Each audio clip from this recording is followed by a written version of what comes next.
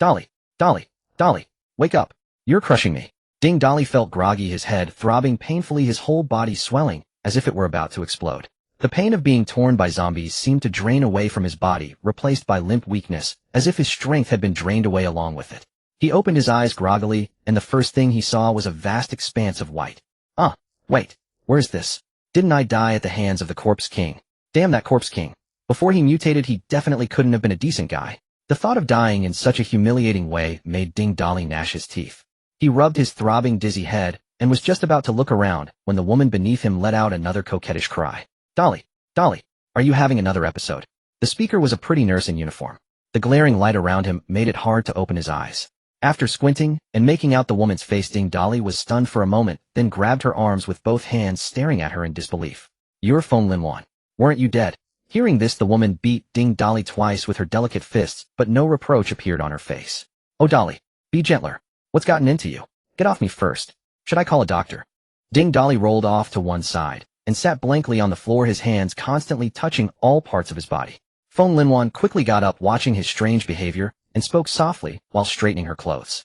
Dali, has your brain gone bad too? What's all this about dying? This is Luha Hospital. We were just talking a second ago, and you suddenly fainted. This is already the second time today. And you didn't just faint. You landed right on top of me and crushed me. Hearing this, Ding Dali muttered to himself, hospital. Why am I in the hospital? Feng Linwan bent down, cupped his head in both hands, and rubbed it hard. Dali, your brain isn't really broken, is it? You came to the hospital today for a checkup. Oh no. Oh no. Could the cancer have spread to your brain? You've been fainting more and more often. This is bad. A storm raged inside Ding Dali. Cancer. Hospital. Isn't that from before the apocalypse?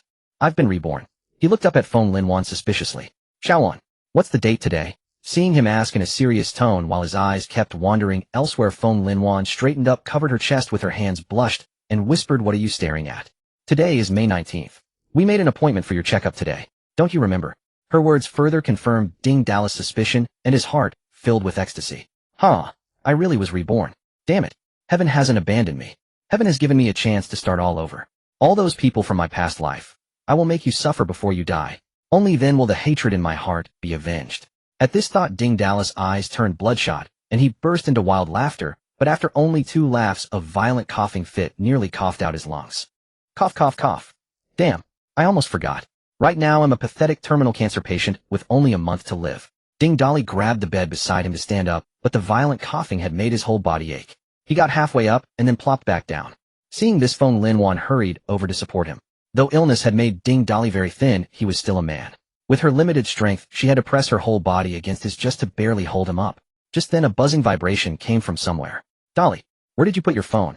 Ding Dali looked confused and searched around for the source of the vibration, only to find that it was his phone buzzing in his coat pocket.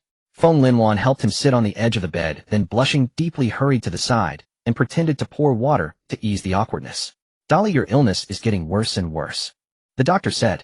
Ding Dali paid no attention to her words. He knew his condition all too well. He took out his phone, unlocked it, and opened WeChat to see who had messaged him. When he saw who had sent the message, anger exploded in his mind in an instant, making Ding Dali gnash his teeth. Tang Bingbing. It was this woman.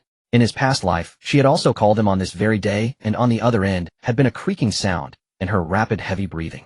Ding Dali had asked her what she was doing, and she said the treadmill in the gym seemed to be broken. It kept creaking. Holding the phone, he thought of what happened after the apocalypse.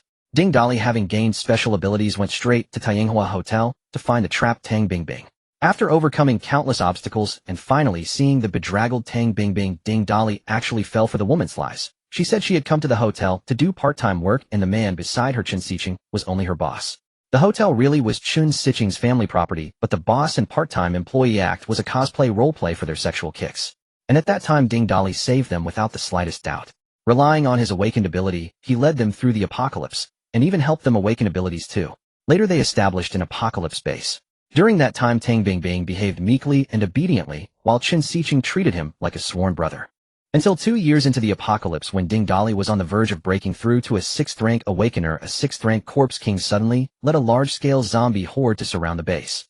With his special ability, Ding Dali repelled 2 waves of the Corpse King's attacks across ranks.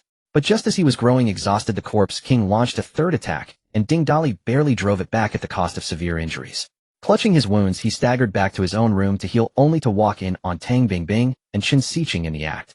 Sicheng, aren't you afraid Ding Dali will find out and kill you? Kill me. Let him manage to repel the Corpse King first. I've already contacted my father. His base is 10,000 times better than this lousy place.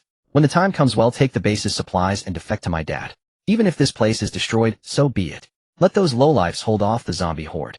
Hearing this, Ding Dali burned with rage. He kicked the door open. Everything before him inflamed Ding Dali's nerves, and blazing rage turned his eyes bloodshot. Yet the two did not seem flustered at all when they saw him. Without another word, Ding Dali swung his fist and charged at Chen Sicheng. Because he was seriously wounded from the successive battles with the Corpse King, and had less than a tenth of his strength left, Ding Dali was no match for Chen Sicheng, also a latest-stage 5th rank awakener. After only a few exchanges, Ding Dali was knocked to the ground, his face cruelly stomped on, and all he could do was shout with difficulty. Someone come. Hearing this, Chen Sicheng burst into raucous mocking laughter. Calling for help. Want me to call for you? Someone come. Soon a group of awakeners rushed into the room. These were all survivors Ding Dali had rescued from outside. But at this moment, they all stood neatly behind Chen Sicheng. So, they're all my people now.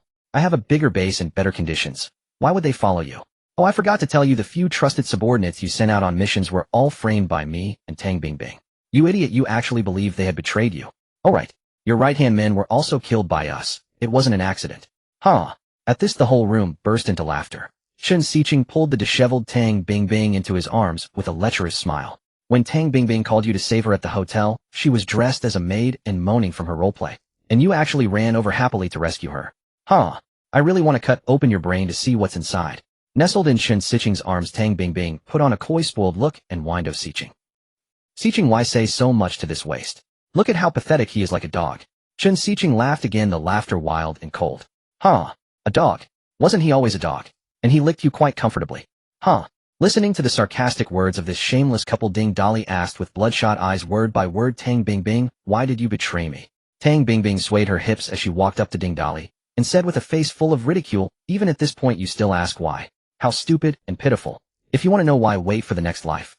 After she said this, several former awakener underlings stepped forward and stomped Ding Dali's 4 limbs until they broke. The heart-rending pain nearly made him faint. Throw this dead dog to the zombie horde outside the base. Bingbing has already taken all the supplies with her ability. We're leaving now. Then Ding Dali was thrown into the zombie horde outside the city. The Corpse King caught him, dug a claw into his rear, and he was devoured by the horde.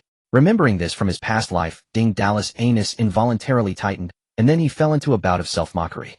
Tang Bingbing, you'd better thank me. I will show you mercy, sparing you from experiencing the darkness of the apocalypse. Thinking back on the past, Ding Dali forced himself to calm his surging emotions as he watched Tang Bingbing call once more. He pressed the answer button. Shoo. He picked up. Clearly the person on the other end had not expected him to answer so quickly this time. Ding Dali. How dare you not answer my calls? Believe it or not, I'll break up with you. Fine. I agree to break up. Ding Dali's tone was icy, devoid of the slightest emotion. Then, as if recalling something, he continued, I bought that bag you've always liked. Before we break up, can we at least meet once so I can give you the bag? Think of it as a farewell gift. Ding Dali worked hard to suppress his emotions, feigning gentleness as he spoke. On the other end, Tang Bingbing had not expected him to agree so quickly, but when she heard the latter half of his words, she revealed an expression as if to say, I knew he would be like this. Fine, then let's meet before tomorrow. All right, come to my rental place tonight. Without waiting for a reply, he directly hung up. As the busy tone sounded, the corners of Ding Dali's lips lifted slightly, and a chill of murderous intent spread through his eyes. Dali, I know you don't like hearing this, but I still have to say it. Your girlfriend's reputation isn't great, and you've come to the hospital so many times. When has she ever accompanied you? Why won't you listen to anyone's advice? This voice snapped him out of his thoughts, and only then did he remember that Feng Linwan was still standing beside him. Looking at the beautiful woman before him in her nurse's uniform, he recalled how in his previous life this kind-hearted woman had taken meticulous care of him in the hospital. Yet at that time Ding Dali had eyes only for Tang Bingbing and never truly noticed her. More than 10 days after the apocalypse erupted, after rescuing Tang Bingbing, he rushed to Feng Linwan's home only to find her front door wide open. Feng Linwan had already become a zombie, naked and bound to the bed, her body covered in wounds. One look was enough to know what inhuman torment she had suffered before death. This became an eternal thorn lodged in Ding Dali's heart. Thinking of this, he reached out and gripped Feng Linwan's hand tightly. Linwan, listen to me. After work tomorrow, go to the supermarket and buy as much food and water as you can. Then go home, lock all your doors and windows, and do not go out.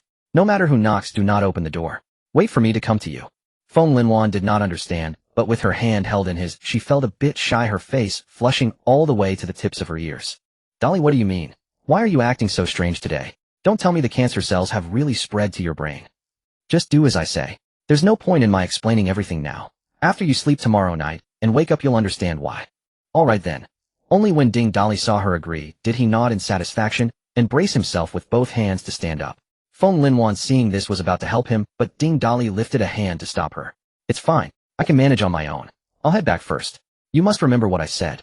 With that, Ding Dali shuffled slowly toward the door of the ward. Wait. You can't leave yet. In your condition, you need to stay in the hospital for observation. Feng Linwan called out to him. You know I don't have money for a long hospital stay. Don't worry, I'll be fine soon. Ding Dali did not linger any longer and walked straight out of the ward, leaving Feng Linwan staring thoughtfully at his departing back, murmuring to herself. Why does he feel so different today? Ding Dali had no idea what Feng Linwan was thinking as he slowly walked out of the hospital. Standing by the roadside, he looked at the bustling street with its streams of people and endless flow of cars.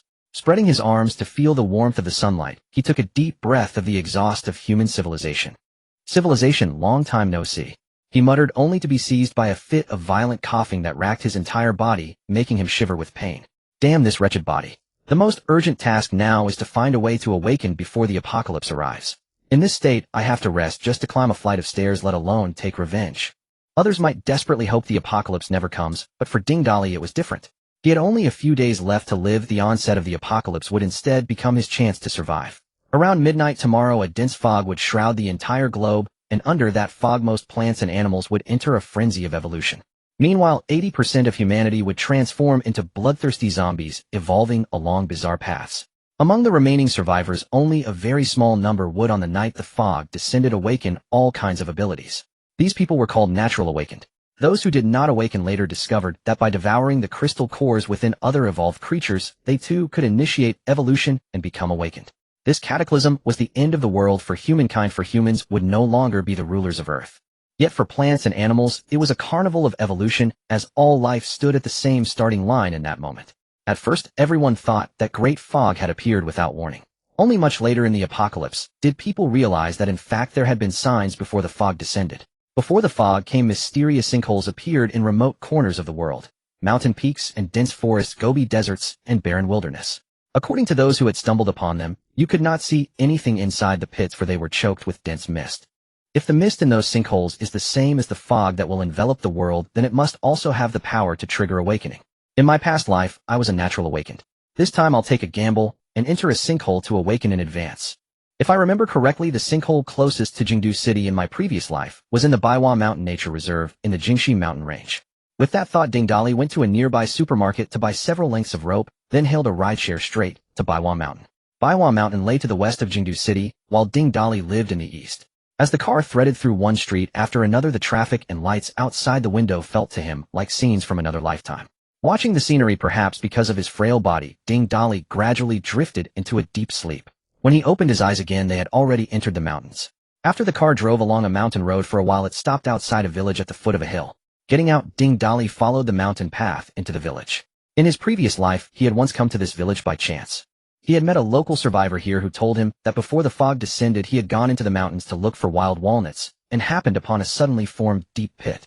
In a corner of the village, Ding Dali found the same house where he had discovered that survivor in his previous life. The house leaned against the mountainside, and behind it a narrow trail trodden out by human feet wound upward. According to that man's account from his previous life, following this path up the mountain would lead to the sinkhole. Ding Dali climbed along the path step by step, stopping every short distance to rest and catch his breath. Fortunately, it was only a small hillside. After stopping and starting several times, Ding Dali finally reached the top. Letting his gaze follow the slope downward, he saw that on the other side, about 10 meters below, where this hill met a taller mountain, there was a broad open space. In that clearing, a massive pit was clearly visible. Ding Dali's spirits instantly lifted. He half rolled, half slid down the slope. He seemed to forget his physical pain altogether, not stopping even once as he made his way straight to the edge of the sinkhole. There by the sinkhole stood a burly, dark-skinned man dressed like a farmer, his features honest and simple. Ding Dali recognized him at a glance as the same survivor who had told him about the sinkhole in his previous life. Startled by the sudden appearance of someone else, the man stared for a moment, then asked in a puzzled tone, "Young man, how did you get here?" "There's only a small path from my backyard that leads up the mountain to this spot. There are no other trails." Well, hello sir. I'm a tourist out for some wild mountain hiking. I saw this pit from up on the mountain and headed in this direction. I didn't expect to actually find it." The man looked at him with open suspicion. With his shorts and t-shirt, the young man did not resemble a serious hiker at all. Yet seeing his pallid face and labored breathing as though he had climbed a long way, the farmer took a bottle of mineral water from the basket on his back and handed it to Ding Dali, giving him a thumbs up. Have some water, young man. You youngsters sure have guts, coming all the way out to such a remote place dressed like that with just a couple of ropes. It's dangerous. Ding Dali took the water and drank a few gulps, then began to survey the sinkhole. It was 7 or 8 meters across, and looking down, he could see only thick mist with no sign of the bottom. He picked up a stone and tossed it in, but there was no sound of it hitting the ground. Fortune favors the bold. Only by stepping onto the path of awakening ahead of others can I gain the first step, and every step thereafter. With this thought, Ding Dali moved to a large boulder beside the pit, tied one end of the rope firmly around it, then knotted the remaining lengths together and hurled them into the sinkhole. Seeing this series of actions, the farmer panicked and hurried forward to stop him. Young man, you're not thinking of climbing down there, are you? I've spent years in these mountains picking herbs and gathering walnuts. I know this area well, and I've never seen this pit before. It's like it just appeared out of nowhere. And it's full of mist. You can't see a thing. I really don't think you should go down. Sir, I appreciate your kindness, but I have a reason I must go down. With that, Ding Dali gripped the rope and began to descend, bracing his feet on the protruding stones along the wall of the sinkhole.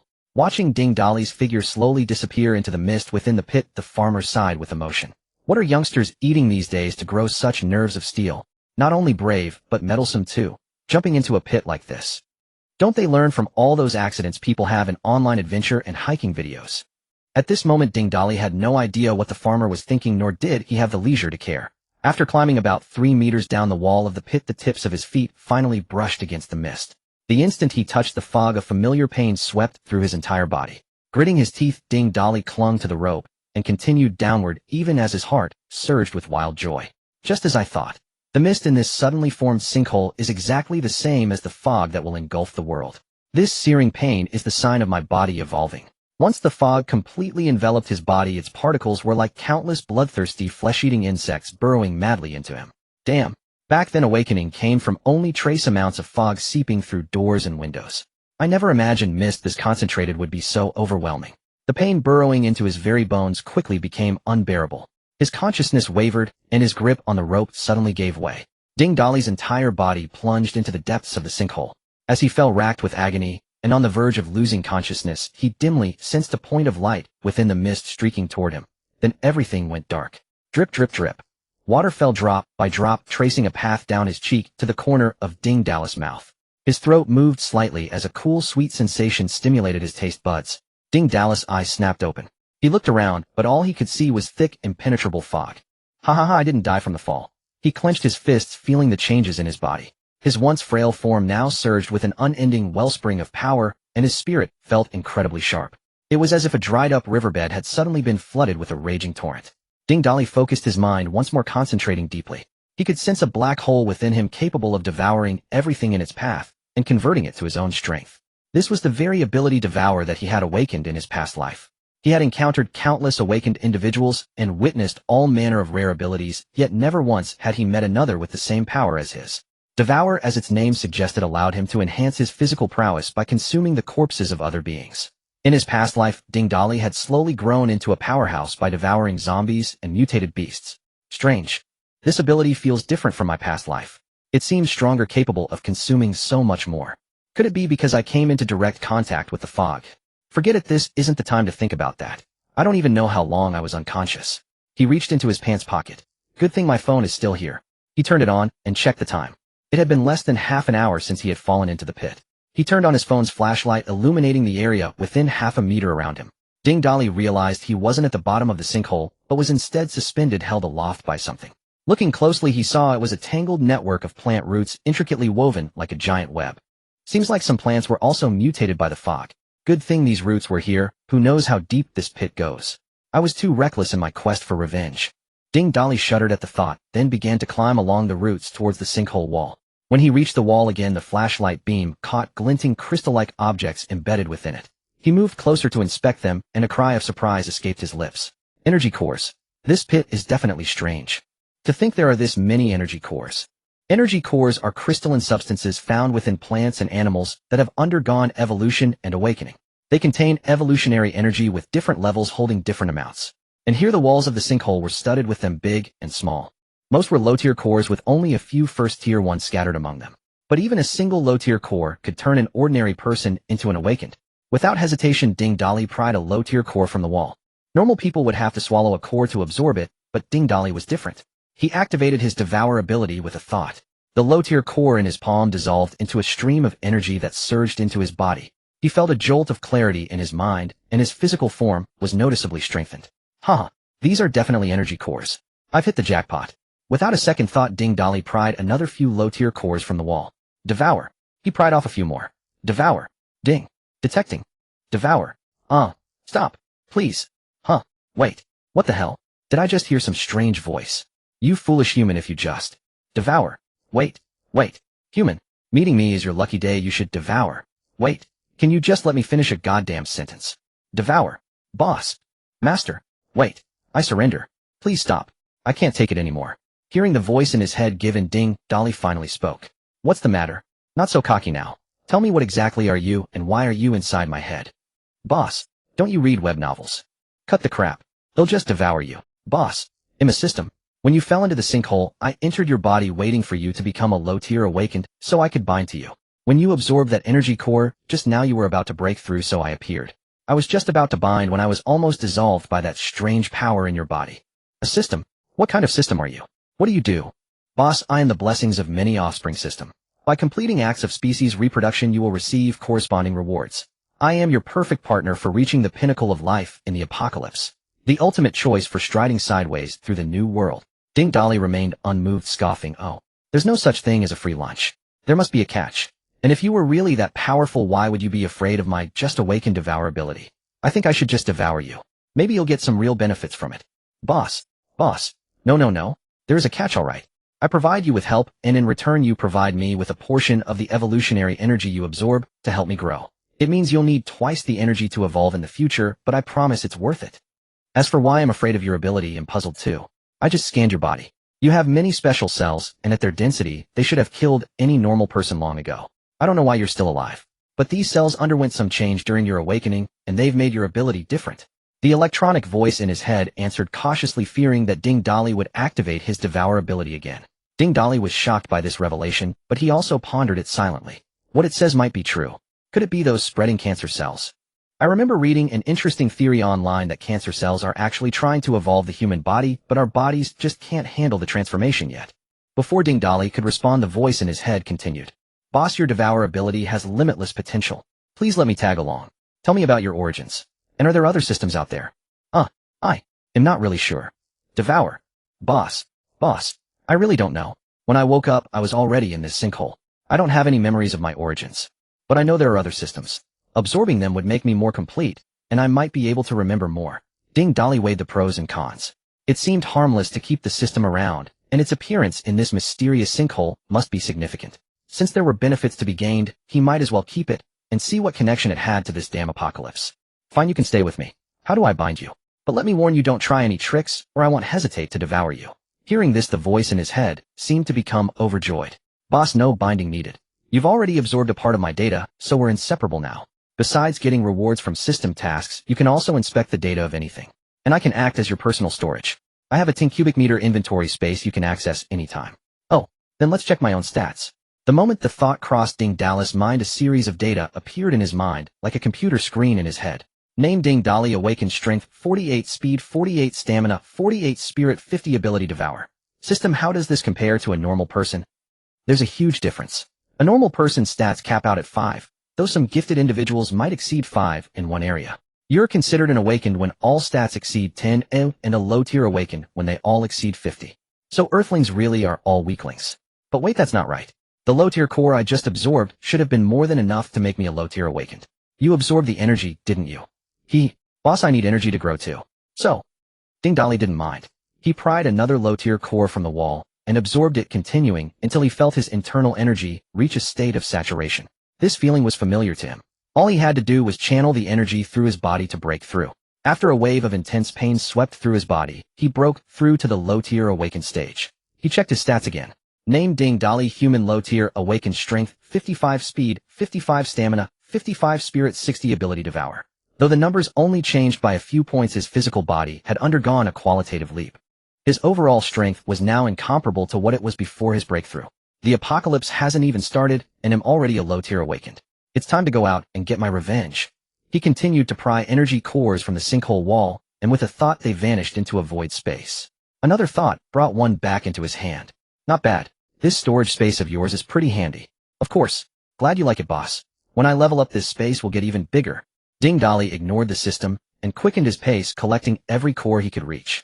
Visibility was limited in the sinkhole. The other cores were likely hidden beneath the tangled web of roots, and below that was a fathomless abyss. Having just awakened, he dared not linger. He'll collect these for now. He'll come back another time to explore what's down there. He climbed up the protrusions of the sinkhole wall. After a few meters, he saw the rope he had used to descend. Ding Dali grabbed it without hesitation and climbed up effortlessly with his newfound strength, quickly pulling himself out of the sinkhole. Hey, young man, you finally made it up. I was worried something had happened to you. Ding Dali was taken aback for a moment, then realized it was the middle-aged man speaking. Uncle, why haven't you left yet? How could I leave? You didn't listen to my warning, just went down there. I was afraid you'd get hurt. I'd be held responsible. So I stayed here waiting. The man's words warmed Ding Dali's heart. After a moment's thought he decided to offer a warning. Uncle, believe it or not, but stock up on plenty of supplies at home tomorrow. And after nightfall, don't leave your house. Also, my name is Ding Dali. I hope we have the chance to meet again. With that, Ding Dali turned and headed down the mountain. The man stared blankly at the young man's retreating figure, puzzled by his words. Yet an inexplicable sense of crisis rose in his heart. He frowned, watching the back that was growing smaller in the distance. Ding Dali reached the village at the foot of the mountain and took out his phone to book a ride back on a ride-hailing app. It was convenient. Living in a metropolis like Kyoto, you could always get a car no matter where you were. Halfway through the ride his phone rang. Ding Dali looked at the caller ID. A murderous glint flashed in his eyes, but he feigned a gentle tone as he answered. What do you want? What do I want? Ding Dali, are you messing with me? I came to your rental place, and you weren't there? I've been calling you non-stop. You better not be lying to me, or else I'll make you pay. Oh, Bingbing, don't be mad. I had to run an errand. My phone had no signal. I'm on my way back now. You're sick, why are you wandering around? I'll wait for you at your place. You better not be lying to me. She hung up. Listening to the busy tone on the phone, Ding Dali curled his lips into a faint smile, a vein pulsing slightly on his forehead. Since you're so eager to die, I won't disappoint you, Tang Bingbing. The car drove from west to east, cutting through the bustling city. Outside the window, everyone hurried along with their heads down, busy eking out a living. They had no idea that in just one day most of these people would be gone, and the survivors would live in constant fear and turmoil. He used to struggle for a livelihood, now he fought for survival. Ding Dali had grown used to the perilous days of the apocalypse, and this peaceful world felt strangely foreign to him. He closed his eyes and silently began absorbing the energy crystals stored in his system space. In his past life, one energy crystal had been enough to increase his power, but now it took two because the system siphoned off a portion of the energy. Fortunately, at the start of this life, he had no shortage of energy crystals. The data of the crystals in his system space materialized in his mind. Low-grade energy crystals, 250. Grade 1 energy crystals, 35. In my past life, I had to count crystals one by one. Now at the very beginning, I'm already well-stocked. But it takes 2 crystals to do the work of 1, and it seems my body has changed too. The base amount I need to absorb has increased significantly. Theoretically, the more crystals required to level up, the greater one's potential. Even the number of crystals I need to level up is far greater than in my past life. Musing over this, he continued absorbing crystals until the car pulled up to his stop. He checked his attributes. Name Ding Dali. Human, early stage awakened. Strength 70. Speed 70. Stamina 70. Spirit 75. Ability devour. Looks like reaching the first stage awakened before the apocalypse hits is well within reach. In high spirits, Ding Dali strode into the residential complex. It was an old neighborhood filled with 6-story walk-ups. The environment was run down and the residents were far from easygoing. Some were elderly locals who had been relocated, but most were renters. He had chosen this place for a reason. It was close to Tang Bingbing's school. The rent was relatively cheap, and there was a farmer's market nearby, which helped save on groceries. Ding Dali lived on the first floor. As he opened the unit door, he saw a woman in light casual clothes standing at his doorstep. It was Tang Bingbing. It was this innocent look that had once bewitched Ding Dali completely. Hearing someone approach, Tang Bingbing looked up from her phone. Upon seeing him, she frowned with impatience. Ding Dali, you're getting bolder and bolder, making me wait this long. Staring at her angry face, the old Ding Dali would have thought she looked beautiful even when upset. But the current Ding Dali only felt disgust. Ding, boss, detected a female with a rating over 80. Engaging in reproductive behavior may yield rewards. Oh, let's see her stats. Name Tang Bingbing. 82-point human female. Strength 3. Speed 2. Stamina 5. Spirit 5. Ability pending awakening. So it can even tell if an ordinary person can awaken. In that case I have an idea. Tang Bingbing was about to lash out at Ding Dali for standing there dazed, but she suddenly noticed something different about him today. Wasn't he supposed to be dying of illness? He's still thin, but he looks full of energy. Did he always have muscles this defined? And is he a bit taller? She thought to herself, but her tone remained harsh. Hurry up and open the door. Bingbing, don't you have a key? I lost it. Stop asking so many questions. Just open the door. I have things to do after I grab my stuff. Tang Bingbing urged impatiently. Ding Dali opened the door, and she shoved past him muttering as she walked inside. I hate coming to this dump of yours. This old decrepit neighborhood is a hellhole. Not fit for human habitation. I must have been cursed in a past life to have stayed here with you for so long. Ding Dali ignored her complaints and casually locked the door behind him. In the past, no matter how much Tang Bingbing complained or threw tantrums, Ding Dali would eagerly rush to appease her. Accustomed to his subservience, his uncharacteristic silence today sparked an inexplicable rage within her, and her voice grew even louder. Ding Dali, what's your attitude? I wouldn't even be here if you hadn't begged me to come get my bag. Where's the bag you bought? Give it to me now. If I don't like it, you'll pay. Begged you. Like it. Don't worry, you'll love it. As he finished speaking, Ding Dali lunged forward, grabbing Tang Bingbing by the neck and lifting her off the ground with one hand. Caught off guard, Tang Bingbing flailed her arms and legs, her voice sounding like a strangled chicken. Ugh. You're insane. You bastard. Let me go? Ugh. Ding Dali tightened his grip, and her face instantly flushed crimson. Her eyes bulged, and her mouth opened and closed as if she were still cursing, but no sound came out. Only strangled gasps. There's no bag, but I do have another gift for you. With that, Ding Dali produced a low-grade energy crystal from his space and shoved it into her mouth. It dissolved instantly, its energy surging into Tang Bingbing's body. Then with a casual flick of his wrist, he tossed her to the ground like trash. You loser. Do you have a death wish? What did you feed me? Ill. Ow. Tang Bingbing grunted as she hit the floor and scrambled up to curse at him, but after just a few words the crystal's energy began to take effect, reshaping her body and causing excruciating pain. The duration of the awakening pain varies from person to person.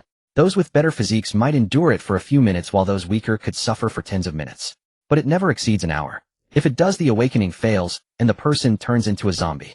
Tang Bingbing writhed and screamed, rolling on the floor. It took roughly 40 minutes before she finally settled. Scan her data. Name Tang Bingbing. 82-point human, awakened female. Strength 10. Speed 10. Stamina 12. Spirit 12. Ability space. Just recovering, Tang Bingbing didn't seem to notice her own changes. She grabbed a wooden chair nearby and hurled it at Ding Dali. Ding Dali. It'll kill you, you loser. The chair shattered against him, but it didn't cause any real damage. It was only then that she realized her strength had increased dramatically. However, Ding Dali gave her no time to adapt. He kicked out, snapping one of her legs. Tang Bingbing stumbled and collapsed to the floor again. You motherfucker. Ding Dali. As a guinea pig, you should know your place. Stop your screaming. He stomped down, breaking her other leg. Tang Bingbing curled into a ball drenched in sweat. Her once pretty face was now pale as death, her lips trembling. Yet she still stubbornly cursed. Ding Dali. You useless piece of shit. You pauper. You deserve that cancer. Before she could finish, Ding Dali struck again. Tang Bingbing lay on the ground, her limbs broken, gasping for air, her face a mess of tears and snot. It finally dawned on her that the submissive Ding Dali of the past intended to kill her today. Dali, please don't kill me. I won't break up with you. They'll do anything, give you anything, just don't kill me. Not break up. Then how will you go see Chen Sicheng, Tang Bingbing's eyes widened in shock. You? How do you know? Bingbing, be good, don't be scared. Dali, I was wrong. They'll be good to you from now on. Ding Dali gently stroked her face, leaning close to whisper in her ear. Bingbing, you're out of chances. The fact that you survived past the first 3 chapters is already a miracle. But don't worry, you'll be meeting Chen Sicheng soon. With that, he twisted his hands sharply. Tang Bingbing was still puzzling over his words, a look of confusion on her face, but she was already dead. I told you wouldn't live. Why play the innocent with me? You should be grateful to be my guinea pig. Now I need to act fast. Ding Dali placed his hand on the back of Tang Bingbing's head, focusing his mind. Devour. As an awakened, the crystal in her brain was gradually absorbed, and a flicker of understanding seemed to emerge in Ding Dali's mind. It actually works. Ding. Congratulations, boss. You have devoured the new ability space. It can be fused with the system space, expanding it to 100 cubic meters. Fused. Ding Dali was ecstatic and gave the command without a second thought. No way. In his past life, his devour ability could only absorb energy crystals and the flesh of humans, awakened zombies, and mutated beasts to strengthen his body. But now it had changed. It could even devour something as intangible as the system itself. Ding Dali had a hunch he could absorb other abilities too, which was why he decided to experiment on Tang Bingbing. After all, it was his stupid ex-girlfriend, no loss if it failed. And as it turned out, he could indeed devour other abilities. Doesn't that mean I can possess multiple abilities? In this life, it's impossible for me not to rise to the top. Ding. detected a skill dropped from the slain target. Would you like to learn it, boss? Still reveling in the discovery of his abilities, new potential Ding Dali was jolted back to reality by the system's prompt. He noticed 2 orbs of light emerging from Tang Bingbing's corpse. System, what dropped skill? What skill is it? Boss, your devour ability is too overpowered. To assist you better, besides the rewards from reproductive tasks, the system has tailored a new feature for your devour ability. After defeating a target, you can now receive a skill they were proficient in during their life. Boss, am I useful or what? Not bad, not bad. You're good for something after all. But what if the target was a nobody with no skills? Don't worry, boss. Even if they have no skills, they'll drop supplies or something. That's decent. How do I learn the dropped skills? Do I touch the orb? No need for that, boss. Just think about it, and it'll automatically pick it up. As long as you agree, you'll learn it instantly. Upon hearing this, Ding Dali couldn't have been more pleased. This undoubtedly gave him yet another edge over everyone else. Pick it up. Staring at the 2 utterly useless skills, Ding Dali's face darkened with exasperation. He seriously suspected this system was completely worthless. Suppressing the urge to devour it whole, he snapped irritably, "Get rid of these 2 things for me. Why would I ever need to learn this crap?" Ding. Skills destroyed. Bro. Friendly reminder, next time you encounter a viable target, complete the reproduction task before killing them. Since this is your first viable target, the reward can still be claimed if you act now. Shut up. Alrighty. In truth, using his devouring ability could absorb the energy from the corpse, causing Tang Bingbing's body to instantly wither. Even the blood splattered on him could be consumed. But Ding Dali had no intention of doing that. He had a far better idea. Acting on it, he grabbed a cleaver from the kitchen and crouched before Tang Bingbing's corpse. Bingbing, stay still now, alright? You can't move anyway. He'll reunite you with your Sicheng soon. With that, he swung the cleaver down. With his current physical prowess, hacking through the corpse was as easy as slicing vegetables. Humming a tune, he quickly chopped the body into numerous pieces. Each piece was wiped clean and rinsed, and every cut was treated with his ability to ensure nothing messy would leak out. After finishing, Ding Dali found a suitcase, neatly arranged the dismembered pieces inside, and finally placed the head on top. He examined his handiwork, carefully feeling something was off. Glancing around, he plucked a plastic flower from a vase left on the windowsill by the landlord and tucked it into Tang Bingbing's hair, then nodded in satisfaction. Presentation must be exquisite after all. He sealed the suitcase and wrapped it in plastic wrap. Using Tang Bingbing's phone, he ordered a Hualala delivery service with the destination set to the top floor of Sunflower Hotel, addressed to Chen Sicheng. Now I just wait for the driver to pick it up. Hope you like this gift. Seizing the moment, Ding Dali took a shower and changed his clothes. As the delivery driver took the suitcase away, he was about to close the door when the neighbor's door across the hall suddenly swung open. Out stepped a middle-aged man in his 40s wearing glasses and a lecherous grin. This was Old Lee, the male head of the neighboring household. Notoriously sleazy, his eyes practically glued to Tang Bingbing every time they crossed paths in the hallway. When Ding Dali was away, Old Lee would find every excuse to knock on her door and strike up conversations, and on several nights had even been spotted through the peephole eavesdropping outside her door. Xiao Ding, don't say I didn't warn you. You young folks need to exercise restraint. Don't get too carried away. I could hear Bingbing yelling all the way from my place. He glanced back into his own home, then leaned in close to Ding Dali's ear. You lucky bastard with a girlfriend that good-looking and fit, and she knows all sorts of tricks. Not like my old lady. She's a fat pig. So you heard everything? With all that racket, how could I not? I get it, you kids these days, it's role-playing, right? Old Lee wore a knowing smirk. Brotherly, ever thought about tasting your own wife's flesh? Huh. Before Old Lee could process the question, Ding Dali's hand darted out and shoved a low-grade crystal core straight into his mouth. It dissolved instantly on contact. As Old Lee opened his mouth to curse, Ding Dali kicked him back into his apartment and yanked the door shut. Ding Dali held the door firmly, unmoved no matter how hard the other side pushed. Ding Dali, you little bastard. What the hell did you feed me? Open this damn door. He'll fucking kill you. Old Lee, what are you yelling about? You're disturbing your son's gaming. That little punk from across the hall shoved something in my mouth and kicked me. Now he's blocking the door. Come help me get it open. I knew that slutty fox next door was nothing but trouble. I'm talking about Ding Dali. What does Bingbing have to do with it? Why are you cursing her? Old Lee, I knew it. You're bewitched by that fox. Calling her Bingbing so sweetly. When's the last time you called me that? Don't you dare deny it. Am not. Stop being unreasonable. Just help me open the door. I don't have time for your nonsense. If you're not bewitched, why are you bleeding from the nose the moment I mention her name? Shh. Oh, Old Lee, what's wrong? Wake up. Open the damn door. Old Lee's collapsed. Outside, Ding Dali listened to the commotion without flinching, still gripping the door handle with iron resolve. Inside, the wife pounded on the door and screamed when suddenly a guttural growl, like the scraping of a throat, echoed from within. Ugh, ugh, ugh. Old Lee, you're awake. What are you, Old Lee? Old Lee, what are you doing? Ugh. Soon the anguished screams morphed into the sounds of chewing and tearing flesh. Ding Dali knew that sound all too well. It was the unmistakable noise of a zombie feeding. In his past life, old Li had been among the first wave to turn into a zombie, so Ding Dali had guessed that those destined to mutate would transform regardless of the mist, even from swallowing a crystal core. And sure enough, it was like unlocking a branch of internal evolution. They were fated to become zombies. Hee old Li, your wife tastes good, huh? Bet you won't call her greasy now. The chewing continued for a while, then another growl rang out, and the chewing abruptly stopped. Clearly old Li's wife had turned as well. Just then a shout came from inside the apartment. Holy crap. Can you even play, eh? Are you AFK? Follow the call. Mom, give me a Coke. Followed by the thumping of fists against the wall. That voice belonged to the neighbor's son, a teenager dim-witted skipping school every day to hole up and play games. More than once had been screaming at games in the dead of night, stomping and pounding the walls in excitement, keeping Ding Dali awake. When Ding Dali went to complain, old Li's wife answered the door in a lace nightgown, her rolls of fat bulging through the mesh. Before Ding Dali could say a word, she tore into him, accusing him of banging on doors at odd hours. Bitten back like that, Ding Dali had no choice but to swallow his anger back then. The dim-witted son's shouts caught the attention of the two zombies, and soon similar screams erupted. Once the screams died down, Ding Dali flung the door open, grabbed a cleaver from their kitchen, and headed toward the bedroom. Inside, old Li and his wife were hunched over the gaming chair, chewing ravenously, the grinding of teeth audible in the silence. Hearing someone enter, they slowly rose to their feet. Their eyes were clouded, white skin drained of all color, faces and bodies slicked with blood. They kept chewing mechanically, shreds of flesh tumbling from their mouths. Ding Dali lunged forward in a single stride. With a swift chop, he cleaved through the heads of both old Li and his wife, their bodies crumpling to the floor.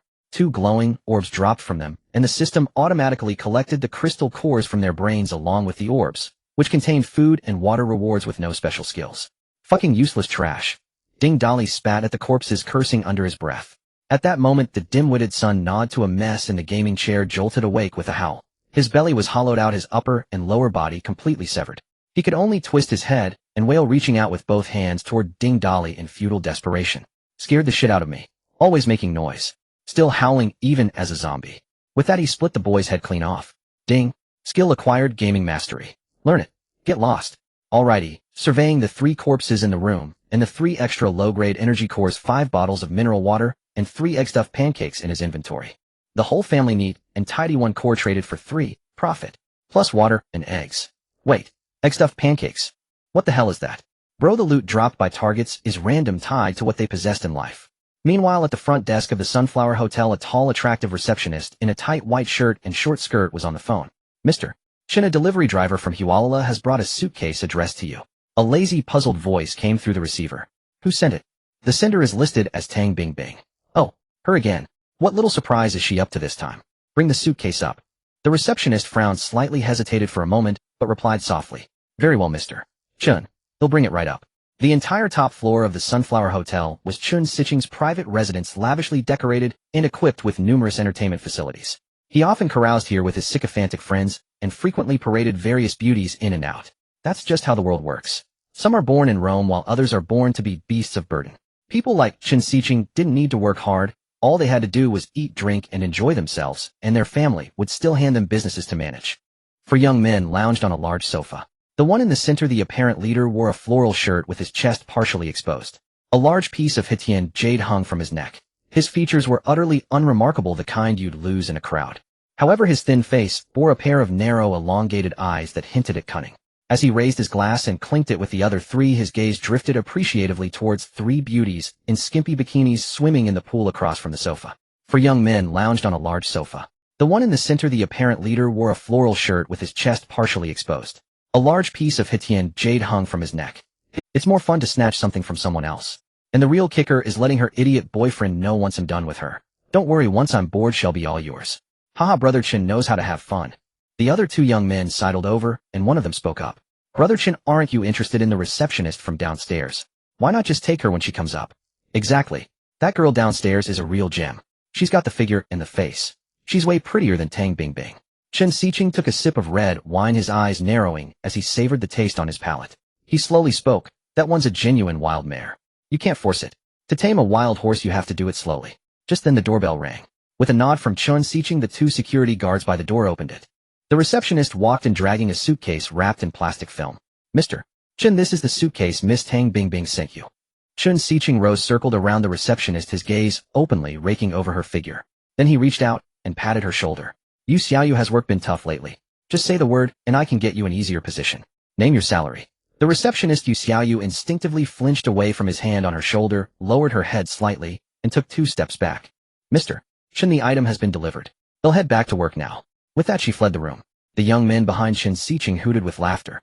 Brother Chen Yu Xiaoyu is anything but small. Haha, yeah, what a figure. No wonder you've got your eye on her. The 3 bikini-clad women from the pool sashayed over to Chen Sicheng.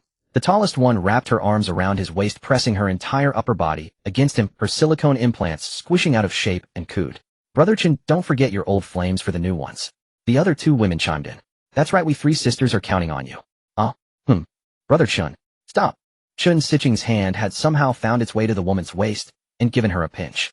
Ha ha ha, don't worry. If you 3 take good care of me, you'll be well rewarded. He then pulled the other 2 women closer, eliciting a chorus of giggles. The tall woman glanced at the others present and playfully punched Chen Sicheng. Brother Chen, there are other people here. Why don't we see what that girl Tang Bingbing sent you? What good could it be? Just useless junk. That little vixen Tang Bingbing is always sending me some little trinket. Haha, she spends every penny she squeezes out of that pathetic boyfriend of hers on me. Her useless boyfriend is always licking her boots, and then she comes and licks mine. That's what makes it interesting and fun. He then pointed at one of his friends. Huizi, go open the suitcase. Huizi glanced covertly at one of the women, then reached for the suitcase. He paused, startled by its weight. Damn, what the hell is in here? It's heavy as shit. Zhang Jun Tian Liang, come give me a hand. Let's put it on the coffee table. The 2 others came over and helped lift the suitcase onto the table. Overcome with curiosity, everyone gathered around. Huizi tore off the plastic film. Everyone watched intently as he unzipped the suitcase, eager to see what was inside. When he threw open the lid, they all froze. Inside, neatly arranged, were what looked like limbs, and on top sat a spherical object covered in hair, adorned with a red flower. BB Brother Chen. Thighs. This looks like one of those assemblable sex dolls. Huizi stammered, uncertain. Chen Sicheng shoved Huizi aside and stared at the doll in the case. The more he looked, the more familiar the mole on its chest seemed.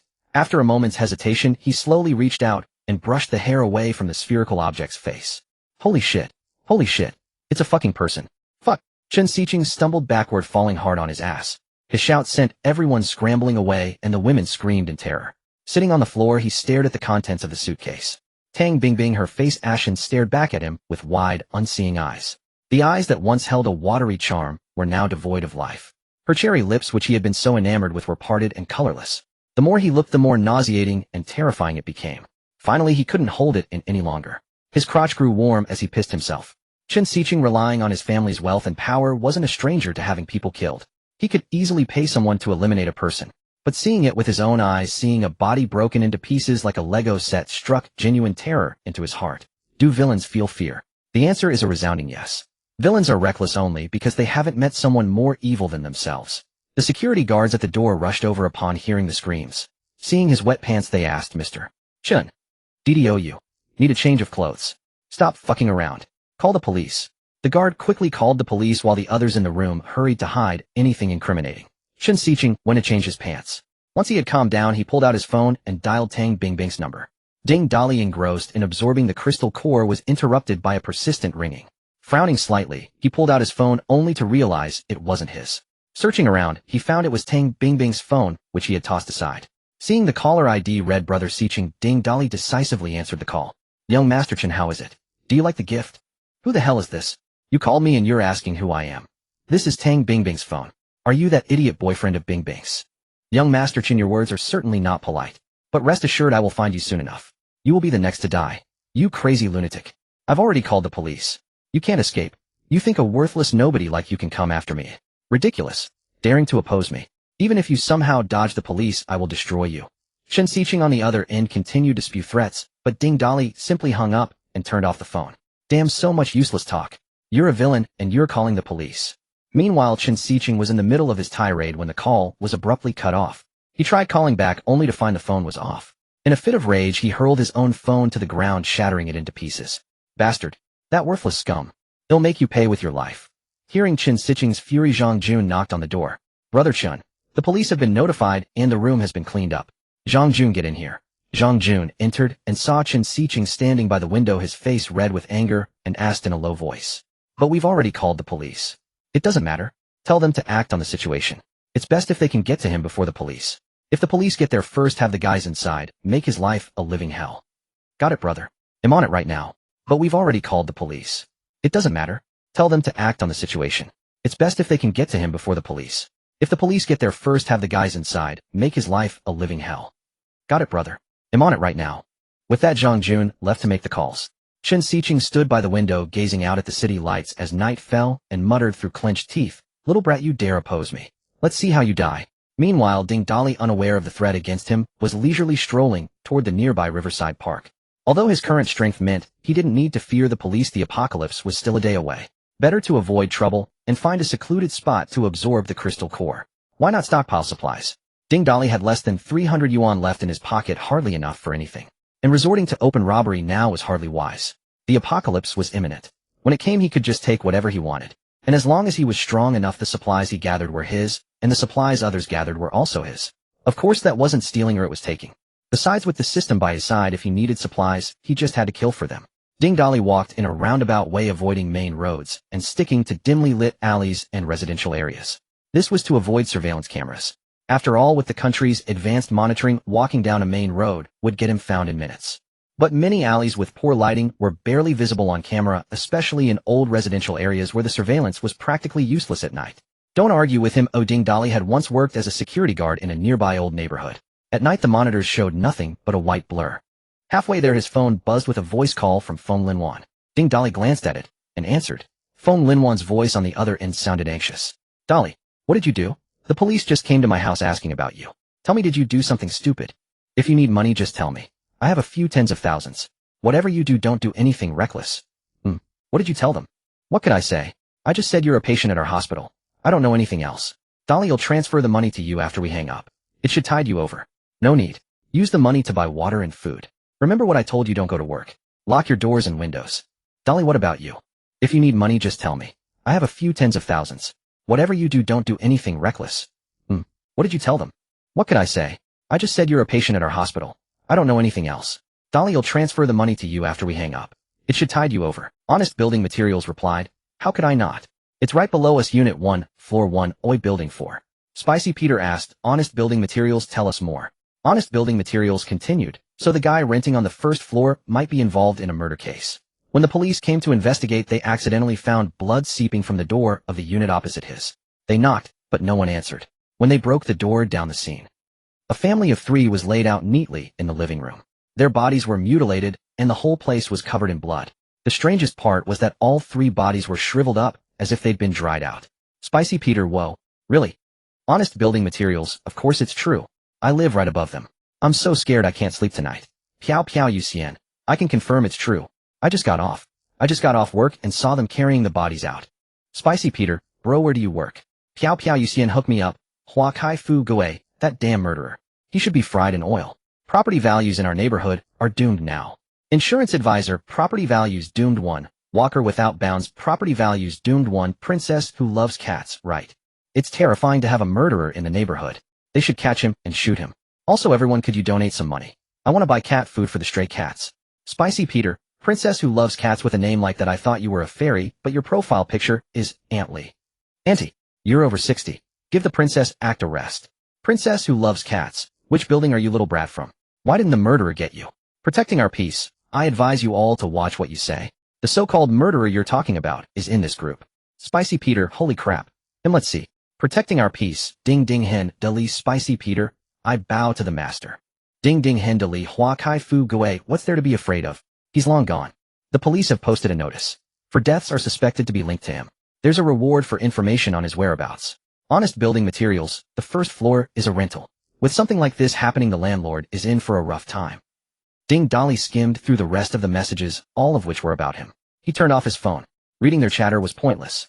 In just one more day, everyone would be fighting for their own survival. After several twists and turns, he arrived at the Riverside Park on the eastern outskirts. Nearby lay an ancient canal, and the government had built a vast forest park along its banks to promote canal culture. Yet the park was rarely visited, making the beautifully landscaped expanse a mere vanity project. Before falling ill, Ding Dali had worked multiple jobs to support Tang Bingbing, exhausting himself daily, while she constantly nagged him for being useless. Unwilling to return home after work, he would spend 2 hours night fishing by the canal before heading back. Tonight, few anglers were by the canal, with small groups scattered every few dozen meters, all seemingly returning empty-handed. Ding Dali had a secret fishing spot. a bend in the canal where a small tributary branched into the park's landscaped waterways, encircling an island before flowing back into the canal. A stone bridge with 3 arches connected the island to the park. Dali used to fish beneath the bridge's arches. The island's secluded location ensured no disturbances and abundant fish, making it feel like his private sanctuary. He hurried through the park to his secret fishing base. Sitting cross-legged under the bridge, he reasoned that since he couldn't seek revenge on Chen Sicheng, and the police were searching for him, he might as well absorb the crystal cores here to grow stronger and return when the apocalypse was imminent. By then, even the police wouldn't dare bother him. And once the apocalypse came, anyone causing trouble could simply be eliminated. While Dali absorbed crystal cores under the bridge at the police station's criminal investigation unit, a young female officer approached a desk. "Captain Ma, we've detected the suspect's phone signal last appearing near Bin residential area. All right, have Deputy Captain Xing lead a team to search around Bin immediately." "Yes, Captain Ma." The female officer was about to leave to issue the order. Captain Ma suddenly recalled something and called her back. "Xiao Chen, wait a moment. What is it, Captain? Anything else? How's the autopsy on the family of 3 from Xingfuli residential area?" "It's still ongoing. But there's something odd." "Odd how?" "The bodies are incomplete. The woman and child have missing parts with bite marks. Strangely, the teeth marks on the woman match the man's teeth, and the man's stomach contained the woman's flesh. The bite marks on the child match both of their teeth, and similarly their stomachs contain the child's flesh. Although the suspect's fingerprints and footprints were found at the scene, the cause of death remains undetermined as the chop wounds to the head were inflicted post-mortem. The woman and child appear to have been bitten to death." "What, are you saying the couple bit their own child to death, and then the man bit his wife to death?" "Based on the bloodstains and footprints, it seems the man bit his wife to death at the doorway, and then the wife got up and together with the man entered the bedroom and bit their child to death." "Nonsense. Dead people can't just get up." "Captain Ma, I don't believe it either, but that's what the evidence suggests. It's possible the man also got up, and then bit his wife to death since his cause of death is still unknown. Their bodies are desiccated, and the coroner said fresh corpses couldn't dehydrate that quickly. This case is inherently bizarre." Captain Ma pondered for a moment, then slapped the table. "All right, erase the plan. Deputy Captain Xing and I will split up. He'll go to Bin, and he'll take a team back to the crime scene to re-examine it for new leads. The suspect might also return to his residence, so we can catch him by waiting. Xiao Chun, arrange the personnel, and then come with me to the scene." "Yes, Captain Ma." Unaware of the police's actions, Dali continued absorbing crystal cores under the bridge. Energy accumulated bit by bit, and a familiar excruciating pain surged through his body. Dali clenched his jaw, focusing on channeling the energy evenly throughout his body to maximize the benefits of evolution, a lesson learned from his past life. During evolution, enduring the pain to distribute energy evenly would result in greater strength post-evolution. With the system's data-driven insight, this principle became even clearer. When Dali transitioned from an awakened to an initial awakened, most of his base stats were 55, whereas a normal initial awakened typically had only 50. Each evolution made him stronger than his peers, and the cumulative gap over time was not to be underestimated. A wave of relief and comfort washed over him as Dali successfully advanced to a first-order awakened. "System, show my stats." Name: Dali. First order awakened. Strength 120. Speed 120. Stamina 120. Spirit 135. Abilities: devour space. His current strength stat equaled roughly 22 adult men, but that was just a number. His actual combat power was far greater, a testament to how quantitative changes lead to qualitative leaps. Now punching through a man's skull with a single blow was effortless. His bonus defense was impervious to conventional cold weapons, and even against firearms he was confident he could dodge them. He threw a few practice punches into the air, satisfied with his newfound power. In his past life, reaching First Order Awakened had taken a long time after the apocalypse began. It wasn't until 3 days into the apocalypse that official researchers discovered crystal cores and zombie heads could awaken abilities or further enhance natural awakeners. But those 3 days had already allowed most creatures to evolve ahead of humans. Checking his space, Dali saw only 150 low-grade crystal cores remained. At first order, absorbing low-grade cores is nearly useless. To advance further, you'll need first-order cores. I didn't expect to burn through so many low-grade ones just to reach this stage. System, when will you level up after absorbing all this energy? Is your upgrade system the same as ours? Bro, my upgrade system is basically the same as yours and my energy is already full. The reason I haven't leveled up is because you're not doing your part. I'm not. Devour. Bro. Stop. Don't gobble me up every time. In the fertility fortune system, I gave you the system, but you're not using it. You finally found a suitable partner, and instead of recruiting her, you killed her. I can't level up unless you engage in procreation. Boss. Just you wait. They'll show you what I'm capable of. Dali stretched lazily, gazing at the calm water ahead. Distant streetlights cast flickering reflections on the surface. Night anglers cast their lines with relentless enthusiasm. This was the last peaceful night in the world. After savoring the view for a while, Ding Dali leaned against a stone pillar and closed his eyes to rest. Just as Ding Dali was on the verge of dozing off his consciousness, fading, 3 figures walked onto the bridge above him. They glanced around, seemingly searching for someone. Among them were 2 burly men with chiseled features, their faces so alike they appeared to be carved from the same mold, clearly twins. The third man carried a fishing rod and wore a headlamp strapped to his forehead, the unmistakable look of an angler. "Are you sure he's around here?" one of the twins asked, his eyes sharp and voice low. "Brother Wen Xiang, I'm certain. I saw him with my own eyes. Definitely the same man as in the photos you sent. I was night fishing nearby and watched him head straight for this island.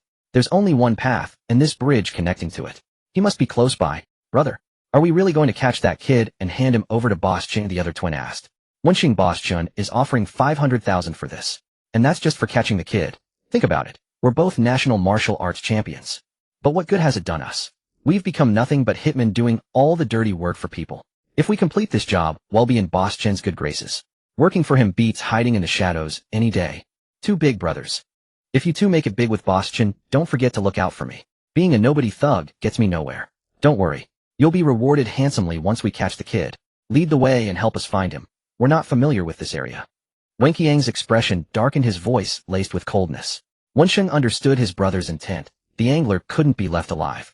The angler, oblivious, walked ahead of the twins to lead the way. But after just a few steps, his head felt as if struck by a heavy hammer, and he crumpled to the ground. "Brother, we haven't even found the kid yet. Why did you act now?" "Wensheng, the police are out looking for him too. This guy is the only one who knows we're here. He can't be left alive. Drag him into the bushes first. Since we know he's here, we'll find him ourselves. Once we catch the kid, we'll dump this angler in the river. Let him fish all he wants down there." Ding Dali, hidden beneath the bridge, overheard every word and couldn't help but chuckle inwardly. "Chen Sicheng, I haven't even come for you yet, and you're already sending me gifts." Ding Dali vaulted onto the bridge. By now the twin assassins had left the stone bridge and plunged into the island to search for him. Unhurried, he dragged the unconscious angler from the bushes, shoved a crystal core into his mouth, and hurled him in the direction of the twins. "Hey Race, a little surprise for you 2, haha." With a sly grin, Ding Dali sat down on the stone bridge to watch the show unfold. The island wasn't large, and Ding Dali, now as strong as an ox, could easily fling a man through the air. The twins were searching intently, when suddenly a human-shaped object plummeted from the sky, landing not far from them. "Holy shit, bro, what the hell fell from the sky? It looks like the angler." "Impossible. I knocked him out. He won't wake up for a while. And how could a person fall from the sky? Come on, let's check it out." The 2 crept toward the prone figure. After over 2 decades of martial training, they were immensely strong. Wen Xiang grabbed the collar and gave a light tug, flipping the body over. It was the angler, his face covered in blood. Wenxing, standing nearby, gasped in shock. "It really is the angler. What the hell is going on?" At the same time, Wen Xiang reached down to feel for a breath beneath the nose. There was none. "Brother, he's dead. Damn, something's off here. This might be the work of that kid we're after. Looks like we underestimated him. Catching him won't be as easy as we thought. Brother, what do we do now?" As the 2 brothers talked, they failed to notice the angler lying on the ground, beginning to twitch. The angler's fingertips trembled as if jolted by an electric shock. Then his tightly shut eyes snapped open like a beast awakening, revealing pupils as pale and lifeless as ash. In the same instant, his hands clamped onto a nearby leg like iron vices, and he opened his mouth wide, plunging his jaws into the ankle like a starving wolf. "Oh, holy shit, this bastard's still alive." Wensheng cried out in pain, then kicked the angler squarely in the neck with all his might. A sickening crack echoed as the neck bone snapped. A normal man would have died from such a blow, and Wenxing assumed as much. Cursing under his breath as he crouched to inspect the bite wound on his ankle. "Wenxing, watch out." Wenxiang bellowed, yanking his brother back 2 steps. The angler's neck was twisted at a grotesque angle, as if crushed beneath a car wheel. Yet using his hands to push himself up, he slowly rose to his feet and began shambling toward them like a ravenous ghost from hell. The utterly bizarre sight stunned the brothers into frozen silence for several seconds. By the time they snapped back to their senses, the angler was already upon them, reaching out to grab them. Wenxiang reacted swiftly. Dodging to the side, he seized one of the angler's arms like a nimble monkey, twisted it behind his back, and with a sharp yank dislocated it with a crack. Without missing a beat, he did the same to the other arm. Then, lifting his leg like a piston, he drove a vicious kick into the angler's back, sending him flying like a kite with a severed string, crashing to the ground in a faceplant.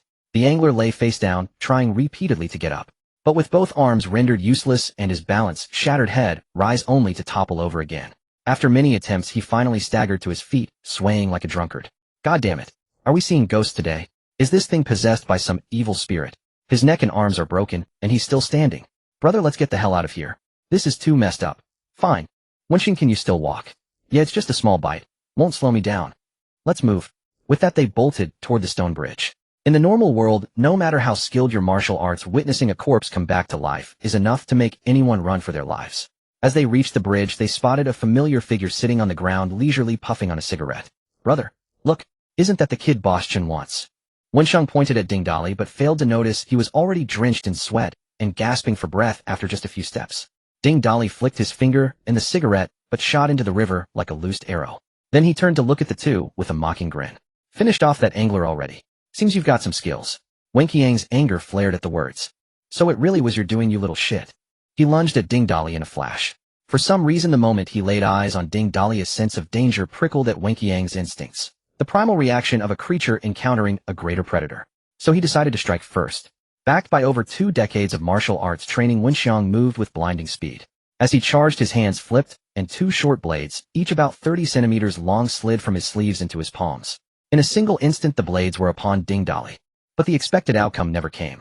Ding Dali stood rooted to the spot, unmoving, a sneer curling on his lips as he watched. Shock surged through Wenxiang, yet he refused to give up. He slashed wildly with both blades, but all he managed was to shred Ding Dali's clothes into strips. His body remained completely unharmed. How is this possible? Didi, did you train in Iron Shirt Kung Fu? Ding Dali didn't bother to acknowledge his astonishment.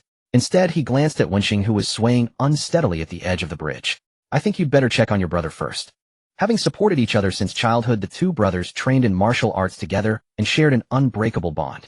So upon hearing Ding Dali's words, Wenxiang instinctively turned his gaze toward his younger brother. That single glance struck Wenxiang like a thunderbolt, leaving him frozen in place. Wenxiang was lying on the ground, looking just like the angler had moments before, his eyes gray and lifeless, his skin drained of all color, thrashing about wildly as if trying to rise. Wenxiang rushed to his brother's side in a few quick strides and reached out to support him. Catching the scent of blood and flesh, the newly turned Wenxiang lunged forward like a beast possessed, opening his mouth to bite. Wenxiang reacted swiftly, gripping his brother's arms with one hand while holding his chin with the other to prevent being bitten. Wenxiang, what's wrong with you? Wake up. His cries, however, fell on deaf ears, vanishing like stones cast into the sea. Wenxiang continued to struggle relentlessly, trying to bite him. Left with no choice, Wenxiang applied force with his hands and, using a pushing technique, shoved his brother away. Struck in the chest, Wenxiang flew backward and landed right beside Ding Dali. A low-tier zombie lacks any capacity for thought. As long as flesh and blood are nearby, it will charge forward recklessly like a starving wolf. Wenxiang was no exception. After hitting the ground, he twisted a few times before climbing back to his feet. This time his target was Ding Dali. These zombies, no matter how many times I see them, they're always just as revolting. Ding Dali's tone was icy as he casually threw a punch. The moment his fist connected with Wenxiang's head, a loud crack echoed as the skull burst open. Like a hammer smashing, a watermelon red and white scattered across the ground. Ding picked up fist and foot mastery. Learn. Ding Dali chose without hesitation, and in an instant countless martial arts movements flooded his mind. Moreover, Ding Dali felt as though these newfound techniques had been honed over decades, seamlessly integrated into his being. Didn't expect an unexpected bonus beyond the low-tier energy crystal. These two brothers are both martial arts champions. If one dropped fist and foot mastery, the other must have something just as good.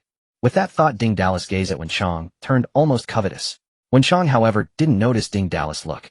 He could only stare blankly at his brother's shattered head, and grief overwhelmed him as he burst into wails, clutching his head. What are you crying for? I just put your brother out of his misery. But don't worry. You two helped Chen Sicheng come after me. You'll be joining your brother soon enough. After hearing Ding Dali's words, Wenxiang's eyes turned bloodshot, glaring daggers at him. Then his expression suddenly relaxed, replaced by a sly smile. Hell, I admit we underestimated you. No wonder you dared to offend Boss Chen. But there's one thing I don't understand. Why did my brother turn into something like that angler? What exactly is that thing? It's a zombie, just like in the movies. Your brother got bitten by the angler, so he became one too. Impossible. How could such a thing exist? That's just how it is, and soon the whole world will be overrun with them. These words left Wenxiang in disbelief. If the entire world were like this, wouldn't that mean the apocalypse? But after years in the underworld, had seen all sorts of strange things. In a flash, his shock settled, and he quietly moved his hand behind his back, eyeing Ding Dali with a sinister look. Thanks for the info. I've learned something quite remarkable. But killing my brother won't be settled so easily. Let's see if that iron body of yours can withstand this. With that, he pulled out a handgun from behind his back and fired immediately. Bang! Wen Chang had trained in martial arts since childhood, firmly believing in the saying, within 10 steps a blade is faster, beyond 10 steps a gun is faster. But after truly handling firearms, he realized that whether within 10 steps or beyond a gun was both faster and deadlier. On regular missions, his skills and twin blades were more than enough. But today, facing someone immune to blades, not using a gun would be plain foolish. Wen Chang was certain that with his opponent off guard, a single shot would be fatal. Yet the expected outcome never came. Just as the bullet was about to hit its target, it vanished into thin air, while the man stood there completely unharmed, raising an eyebrow with a mocking grin. How is this possible? Despite his shock, Wen Chang kept firing, squeezing off several more rounds. Every single bullet disappeared midair without a trace. A single inexplicable event might be dismissed, but this repeated bizarre phenomenon shattered Wen Chang's mental resolve completely. He stood there muttering to himself, frozen in place. All right, your time's up. Time to go see your brother, Ding Dali said casually, his voice devoid of any emotion. At those words, Wen Chang dropped to his knees and pleaded, wait, I have. Before he could finish, his head burst open with a sickening crack, and the rest of his words died with him. Ding. Picked up weapon mastery. Learning. Haha, another surprise after all. Learn. Absolutely must learn. Instantly, Ding Dali's mind flooded with vast knowledge about swords, spears, halberds, axes, hatchets, hooks, forks, whips, maces, hammers, claws, tangs, staffs, lances, clubs, cudgels, hooks, and meteor hammers. Mastery of all 18 traditional weapons achieved in the blink of an eye. Who knew the elder twin would be this valuable? What a jackpot. Yet Ding Dali couldn't help but wonder why he had never heard of such capable men in his past life. He quickly shrugged it off. After all, most people hadn't survived the first wave of dense fog.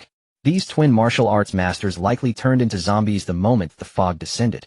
Not wasting the bodies, Ding Dali placed his hands on the two corpses and activated his devour ability. The bodies withered into desiccated husks before his eyes. System. Check my stats. Name Ding Dali, first tier awakener. Strength 140, eye speed 140, stamina 140, spirit 155. Abilities devour spatial. Holy crap. That much of a boost. Seeing his stats, Ding Dali couldn't help but marvel. The value of those brothers in his eyes skyrocketed. The family of three's corpses had only granted him a single stat point each, but these twins had given him a total of 10 points. And 10 points after advancing to the first tier, no less. Staring at the two dried-up bodies on the ground, Ding Dali felt a pang of appreciation. Seems you two were worth dozens of men, each in your prime. Too bad. You've dried out. He found some heavy objects, stuffed them into the corpses, and then tossed the two husks into the canal. After finishing that, he remembered there was still the angler to deal with. Searching the island, he finally spotted the angler by the water's edge. The angler sat by the water, staring blankly at the surface with his pale gray eyes. Still trying to fish even as a zombie. Sensing flesh approaching, the angler struggled to rise, but Ding Dali didn't give him the chance. He crushed his skull with a single blow. Ding. Picked up fishing mastery and cow milking mastery. Learning. Cow milking mastery. Did this angler raise cattle? After the system explained, Ding Dali was left speechless. No wonder head mastered fishing. There was no woman around to distract him from his joy. After learning fishing mastery, he disposed of the body the same way, letting it sink to the riverbed. For the angler, it was perhaps the most fitting end. Through all this, Ding Dali had transformed into a martial arts expert overnight. In his past life, he had fought his way through the apocalypse like a raging bull, crude and devoid of technique. Now with fist and foot mastery and weapon mastery, his previous combat experience was like unrefined jade stripped of impurities. Unnecessary movements were eliminated and his strength was vastly enhanced. This surge of power ignited an insatiable bloodlust within Ding Dali, surging like a tidal wave. He yearned to charge into a horde of zombies and wreak havoc. Ha, thanks for the generous gift package, Boss Chun. By mid-morning, Ding Dali rose to his feet, stretching his limbs with a languid yawn. He hadn't been idle through the night. Prowling the vicinity like a keen-eyed hound, had located the angler's favorite fishing spot and made off with all the gear. To be fair, a master angler's equipment was nothing short of extraordinary. Why the man had hauled such a trove to the canal bank was beyond reason. A hefty chest brimming with rods of every kind and a collection of Shimano and Daiwa reels that rivaled a tackle shop's inventory. Damn it, as if the world needed to know about your fancy gear. Confiscated. Ding Dali spat, claiming the spoils as his own. Back at the bridge tunnel with time on his hands, he dove into the tackle like a child with a brand new toy, setting up for a night of fishing. In the past, Ding Dali had made do with a 100 yuan starter kit, but now armed with such premium gear, he was itching to test it out. Drawing on the angler's expertise and equipment, he cast line after line through the night, his catch overflowing the basket. At sunrise, hitting the prime feeding window, he spun into action like a frenzied dancer, whipping the lure rod with abandon. Thanks for the gift, angler bro, ha. Ding Dali beamed at the brimming haul of fish, as gleeful as a meter-long bass, tossing a word of gratitude to the angler resting beneath the riverbed, while stashing his bounty into his spatial storage. Waste, not want not. After the apocalypse, the river's creatures had morphed into mutant beasts tastier, yet far harder to catch. The final day had arrived. May 20th, the so-called Valentine's Day, born of a homophone quirk. In later years, this day would be known as the Day of Reckoning, the last hurrah of humanity's dominion over the earth. Ding Dali, having toiled through the night, collapsed into sleep in the bridge tunnel. He cared little for romance. This was merely the last time he could slumber without a shred of vigilance, for once the apocalypse struck, no matter one's strength, sleep demanded constant alertness to lurking danger. His sleep was deep and profound, as if cradled in a tender embrace, blissfully intoxicating. By the stone bridge, a gentle breeze stirred, carrying the fragrance of park blossoms and the melodic chirping of birds. Such a serene setting lulled him into a dreamlike rest, and he slept soundly until dusk. When he opened his eyes, the sunset on the horizon blushed like a shy maiden, its glow reflecting off the water as the breeze rippled the surface into a dance of golden shards. It was hard to fathom that in mere hours this beauty would give way to a crumbling world. Ding Dali stretched and was about to vault over the bridge when footsteps above halted, followed by the rustle of fabric rubbing against fabric. After a bout of decidedly indecent chatter, sounds of tangled bodies ensued. Ding Dali's face darkened with annoyance. A pair of illicit lovers seeking a tryst. He tuned them out, flipped onto the bridge, shot them a glance, and strode off without a backward look. The sudden appearance of a stranger startled the couple half to death. The man went limp, instantly fumbling to straighten his clothes while muttering a stream of curses. The woman, face buried in her hands, gave him a vicious kick. "You fool. You said no one would be here."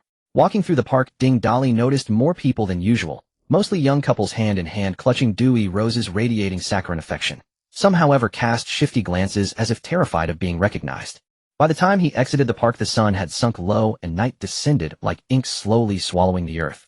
A faint haze was beginning to seep into the air, and the distant sky loomed a murky gray as if veiled in a mysterious filter. Just then a young couple passed by, and the man suddenly exclaimed, "Honey, you're bleeding from the nose." Ding Dali whipped around, his gaze locking onto the woman. Blood trickled from her nostrils, her face was pallid, and more critically, her eyes were shot through with crimson veins. These were the telltale signs of zombification. In my past life, I thought the thick fog came all at once at midnight, but it had already begun, just too thin for most to notice. Ding Dali mused, quickening his pace toward home. Along the way, he spotted many already showing signs of the transformation, though without the full fog the process crawled at a snail's pace. Back in his apartment, he sat cross-legged on the floor, absorbing spirit crystals while waiting in silence for the apocalypse to erupt in full force. Meanwhile, behind the door across the hall stood a tall, striking woman with a cascade of short hair tucked behind one ear, exuding both charm and grit. She was Chen Sicheng, a detective from the criminal police unit. Like a poised leopard, she pressed her eye to the peephole of the security door, staring unblinkingly at the opposite unit, as if trying to bore through it. She had held that vigil all afternoon, her eyes growing dry and sore. Just as she was about to yield and call in a colleague to take over, the door across the way creaked open. Chen Na saw it clearly, the very suspect they had been hunting. Captain Ma, the suspect's back? I just saw him head inside," she whispered, her voice trembling with barely contained excitement. But no sooner had the words left her lips than she sensed something amiss. All 5 of her colleagues lying in wait were bleeding from the nose. "Captain Ma, what's going on? Why is everyone's nose bleeding?" Captain Ma, jolted by her words, felt something wet on his lips, wiped a hand across his mouth, and found it slick with blood. "Is it just a heat flare-up?" The other male officers snapped out of their daze, realizing they too were bleeding. Chen Na swiftly handed out tissues. One officer, dabbing at his nose, joked, "Blame it on Xiao Wang. Last night he insisted on ordering barbecue. 3 grilled kidneys for each of us. And after that we had to stay on duty, no chance to go home to our wives, so the heat's got nowhere to go, right?" Captain Ma, feigning anger, smacked the speaker on the back of the head. "Watch your language. There's a lady present." He then coughed twice, clearing his throat to mask the awkwardness. "Ahem. Clean up the blood. The suspects appeared. Time to move." "Yes, sir." They hastily wiped the blood from their faces, stuffed tissue wads into their nostrils to stem the flow, and sprang into action. Chen Na trailed behind, a fog of doubt clouding her thoughts. Could it really be the heat? But why are their faces so pale? Can a nosebleed cause that much blood loss? And I had 3 kidneys too last night, so why am I perfectly fine? Ding Dali was deep in concentration, absorbing a first-tier spirit crystal, when a sudden barrage of knocks like war drums shattered his focus. He rose, peered through the peephole, and saw a portly middle-aged man, somewhat greasy-looking, dressed in a slovenly manner. Ding Dali saw through the man's condition at a glance. The tissue stuffed in his nostrils said it all. Whatever the man's purpose, a spirit crystal delivered to his door was not to be refused. Ding Dali opened the door without hesitation. Yet the instant it swung open, 5 figures surged down from the stairwell, lunging straight at him. He offered no resistance, letting them shove him back inside. They pinned him to the floor, then bolted the door shut. Ding Dali scrutinized the 6 individuals entering, 5 of whom had their noses stuffed with tissues. This scene appeared quite comical, but to Ding Dali, they were 5 walking beginner spirit stones. Ding. Detecting a target character that can be pursued. Big brother, quickly pursue her. It was then that Ding Dali noticed the only short-haired woman who hadn't been zombified. Upon closer inspection, he realized she was indeed extraordinary, standing at an estimated height of 175 centimeters, nearly matching Ding Dali's own stature. Moreover, although she was wearing loose denim pants, her long legs and curvy figure were still evident. In terms of looks, she was far superior to Tang Bingbing. Ding Dali silently issued a command to the system. View the target's information. Chen Na, rating 90, human female, strength 6, speed 7, stamina 7, spirit 7, abilities, awaiting awakening. After reviewing the information, Ding Dali was secretly astonished. A woman rated 90 was already of such quality, what would a higher rating look like? Moreover, this woman's physical fitness was exceptional. Her base values were so high. With such a figure, she would certainly be capable of bearing children. Big brother. This human female isn't wearing makeup. If she used human makeup techniques, her rating could be even higher. The human makeup technique prevents the system from scoring properly. It's truly amazing. Ding Dali listened, and once again scrutinized Chen Na. Her skin is indeed very good. So tender. Looking at the suspect pinned to the ground, Chen Na was not the least bit intimidated. Instead, she found Ding Dali staring at her with a rather lewd gaze, leaving her momentarily stunned. Not only was she dumbfounded, but the other 5 police officers were also bewildered. They wondered if this suspect had lost his mind, or did he not understand the current situation. You better behave. Don't look around. Several of them quickly handcuffed Ding Dali to a wooden chair. Captain Ma felt dizzy but still managed to shake his head, and took out his badge, waving it in front of Ding Dali. Ding Dali. We are from the criminal police team, and I am Captain Ma Baohua. We suspect you are involved in 2 murder cases, so we hope you will cooperate with our investigation. Ding Dali looked up and stared directly into Captain Ma's eyes. At this moment, Captain Ma's eyeballs were already bloodshot. If the thick fog descended completely, he would probably become a walking corpse. Ding Dali slightly raised the corners of his mouth, revealing a barely noticeable smile, then turned to look at Chen Na standing beside him. I only want to talk to the officer over there. I'll let her come with me to the bedroom. I need to discuss matters with her privately. Upon hearing this, Chen Na grew angry, her face turning instantly red. Just as she was about to speak, Captain Ma interrupted angrily. Stop playing tricks. Ding Dali, let me tell you. We have ample evidence proving you are the murderer. This is your last chance. Ding Dali, however, remained unfazed, speaking at a leisurely pace. I said I only want to talk to the officer over there. If you are worried, you can bind me more securely. As Captain Ma was about to continue scolding, Chen Na hurriedly stepped forward to interrupt. Captain Ma, since he wants to talk to me alone, let me try. I just took a glance and can handcuff him to the bedroom's heating pipe. He won't be able to pull any tricks. Captain Ma furrowed his brows and after a moment's thought agreed to Chen Na's suggestion, but still reminded her. Make sure to pay attention to safety. Our criminals love to pull tricks to escape punishment. After saying that, he glanced at Ding Dali, then leaned in to whisper in Chen Na's ear. You can shoot if necessary. With Ding Dali's current abilities, the whispered words were no different from being spoken out loud, and he heard them clearly. However, he didn't take it to heart, as his objective had always been this beautiful police officer. Shoot. At that time, who would shoot was still uncertain. Handcuffed to the heating pipe in the bedroom, Ding Dali calmly watched Chen Na close the bedroom door. Her figure was truly excellent. For some reason, Chen Na felt that the way this guy looked at her was filled with aggression. She wanted to quickly end this interrogation. Just as she was about to speak, Ding Dali interrupted her. I remember that I took a special detour to come back, which took quite a bit of time. Officer Chen, could you kindly tell me what time it is now? Upon hearing this, Chen Na instinctively glanced at her phone. It is now 1140, and there are 20 minutes. Wait a minute. How do you know my surname is Chen? I remember I didn't introduce myself, we don't even know each other. Not only do I know your surname is Chen, but I also know your name is Chen Na. How do you know? Where have you seen me? You are my future wife. Of course I know your name. Upon hearing this, Chen Na felt like she had been tricked and no longer cared how he knew her name, angrily rebuking him. You are indeed playing tricks. I advise you not to waste time and properly explain your motive and process for the murder. Regardless of how angry Chen Na was, Ding Dali continued to smile with a hint of mockery, saying, I'm not playing tricks. I came back from the future, and I really am your husband. Chen Na was directly amused by his words. Do you think I would believe such nonsense? Ding Dali pouted, his expression calm and natural, making it seem like he was stating a fact. Seeing that Chen Na's gaze still held hostility, Ding Dali continued, How about we make a bet? What kind of bet? Chen Na looked puzzled. Ding Dali spoke unhurriedly. If what I say happens next, it proves that what I said is true and I indeed came from the future. If it doesn't happen, then it proves that I'm lying, and you can ask me anything and I will answer however you wish. Chen Na pondered briefly, curious to see what he was up to, and simply agreed. Seeing this, Ding Dali pointed to the window.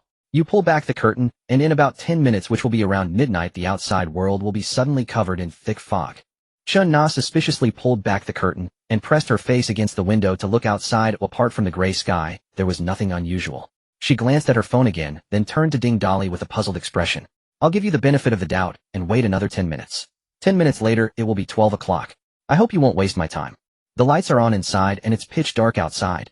How can you see anything without pressing against the window? Don't worry, that fog can be seen even without pressing against the window. Upon hearing, the lights are on inside and it's pitch dark outside. How can you see anything without pressing against the window? Don't worry, that fog can be seen even without pressing against the window. Upon hearing this, Chen Na plopped down on the bed, glancing at the time on her phone from time to time. She didn't even realize that she had subconsciously started to believe what the other party was saying. As the time on her phone displayed 1159, Chen Na looked at the window, and nothing had happened. She pressed against the window again to look outside. The sky was still gray, and there was no thick fog at all. You are indeed just talking nonsense. You're stalling for time.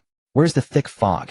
Ding Dali ignored her, and continued looking at the window, which only made Chen Na angrier. What are you pretending for? Do you know the consequences of not cooperating with the investigation? You are indeed just talking nonsense. You're stalling for time. Where's the thick fog? Ding Dali ignored her, and continued looking at the window, which only made Chen Na angrier. What are you pretending for? Do you know the consequences of not cooperating with the investigation? Seemed to have suddenly fallen from the sky, dense enough to float. The thick fog clung tightly to the glass, and she could even see particles within it. It didn't look like fog at all. It was more like a house had fallen into some strange liquid. Is it really fog? But is this truly fog? Chen Na stared in disbelief at the scene outside the window, thinking to herself, wouldn't a single breath of this fog choke a person to death? Simultaneously, she turned to look at Ding Dali in astonishment. Could everything this man said actually be true? Is he really from the future? Am I really his woman? Ding Dali wore a smug expression, raising an eyebrow and curling his lip in an infuriating manner, as if to say, see, was I wrong? Why is there such a dense fog? How long until it dissipates? Chen Na couldn't help but ask out of curiosity. It will clear when the sun rises tomorrow. So do you believe me now? Believe what? That I'm your future husband. Even if you predicted the fog, it doesn't prove anything. How could anyone possibly be from the future? It's utterly preposterous. Ding Dali knew it was difficult for someone to believe him so quickly, so he decided to add more evidence. Do you think anyone alive today could do what I just did?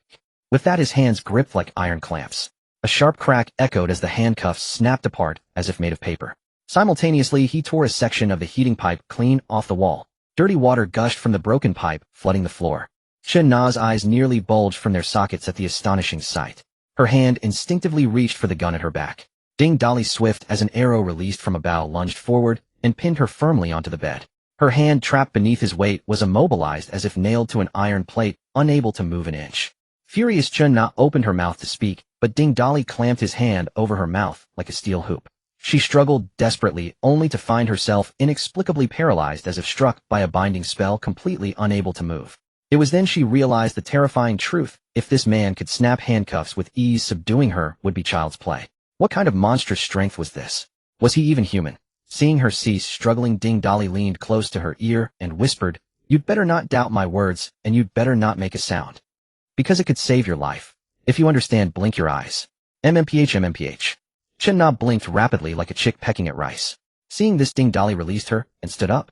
Chen Na didn't resist, further realizing from his earlier display that she stood no chance of drawing her weapon. Yet curiosity gnawed at her, and she couldn't help but ask in a hushed tone, "What did you mean earlier? Why can't we make any noise? Press your ear against the door and listen, but whatever you do, don't open it." Ding Dali pointed towards the bedroom door and whispered. Chen Na, looking skeptical, crept closer to the door and pressed her ear against it, straining to hear any sound from the living room outside. A series of low guttural growls reached her ears, sounding like a pack of wild beasts. Chen Na's pupils dilated in shock, and she instinctively reached for the door handle. Ding Dali, anticipating her move, slammed his hand down on the handle. He cursed in a low, angry voice, "Damn it. Can't you understand plain words? I said don't open the door. Do you have a death wish? What is that sound outside? Captain Ma and the others are still out there. That's the sound of your colleagues." He shoved her back onto the bed and continued, "The moment that fog descended, this world changed beyond recognition. Seen Resident Evil? Starting now, this world is 10,000 times more terrifying. When your colleagues came in, I noticed signs of decay on them. By now, they've likely fully turned into zombies. One bite or scratch from them, and you'll become a monster too. So don't make any loud noises." Chen Na listened to his absurd tale, which seemed like pure fantasy, feeling as if her mind had been stuffed with a tangled mess of twine. Seeing her bewildered expression, Ding Dali picked up the heating pipe and stood by the door poised for battle. He'll prove it to you right now. But remember, stay behind me. Don't make any rash moves, or I guarantee you'll die a horrible death. Got it? Seeing her dumbfounded nod, Ding Dali cautiously opened the door. The sight of her colleagues in the living room convinced Chen Na of his words almost instantly. They looked exactly like the zombies in the movies. As soon as they stepped out, the creatures seemed to sense their presence, turning their heads in unison. Their pale gray pupils stared directly at them before they lunged forward, claws outstretched. Ding Dali shielded Chen Na behind him, swinging the pipe with the ferocity of a raging storm, smashing the limbs off the zombies in quick succession. One by one, the zombies were reduced to helpless torsos on the ground, their mouths snapping uselessly. What are you doing? If they recover, won't they be cripples? Chen Na yelled in panic. Ding Dali didn't bother to explain. He walked over to the zombie that was once Captain Ma and drove the pipe straight through its heart. However, the zombie didn't die. Its mouth continued to open and close mechanically. Need more proof. Once they turn into these things, there's no going back. This is the only way to put them down. With that, Ding Dali raised the pipe and crushed each zombie's skull with a brutal, decisive blow. Simultaneously, 5 crystal cores were automatically collected by the system. Ding. Received grilled lamb kidneys x20. Ding. Received marksmanship mastery. Learn. He didn't waste the remaining corpses either, activating his devouring ability, which increased his attributes by 10 points. Though the attribute boost wasn't as high as from those twin assassins, it was still a decent gain. It seemed these cops had decent physiques. And that portly Captain Ma turned out to be a skilled marksman. Looks could indeed be deceiving. Chen Na slumped against the wall, staring blankly at the desiccated corpses of her colleagues. Everything that had happened tonight completely shattered her worldview, but having witnessed it firsthand, coupled with the intermittent screams now echoing from the neighborhood, she had fully accepted Ding Dali's words and silently made a resolution. Ding Dali handed her a bottle of water. Chen Na took it, looking up at the man who resembled a scrawny monkey. I have 3 questions. Ask away. The family of 3 across the hall. They turned into those monsters too, so you killed them. Ding Dali nodded. Is it truly the end of the world? He nodded again. More precisely, it's the end of humanity's world and the beginning of paradise for all other creatures. Humanity has controlled the earth for far too long. From today onward, every creature on this planet has begun a path of frenzied evolution. Less than 1 in 10 humans outside will survive. Those zombies you saw today are just one of humanity's evolutionary paths. Upon hearing about the apocalypse, a faint, almost imperceptible smile flickered across Chen Na's lips. She pondered for a moment before asking, so in the future, I'm really your woman? Ding Dali felt a pang of guilt, thinking, you're right. I didn't even know you in my past life. If it weren't for your long legs. No. If it weren't for your passing score, I wouldn't bother spinning this tale. Despite his inner thoughts, he remained stone-faced and nodded with feigned certainty. Chen Na scrutinized him, a hint of doubt in her voice. Really? Then why are your eyes glancing upward? Of course it's true. Haven't I been right about everything tonight? Yes. Did they all turn into zombies? Yes. Did I lie to you? No. Am I your husband? Yes. See. I'm from the future, and I am your husband. Chen Na realized she had been thoroughly fooled by Ding Dali, but upon reflection it did seem to make sense. Everything he said had come true. If he truly was from the future, then it was highly likely she was indeed his woman. It's just that this man is a bit far from the husband I imagined. He's so ordinary looking. Oh well. He said less than 1 in 10 humans survive out there, so I don't have much to choose from. This one will have to do. Ding Dali had no idea what the female officer was imagining and was pondering how to continue his deception when Chen Na suddenly stood up and grabbed his arm. Since you're my husband, I'll stick with you from now on. Looking at the officer's slender arms, fair neck, and refined, yet heroic features, Ding Dali instinctively swallowed, inwardly marveling at how gullible she was. Shall not come with me. I need to talk to you, Ding Dali said, pulling Chen Na into the bedroom. What can't be said out here? Why do we have to come into the bedroom? Of course, to talk about matters between husband and wife. Only then did Chen Na realize something was amiss, but his strength was too great, and she had no power to resist. The police officer wanted to fight back, but the thug was too fierce, and she was no match for him. After several rounds of struggle, the battle ended with the officer's defeat. Ding. Congratulations, boss, on completing the first racial reproduction mission. The system is now upgrading. Ding. System upgrade complete. System level 1. Space increased to 1,000 cubic meters. Ability level assessment unlocked. It is suggested the boss continue his efforts. The reward for the next upgrade will be very useful. Ding. First racial reproduction completed. Rewards level lightning ability and 20 tons of supplies. Ding Dali inspected the supplies in his space. The system was more thoughtful than he expected. The 20 tons included not only water and food, but also various daily necessities. But in his past life, he had never heard of abilities being graded. System, what's this about ability levels? Boss abilities have different levels. The higher the level, the stronger the power for the same ability. According to system data assessment, the levels from weakest to strongest are EDC, B, AS, SS, and SSS. So what's my level at? Ding Dali asked curiously. I cannot rate your devouring ability, boss. It is unique, and its level can only be SSS or higher. The spatial ability you devoured is level. After merging with the system space, it upgraded to a level. After the system upgrade, the spatial ability is between a level and S-level. It can be rated as a. Devouring more spatial abilities can upgrade it further. Show my personal stats. Name Ding Dali. First Order Awakened. Strength 140. Speed 140. Stamina 140. Spirit 155. Abilities Devouring Space, a Lightning S. Ding Dali used his will to test the lightning ability. A spark of electricity crackled between his fingers. He could feel that this current could change shape at his whim and shoot towards a target with just a thought. This manipulation reminded him of someone he had met during his illness. Back then he was terminally ill and didn't know what to do. In his desperation, he met a Taoist healer and became his disciple. With that master's help, his health improved significantly for a while. Unfortunately, the master later left the city for another place. But during that time, he had once seen his master draw a talisman that summoned lightning. The sight had filled him with longing. He never thought that after the apocalypse he could control lightning too. Ding Dali's experiments with his ability created some noise. Chen Na, who was still deeply asleep, turned over, frowned, opened her eyes, and stretched. Is it morning? Due to the intense struggle, Chen Na's clothes had been torn to shreds. Ding Dali found some loose clothes that Tang Bingbing had left behind and threw them to Chen Na. Make do with these. These are your ex-girlfriend Tang Bingbing's clothes. A flicker of displeasure crossed Chen Na's face. You know quite a bit. Don't forget what I do. I'm a cop. Tang Bingbing died so horribly, and Chen Sicheng from the Sunflower Club insisted it was you. We had to investigate her connections. Did she turn into a zombie, and you killed her too? Hearing those two names, the flame of hatred in Ding Dali's heart was instantly ignited. He shook his head slightly. She didn't turn. I killed her directly and sent her to Chen Sicheng. Then Ding Dali truthfully recounted how he had saved them after the apocalypse, and how they had betrayed and killed him in return. Chen Na was furious after hearing this. After their deep exchange throughout the night, she had subconsciously begun to side with Ding Dali. Those two deserve to die. You saved them, and they treated you like this. They truly deserve death. So what's your plan for dealing with Chen Sicheng? I will go and take revenge soon. It's the apocalypse now, and the law means nothing. You're not going to stop me, are you? No, I won't. But I'm curious about my future. Am I dead? How did I die? Chen Na asked curiously while getting dressed. This question stumped Ding Dali. He thought, how the hell would I know how you died? I didn't even know you in my past life. Seeing Ding Dali hesitant and troubled, Chen Na clapped her hands together. Suddenly she seemed to understand. I know. I was killed by those two bastards too, right? What? Yes. It was them. Yeah, you guessed right. Ding Dali seized the opportunity and agreed. Hey, that's not right. Tang Bingbing was your girlfriend, and you saved her. Then you say you're my future husband. This doesn't add up. Chen Na looked at Ding Dali with suspicion. Just as Ding Dali was desperately trying to think of a story. No. An answer. Chen Na spoke again. Could it be that you have more than one woman in the future? How could you? Well, the world's over now. Marriage laws don't matter anymore. Women will have it tough in the future.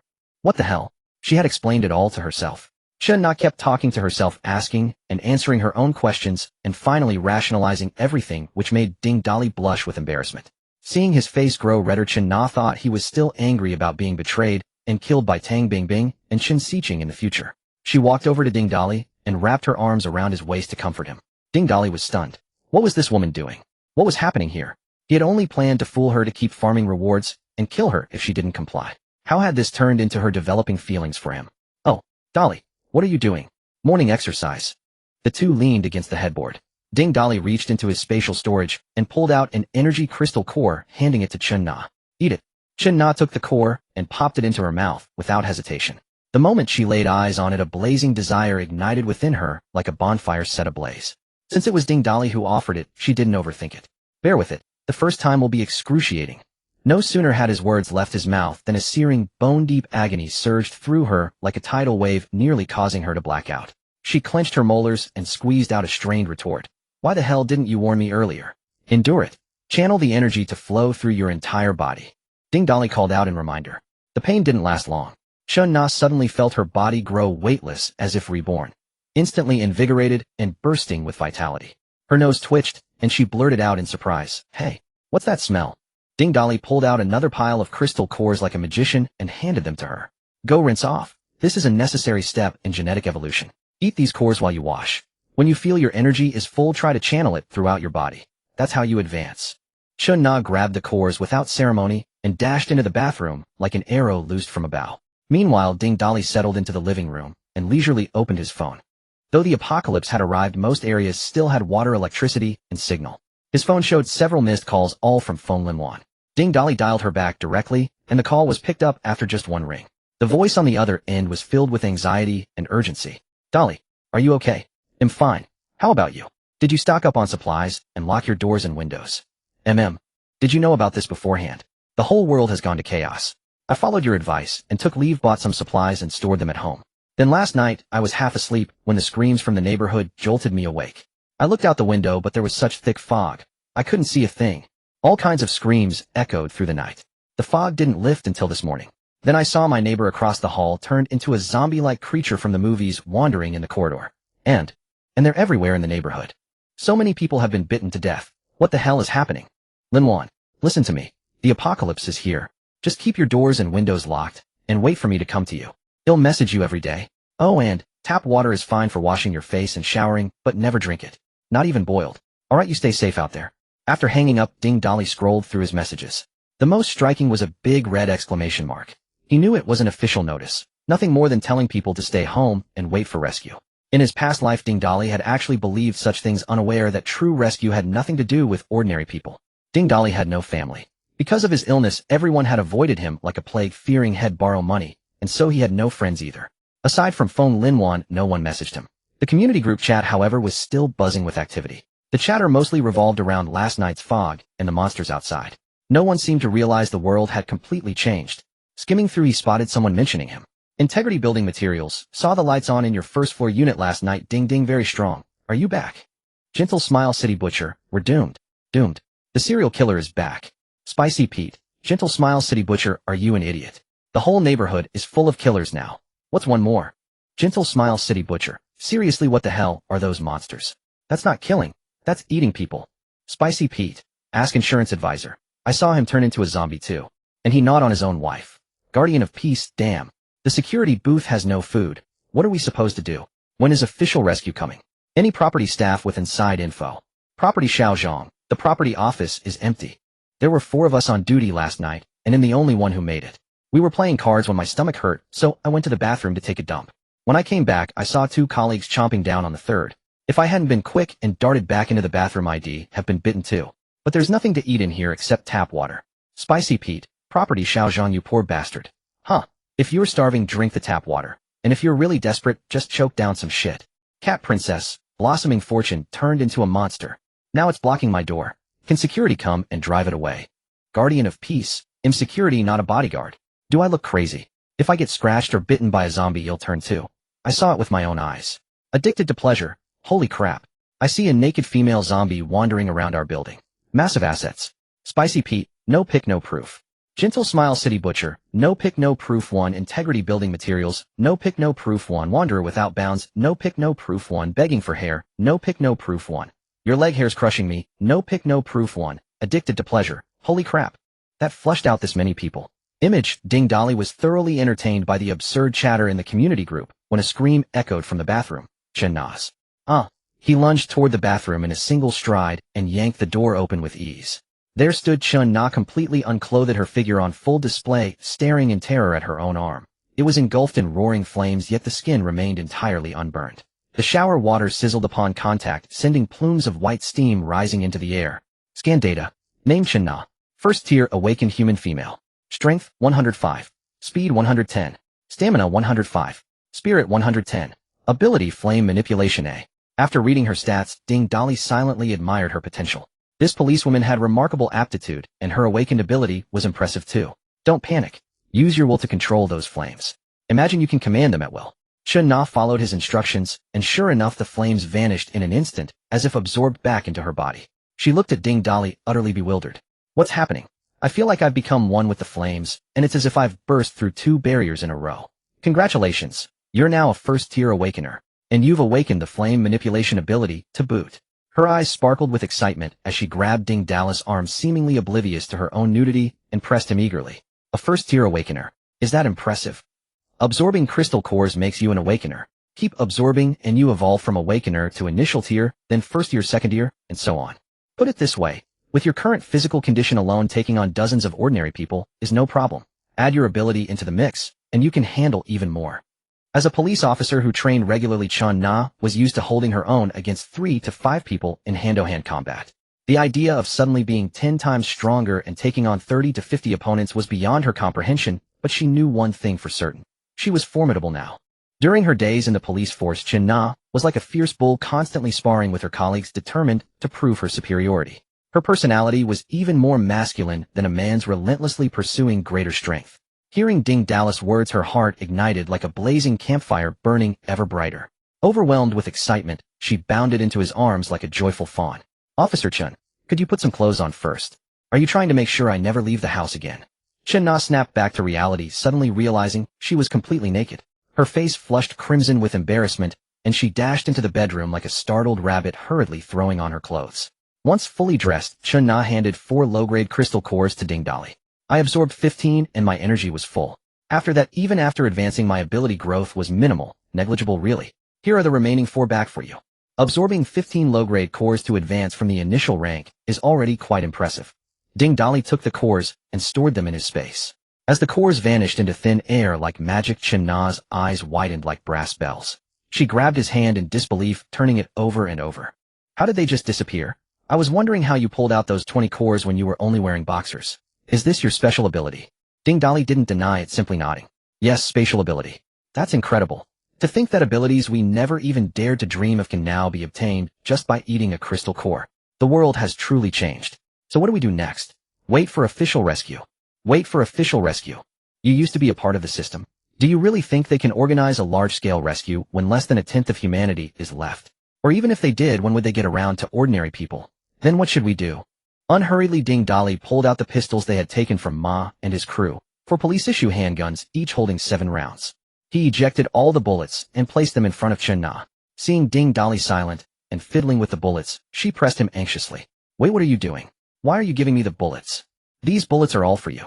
For now, firearms are still a major deterrent to ordinary people. You stay here and guard the place. There's a farmer's market and a Lianhua supermarket near the neighborhood. I'm going to clear out the supplies there. Then I need to make a trip to the Sunflower Hotel. I'm coming with you. Since the apocalypse is here, I can't just stay cooped up at home. I need to see the world." Ding Dali was momentarily taken aback, silently acknowledging that he had underestimated this female officer. He tore off a section of heating pipe from the wall and handed it to her, while gripping his own tightly. "All right. In the apocalypse, the only way to grow stronger is through constant battle. Stay close to me and use this iron rod on the zombies. Remember, their weakness is the head. The crystal core is hidden inside. And whatever you do, don't fire your gun unless absolutely necessary, because the sound will attract them in droves. For now, these are just low-tier zombies, stronger than a normal human, but not a real threat to us. But if their numbers swell, even with our strength, they'll grind us down." Chen Na nodded to show she understood, and Ding Dali gave a slight nod in return. He gently pushed open the door and stepped out. The corridor was empty, the silence unnerving. Yet the thick stench of blood drifted down from some unknown floor above, seeping through the stairwell like a phantom. Ding Dali made a shushing gesture, signaling Chen Na to stay quiet and follow closely. He then slowly opened the entrance door. The neighborhood had undergone a dramatic transformation. The vegetation in the green belts seemed to have been enchanted, growing wildly overnight into towering dense thickets. The once short lawns now reached waist height, and the original trees had shot up several stories high. Even from the cracks in the road, plants 30 to 40 centimeters tall had sprouted. However, the number of zombies was not overwhelming. They were scattered sporadically, with 1 or 2 every few meters. Rough estimates put about 20 or so zombies wandering between their building and the main gate. Perhaps because of the midnight outbreak, most of the zombies in the neighborhood were trapped inside their homes, with few roaming the streets. But Ding Dali knew that after today, when the zombies trapped indoors had devoured all the flesh they could find, they would find a way to break out. When that happened, the number of zombies outside would multiply exponentially. So today was the perfect window of opportunity. Don't stick close to the greenery. There could be mutated creatures hiding in there. Let's head straight for the main gate. Take out every zombie on the way. It has to be a one-hit kill. Remember, beyond 5 meters, a low-tier zombie's eyesight is far worse than its hearing. Ding Dali instructed Chen Na in a low voice. Then, like an arrow released from a bow, he shot forward, reaching the nearest 2 zombies in a flash. With a swift rise and fall of his rod, one zombie's head burst apart like an overripe watermelon. Chen Na was not one to be outdone, following closely in his shadow. The moment Ding Dali struck, she mimicked his move and delivered a clean, decisive headshot. With her current strength, popping the heads of low-tier zombies was child's play. A single strike, instant kill. Looking at the fallen zombie and the shattered remains of its head, Chen Na's gaze sparkled, like shooting stars, her expression radiating sheer exhilaration. She paid no mind to the grime splattered on her clothes, squatting down right there to rummage through the debris and retrieve a crystal core. Seeing Chen Na, her face alight with excitement, proudly holding out a blood-stained crystal core to him, like a trophy, Ding Dali froze for a few seconds, his heart thumping like a wild rabbit. Damn, why is this woman so pumped up? If I hadn't personally verified she's a woman, I'd swear she was some kind of hypermasculine freak. Despite his thoughts, he didn't forget to praise her in a low voice. Officer Chen, great job, but from now on you don't need to pick up the cores yourself. My space can automatically collect them. This was something the system had told him, a convenient feature. However, aside from the skill and material drops from zombies killed by Ding Dali himself, those killed by companions yielded nothing but the crystal core. For instance, the zombie Ding Dali just killed had dropped a box of ultra-thin condoms, while the one Chen Na killed only produced a core. While explaining this to Chen Na, Ding Dali activated his devour ability, draining the zombie corpses dry like a sponge absorbing water. Chen Na curiously whispered, "Is that ability to drain people dry also part of your space?" "No, that's my other ability." With that, Ding Dali charged at another nearby zombie, and Chen Na followed closely at his heels, her heart racing with even greater excitement. Just as I thought. My man has two abilities. But little did she know Ding Dali possessed far more than just two. The two of them, far superior to the low-tier zombies, reached the main gate without causing any commotion. Out of a total of 28 zombies, Ding Dali had only taken down 10. Don't ask why. The answer is that Chen Na was just too eager, like she'd been injected with adrenaline. And the more heads she popped, the more excited she got. This made Ding Dali even more suspicious that the first woman had taken and might have some serious screws loose. The 28 zombies yielded 28 low-grade crystal cores, various supplies, and 2 skills: lockpicking expert and electric scooter driving proficiency. Previously, all the skills had picked up were at the proficiency level, but this lockpicking skill was at expert. It seemed a master thief had been working the neighborhood at night and met his end here. These old residential areas were always prime targets for burglars. As for the electric scooter driving proficiency, had gotten it from a food delivery rider had seen around the neighborhood before. The guy really knew how to handle his bike. He decisively skipped the ladder and learned lockpicking expert. As they stepped out of the residential compound's main gate, a security guard in the gatehouse was hopping around frantically like an ant on a hot skillet, waving his arms at them. Ding Dali, however, ignored him completely, signaling Chen Na to pay no heed, and dashed toward their destination like an arrow released from its bow. About 20 meters to the right of the compound's entrance lay a parking lot. Beyond it, the prefabricated building of the farmer's market stood quietly, resembling a colossal treasure chest. Roughly 200 meters to the left was an intersection with the Lianhua supermarket occupying one corner, while 3 distinct residential communities anchored the other 3. Relatively speaking, the area around the farmer's market was mostly open ground. When the apocalypse struck in the dead of night, the market would undoubtedly be locked tight, with not a soul in sight. Soon the two arrived at the parking lot, which was shrouded in an eerie silence.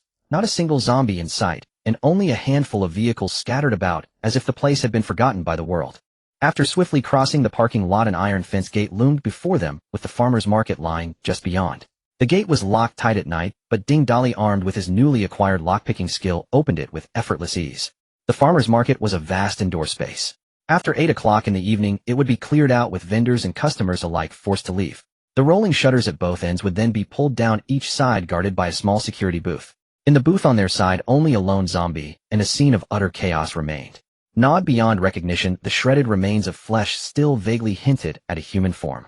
It appeared 2 guards had been on duty. One had turned into a zombie and devoured the other. Ding Dali, without a hint of mercy, smashed the zombie's head and then approached the massive rolling shutter, ready to pick its lock. Chen Na suddenly interrupted him, asking softly, "Honey, what are you doing? What does it look like?" "I'm picking the lock on this shutter." "Why would you pick the lock when you've got the key?" With that, she handed him a set of keys, casting a playful smile over her shoulder and pointing at the security booth, as if to say, "Is it possible the guard just happened to have the keys?" Ding Dali, still riding the high of his new lockpicking expert skill, had completely overlooked that detail. He let out an awkward cough. "Ahem, well, I was just testing the quality of this door." Pushing open the weathered rolling shutter, they found the market filled with a dazzling array of goods, yet not a single zombie or human figure in sight. The market was neatly divided into 3 sections. On both sides were rows of honeycomb-like partitioned rooms stocked with rice flour, cooking oil, various meats, seafood, tobacco, alcohol, and tea. In the middle, 2 rows of wooden stalls, cheaper to rent, were piled high with fruits, vegetables, and dried goods. This sealed-off market was practically a treasure trove of supplies. "Let's start collecting from the middle stalls. Don't let your guard down." With that, Ding Dali opened an invisible spatial gate, sweeping all the produce into it. This spatial gate was a remarkable ability had gained after devouring Tang Bingbing's spatial power. By controlling the gate's size and position, he could channel anything it touched straight into his space. It wasn't just for absorbing bulk supplies. It could also deflect incoming ranged attacks. The bullet fired by the assassin, Wen Chang, had been captured through this very gate. Items stored in the space retained their original state, including their kinetic energy. With a mere thought, Ding Dali could unleash the bullet from the gate at the same velocity it had when it entered. While Ding Dali busied himself gathering supplies, Chen Na stood watch, scooping up anything he missed and tossing it to him like a ball. As they worked with feverish enthusiasm in a braised meat shop at the far end of the market, two men in security uniforms sat on the floor wolfing down braised meat and guzzling beer. One burly guard let out a loud, resonant belch. Recalling the previous night's ordeal, he still shuddered. What a damn nightmare. If I hadn't been quick on my feet last night dragging your ass through that shutter, would both be monster crap in that fog by now. I wonder if those two brothers on the other side are alive or dead. The other guard was scrawny with one eye slightly crossed. Unable to find decent work, had settled for a security job at the market. His rat-like appearance had earned him the nickname Rat. Rat was known for his cunning, always cooking up schemes with a spin of his beady eyes. Brother Wu, if it weren't for you, I'd have been chewed up last night too. I saw on my phone that people are calling those things zombies, and it seems like they're everywhere in the world. This world's gone to hell. We need to make a plan. Oh, you got an idea? Let's hear it. The burly guard took a bite of meat, eyeing Rat with curiosity. Good thing we've got this market. So much food. Enough to keep us alive. But just the two of us can't hold this place down. We could open the other shutter and check on the other two brothers. If they're still alive, the four of us plus our stun batons and all these supplies should be able to recruit a bunch of people from the nearby neighborhoods. With people and supplies, we can do whatever the hell we want. Rat's crooked eye gleamed with ambition, as if he could already see himself commanding the future. The burly guard named Wu Tian had a violent past, had crippled someone in his younger days, and done time. After getting out, he couldn't find work either, and through connections had landed a temporary security gig at this market. But even here, he couldn't stay out of trouble, constantly clashing with the other guards. Fortunately, his imposing build and fighting experience kept them all in line. Before long, every security guard in the market had become his loyal underling. Hearing Rat's words, Wu Tian felt a restless stirring within. In his younger days on the streets, had craved violence and dreamed of rising to become a big shot. But the law and a harmonious society had always kept his ambitions in check.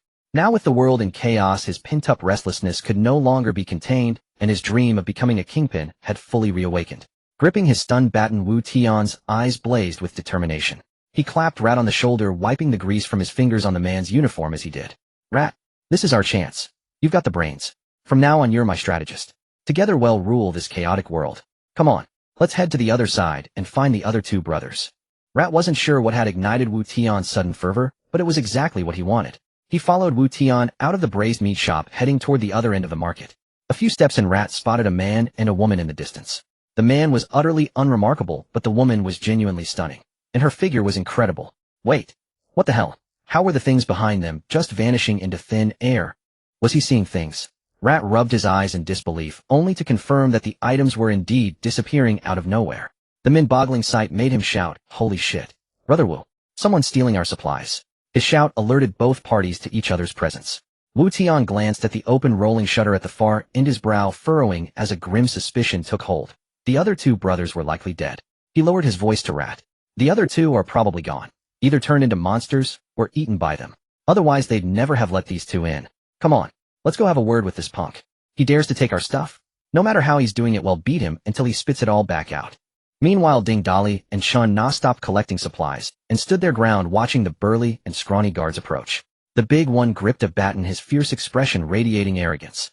As for the skinny one, Ding Dali couldn't help but mutter inwardly. Damn, that skinny one looks even more cocky. Arrogant as hell. Won't even look a man in the eye. Who the hell dares to steal here? Wu Tian shouted angrily as he strode forward, having learned from years of street brawls that one must dominate the opponent in spirit first. But when he got closer and saw Chen Na's face, he froze for 2 seconds and swallowed involuntarily, thinking to himself how stunningly beautiful this woman was. Then he glanced at the ordinary-looking young man beside her, who wasn't even as handsome as himself and didn't seem particularly formidable, and his mind began to churn with ideas. Kid, I don't care how you got your hands on those supplies. If you want to live, hand them over now. Then leave the woman behind and get lost yourself. Do that, and I might let this slide. Otherwise, don't blame me for being ruthless. That's right. That's right. Kid, look at the size difference between you and Brother Wu here. You're no match for him. Be smart and leave the supplies and the woman behind, then scram. Hao Zi also joined in, puffing himself up with borrowed authority as he shouted at Ding Dali, while his crooked eye kept leering at Chen Na. Ding Dali remained expressionless, staring at the two with cold eyes. Seeing no reaction, Wu Tian assumed the man wanted to stay and couldn't help but burst into laughter. Ha ha ha ha, you don't want to leave. Fine. They'll take you in as my lackey. But the woman still has to be handed over. Consider it your initiation tribute for joining us. Exactly.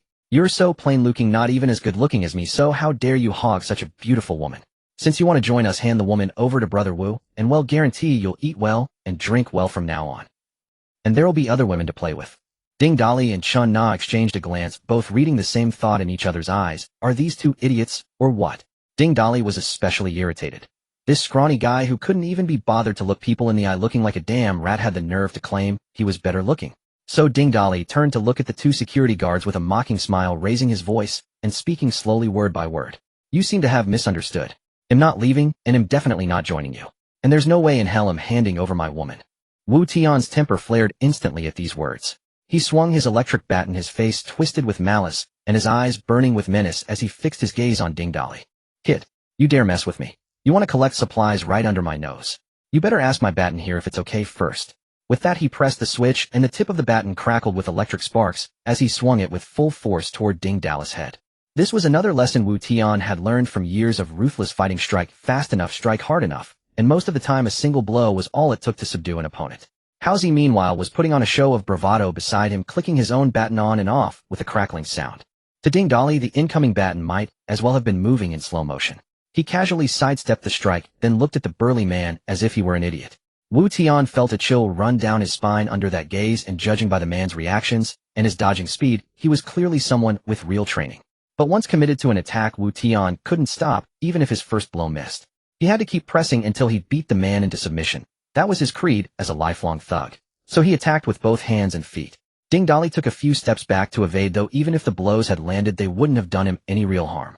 Wu Tian kept attacking, but no matter how he tried, he couldn't land a hit.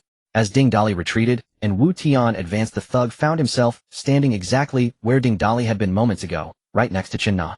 Failing to hit Ding Dali, he turned his head and spotted the beautiful woman standing nearby. He thought to himself, this is an easy catch. That kid is as slippery as an eel and impossible to hit, but if I grab his woman, he'll have no choice but to comply. The moment the thought crossed his mind, he acted on it, spinning around and lunging at Chen Na. But Ding Dali had been expecting this. Had been planning to toy with the fool a little longer, but since the man was so eager to court death, Ding Dali didn't hesitate.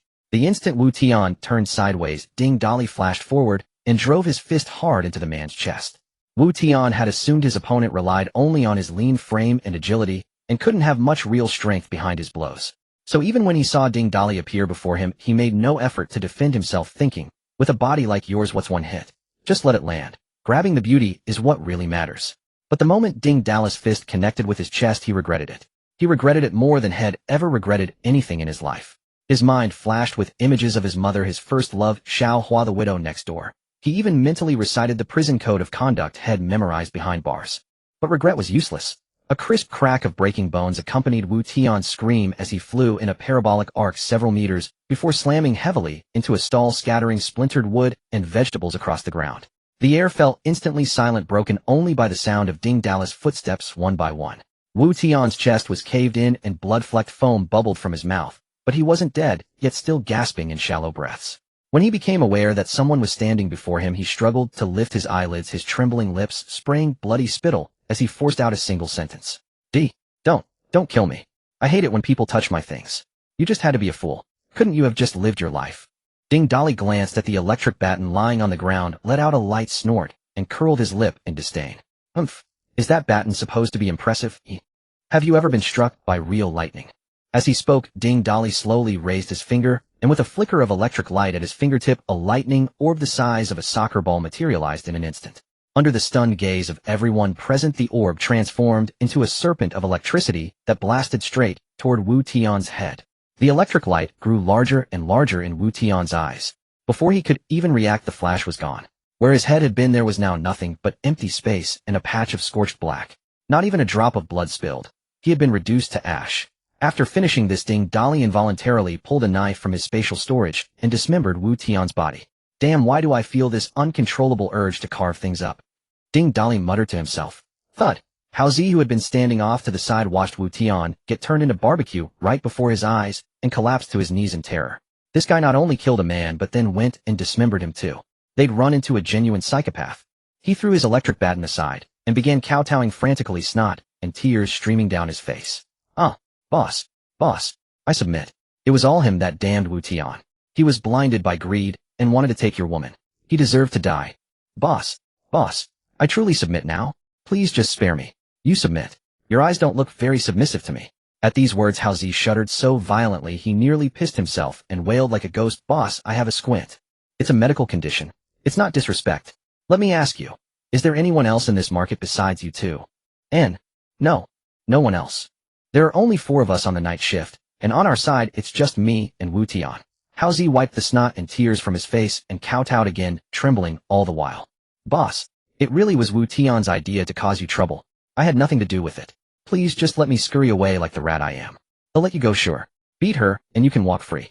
Lose and you die. Ding Dali pointed at Chen Na with a mocking grin.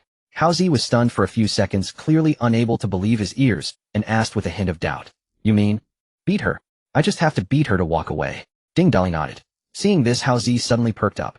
In his eyes, Ding Dali was just a pretentious freak who relied on his strength and that weird ability to look down on everyone. No matter how skinny he was still a man. Taking on some pretty little girl would be a piece of cake. And hey, fighting meant getting up close and personal with a beautiful woman. The more he thought about it, the more excited he got.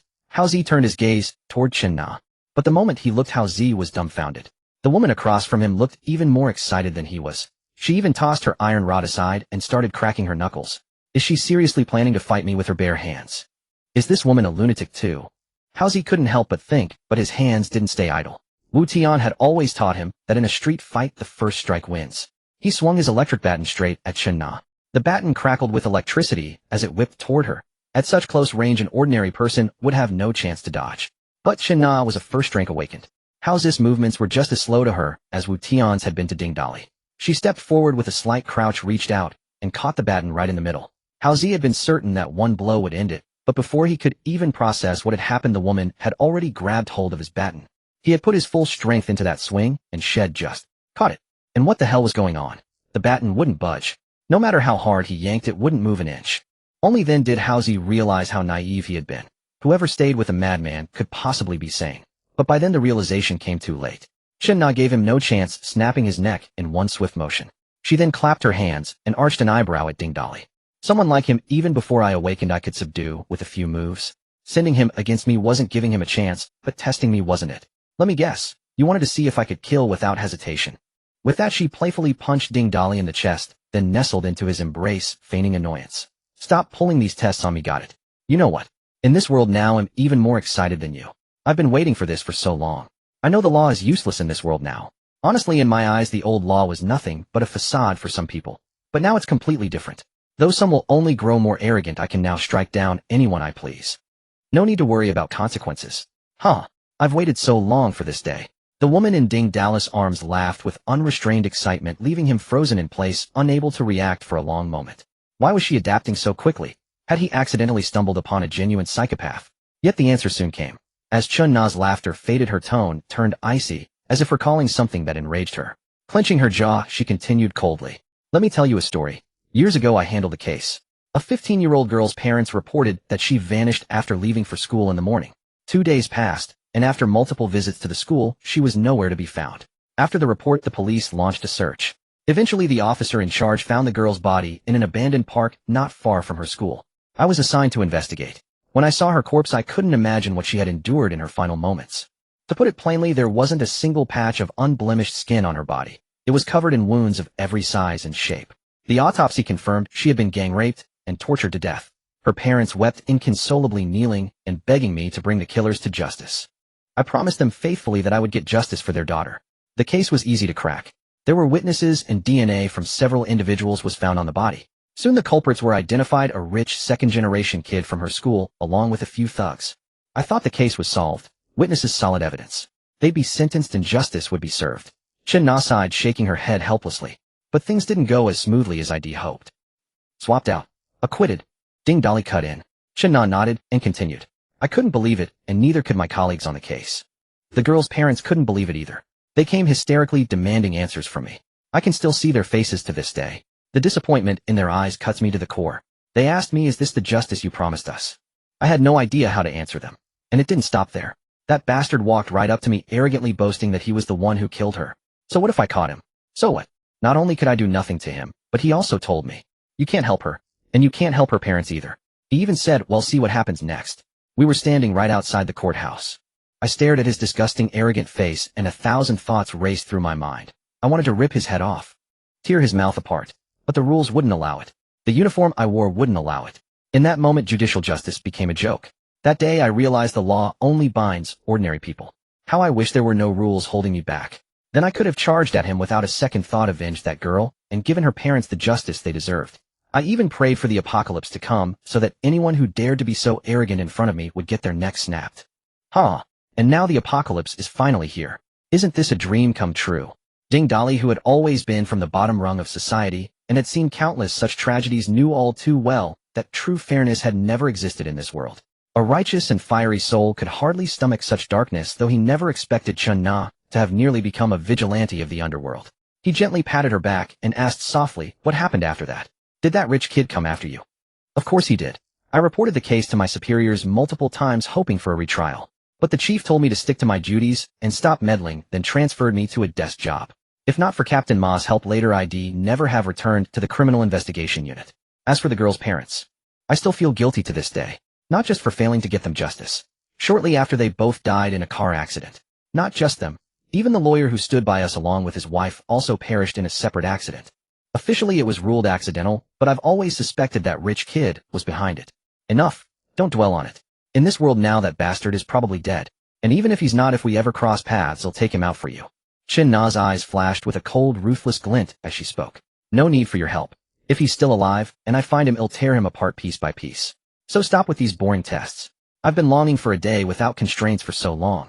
From now on, anyone who dares to act tough in front of us, they'll snap their necks. Snapping necks isn't enough. Dali suddenly interjected, raising his hand. A flash of lightning struck the corpse's head, reducing it to ash in an instant. He kissed Chen Na on the cheek and grinned. Apocalypse survival tip. Remember this, to truly kill someone you must destroy the brain. There are all sorts of bizarre abilities that can bring people back. Even if they don't revive, as long as the brain is intact, they'll rise again as a zombie. Chen Na, who had been feeling low from recounting the past, suddenly lit up again at the sight of Dali's lightning ability. Her eyes practically sparkled with excitement. Is this your ability too, hubby? How many abilities do you have?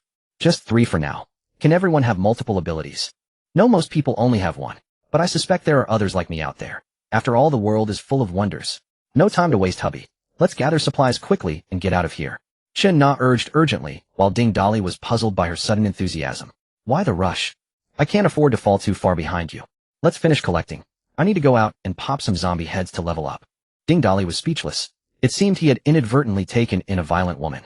Perhaps she had been suppressed for too long before the apocalypse. The post-apocalyptic Chen Na was fiercer than even Niu Hulu Zhen Huan upon her return to the palace.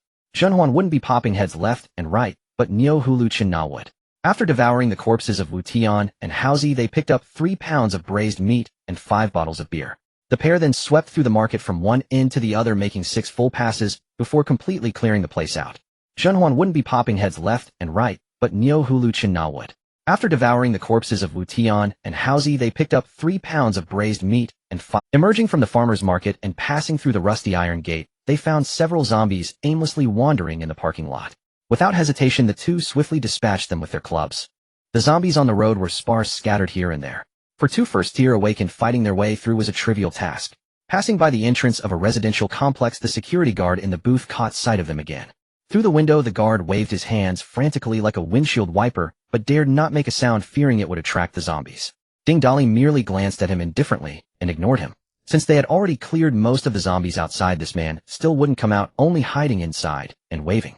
Such a person wasn't worthy of attention or sympathy. Ignoring the waving guard, the two strode purposefully towards the supermarket. This supermarket was small, a 2-story building with the store on the ground floor and an internet cafe above. Despite its size, it was a local landmark standing at the intersection. People from nearby neighborhoods who were too lazy to go to the farmer's market often shopped here, making it quite profitable. Small supermarkets like this were a dime a dozen in the city. Unlike the tiny converted shops in residential areas, this small chain store prided itself on being small but comprehensive. Apart from the farmer's market, this Lianhua supermarket had the richest supplies in the area. Although Dali could obtain supplies by killing zombies or looting others, the first day saw few zombies outside, making it the perfect time to gather resources. With such a treasure trove right before him, not seizing it would be utter foolishness. Ding Dali used his lockpicking skill to slowly raise the supermarket's rolling shutter. As the door went up, a group of people stood stiffly behind the glass door like ghosts staring straight at him, giving him quite a start. He had expected at most 1 or 2 overnight staff, not this many people. The people inside sized up the 2 standing outside, noting the heating pipes in their hands and the bloodstains on their clothes. They looked like vengeful gods emerging from hell, radiating murderous intent. Behind them, the corpses of 7 or 8 zombies lay scattered on the ground. Clearly these were the handiwork of the duo. Who are these 2? They're incredible, killing so many zombies. Could they be here to rescue us? I doubt it. Official rescuers wouldn't come in just to pay her right. That's not necessarily true. We're not important people. It's already lucky if anyone comes to save us. The crowd buzzed with discussion until a middle-aged man stepped forward. Ding Dali immediately recognized him as the supermarket's owner. The middle-aged man spread his arms to quiet the crowd and spoke solemnly. All right, stop the chatter. Don't you want to attract those things? He then took out a key, unlocked the chain on the glass door, and let the 2 outsiders in. Once Ding Dali entered, the owner quickly held the door, leaned out to scan the area, and sighed with relief upon seeing no living zombies around. He hurried back in and pulled down the rolling shutter, locking it securely. He let out another heavy sigh of relief. Ding Dali surveyed the supermarket carefully. 8 people stood around. Not far away beneath a promotional milk shelf lay 3 zombie corpses with a bloodstained fire extinguisher beside them. Did you kill those 3 zombies? The owner, puzzled that these 2 fierce-looking men had entered silently and only spoke after a thorough look, and even then about the corpses, responded. We didn't kill them. Young man, may I ask, are you 2 here to rescue us? You didn't kill them? Does that mean there are others here? The owner hesitated for a moment before answering. Last night there were 13 people here. 3 employees turned into zombies. 2 people went to deal with them. 1 was eaten, the other killed the zombies, but got bitten in the process. We feared the bitten one would turn, so we tied him up. Isn't that what they do in zombie movies? Ding Dali eyed the owner suspiciously. With so many of you, only 2 went to fight the zombies. The owner was momentarily stunned, his gaze shifting uneasily as he stammered about to speak. A heavily made-up woman stepped out from the crowd, hands on her hips, stamping her high heels loudly. She looked Chen Na up and down, rolled her eyes disdainfully, and shrieked in a shrill voice. What do you 2 think you're doing? Are you here to rescue us or not? Take me home right now. I'm sick of this dump. The owner secretly tugged at the woman's sleeve, gesturing towards the clubs in the duo's hands, signaling her to watch her tongue. His gesture only ignited the woman's fury. She pointed at the owner's nose and cursed. Wang Defa, if you hadn't promised to bring me here to unload goods, and then take me out for a holiday, and buy me gifts, would I have come to this crappy store with you? Just looking at your cowardly face infuriates me. Slap. A heavy blow landed on the woman's face, swelling it instantly. The striker was the owner, Wang Defa. Xiaoya, mind your tongue. With outsiders present, I won't lower myself to your level. Don't push your luck. Wang Defa, damn you. Are you eyeing that slut beside that kid again? And that bitch, bitten by the zombie, you won't throw her out either. Can't bear to part with her, huh? I know you can't change your ways. You were the same back then. Slap. Before she could finish, another slap landed. This one from Chin Na with full force. The garish woman's mouth was still flapping, but her head spun around, facing backwards towards the crowd. Her lips moved silently, no sound coming out. Her eyelids fluttered, then rolled back before her body crashed to the floor. The crowd inside recoiled in terror like startled birds. 2 female cashiers, as if their spines had been ripped out, collapsed to the ground, shrieking more. More. Murder. Chen Na, as still as a statue, stared coldly at the cowering crowd. With a raise of her hand, a fireball shot forth like a meteor, striking Zioya's corpse, which ignited instantly like dry kindling. No prior grudges, yet you spew venom at our first meeting. You truly deserve to die. Under Chen Na's icy arrow-like gaze, the people inside were already trembling in fear. Witnessing the bizarre sight of a fireball appearing out of thin air, everyone stood frozen, as if under a spell, not daring to move their legs, shaking uncontrollably. The owner, Wang Defa, saw his mistress killed, his fury erupting like a volcano. But recalling what had just happened and the pile of zombie corpses outside, he knew these 2 were as eerie as demons from hell, not people he could contend with. Thus he forcibly suppressed his rage, and like a groveling lapdog approached Ding Dali and the others, his face full of fawning flattery. That woman knew no bounds. I've long found her insufferable. Good riddance. She offended this lady as she got what she deserved. But if I may ask, what business do you 2 have at my humble store? Collecting supplies. Now scram and stay out of the way. Ding Dali said impatiently to the insincere middle-aged man. Wang Defa's displeasure flickered across his face for a moment before vanishing, replaced by a beaming smile like a Mithriya Buddha. This store is small with few supplies. Take whatever you fancy. They'll take my staff back to my office and leave you 2 alone. With that, he bowed and backed away a few steps like a humble servant, then gestured for his employees to follow. The employees' heads bowed like wilted eggplants, didn't dare look up as they trailed behind their boss into a room with a security door in the corner of the supermarket. Seeing everyone in the supermarket trailing after the boss one by one, they filed into that so-called office as if afraid of being left behind. Dali sneered and ignored them, casually strolling through the supermarket. He was surprised to find that most of the shelves were stocked with daily necessities. The shelves holding food and water had been ransacked, nearly empty. Only a few scattered bags of puffed snacks remained on the floor. Staring at the barren shelves, Chen Na asked with a puzzled expression, "Did this supermarket just not get stocked yet? Why are so many shelves empty? How could it be a coincidence that only the food and water shelves are sold out? Do you think the boss is that generous, letting us take whatever we want? There must be some trick we don't know about. Let's investigate further." They had only taken a few steps along the shelves when two coughs suddenly echoed through the silent supermarket. The sound was extremely faint, yet in the stillness it was unmistakably clear. "Careful, someone's there." Dali whispered, his face turning grim, and then shot off like an arrow toward the source of the sound. The sound came from a partitioned glass room near the supermarket entrance. Dali had frequented this store before. On one side of the entrance were stalls selling snacks, Bingbing grilled sausages, candied hawthorns, while the other side housed a glass room filled with children's coin-operated rides and claw machines. Familiar with the layout, Dali had only given the glass room a cursory glance upon entering and hadn't noticed anyone inside. But as he ran over, he saw a corpse on the floor, torn apart by zombies. The head lay nearby, its lower jaw missing, yet the grayish-white, already rotting eyes still rolled back and forth. Not far from the corpse sat a woman bound to a claw machine. A chunk of flesh was missing from her arm, marked by clear bite wounds.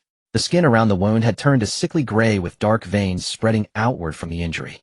Hearing footsteps, the woman slowly lifted her head. Her pale face was beaded with sweat, her ponytail disheveled with strands sticking to her skin. Sweat dripped from the loose hairs. Her delicate features, combined with her frail state, gave her the look of a sickly girl next door. Though her face was gentle, her figure was striking, curves in all the right places.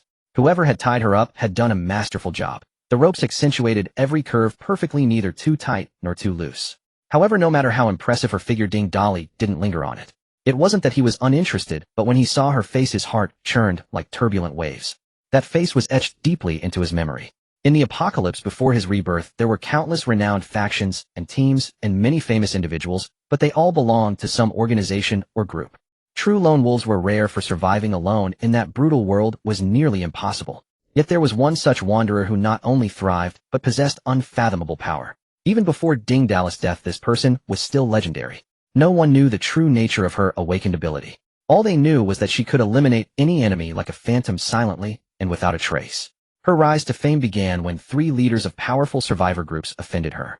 Within a single night, those 3 leaders met mysterious deaths in their own rooms, their bodies mutilated and heads separated, and even their most capable subordinates were all slain without exception. The 3 bases lost their core strength overnight, an effective destruction of all 3 in the apocalypse. From then on, her reputation soared, and no one dared to provoke her again. This figure, who came and went like a shadow and struck with ruthless precision, bore the face of a girl next door and a poetic name, Yi Zhiqiu. In his past life, Dali had traded goods with Yi Zhiqiu on several occasions, a common practice among apocalypse survivors. That was why she left such an indelible impression on him. He never expected that at the very start of the apocalypse, she would be right near his home. As Dali was lost in memories of Yi Zhiqiu, a voice suddenly rang out in his mind. "Ding, suitable target detected. Boss, hurry and win her over." "Huh. Scan her info. Name Yi Zhiqiu. Score 90. Human female. Strength 4. Speed 9. Stamina 5. Spirit 5. Ability awaiting awakening." Unexpectedly, Yi Zhiqiu's basic physical attributes are this high. Her speed is almost at the level of an awakener already. Dali couldn't help but praise as he looked at her stats. Ding. Warning. The target is undergoing zombification. If boss doesn't want to earn the title of Zombie Knight, take action immediately. Wait. Yi Zhiqiu is about to turn, but why did she become an awakener in my past life? Glancing at the zombified head on the ground, Dali suddenly understood. In the past life, something must have happened to shatter that head, revealing the crystal core inside. Once Yi Zhiqiu saw it, she wouldn't have been able to resist swallowing it. Swallowing the crystal would counteract the zombification and make her an awakener. I saw you two in action. Help me. Help me kill those people. I can give you a truckload of supplies. Yi Zhiqiu was extremely weak, but her teeth clenched in fury at the mention of killing them. "Oh, you want me to kill that group for you? A truckload of supplies isn't enough. What do you want? Just help me kill them. He'll do anything. Simple. Become my woman and he'll do it." Hearing this, Yi Zhiqiu let out a helpless, bitter laugh. I can feel myself turning into one of those flesh-eaters soon. Others would run from me, but you want me as your woman. Aren't you afraid I'll become a zombie?" I don't care what you are. Just tell me. Yes or no. Ding Dali was getting anxious thinking, just say yes already. I need to feed you the crystal. If you actually turn this is over. But Yi Zhiqiu, misinterpreting his urgency as genuine acceptance, felt a flicker of warmth and nodded. Kill them for me. He'll be your woman. No problem, deal. Don't worry. As long as you're mine, I won't let you turn. And he'll even let you kill that group yourself. Hearing that she could avoid zombification and avenge herself, a spark lit up in Yi Zhiqiu's eyes. Without a second thought, she nodded firmly again. Fine. Deal. Ding Dali was overjoyed. It was hard not to be excited about gaining such a powerful woman and ally. As for whether she'd back out later based on his past life knowledge of her, she was a woman of her word and wouldn't go back on it. Even if she did, he could handle her easily. Off. Hurry. I feel like I'm failing. Yi Zhiqiu suddenly coughed up blood and let out a pained cry. Damn, this is bad. Without hesitation, Ding Dali crushed the head on the ground with his foot, retrieved the crystal core, and shoved it into Yi Zhiqiu's mouth, then said in a low voice. Don't think about anything else. Feel the energy flowing through your body. It will hurt a bit, but you must endure. Once she became a primary level awakener, she'd be immune to bites from basic zombies, just as a first-tier awakener could resist first-tier zombies. Hearing Ding Dali's words, Yi Zhiqiu gritted her teeth and endured the pain of evolution without making a sound. Once the crystal was fully absorbed, she evolved successfully. However, the zombification didn't stop, it only slowed down. It seemed one crystal wasn't enough. Ding Dali pulled out a handful of basic crystals from his storage and fed them to her one by one. He only stopped when she winced in pain again. This time the evolution was swift. Yi Zhiqiu didn't suffer long. Her pale face regained color, and her listless spirit became vibrant once more. Feeling the surge of power in her body, Yi Zhiqiu strained against the ropes. They snapped instantly. Scan her data. Name Yi Zhiqiu. Rating 92. Human female, initial stage awakened. Strength 50. Speed 65. Stamina 50. Spirit 55. Ability, invisibility. Invisibility ability, huh? No wonder no one had ever seen her use her ability in the past life. An invisibility ability paired with attributes comparable to a speed-type awakened could indeed kill without a trace. Although her invisibility was only rated A combined with sufficient speed, it was quite formidable. Her rating is 92, and it increased after becoming an awakened. Hey system, why doesn't Chen Na's data show a rating now? Bro, those already conquered are not rated. Damn. Ruthless. Thank you for saving me. My name is Yi Zhiqiu. Don't worry, once I kill those bastards, I'll do what I promised you. Yi Zhiqiu's words interrupted Ding Dali's communication with the system. He calmly pulled out a large bucket of water collected from the farmer's market and placed it on the ground. No rush to kill. Clean yourself up first, then get familiar with your strength and invisibility. We'll find you some clothes to change into. With that, he dragged Chen Na out of the partitioned room, leaving Yi Zhiqiu stunned and placed her heart in turmoil. How does he know I can turn invisible? I only have this feeling that I can. And how did he just conjure a water bucket out of thin air? Is that also an awakened ability? Who is he? How does he know so much? Ding Dali and Chen Na were unaware of Yi Zhiqiu's inner shock. They went to a corner of the supermarket, an area selling underwear and pajamas, the only place in the store with clothes. Ding Dali rummaged through items, occasionally glancing at Chen Na, remembering that he had just made another woman his own right in front of her. Seeing her look like she wanted to say something but hesitated, Ding Dali asked, "What's wrong? Just say it. Is this Yi Zhiqiu also a woman from your past life?" "No, she isn't." "Then why did you say she'd be your woman?" Chen Na's tone carried a hint of displeasure. "Yi Zhiqiu wasn't my woman in the past life, but she was an extremely powerful lone wolf. Those who offended her died silently. Do you know what people called her back then?" Chen Na shook her head, and Ding Dali continued, "The Grim Reaper Yi Zhiqiu. She took lives as silently as the black and white impermanence. That shows her strength. We must win over a powerhouse like her. Only by making her my woman can we ensure she never betrays us." "Why only by becoming your woman won't she betray you?" Ding Dali slapped Chen Na's but playfully, and said with a sly grin, "Don't you already know the answer?" Hearing this, Chen Na's face flushed red, her legs trembling, as if she might collapse. She gave Ding Dali a playful pinch on the waist. "You're such an animal. Anyway, I know you have other women, so one more doesn't matter, especially a capable sister. But remember, no matter how many more there are, I'm the boss. Of course you're the head wife. If anyone else doesn't obey, you deal with them. Don't spare me any face." Seeing Ding Dali's shameless, carefree look, Chen Na felt an urge to hit him, but she couldn't beat him, not during the day. And not at night either. She had no choice but to accept her fate. She picked out a set of underwear and handed it to Ding Dali. "Here, Yi Zhiqiu should fit this. Find her a pair of pajamas to wear over it for now." Ding Dali was momentarily stunned, took the underwear, opened it to check, and then said flatteringly, "The head wife is truly amazing. You can tell the sister's size at a glance. Stop being such a fool here. I ask you before your rebirth, who is stronger, you or Yi Zhiqiu?" Ding Dali found another set of pajamas and placed them with the underwear into a bag. Then after a moment of thought he said, "Well, In the past life, Yijiqiu and I knew each other, but we weren't close. Based on my estimation, I probably wasn't her match back then. Oh, she's that strong. Then can she submit to you? Don't worry. In this life with my strength, I'm definitely a cut above her. Chen Na took 2 seconds to process this, then her face turned bright red. She gave Ding Dali another annoyed pinch. When the two returned to the partition room with the clothes, Yijiqiu had already finished cleaning and was practicing her invisibility. A naked woman with a ponytail suddenly vanished, only to reappear in another corner. The sight was so thrilling that Ding Dali couldn't help but watch intently, exclaiming in delight. Chen Na glanced at him and teased sarcastically. Oh dear. Hubby, are you about to turn into a zombie? Why is your nose bleeding? What the hell are you talking about? Don't talk nonsense. It's just internal heat. Internal heat. Hearing voices, Yijiqiu nervously covered her private parts with her hands and looked back.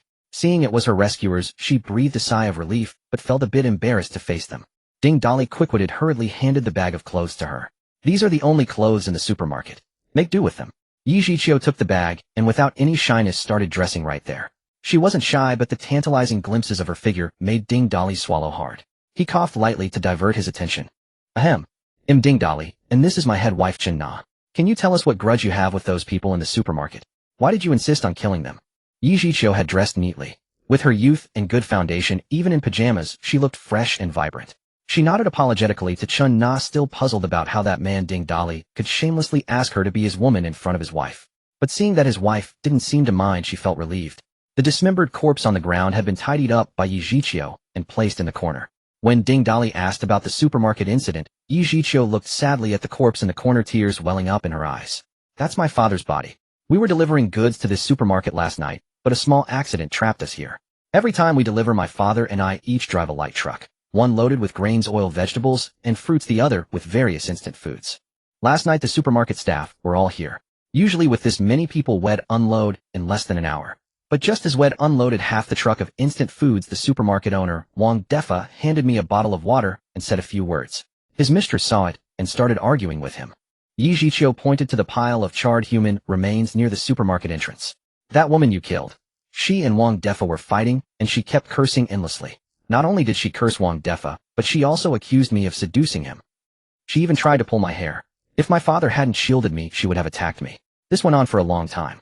Everyone in the supermarket was either mediating or watching the spectacle. No one was unloading the goods. Thinking back, it's fortunate it was late and no one was on the streets. If her shouting had attracted a crowd and they turned into zombies, the consequences would have been unimaginable. Because of the mistress fuss, time dragged on until late at night, when an eerie thick fog suddenly descended. At first everyone was curious, but within seconds they saw the fog falling from the sky, like liquid, which was highly unusual. They stopped arguing and hid inside the supermarket, shutting the doors. At this point Yijiqiu paused, and Ding Dali took the chance to ask. At first everyone was curious, but within seconds they saw the fog falling from the sky, like liquid, which was highly unusual. They stopped arguing and hid inside the supermarket, shutting the doors. At this point Yijiqiu, I heard Wang Defa said you could take whatever supplies you want. Don't listen to his nonsense. He was just being polite. All the edible and drinkable stuff was already moved by him into that warehouse in the corner of the supermarket, the so-called office. What he left out were just daily necessities. There really was something fishy. I said the edible things in the supermarket couldn't have vanished like locusts passing through. This Wang Defa is indeed full of lies. I should have roasted him just now. Chen Na spat in dissatisfaction, a ball of flame igniting in her hand. Yijiqiu was stunned for a moment at the flame in Chen Na's hand, then nodded in complete agreement and sneered, grinding her teeth. Humph. This Wang Defa is not just a liar full of deceit, but also a sinister viper, hiding a knife behind a smile. He took a deep breath as if trying to exhale the anger within him, and then continued slowly. After we retreated into the supermarket, everyone stood by the glass doors. None of us had ever seen such a scene, so we all just stared blankly at the thick fog outside, clicking our tongues in wonder. No one noticed 3 employees with nosebleeds until they transformed into man-eating zombies, as if possessed by demons, and lunged with claws bared at Wang Defa, who stood not far from them. Fortunately, my father reacted swiftly and shoved Wang Defa out of the way, snatching him from the jaws of death. Thinking back now, if my father hadn't saved him, how wonderful it would have been. No one had ever heard of or seen such a thing, living people suddenly turning into hideous monsters. Terrified, everyone scattered like headless flies within the supermarket, using the shelves as shields to dodge the zombies' attacks. In the end, we all hid together in the storage room in the corner of the supermarket. After a night, the zombies that had been lingering at the door slowly wandered away. But after the ordeal of that night, everyone was starving, yet the storage room only had rice and flour, no water. We couldn't just gnaw on dry grains. Moreover, through our phones we learned the outside world was the same. Waiting for rescue could take who knows how long, but the pangs of hunger were all too real. So someone suggested sending 2 people out to bring back food and water. But with 3 zombies outside, who would dare go? Why should we have to face the zombies just for their sake? Then Wang Defa, all smiles, walked up to my father, calling him brother Yi repeatedly, and insisted he had no choice but to ask us to go out for supplies. My father, looking through the peephole and seeing no, why should we have to face the zombies just for their sake? Then Wang Defa, all smiles, walked up to my father, calling him brother Yi repeatedly, and insisted he had no choice but to ask us to go out for supplies. My father, looking through the peephole and seeing no zombies by the door, figured a quick trip to grab food and return would be safe, so he agreed. Why should we have to face the zombies just for their sake? Then Wang Defa, all smiles, walked up to my father, calling him brother Yi repeatedly, and insisted he had no choice but to ask us to go out for supplies. My father, looking through the peephole and seeing no, then I saw Wang Defa exchange a glance with his mistress. She then spoke up again, saying this couldn't go on. The zombies outside had to be eliminated for everyone's safety. She suggested sending 2 people to distract the zombies while the others attacked them from behind to finish them off. Then I saw Wang Defa exchange a glance with his mistress. She then spoke up again, saying this couldn't go on. The zombies outside had to be eliminated for everyone's safety. She suggested sending 2 people to distract the zombies while the others attacked them from behind. Still beaming, he said that we, the father and daughter, had already been out once, and it wouldn't be fair to send us into danger again. For the sake of fairness, he suggested a vote to decide who should go out to attract the zombies. At this point, Yizikia's eyes turned cold as she looked towards the storage room and continued her tale. They called it fair, but they were clearly in cahoots, having already decided to vote for me and my father. And that's exactly what happened. Oh, everyone except us voted for us. I was furious and wanted to argue, but my father, seeing they had the numbers and fearing I'd get hurt, stopped me, saying we just needed to distract the zombies and they'd attack from behind in time. What could go wrong? But my father overestimated their humanity. Once we were out, we spotted a zombie in the milk promotion area. My father signaled for me to stay put while he went to distract it. Everything went smoothly. The zombie was fixated on my father, circling in place. Then my father waved for the others to come and attack it from behind. However, everyone just stood at the doorway watching from the sidelines, not a single person making a move. Seeing their inaction, I grew anxious. I grabbed a fire extinguisher from the wall and smashed it into the zombie, knocking it down. The zombie flipped over and got back up. My father came to help, but no matter how many times we knocked it down, it kept getting back up. Then I remembered from movies that a zombie's weakness is its head. So I raised the extinguisher and brought it down on the zombie's head. I hit it many times before it finally stopped moving. That zombie was finally down for good. But the sound of the fight attracted the other 2 zombies. Exhausted from the struggle, I was gasping for breath and didn't notice one of them lunging at me from behind. Just as the zombie's jaws were about to clamp onto my neck, my father thrust his arm out to block the bite. But the zombie's teeth sank into his arm. Unable to break free, they both tumbled to the ground, and then the other zombie pounced on him as well. And so right before my eyes, they tore my father apart, leaving him unrecognizable, and in my struggle against the zombies, my arm was also bitten. In the end, I managed to beat the zombies down. But my father and those bastards, no matter how I cried for help, they just stood behind the shelves watching from the storage room door. Just watching. Only then did I realize they never intended to help. Seeing the zombies were dead, Wang Defa had everyone move all the food and drink into the storage room, just in case. While they were moving things, my father's severed head reanimated. They guessed that a bite turns you, so they tied me up in here. The one who tied me up was Wang Defa. I asked him why he would harm the man who saved him. Wang Defa shamelessly said it was better to sacrifice outsiders than one of their own. He even said it was a pity I'd been bitten, or he could have had some fun with me first. So it was Wang Defa who tied you up. That old bastard is quite skilled at it. Huh? What did you say was skilled? Nothing. Nothing. Yi Zhiqiu recounted the events in the supermarket to Ding Dali and Chen Na word by word. Meanwhile, Wang Defa and the others hiding in the storage room were not idle either. Boss, are we really just going to let those 2 kill people and take our stuff? The speaker, wearing the supermarket uniform, was one of the sales assistants. Wang Defa, seated among the others, had dropped his usual smiling facade and said with a gloomy face, "Humph, that woman was nothing but trouble. Good riddance. But killing my people right in front of me. That's infuriating. However, those 2 might not be easy to deal with." Right, boss. I saw that woman conjure a fireball out of thin air. It was bizarre. Bizarre? Humph, we have abilities like that too. As he spoke, a bottle of mineral water in the distance levitated, floated in a circle before their eyes, and then landed steadily on the ground. The onlookers stared in disbelief at Wang Defa. Wang Defa's gaze swept over the crowd, and he pulled 2 transparent crystals from his pocket. Seeing them, everyone involuntarily swallowed, filled with a desperate desire to devour them. If Ding Dali were present, he would have instantly recognized them as low-grade energy crystals. After I tied up that girl Yi Zhiqiu, I was going to find a cleaver and finish her off, just in case she turned into a zombie and caused trouble. But as I passed the 3 zombie corpses whose heads had been smashed and I spotted a crystal like this in the mess. I found 2 more in the other 2 bodies. After washing them clean, I couldn't control the urge to swallow one. So I went to the restroom and ate one. The result was a sudden, overwhelming pain all over my body that knocked me out cold. Not long after I woke up and found my physical condition had greatly improved, and I had also gained a superpower. I guess that all zombies have these things in their heads, and they can cause evolution. So I decided to abandon the idea of killing Yijiqiu. He'll wait until she turns. Then I can get another one. But before I could even act, those 2 barged in. Wang Defa's gaze darkened as he swept his eyes across the crowd and continued, "That woman is ruthless. She kills without batting an eye and can conjure blazing flames out of thin air. I suspect she's taken one of these 2. As for the man beside her, I can faintly sense his strength is unfathomable. With my abilities alone, I fear it would be difficult to contend with them. So I've decided to pick 2 of you to take these as well. If we have more awakened among us than they do, we're certain to defeat them." The other people in the supermarket heard their boss words, and their hearts surged with excitement like turbulent waves. A chance to possess superpowers. That was something ordinary people could only dream of. Moreover, the 2 crystal cores before them resembled enchanted gems, making it nearly impossible to resist the urge to snatch and swallow them. Yet recalling the boss' bizarre ability from earlier, no one dared to make a rash move. Wang Defa was pleased with their reaction. He pointed at 2 employees who were usually adept at flattering him, like a general commanding his troops. Li Xiaoqiang Zhang Shuai. If I give this opportunity to the 2 of you, can you help me guard this supermarket? The 2 named ones sprang up ecstatic like monkeys given bananas and repeatedly vowed absolute loyalty to their boss and the supermarket. Wang Defa wasted no time decisively handing each of them a crystal core to swallow, then turned to reassure the others. "Don't worry, everyone. Once we drive those 2 away, we can use our abilities to kill more zombies, obtain more of these crystal cores, and grant abilities to all of you." At these words, the crowd rejoiced, as if they could already see themselves awakening superpowers. Li Xiaoqiang and Zhang Shuai quickly completed their evolution and became awakened ones. However, neither of them awakened a special ability. One gained incredible strength, while the other moved with the speed of a loosed arrow. This was the common path for most awakened 1 or 2 attributes becoming exceptionally prominent, but not all awakened ones gained unique powers. Of course, Wang Defa was unaware of this. He believed that Li Xiaoqiang's immense strength and Zhang Shuai's lightning speed were special abilities. This filled him with overwhelming confidence, as if he had already become the sovereign of this apocalypse world.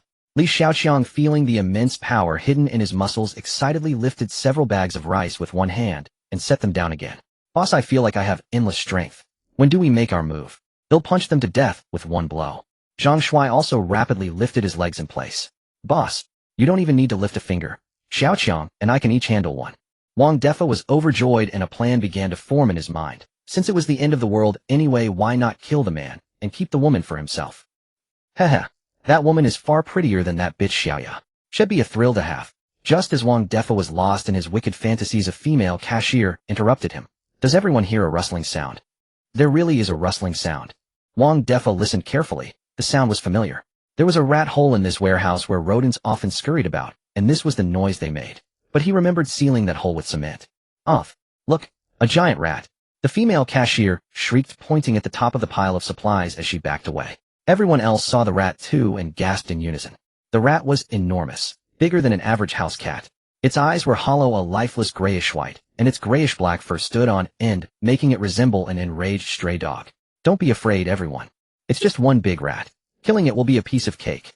Li Xiaoqiang stepped forward to reassure the crowd. But as his words faded, more rats began pouring out from behind the giant one like a spring. 1, 2, 3, 4. One after another, countless in number. Until the first rat shot toward the crowd like an arrow from a bow, while even more kept streaming out from behind. The first rat lunged straight at the group, and Li Xiaoqiang was the first in its path.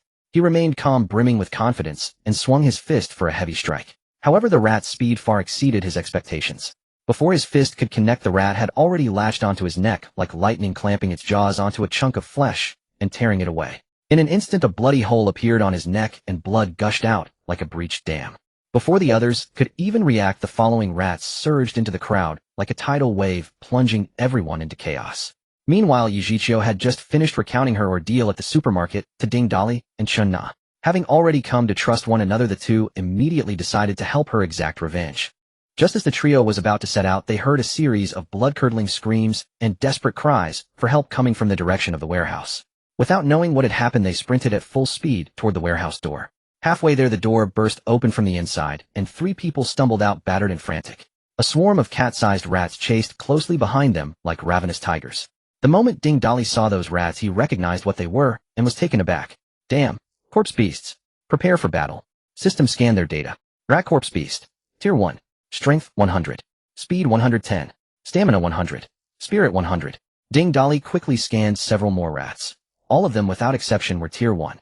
This was only the first day. The evolutionary path of animals mirrored that of humans. Some became corpse beasts while others evolved into mutant beasts. A bite from a mutant beast wouldn't cause zombification, but a bite from a corpse beast was a death sentence, inevitably leading to transformation. Moreover, the key difference in animal evolution was that whether mutant beast or corpse beast, they could evolve simply by feeding on any flesh and blood. Humans who consumed mutant beasts grew stronger, but eating a corpse beast would turn them into zombies, and consuming their own kind would transform them into something else entirely. This swarm of nearly 100 Tier 1 rat corpse beasts. How much flesh and blood, how many of their own kind must they have devoured to evolve so rapidly? Damn it. No wonder the loose rice from this supermarket always had rat droppings in it. How many rats must have made this their home? They were practically breeding here. Ding Dali cursed Wang Defa's ancestors down to the 8th generation. Jiqiu, stay hidden. Keep behind us and wait for the right moment to strike. Be extremely careful not to get bitten. Xiaona, don't let your guard down. Give it everything you've got. These are all Tier 1 corpse beasts. We must kill them in one hit, and never let them surround us. The corpse beasts that had burst out also noticed the 3 fresh living bodies nearby. They sensed that the energy emanating from these 3 was even more abundant, so they swarmed toward them like starving rats diving at food. Although they were all Tier 1, the disparity in strength was vast. As long as they weren't surrounded, there wouldn't be much trouble. Ding Dali stared intently at the corpse beasts. When they were almost upon him, he channeled his inner energy to its full capacity. Streaks of electric light surged through his body, weaving into an impenetrable net of lightning in the air. With a wave of his hand, the net enveloped the swarm. A series of crackling sounds followed, and the air filled with a pungent stench of scorched flesh. All the corpse beasts lay stiff on the ground, charred black, and still emitting wisps of steam. Honey, didn't you say to be careful? You didn't even give us a chance to fight. Chen Na said, retracting the fireball in her hand, her voice tinged with surprise. Don't let your guard down. They're not dead yet. At my current level, I can kill Onionon with a single strike. But with this many that attack, just now only immobilize them temporarily. Strike while they're down and finish them off quickly. Don't give them a chance to recover. With that, Ding Dali made the first move, attacking with both hands. A heating pipe in one and a large kitchen cleaver in the other. Like playing whack-a-mole, he popped their heads one by one. After a few, the heating pipe was fine, but the cleaver snapped clean in two. What crap quality. Ding Dali cursed Wang Defa's ancestors another 800 times in his mind. He tossed the broken cleaver aside, but didn't stop moving, using his hands and feet to continue the whack-a-mole game. Ding Dali and Chen Na's attribute data far surpassed those of the first-order rat zombie beasts. Ding Dali was at the late first-order stage, Chen Na at the mid-first-order stage, while the zombie beasts were merely at the early first-order stage. The disparity in their data was as vast as a heavenly chasm, granting the two of them an absolute advantage. At this moment, the zombie beasts stood as still as if they had been petrified. The duo harvested their lives with lightning speed. As for Yi Jiqiu, though unable to achieve a one-hit kill like Ding Dali and Chen Na, a few extra heavy blows were enough to send the zombie beasts to their doom. Soon, all the zombie beasts were eliminated by the trio. The last few, like cornered beasts, struggled to rise and resist, but before Ding Dali, they were no more than mantises trying to stop a chariot. In an instant, Ding Dali's spatial storage gained 107 first-order energy crystal cores. This was an astonishing fortune. It was known that even the most ordinary first-order awakener could evolve by devouring just 10 first-order crystal cores. Those with slightly better aptitude might evolve after a dozen or so. In his past life, Ding Dali had never heard of anyone consuming more than 20. These first-order crystal cores alone were enough to allow several people to evolve to the second order. For those just stepping into the apocalypse, this was an incredibly terrifying prospect. In the first day of his past life, most people cowered in fear at home, not daring to step outside, and only a few had the courage to slay zombies. As for the more advanced creatures, only official heavy firepower could bring them down. It seems there are far more things I didn't know in my past life than I ever imagined. So on the very first day of the apocalypse, there were this many first-order zombie beasts near me. No wonder the Wuchang ghost Yi Jiqiu was so formidable in my past life. It was likely due to the chaos caused by these zombie beasts that she inadvertently consumed a crystal core. Then, relying on her invisibility ability, she slowly ground down the zombie beasts like a phantom. I just wonder how she managed to stay invisible for such a long time back then, or perhaps her ability could also conceal her scent and the like. Ding Dali had not experienced these events from his past life and could only speculate. However, he could not waste the bodies of the zombie beasts before him. Devouring them all would be enough to elevate him to the second order. To others these might be garbage, but to him they were precious treasures. His eyes gleamed with avarice as he grabbed a few and began to devour them. Just then a black shadow flashed in the corner of Ding Dali's vision. Instinctively he dodged narrowly, avoiding the attack. The shadow pounced on empty air, landing on all fours with a piercing screech. Only then did Ding Dali see clearly that it was a larger rat zombie beast. Rat zombie beast, first order strength, 170 speed, 160 stamina, 170 spirit, 150. Ding Dali was shocked as he scanned the data of the creature before him. Damn, there's another one. Is this the Rat King? Chen Na, seeing Ding Dali ambushed, grabbed a heating pipe and moved to attack. Ding Dali extended a hand to stop her, saying in a low voice, "This zombie beast is different from the others. You're no match for it. Leave it to me." The mutated rat landed and spun around, letting out screeching hisses like the grating sound of metal friction. It clawed fiercely at the concrete floor, leaving deep scratches with each swipe. On its final scratch, it leaped into the air, charging at Ding Dali with incredible speed. Ding Dali raised his heating pipe, and seizing the moment swung a vicious blow. The rat zombie beast mid-pounce was sent flying like a baseball, crashing into and toppling a row of shelves. The rat wasn't severely injured. It leaped out from the debris, screeched, and charged again. The rat's strength and speed were on par with Ding Dali's, and the two were locked in a fierce, evenly matched battle. However, the rat's smaller size made it more agile, and it found openings several times, shredding Ding Dali's clothes and drawing blood. If he weren't also first order, he would have turned into a zombie by now. Compared to Ding Dali, the zombie rat was in worse shape. It had endured numerous heavy blows, and though it showed no external wounds, the internal damage was making it unsteady. Moreover, Ding Dali had wrapped his heating pipe in a layer of lightning. With each heavy strike, bolts of electricity surged into the rat's body, causing further harm. The zombie beast continuously vomited foul blood from its mouth. It shook its fur, and driven by primal instinct, even as a zombie beast, it sensed the danger. It turned tail and fled, dashing towards the warehouse. "You scratch me up like a beggar and think you can just run away? Not a chance." Ding Dali bellowed, hurling a bolt of lightning that struck the rat squarely on its rear. The zombie rat screeched and stumbled. Seizing the opportunity, Ding Dali swiftly moved to the zombie rat's side and slammed his pipe down on its head. He struck it repeatedly, countless times, until its head was reduced to a pulp and it was unequivocally dead. Wondering if any had escaped, Ding Dali checked the warehouse thoroughly. Apart from scattered bits of gnawed flesh, there was no trace of any other zombie beasts. It was a pity about the food supplies in the warehouse. Chen Na and Yi Zhiqiu followed him in. Seeing the ground covered in shredded flesh and human tissue fragments, Chen Na remained unfazed, as she was from the criminal police and had seen plenty of gruesome scenes. Yi Zhiqiu, however, upon seeing the room full of fresh blood and gore, couldn't help but vomit, leaning against the wall. "Honey, the food is all here, but this can't be eaten right. It's all covered in rotten flesh and blood," Chen Na said with a look of disgust at the piled-up supplies. "Leave it for others. It's useless to us, but within 3 days many people will be fighting tooth and nail over it." Yi Zhiqiu wiped her mouth upon hearing this, forcing down the churning in her stomach. She covered her mouth and nose to block out the pungent smell of blood, then spoke with a nasal tone. "It's okay, there's still 1.5 truckloads of supplies outside. I have the keys." Ugh. She crouched down and vomited again. Ding Dali took out a bottle of water from his spatial storage and handed it to Yi Zhiqiu, then spoke slowly. "Let's head out first. You saw those 3 people run out of here. One of them was Wang Defa. Although they've been bitten by the zombie beasts and will eventually turn, a promise is a promise. Since I agreed to kill them for you. Even if they become zombies, they'll have to die again. Now that the zombie beasts are dealt with, it's their turn." The 3 exited the warehouse and saw 3 other people rummaging through the pile of zombie beast corpses. It was Wang Defa, Zhang Shuai, and a female sales assistant who had escaped from the warehouse. Sensing they were being watched, the trio looked up and met the gazes of the other 3. Wang Defa's face showed a flicker of embarrassment, but he quickly replaced it with a fawning smile and trotted over like an obedient dog, with the other 2 exchanging glances before following suit. "Oh, my friend, it's all thanks to you for taking care of so many monsters so quickly. We were just trying to see what was going on. How could rats?" Before he could finish his sentence, Ding Dali's fist pierced straight through Wang Defa's head. "I'm sick of your hypocritical act." He then pointed at the other 2 and continued, "These 2 are yours. They'll turn into zombies sooner or later, so don't hold back. Kill them directly." Ding Dali shook the blood off his hand and crouched down to wipe it on Wang Defa's corpse. Then, with a burning gaze fixed on Wang Defa's body, he smiled brightly. Haha didn't expect a pleasant surprise. The reason he acted so swiftly was that he had scanned the data of the 3 and discovered that 2 of them were awakeners. What excited Ding Dali immensely was that Wang Defa had actually awakened and shrank ability psychokinesis. Where was the justice in that? It would be a crime against heaven not to take it. Activating his devour ability, he claimed psychokinesis as his own and drained Wang Defa's corpse dry. Ding. Obtained plate-licking proficiency. Learning. Ding Dali was speechless. No wonder Wang Defa, despite being a bloated fool, could still attract mistresses. He must have had a special skill. Ding Dali used his mind to feel the warmth of the heating pipe in his hand, as if it had become a part of his consciousness. Wherever his thoughts went, the heating pipe could fly there.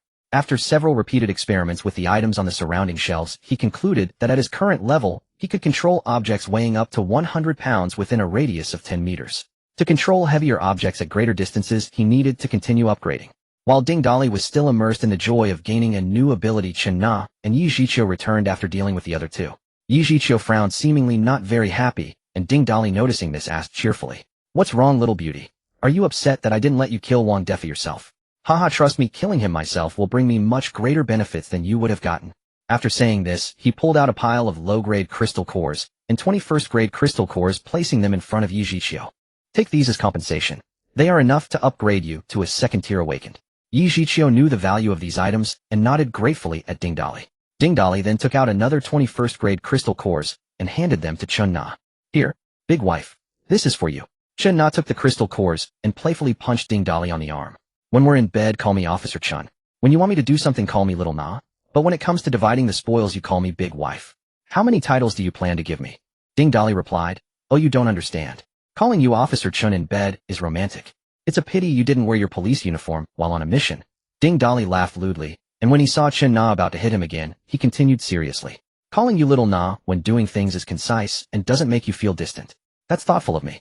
As for calling you Big Wife when distributing the spoils, that's to remind everyone of who the real boss is, even if they get more rewards." Hearing Ding Dali's ramblings, Chen Na nodded in satisfaction. Yi Zhiqiu, who had been listening to the explanation, thought to herself, "This guy really has no shame. Alright, let's absorb the crystal cores here. Once we are all upgraded, we will gather our supplies and head home." After saying this, the two women were about to sit down to absorb the crystal cores, but Ding Dali gently tugged at Chen Na, signaling her to come over. Moving behind a few shelves, Chen Na looked puzzled and asked, "Aren't we supposed to absorb the crystal cores? Why are you bringing me here?" Ding Dali replied, "It's nothing." "What do you mean? What are you talking about? I don't understand." Ding Dali said, "I said it's nothing. Everything I just said has been erased. You have to figure it out yourself." Seeing Chen Na's confused expression, Ding Dali felt disappointed, muttering to himself, "Do you have some kind of big problem? What are you talking about?" Ding Dali leaned in close to Chen Na's ear and described in detail, causing her ears to turn redder as she listened. By the end, she pinched him hard at his waist. "What's in your head? Right after a fight, and you're thinking about that? I'm going to find Yi Zhiqiu to eat the crystal cores and evolve. We'll talk about the rest later." After saying this, she left without looking back, leaving Ding Dali standing there with a foolish grin.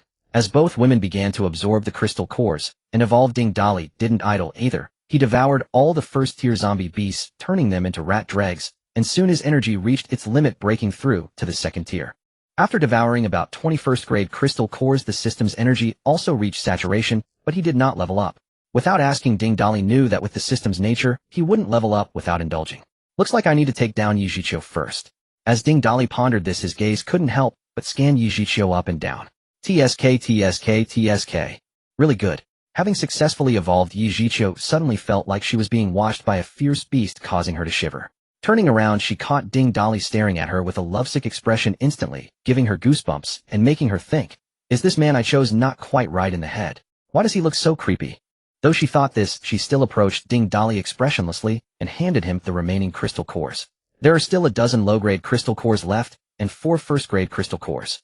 Ding Dali coughed awkwardly twice, reached out to take the crystal cores, and didn't forget to take the opportunity to touch Yi Zhiqiu's hand. Cough cough. "I used 16 first-grade crystal cores. Not bad. Indeed, the potential is great. You can keep the crystal cores and handle them yourself. But for further upgrades, you'll need second-grade crystal cores. A first-grade ones will have very limited benefits for you now." At this moment, Chen Na also finished her evolution, stood up, and teased, "Honey, I have 3 crystal cores left, so I won't give you any. I'll give you candy tonight. System, check the data of the 3 of us. Name Ding Dali. Second tier awakened. Strength 230. Speed 230. Stamina 240. Spirit 250. Ability devouring space, a lightning S telekinesis S. Name Chen Na. Second tier awakened. Strength 205. Speed 210. Stamina 205. Spirit 210. Ability fire controller. Name Yi Zhiqiu. Rating 91. Second tier awakened female. Strength 200. Speed 220. Stamina 200. Spirit 210.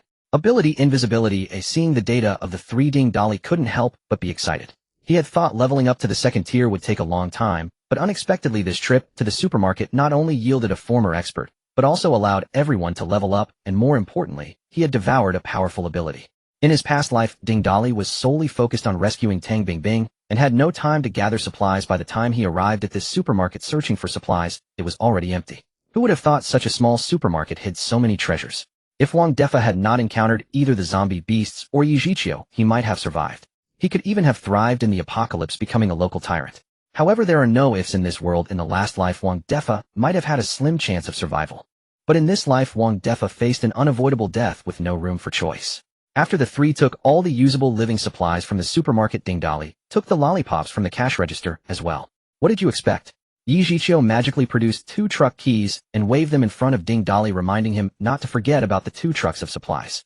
Ding Dali was astonished as he looked Yi Zhiqiu up and down, feeling quite puzzled. Where did this woman wearing a pocketless nightgown hide the keys? Stepping out of the supermarket, night had already fallen. Ding Dali decisively decided not to go to the Sunflower for now, and instead returned to the community. A few zombies were wandering around the trucks, and Ding Dali signaled the 2 women to go kill them. He opened the back cargo boxes of the 2 light trucks to check the supplies. One truck's entire cargo box was filled with rice flour and oil. There were also boxes of fruits and vegetables. The other truck was neatly stocked with boxes of instant food and snacks. Without hesitation, he gathered all the supplies from the light truck's cargo box into his space, and naturally the 2 trucks could not be wasted. Ding Dali personally drove one truck at the front, with Yi Zhiqiu following closely in another. They completely ignored the newly appeared zombies on the road, crashing into those that blocked their way. After the zombies were knocked down, Yi Zhiqiu drove right over them, and doing this with the weight of the truck was quite exhilarating. Today Ding Dali came out with a full harvest, unable to suppress his happiness. He hummed a cheerful tune and sang a lively song as he sped towards the community. The security guard at the gatehouse saw the 2 trucks approaching and was about to scramble to the window for help, but he realized the vehicles had no intention of stopping. They crashed through the barrier and drove straight in. The furious guard stomped his feet and cursed from inside the booth. They parked the vehicles at the entrance of the building. After entering the apartment, the 3 of them, covered in battle filth and the impurities excreted during evolution, reeked as if they had just been dragged out of a garbage bin. They took turns washing up and changed into fresh clothes. If it weren't for Tang Bingbing's habit of buying clothes and the stash of her outfits in Ding Dali's wardrobe, the 2 women would have had nothing to wear.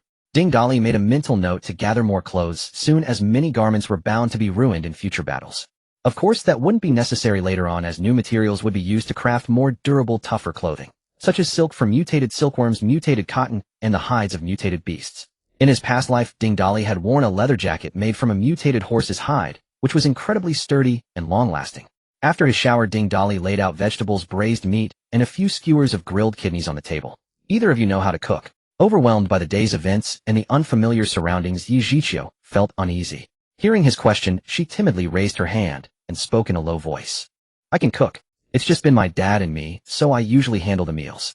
At the mention of her father, Yi Zhiqiu's eyes reddened and her expression turned somber. Seeing this, Ding Dali pulled out a case of beer from his storage space and set it on the table. From now on, we're family. We'll survive this godforsaken apocalypse together. I propose we have a few drinks tonight to welcome our new family member. Yi Zhiqiu knew he was trying to comfort her, and a warmth spread through her heart. She smiled and nodded, then picked up the ingredients and headed to the kitchen. Chen Na nudged Ding Dali with her elbow, flashing a knowing grin. Oh honey, you're quite the charmer. But where did those grilled kidneys come from? I don't recall us collecting any, and why do they smell so familiar? Officer Chen, come to the room with me. Let's review the battle details. Hey, what are you doing? There are still people here. Her heart stirred, and she unconsciously quickened her chopping. When the 2 emerged from the bedroom, the table was laden with dishes, and Yi Zhiqiu sat bored, scrolling through her phone. She had clearly been waiting quite a while. Ding Dali wore a smug grin, while Chen Na trailed. Her heart stirred, and she unconsciously quickened her chopping. When the 2 emerged from the bedroom, the table was laden with dishes, and Yi Zhiqiu sat bored, scrolling through her phone. She had clearly been waiting quite a while. Ding Dali wore a smug grin, while Chen Na trailed behind him, her face flushed. Seeing them come out, Yi Zhiqiu put down her phone and coughed twice to mask her awkwardness. Ahem. The food's getting cold, come sit and eat. Ding Dali, utterly unembarrassed, plopped down, grabbed a bite with his chopsticks, and shoved it into his mouth. Before even swallowing, he raised a thumbs up and showered her with praise. Zhiqiu, this is fantastic. Come on, wifey number 1, take a taste and restore some energy. Chen Na's face grew even redder at his words. The 3 ate and drank the beer gathered from the market. The atmosphere started off awkward, but after Ding Dali cracked a few dirty jokes, the table grew lively. Yi Zhiqiu began to open up too. Suddenly reminded of something, she set down her glass and said, I saw lots of people online discussing the official rescue announcement, and some even caught footage of rescue helicopters flying by. It seems the authorities have set up temporary shelters. Should we wait for rescue or head to one ourselves? Ding Dali let out a burp and answered with a meaningful look. Forget about rescue. It's not coming for us. And as for the shelters, my answer is no. For now, this is our temporary base. Whatever the camps or shelters, we're not going. Or at least not yet. Because soon enough those hard-built shelters and survivor bases will be wiped out. Ding Dali knew about this official shelter in the capital. It wasn't the only one. There were several others across the city. The announcement came from what was in his past life the capital's largest official survivor base, though it was actually rebuilt by the remnants after the original shelter fell. Yi Zhiqiu had no idea Ding Dali knew the future, but Chen Na did. She raised her glass and cut in. Come on. Drink. We've got food and booze, why worry about all that? To be fair, Chen Na's tolerance was impressive. Bottle after bottle, she downed an entire case by herself in no time. Even then she wasn't satisfied and demanded Ding Dali produce more. Spurred on by Chen Na, Yi Zhiqiu also let loose and drank plenty of beer. After 3 rounds of drinks and countless dishes, the three leaned back on the sofa, patting their full bellies and burping contentedly. Chen Na glanced at the two beside her, a mischievous glint in her eye, and said with a smile, "This dump only has 1 bedroom. How are the 3 of us supposed to sleep tonight?" Ding Dali shrugged nonchalantly. "Hell, what's the big deal? We'll just share the bed. We're all family, and it's the apocalypse. Why fuss over such things? Dream on. I've had too much to drink and want some peace tonight. They'll take the sofa, and you two take the bedroom." With that she shot him a look that said, "I've got your back." Ding Dali's spirits soared. He hadn't expected his number 1 wife to be so cooperative. Yi Zhiqiu, however, was flustered. It wasn't that she wanted to back out, but she hadn't mentally prepared herself yet. "Sister Na, you should take the bedroom." No buts. It's settled. Sister Na's tired today, let her rest." Ding Dali feigned anger while frantically winking at Chen Na. Chen Na caught on, rolled her eyes, and gave him a kick in the rear. "I'm exhausted, don't bother me. Get out of here with your little Zhiqiu. That animal ate several skewers of kidneys. There's no way I'm dealing with that tonight." Before Yi Zhiqiu could respond, Ding Dali grabbed her hand and pulled her into the room. Realizing there was no escape, she yielded and followed him inside without resistance. Once in the bedroom, he guided Yi Zhiqiu to sit on the edge of the bed. His expression suddenly turned serious as he fixed his gaze on her. "Zhiqiu, you know what's about to happen. I won't force you. That wouldn't mean anything. I'm giving you a choice. If you're not willing, I won't hold it against you. Come on, we go our separate ways. If you're willing to be with me, I can't promise much, but I swear I'll keep you alive in this apocalypse. If you don't agree, shake your head. If you do not." Yi Zhiqiu stared at the man who had suddenly turned so earnest and found herself lost in thought. This ordinary-looking man had not only saved her life, but also avenged her, awakened her powers, and given her the means to survive this world. Reflecting on the day's events, her emotions churned, and before she knew it, a tear slipped down her cheek. He's plain-looking, sure, and a bit of a smooth talker, but he treats his people well, and he's powerful. In this world, he's not a bad choice. With that thought, Yi Zhiqiu wiped away her tears, broke into a smile, and gave a gentle nod. Watching her stare at him, and then suddenly burst into tears, made Ding Dali's heart sink. He feared she'd change her mind. But when he saw her nod, he was stunned, his thoughts racing. Damn, thought the meal was about to fly away. What's this woman playing at, crying and laughing like that? Whatever, I'm ready to fire. Drifting as if enlightened, floating as if immortal. Late into the quiet night, Yi Zhiqiu fell into a deep sleep. Ding Dali leaned against the headboard with his eyes closed, waiting until the system's voice chimed in. "Ding. System upgraded to level 2. Reward storage space expanded to 3000 cubic meters. Reward good evil value inquiry function. Ding. Race reproduction mission, new target conquered. Reward 20 tons of supplies. Ding. Detected 3 more missions completed with target Chen Na. Reward 10 tons of supplies. System. How are material rewards calculated? Boss, the first conquest reward is the highest. Subsequent rewards are random materials, and the more times you do it, the smaller the random amounts become. Why the hell is that? Ever heard the saying, it's not the land that gets worn out, but the ox that dies from plowing? It's exhausting. Boss, in the many children, many blessings system, I don't care about the process. I only care about the results. What's the use of more attempts if there's no quality? Are you looking down on me? Devour. Boss. Calm down. Be good, listen. How about we check the good evil value? What's this good evil value? It better be useful. The good evil value is a quantifiable metric that assesses how friendly someone is towards you. A score of 100 is the maximum. The higher the score, the friendlier the person is. The lower the score, the more hostile they are. Boss, don't you think that's quite useful? Ding Dali couldn't help but feel that the system sounded even more annoying than he did when it spoke. Still, the good evil value did seem somewhat useful. After all, life is all about acting. You never know someone's a bad person until they stab you in the back. System. Check the good evil value for Chen Na and Yi Zhiqiu. Ding. Chen Na's good evil value 99. Ding. Yi Zhiqiu's good evil value 85. System, will this score betray me? Ding Dali had suffered the pain of betrayal in his past life. It was because of betrayal that he died and was reborn, so in this life he was extremely concerned about a person's loyalty. Boss, strictly speaking, the higher the score, the less likely they are to betray. A score of 100 means absolute loyalty, never betraying. Above 90, there's basically no chance of betrayal. Above 80, the probability is relatively low, but if you do something against their wishes or endanger their life, the score will drop, and they might betray you.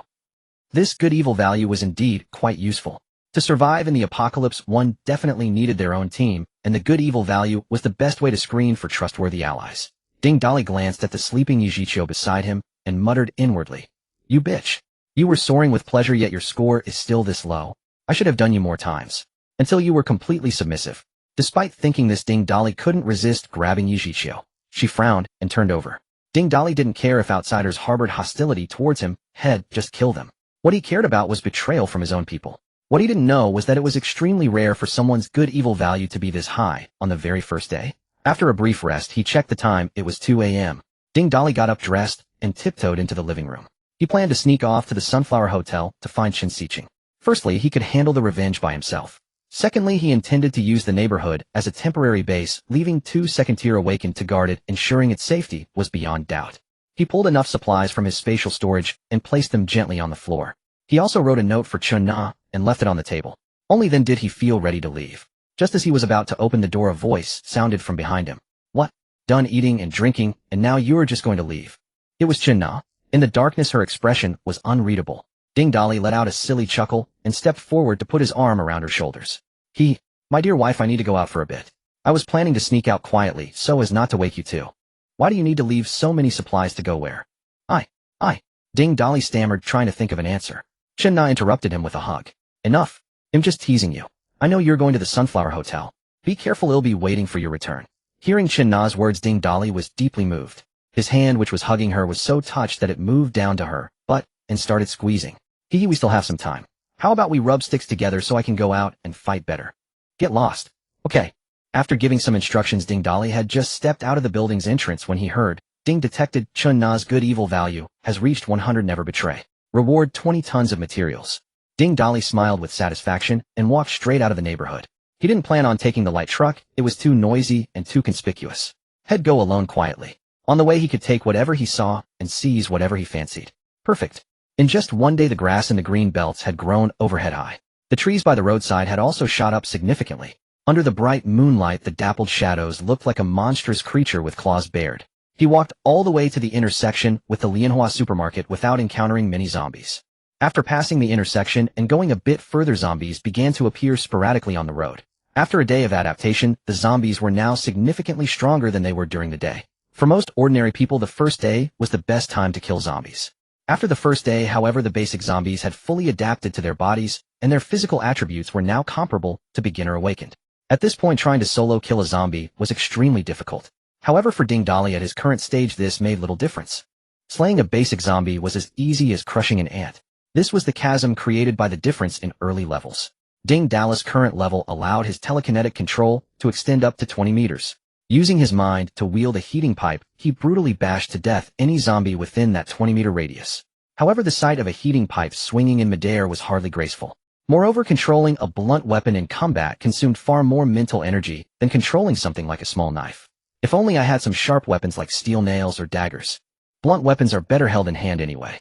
I recall there's a hardware store on the way to the Sunflower Hotel. They'll go check there first. With this thought in mind, Ding Dali made a snap decision to head to the hardware store. Turning right at the next intersection and going straight would lead to the Sunflower Hotel. The hardware store was roughly halfway down that road. There were also many small restaurants of various sizes along this stretch, but Ding Dali had no interest in the supplies they might hold. Don't ask why. Because Ding Dali once had a job delivering food.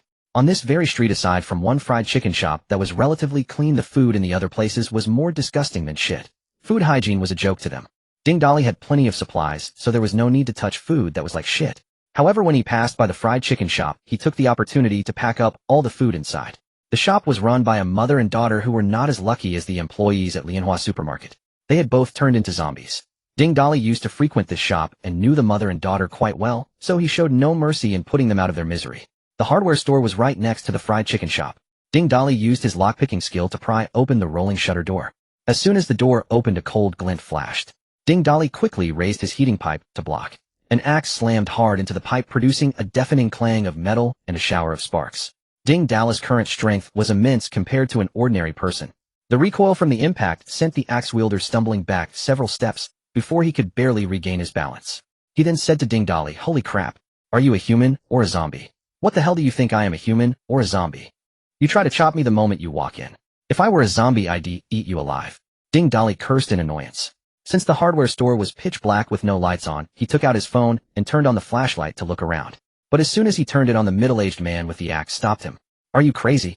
You'll attract the zombies." As the middle-aged man pulled down the roll-up door once more, he finally felt at ease to turn on the light and scrutinized Ding Dali from head to toe. "You young man, how reckless you are. What are you doing wandering around outside at such a late hour? Aren't you afraid of being eaten by zombies? And why did you pry open my door? If you attract the zombies, no one will be safe." After being scolded in rapid succession by the uncle, Ding Dali did not get angry. Instead, he began to browse around the hardware store. The store was probably over 100 square meters with a steel structure creating 2 levels. Large shelves were filled with all kinds of products from small screws to various electric tools. Ding Dali looked around, found 2 boxes of steel nails, and then turned to the store owner asking, "Boss, how thick is your thickest rebar?"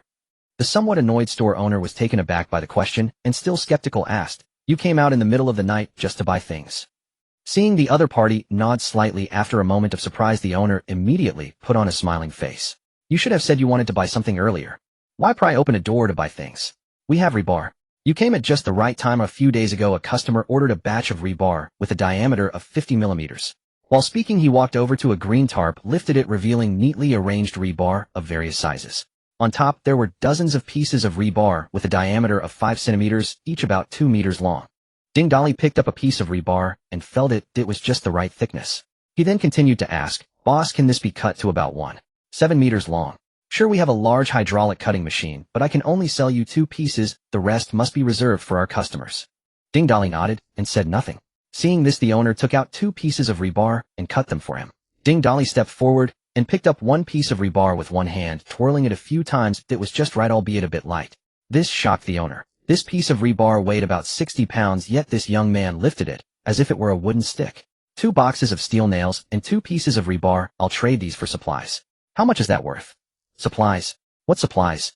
Are you not paying? After saying this, the owner felt a wave of acid in his stomach. He hadn't eaten since being trapped in the store for a day. Not knowing when help would arrive, having supplies was secondary. Filling his stomach was the priority. He then changed his tone, saying, "Supplies are fine. What supplies do you have?" "Water, bread, instant noodles." Ding Dali simply named a few items, and the owner thought for a moment before pretending to be in a difficult position. "How about this 1 box of bottled water and 1 box of instant noodles? You can take these things." Hearing the owner's price, Ding Dali was speechless. He knew that in this apocalypse these scraps were practically worthless. No one would want them for free. In contrast, food and water were extremely precious. Moreover, he clearly could have robbed the place, but instinctively decided to trade using the barter system from his past life. Ding Dali placed his hand behind his back and took out a bottle of water and 2 packs of instant noodles. "This is all I have, 1 bottle of water and 2 packs of noodles." Seeing the food and water, the owner couldn't help but swallow hard. Having been hungry for a day and a night, the acid in his stomach was unbearable, but he dismissed these items as insufficient. He raised his voice. "Young man, you think this little bit is enough to trade? This isn't even enough for 1 meal. Are you joking?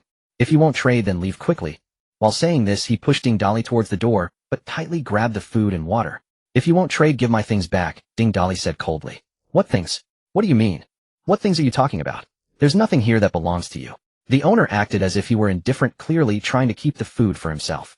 To him, 2 packs of noodles and a bottle of water were nothing to worry about. Ding Dali narrowed his eyes, a hint of coldness evident. "If you're not satisfied with the price, then I'll take everything in this store." Upon hearing this, the owner couldn't help but laugh derisively, looking at Ding Dali as if he were a fool, his expression exaggerated. "Huh, young man, don't be ungrateful. I have millions worth of goods here. How much supplies do you think you can trade for? Stop wasting my time and get out of here. Otherwise, don't blame my axe for not being merciful." While saying this, he swung the axe in his hand a few times, glaring fiercely at Ding Dali. The axe in the owner's hand swung back and forth before Ding Dali, but it was still suspended in the air when 2 steel nails pierced directly through his brain. Watching the hardware store owner fall to the ground, bleeding from his forehead, Ding Dali spat on him and mimicked his earlier arrogant tone, saying, "Huh, give you a little sunlight, and you brighten up. Give you a little seawater, and you flood. Give you a broken basket, and you'll lay an egg. I didn't want to kill you, but you had to push your luck. Starving and still acting tough. The fried chicken shop is right next door, and you're hoarding all these weapons, but don't dare to go out for food. You deserve to die by my hands. Since you won't dare to go out and kill zombies, consider this a relief. I'll gladly accept these things. Thank you, unknown hardware store owner, for your generous donation of millions. Cursing aside, Ding Dali made sure not to miss anything as he stored all the items in the store into his space. He then confidently opened the roll-up door again. He had gotten a bit carried away while cursing, which attracted a few zombies to gather at the entrance. Wielding the rebar, he struck with a few quick blows, effortlessly smashing zombies' heads. Ha ha ha, this feels great. Headshots at close range are exhilarating. He grabbed the electric bike key from the store owner, and with the store owner's belongings stored in his space, hopped on the small electric scooter. In high spirits, Ding Dali controlled the steel nails to deal with the zombies blocking his path, while happily humming a little tune. Once upon a time, in the ebb and flow and the mundane chasing after one win, only to realize that Ping Ping, Dandan, Tsong Tsong, and Rong Rong are the true ones. Just as he was about to finish the song, Ding Dali suddenly slammed on the brakes, stunned. Not far ahead at a large intersection, a dense horde of zombies stood enough to form a significant wave of undead. The iconic tall building of the Sunflower Hotel was located at the southwest corner of the intersection, and even the yard below the hotel was filled with zombies. Opposite the hotel at the southeast corner of the intersection was a large Carrefour supermarket, and to the east of Carrefour was a large shopping plaza containing various entertainment venues, cinemas, and branded specialty stores. Surrounding the shopping plaza were various bars, KTVs, and more. That night, it was May 20th, a time when many couples would flock to celebrate, and after celebrating they would continue to party at the nearby hotel. The shopping plaza had also organized activities to welcome the youth during this holiday, staying open late, thus attracting a large crowd. Once zombies began to appear among the revelers, a real-life hell on earth would unfold. Those bitten would fall, and those who died would rise to continue biting more people, creating a massive horde of zombies. Ding Dali stared at the horde in the distance, feeling troubled. Even he found it difficult to easily pass through such a large group of zombies. Moreover, once dawn broke, the zombies that had been cooped up in houses without flesh to eat would find ways to emerge and join this horde. In his previous life, when Ding Dali returned here a few days later, there were not so many zombies. Something must have happened in between. I must get into the hotel before dawn, otherwise if more zombies appear after dawn it will be difficult to get out if surrounded. An elephant is not afraid of ants, but if there are enough ants they can still bite the elephant to death. Ding Dali muttered to himself while contemplating strategies. Sunflower Hotel, a landmark building, stood quietly at the southwest corner of the intersection. Directly opposite its main entrance on the southeast corner were Carrefour Supermarket and a large shopping mall. At this moment, Ding Dali was positioned on the south side of the crossroads. He didn't need to cross the intersection. His plan was to lure the zombie horde surrounding Sunflower Hotel to the Carrefour Supermarket on the other side. Even a brief opening would be enough for him to dash into the hotel. Luring away even a portion of them would suffice to achieve his goal. With a wave of his hand, Ding Dali produced 3 bottles of high-proof liquor from his spatial storage. Cheap spirits had collected at the farmer's market. He then stuffed tissues into the bottles, turned them upside down, and let the paper soak up the potent alcohol like a sponge. After all, it was a gift from the hardware store owner, and couldn't be carelessly discarded. Then, like an arrow released from a bow, Ding Dali sprinted toward Carrefour. As he neared the zombie horde, before they could react, he lit the Molotov cocktails with lightning speed and hurled them toward the parking lot beneath. After all, it was a gift from the hardware store owner, and couldn't be carelessly discarded. Then, like an arrow released from a bow, Ding Dali sprinted toward Carrefour. As he neared the zombie horde, before they could react, he lit the Molotov cocktails with lightning speed and hurled them toward the parking lot beneath the supermarket. The first cocktail was barely airborne when the next 2 followed like shooting stars. After releasing them, Ding Dali immediately turned and ran south, distancing himself from the horde. His strength was now astonishing. He could throw the bottles an incredible distance. However, the marksmanship mastery he had learned from the horse team proved useless for throwing. The first 2 bottles smashed directly onto the ground, but fortunately, they didn't extinguish. The splashing high-proof liquor ignited instantly, blazing like fire dragons. At the same moment, the 3rd bottle struck a car, deadened. The vehicle's alarm blared in symphony with the rising flames. As the fire spread, neighboring cars ignited like powder kegs, crackling and popping in a chaotic chorus. At the same moment, the 3rd bottle struck a car, deadened.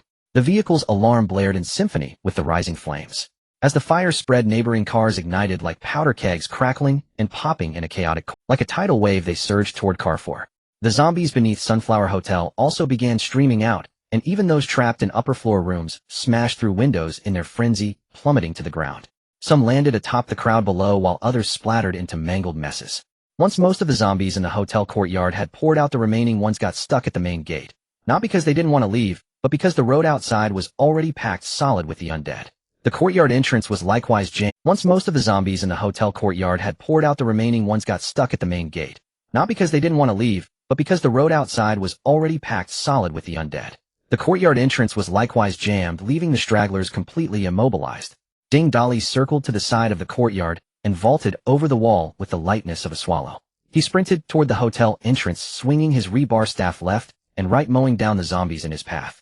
The basic undead fell one after another, their heads crushed by his blows. His weapon mastery made the rebar whirl with ferocious power. From a distance, he looked like a legendary warrior from ancient times charging through an enemy army. In the blink of an eye, he reached the hotel entrance. The portico was completely clear. All the zombies had been lured away. Ding Dali eyed the two massive, luxurious doors before him. Normally left wide open, they allowed customers to pass through the inner glass doors beyond. But now both heavy doors were firmly shut, likely slammed closed in a panic by the hotel staff when the outbreak began. The doors were no obstacle for a master locksmith like Ding Dali.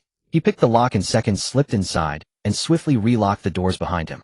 At that very moment, in a private residence on the top floor of Sunflower Hotel, Chen Sicheng and several others stood by the window, having witnessed the entire scene below. They stared in stunned disbelief at the figure who had carved through the horde all the way to the hotel's entrance. The portico blocked their view, so they couldn't tell if Head made it inside. Huizi, impressed by the man's audacity and skill, drew a sharp breath, a chill running down his spine. He turned to Chen Sicheng, who was lost in thought.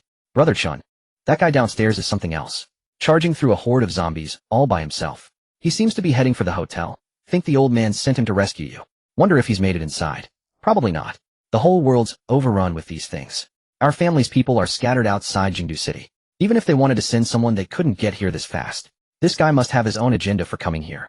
And from the looks of it, he's probably eaten one of those zombie core crystals too. Let's hope he's not here with ill intent. Chen Sicheng's gaze darkened as he stared out the window, a metal ball in his hand morphing shapes continuously. Damn it. Too bad that little brat Yu Xiaoyu locked the security room. Otherwise we could check the monitors and see what that man's up to inside. Can't see a thing from here. The speaker was Zhang Jun, one of Chen Sicheng's lackeys. Brother Chen, why don't we just bust down the security room door and drag those bitches out? Then Yu Xiaoyu would be putty in your hands. Tian Liang, how many times have I told you? Don't be so impulsive. Don't you remember? Yesterday, to kill those two women who turned into zombies, I lost both my bodyguards. You want to smash down the security room door? That door's tougher than any other in this place. What if you can't break it and end up luring out the zombies locked in the other rooms? With our current strength, we can't handle that many zombies. Chen Sicheng had just finished scolding his underling when an idea struck him. Tian Liang, Zhang Jun, you two go down to the floor below and round up those survivors who sought refuge here. Tell them whoever can pry open the security room door gets to be one of us. Food and drink on the house from now on. Oh, and one more thing. Find a few decent-looking women from that group and bring them up. I'm sick of just Zhang Ting. I've had my fill of her. Huizi, Zhang Ting's all yours now, ha. I'm done with her.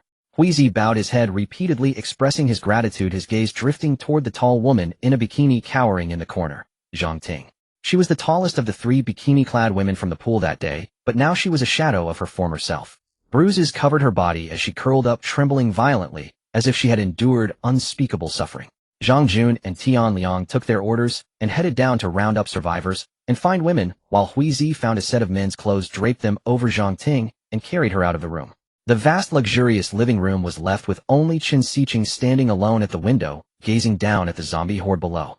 The second floor of Sunflower Hotel housed the administrative and logistics offices. Normally no guests ever came up here, only staff. The security monitoring room was located on this floor. To protect the hotel's privacy, its door was reinforced far beyond the others, a solid anti-theft door backed by a thick wooden one, a double layer of security. Inside the monitoring room, over a dozen women were also gathered at the windows, having witnessed the events below. Suddenly one of them stationed at the monitors cried out, "Come look. That man is incredible. He's not afraid of the zombies at all. And he actually managed to pick the lock and get into the first floor lobby. He's killing the zombies in there with ease."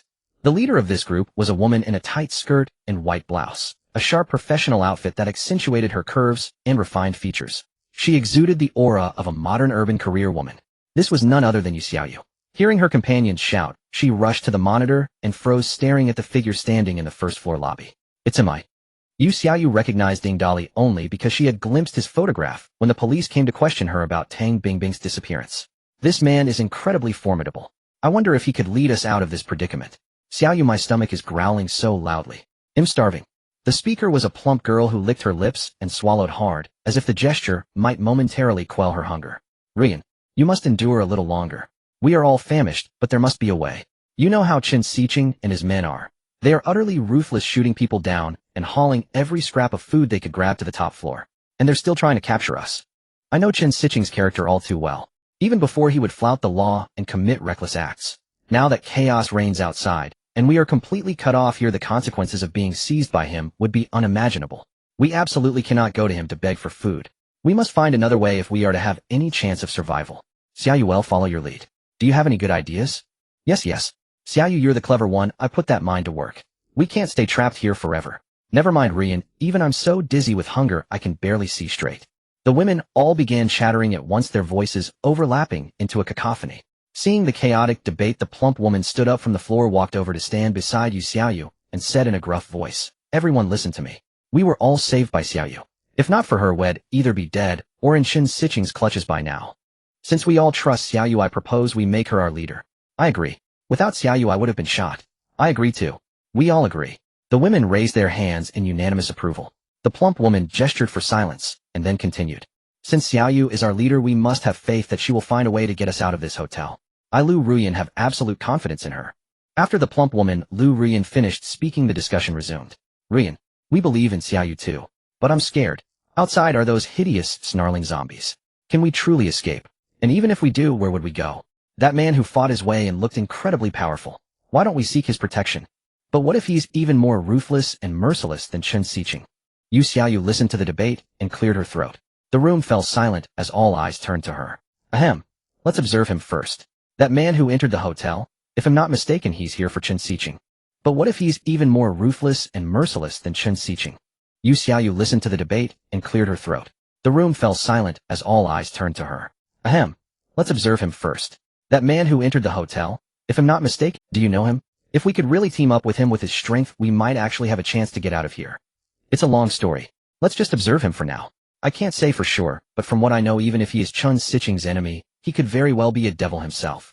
Yu Xiaoyu shuddered involuntarily as she recalled the suitcase she had hauled upstairs filled with dismembered body parts. Just as she finished speaking, a thunderous pounding erupted on the door of the surveillance room. It sounded like a large group was outside. Amidst the banging, someone was shouting, "You women in there, get out here." The sudden assault on the door startled every woman in the surveillance room. Yu Xiaoyu stepped forward and shouted back, "Who are you? Why are you breaking down our door?" The pounding ceased momentarily upon hearing her response, and then a voice replied, oozing with arrogance. "Who we are is none of your business. All we have to do is smash this door down and deliver you to Boss Chen. Then we get to live on the top floor with all the food and drink we want." Boss Chen also said, "We can have any of you women he doesn't want." Ha. Aren't you afraid all this noise will attract the zombies and doom yourselves too? Afraid? Afraid of what?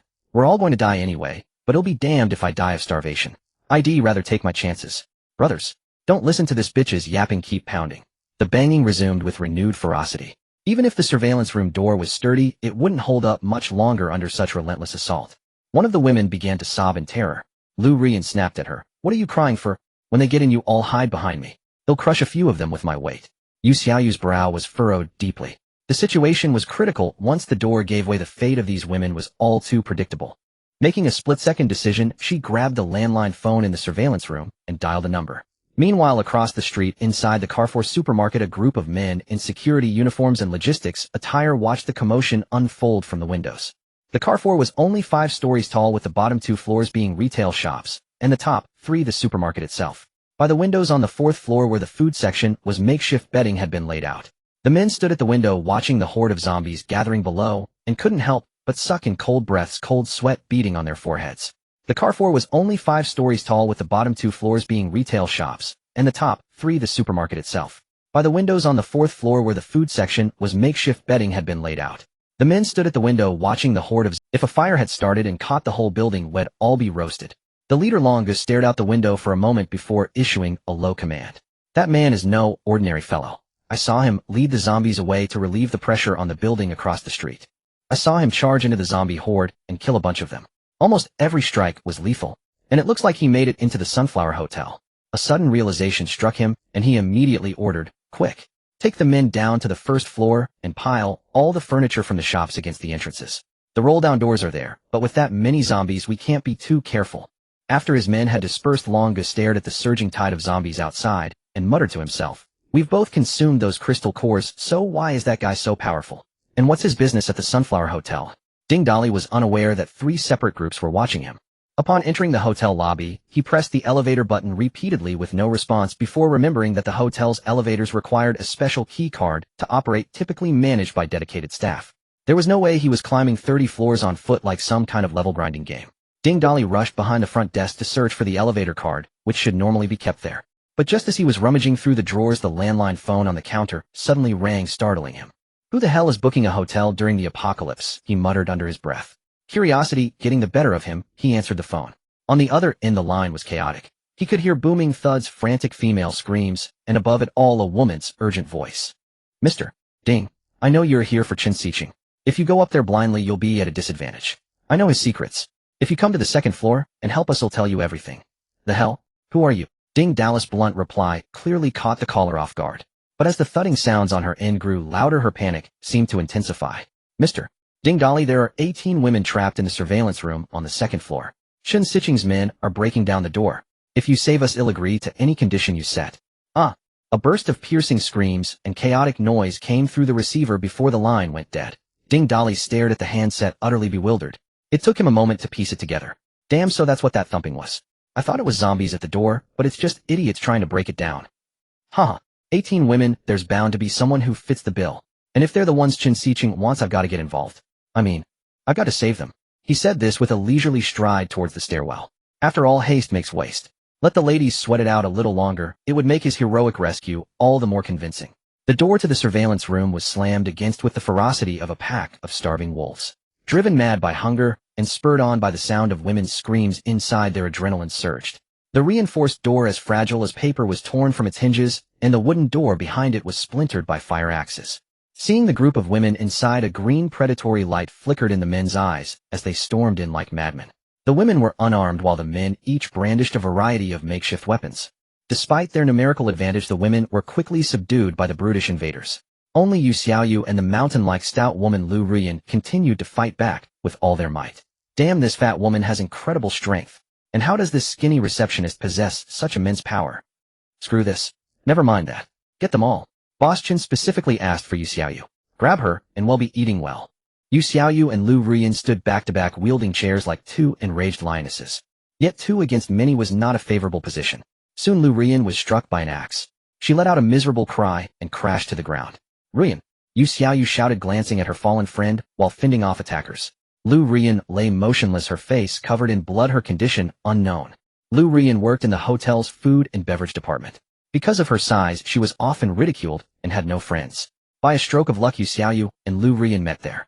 They bonded instantly over shared tastes in movies and food, discovering a multitude of similar preferences.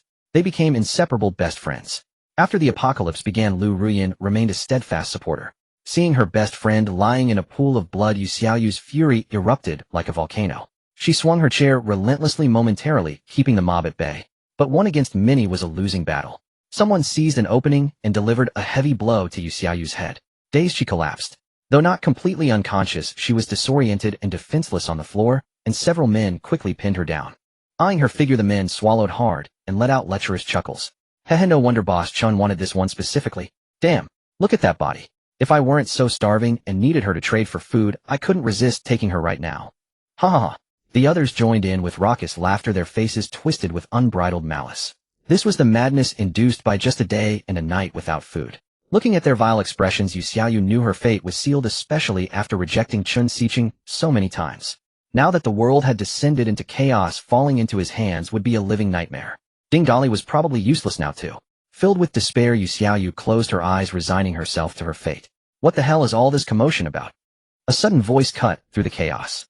In the same instant, a survivor standing at the door of the surveillance room was sent flying, slamming into the wall with a dull thud.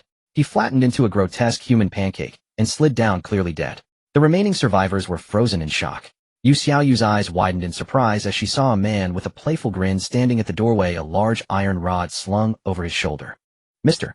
Ding, save us. Ding Dali had just arrived at the second-floor surveillance room when he heard the men's arrogant laughter. To make it worse, a hulking man over 1.8 meters tall was blocking the doorway completely. At just 1.78 meters, Ding Dali couldn't see a thing inside.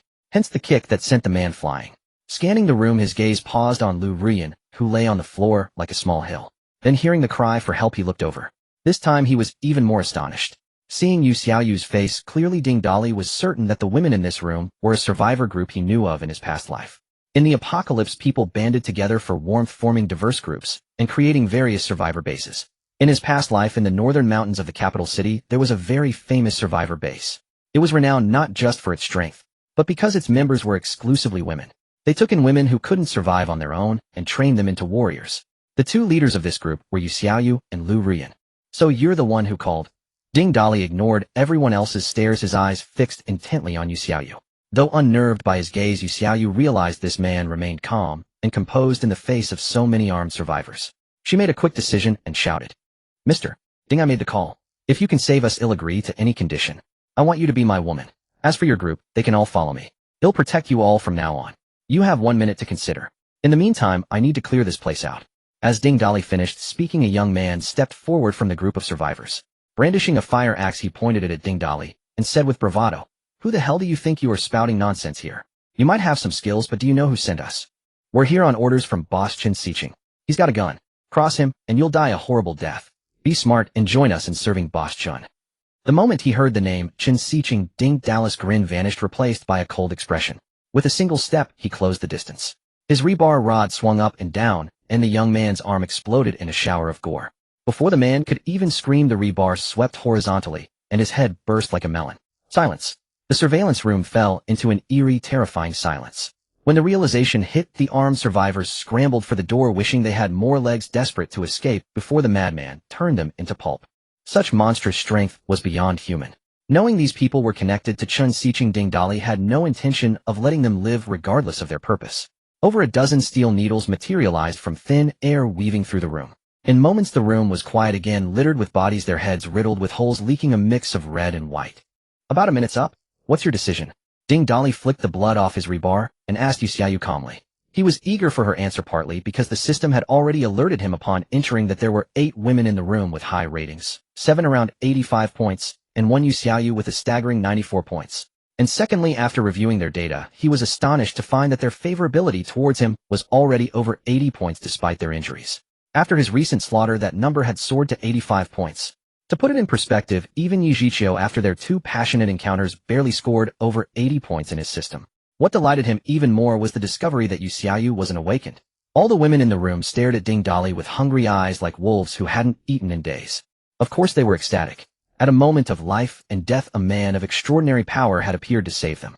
Although his looks were a bit rough around the edges at this moment, strength was what truly mattered. When you're facing death, what good is a handsome face? Only true power was useful. Even Yu Xiaoyu's gaze towards Ding Dali changed. She had always loved the movie A Chinese Odyssey and dreamed of her true love being a heroic figure.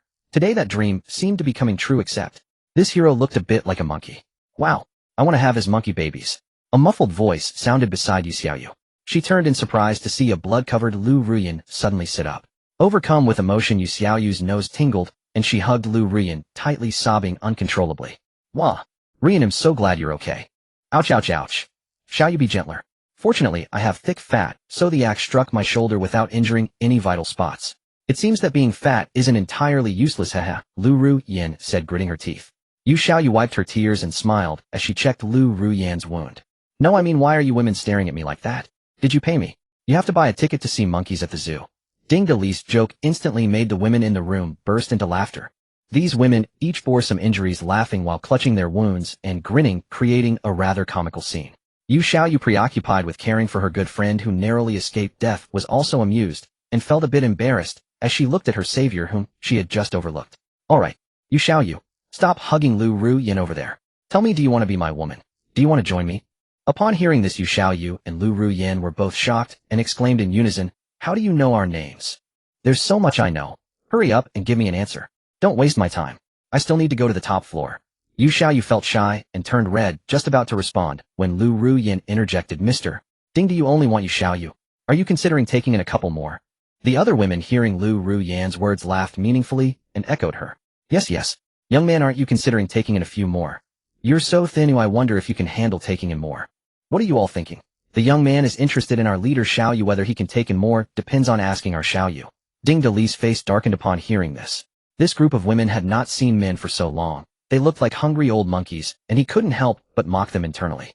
What a joke. Did I walk into a spider's lair? How could they underestimate me? Don't let my thin appearance fool you. I'm known as the little steel cannon of Qingdong. Though he thought this, he couldn't say it out loud. Ding Dali smacked his lips and casually said, "Tisk. Ladies, stop messing around. If I take in so many at once, no matter how fit I am, I can't handle it. Besides, whether I take you in or not must be decided by your leader." He then looked at Yu Xiaoyu with intense eyes. Yu Xiaoyu, already feeling somewhat tempted, turned beet red under his unabashed gaze.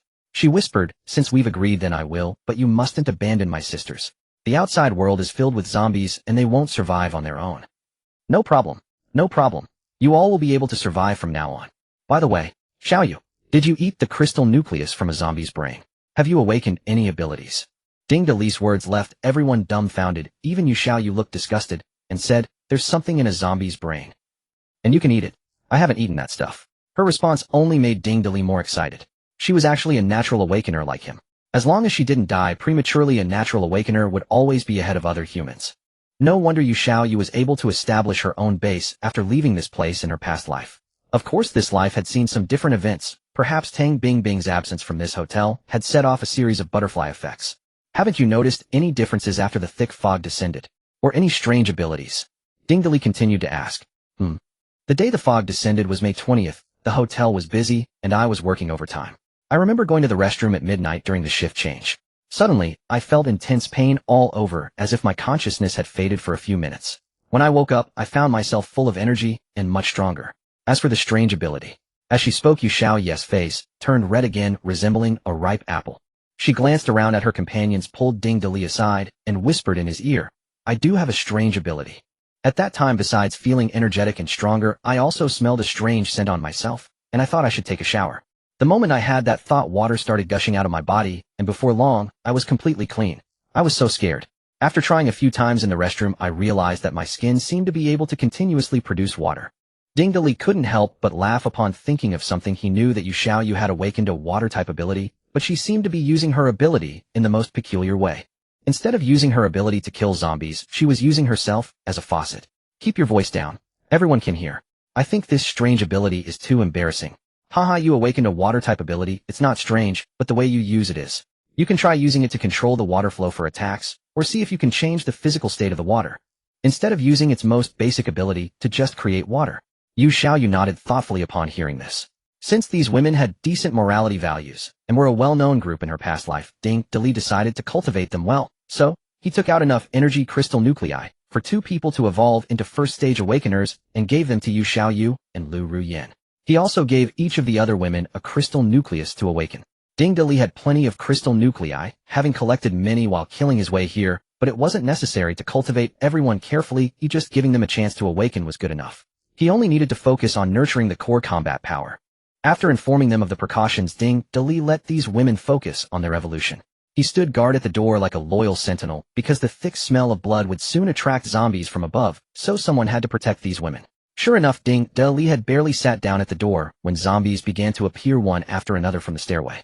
Since he was idle anyway, Ding Dali manipulated steel nails to kill the zombies, and made the nails perform various intricate movements, thereby enhancing the precision of his mental control. In the process of slaughtering zombies, Ding Dali unexpectedly learned the skill culinary master from a zombie, resembling a chef, along with various material rewards. Most of the supplies dropped by the zombies were quite good, probably because they had been feasting before the apocalypse broke out. By the time the sky was brightly illuminated, all the women had completed their evolution.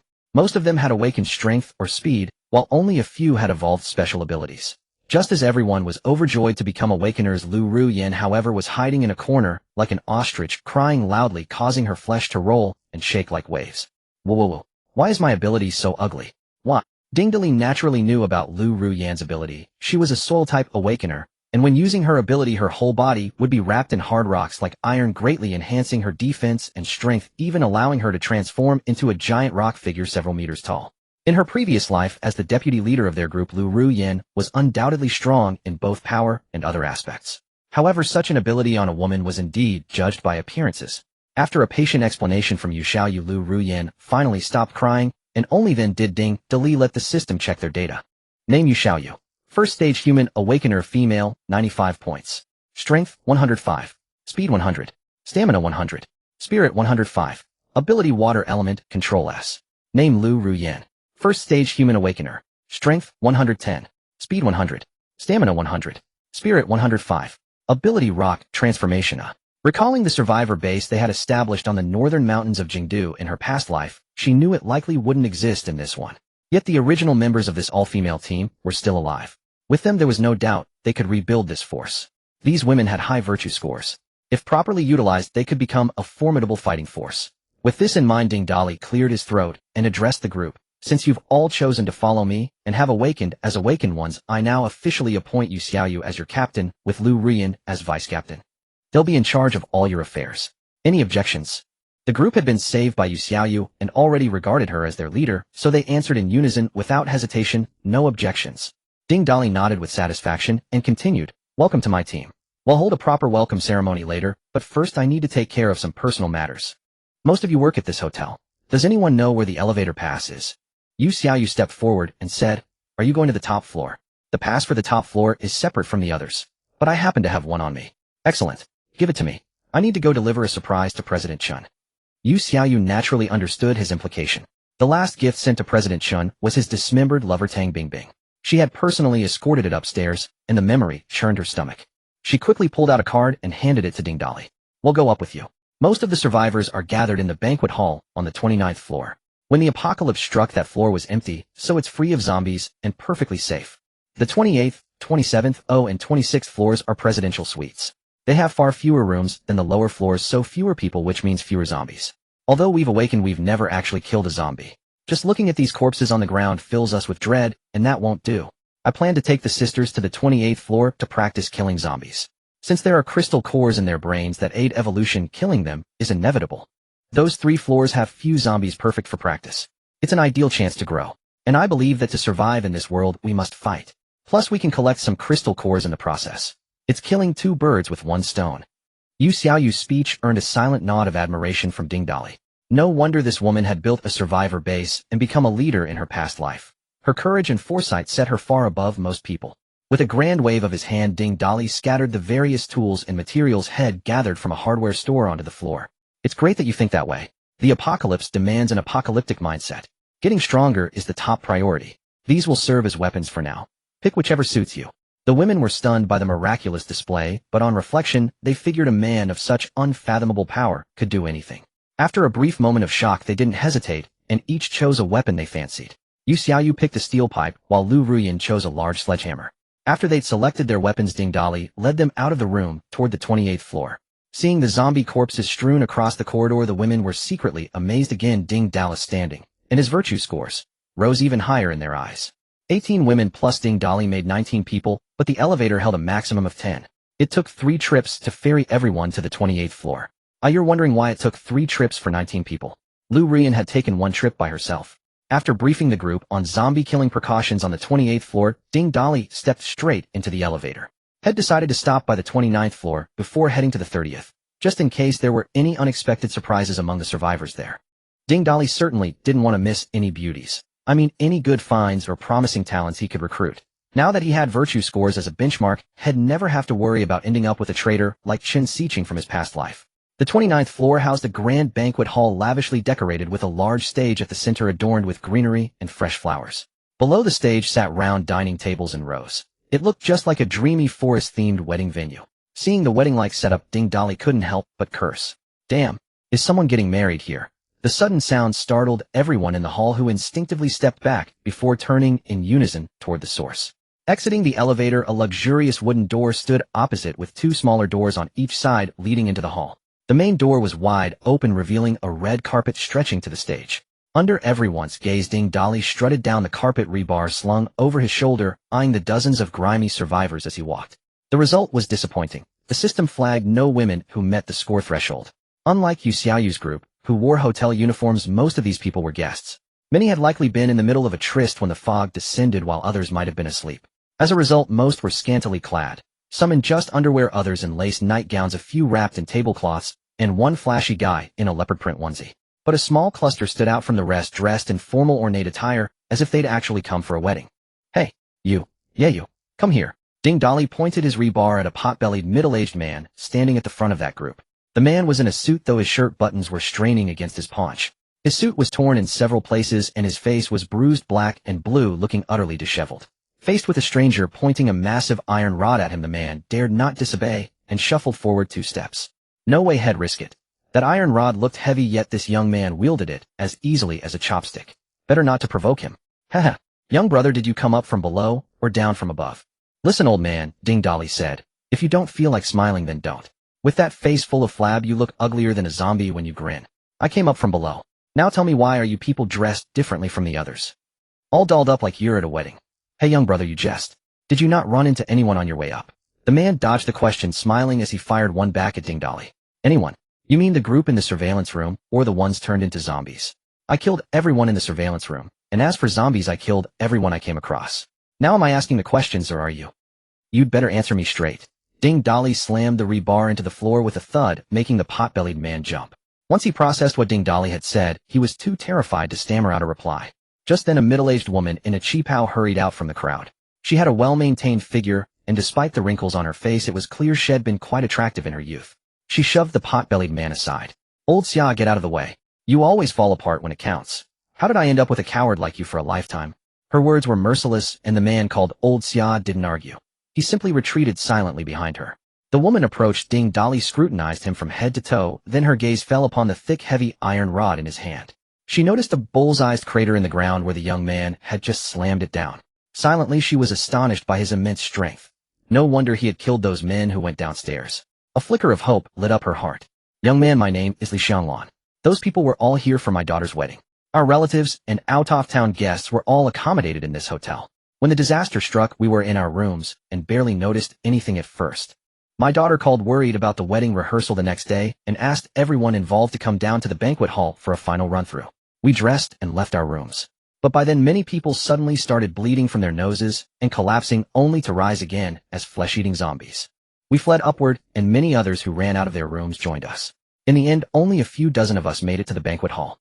Fortunately, no one was there at the time, and the zombies didn't follow us up. Sigh. The middle-aged woman let out a deep sigh, wiped her tears, and then picked up a trampled cardboard cutout from the floor, pointing to the woman in the photo. This is my daughter. Young man, I heard you say you killed those bastards who went down to grab people. Then you must have the ability to save my daughter. With that, she took off her gold necklace and a ring set with a large green jadeite, pressing them into Ding Dali's hands. Young man, as long as you can bring my daughter back safely, all of this is yours. If you think it's not enough, name your price. I want haggle. Ding Dali looked at the ring and necklace in his hand and couldn't help but burst out laughing. Ha, do you not understand the situation? The world outside is full of zombies. I'm telling you, this world is never going back to how it was. There won't be any rescue. What use are these things? Can you pay a zombie to not bite you? But you people are lucky. If any of you had been bitten and come up here with you, you'd all be dead by now. Li Xianglan's face flushed with embarrassment. A chill of fear ran down her spine, and for a moment she was at a loss for words. Despite his harsh words, Ding Dali had already decided to save Li Xianglan's daughter. The reason was simple. The woman in the wedding photo was breathtakingly beautiful. Her delicate features were adorned with light makeup, her curled hair was veiled in white, and her deep V wedding dress accentuated her striking figure. The sight stirred something in Ding Dali. He glanced at the groom standing beside her. Irrelevant. He just prayed the photo wasn't too heavily edited. Seeing Li Xianglan rendered speechless, Ding Dali spoke again. Mother-in-law. I mean, tell me, where is the bride trapped? Hearing this, a glimmer of hope appeared in Li Xianglan's eyes. She grabbed Ding Dali's arm and sobbed. Mr. Chen, who lives upstairs, claims to be the hotel owner. He sent 2 men down with guns. They said anyone who could break into the surveillance room and bring the woman inside to Mr. Chen would be allowed to stay upstairs with food, drink, and women. Some people couldn't resist. They smashed tables and chairs, broke open fire cabinets, grabbed anything they could use as a weapon, and charged downstairs like madmen. Those 2 armed men then took 4 girls back upstairs with them. My daughter was one of them, along with 2 of her bridesmaids. The other girl was apparently also a hotel guest. Young man, I beg you, please save my daughter. He'll do anything you ask, and old Xia will too. The stout man behind Li Xianglan nodded vigorously, his fleshy jowls wobbling with emotion. Young man, as long as you can save my daughter, I'll do whatever you say. So it's Chen Sicheng. A thief running into a robber. What a small world. Looks like I have to save her after all. Thinking this, Ding Dali swung his rebar and smiled at Li Xianglan. I happen to have a score to settle upstairs anyway. They'll help you out. By the way, where's your son-in-law? Did he turn into a zombie?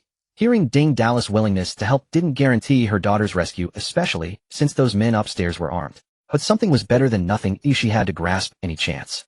Hope surged in Li Xianglan's heart. Yet when the young man suddenly mentioned the groom, she glanced back at her silent son-in-law, sitting among the crowd, and a wave of anger flared up within her. Don't mention that useless fool. He watched his own wife get taken and didn't even dare to utter a word. He's a coward. Who are you calling a coward? Your family are the cowards. I never approved of their marriage from the start. Who could put up with your pampered daughter? Calling my son a coward? Have you no conscience? Besides, if it weren't for your daughter insisting on that damn rehearsal, we wouldn't be here tonight. And now, sob, sob, sob. My husband has turned into a zombie. My husband is dead, and you still want my son to go die too. You're not cowards. Then why don't you go? Your husband wasn't a coward, and look what happened to him. Beaten to a pulp. He looked like a pig before, now he looks even more like one. Li Zianglin's words were cut short as someone interrupted her. The interrupter was a woman in a red cheongsam, looking considerably older than Li Xianglan. Judging by her words and the corsage on her chest, Ding Dali confirmed she was the groom's mother. The woman launched into a tearful tirade, rapid fire and loud. Li Xianglan, already irritated, felt her anger spike. She wasn't one to back down, and the two women started arguing, each trying to outdo the other. The quarrel escalated until they were pulling each other's hair and grappling. Old Xia and the other relatives tried to intervene, while the groom remained seated motionless the entire time. The noise was giving Ding Dali a splitting headache. He was furious. Did these people not understand the situation? They were trapped here, yet instead of figuring out how to survive, they were bickering like fishwives. Growing angrier by the second, he raised his rebar and swung it. With a loud crash, a solid wooden round table shattered into pieces. The banquet hall fell instantly silent. Everyone stared at the demolished table and the thick iron rod in Ding Dali's hand, their faces pale with fear. The groom's mother even backed away, hiding behind the crowd. Why did you stop arguing? Want me to smash your heads in with this rod? Ding Dali roared, his eyes sweeping over everyone present. No one dared to make a sound, instinctively avoiding his gaze. Ding Dali mentally labeled them all spineless cowards. Only Li Xianglan tidied her disheveled hair, then spoke with a breathless, somewhat embarrassed tone. Young man, sorry you had to see that. When can we go save my daughter? Old Xia, and I will go with you. There's strength in numbers. Forget it, you just be in the way. Enough alone. You better pray that photo is real. With that he turned and left. Li Xianglan stood there stunned, wondering what he meant by his last remark. The groom's mother, seeing the fierce Ding Dali enter the elevator, let out a long sigh of relief. She stood up again, pushed through the crowd, and approached Li Xianglan, whispering mockingly, your family must be desperate. You're counting on some kid with an iron rod to save your daughter. You should know your place. Think you're so tough just because you have some strength. Going up against several guns with a rusty iron rod. You're delusional. Her words were cut short. A steel nail shot out from the stairwell, flew straight into the woman's open mouth, and exited through the back of her head. Then in a bizarre twist, the nail changed direction midair and flew back into the elevator shaft. Everyone witnessed the inexplicable, eerie scene. Mom, the silent groom finally cried out. On the 30th floor in the private living room of Chen Sicheng, 4 women sat huddled together on the floor, trembling. Beside them stood 2 men holding guns, leering with lascivious grins. They were Zhang Jun and Tian Liang, brother Chen, who knew there would be women of such high quality among these survivors. Especially this bride in her wedding dress. It seems she was supposed to hold her wedding in the banquet hall on the 29th floor. What a rare beauty, and these 2 bridesmaids are also top-notch. Damn it, Tian Liang, you're practically drooling. I'm telling you, don't get any ideas. Brother Chen gets first pick. Brother Chen, the bride's fiancé, is right downstairs. How about you personally give the bride a pre-wedding celebration right here? Ha ha ha. Chen Sicheng looked at the women. They had seized a blazing fire igniting within him. He never imagined that even with the world ending he could come across such fine specimens right here in his own hotel. Even though he was accustomed to a life of debauchery and had seen countless women, he had rarely encountered any of them. Zhang Jun, Tian Liang, you've done well. Don't worry, I won't forget this. They'll take the bride and the bridesmaids first, and the rest are yours. Once I'm done with them, they're all yours.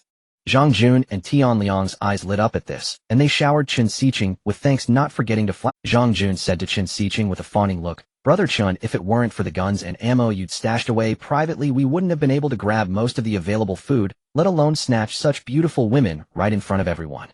You should have seen it. The groom didn't even dare to move. When he saw the gun, he nearly pissed himself. As for the others, only the bride's parents put up a fight, and we shut them up after giving her father a beating. Tian Liang wasn't about to be left out. He knew that Chen Sicheng's father was a big shot. No matter how wealthy his own family was compared to the Chen family's influence, they were just small fry. As long as he firmly latched onto the Chen family tree, even in the apocalypse, he could live a prosperous life. With this in mind, Tian Liang chimed in. That's right, Brother Chen. We brothers have gotten stronger following you. We have food, drink, and women. Oh, by the way, Brother Chen, should we call Hui Zi in to join the fun? Hearing Tian Liang mention Hui Zi, a lewd smile spread across Chen Sicheng's face. He licked his lips and said, why call him? Doesn't he have Zhang Ting? What are you not satisfied with having played with his ex-girlfriend? Now you want him to come watch you guys play with someone else's wife? Tian Liang let out a very obscene laugh and continued to flatter. Brother Chen, what are you saying? What's ours is yours. It's not like he's the only one who handed over his girlfriend. Zhang Jun and I did the same. Too bad those 2 women were useless and turned into zombies. and they even bit 2 of Brother Chen's bodyguards to death. Enough. Who the hell knew the world would suddenly turn out like this? By the way, any news from the group that went down to break into the surveillance room? Remember, if they catch you Xiaoyu, bring her to me first. Don't let those bastards take advantage. Brother Chen, don't worry. Those people were scared shitless just seeing our guns. They wouldn't dare disobey. They'll go down in a bit and see if they've brought anyone back. No need for you to go. We haven't had a taste of the new women yet, have we? Let Huizi go. Subsequently, the room was filled with all sorts of vulgar laughter. Outside Chen Sicheng's residence on the 30th floor in the elevator lobby, Huizi wiped the grime off Zhang Ting with a towel, speaking in a low, solemn voice. Mr. Chen asked me to go downstairs to see if those people have caught you Xiaoyu. Now that he has a new target, he won't torment you anymore. If you're willing, I can take you downstairs. You can stay there for now. They'll bring you food and water every day. Zhang Ting's face and body were covered in bruises as if she had been ravaged by a merciless storm. The slightest movement sent waves of excruciating pain through her like 1,000 ants gnawing at her flesh. She clenched her teeth and whispered, Brother Hui, in the past we were helpless, forced to be his puppets. But now the world is in chaos. Why must we still be under his control? Why not escape this place? Xiaoting, do you think I haven't thought about it? Haven't you seen the power of those zombies? Chen Sicheng's 2 bodyguards were so formidable, yet they still got bitten and died. There are countless zombies downstairs right now.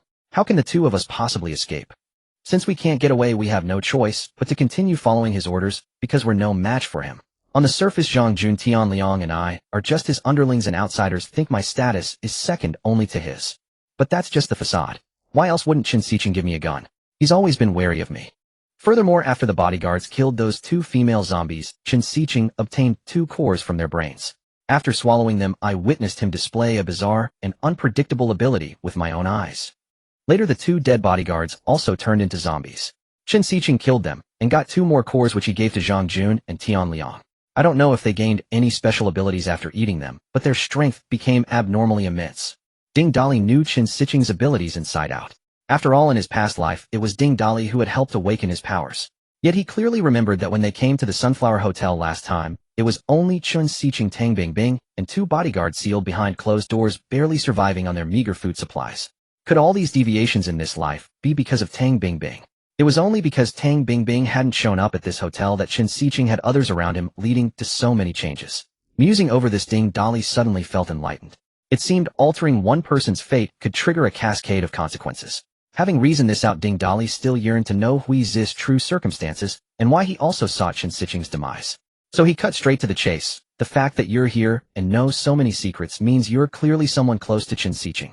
Tell me your reason for wanting him dead. Huizi glanced at Zhang Ting, who gave him a slight nod.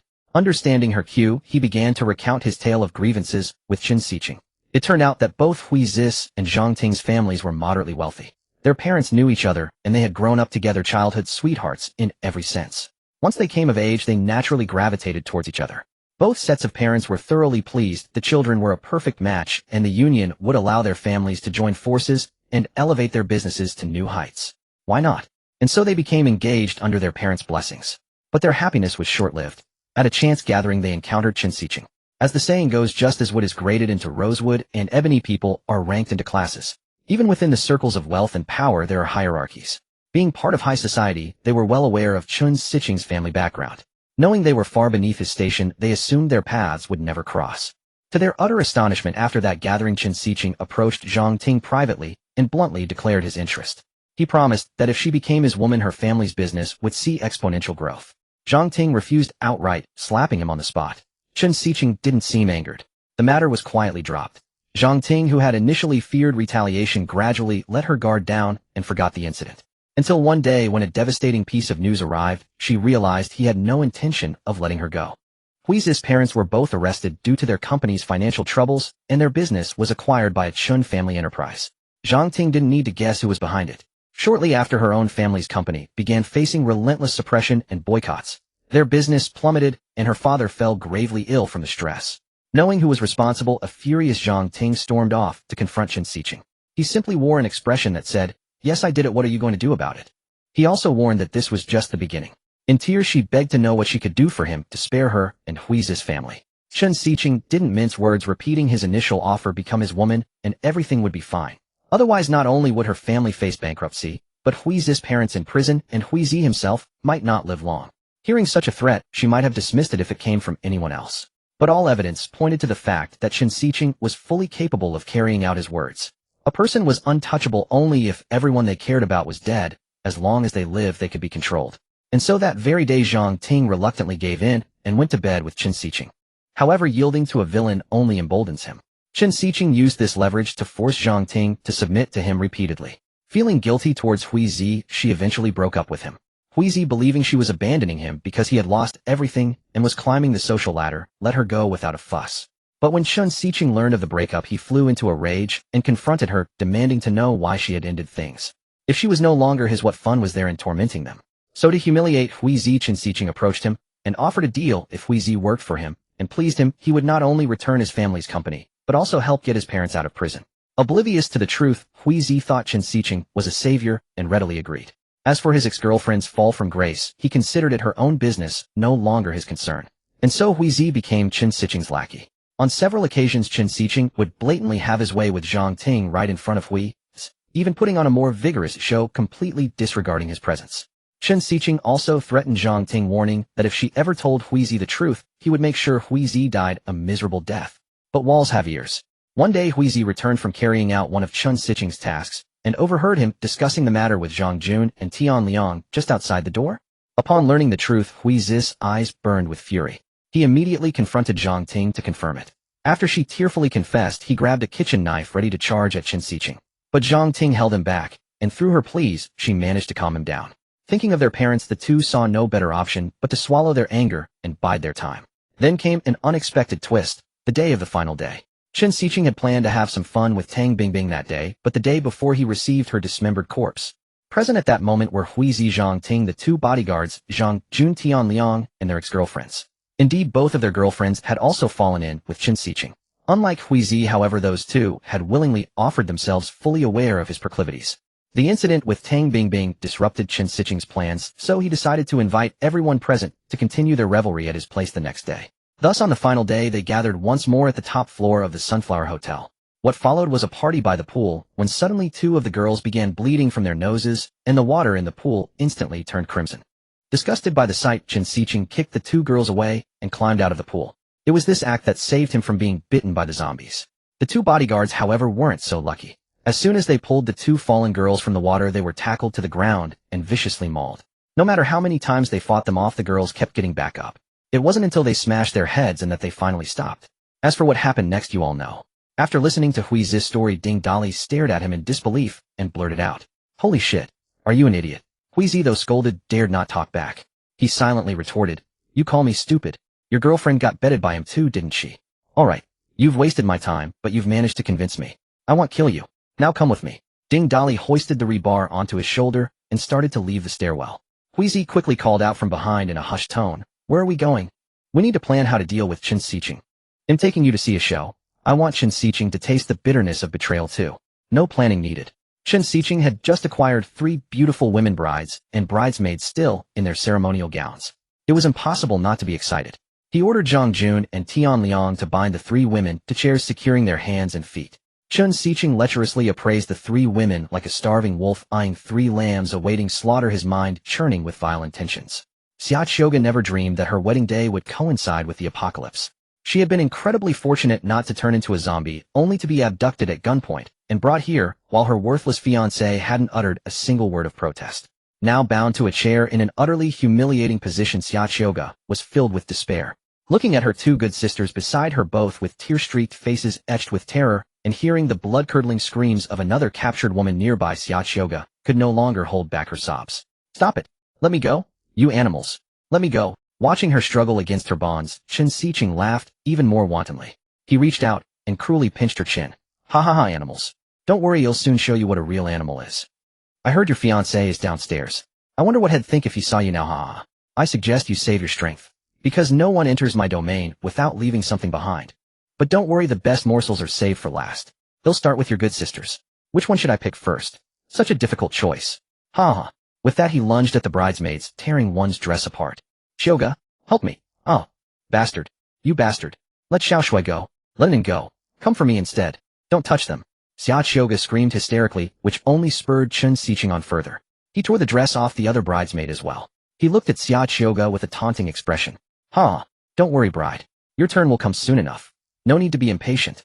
The bridesmaid whose dress was just torn was named Unknown for her fiery temperament. Instead of struggling, she glared at Chen Sicheng with bloodshot eyes like a vengeful ghost demanding retribution. She screamed with all her might, "Fuck you. Come on then. He'll treat it like being licked by a dog. You're asking for death." An ANS curse ignited Chen Sicheng's rage, and he raised his hand to strike. But just as his palm went up, a thunderous crash resounded, and a massive steel door slammed into the center of the living room.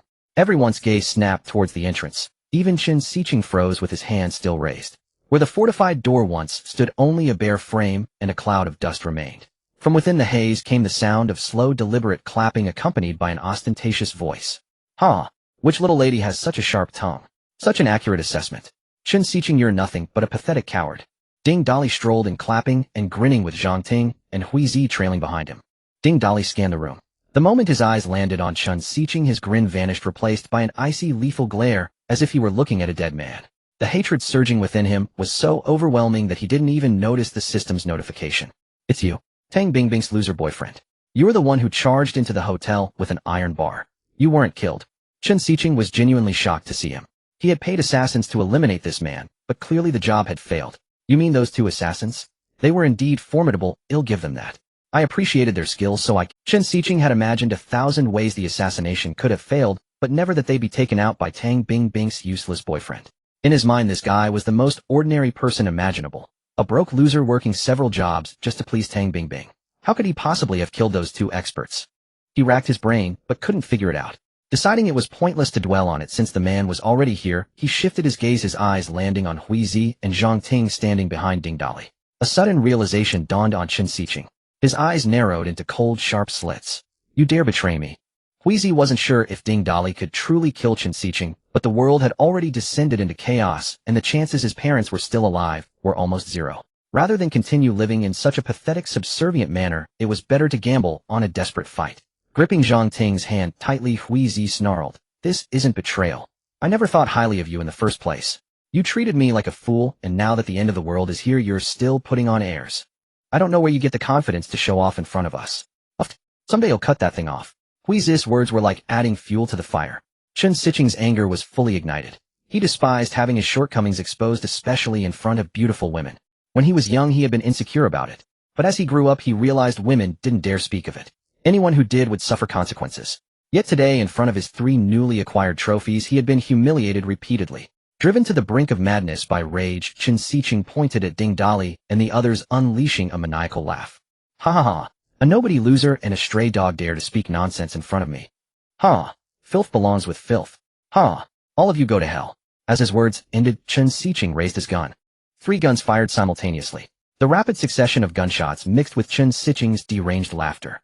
Zhang Jun and Tian Liang, who had been tormenting the women in the corner, were prepared the moment Ding Dali entered. Seeing Chen Sicheng raise his weapon, they opened fire as well. They fired until their guns were empty. Then a sight that left Chen Sicheng's trio, and indeed everyone present except Ding Dali, utterly stunned, unfolded. All the bullets they had fired seemed to gain a life of their own, hovering and spinning slowly in the air before Ding Dali, unable to advance an inch. "You've awakened the power of metal control too." Chen Sicheng stared in disbelief at the suspended bullets. His answer came in the form of several bullets spinning rapidly towards him. His pupils contracted as he desperately activated his ability to try and block them. But it was too late. 2 bullets struck his legs, piercing through his calves and shattering the bone. 2 bloody holes gushed crimson. A cry of agony escaped him as he collapsed. But the pain didn't cloud his judgment. He knew that if he didn't strike back immediately, he was dead. Suppressing the excruciating pain, he channeled all his power into his ability. A steel ball on a nearby table, unnoticed by most, morphed into a dozen steel needles. The ability Chen Sicheng had awakened after consuming a crystal core was metal manipulation. As the name implied, he could control the form and movement of metal within a certain range. It was a formidable power. Metal was everywhere in the world. If he could grow stronger, he could easily become a top-tier expert. Chen Sicheng had always believed this. But today the steel needles he had conjured hovered in the air, completely immobile, no matter how hard he tried to command them. He pushed his ability to its limit, sweat beading on his forehead. Whether from pain or the immense strain, it was unclear. He strained until his last ounce of mental energy was depleted, and he could no longer use his ability. The needles remained frozen in place, unmoving. How is this possible? The weakened Chen Sicheng muttered in disbelief, his voice stripped of all its former arrogance. "Were you looking for these?"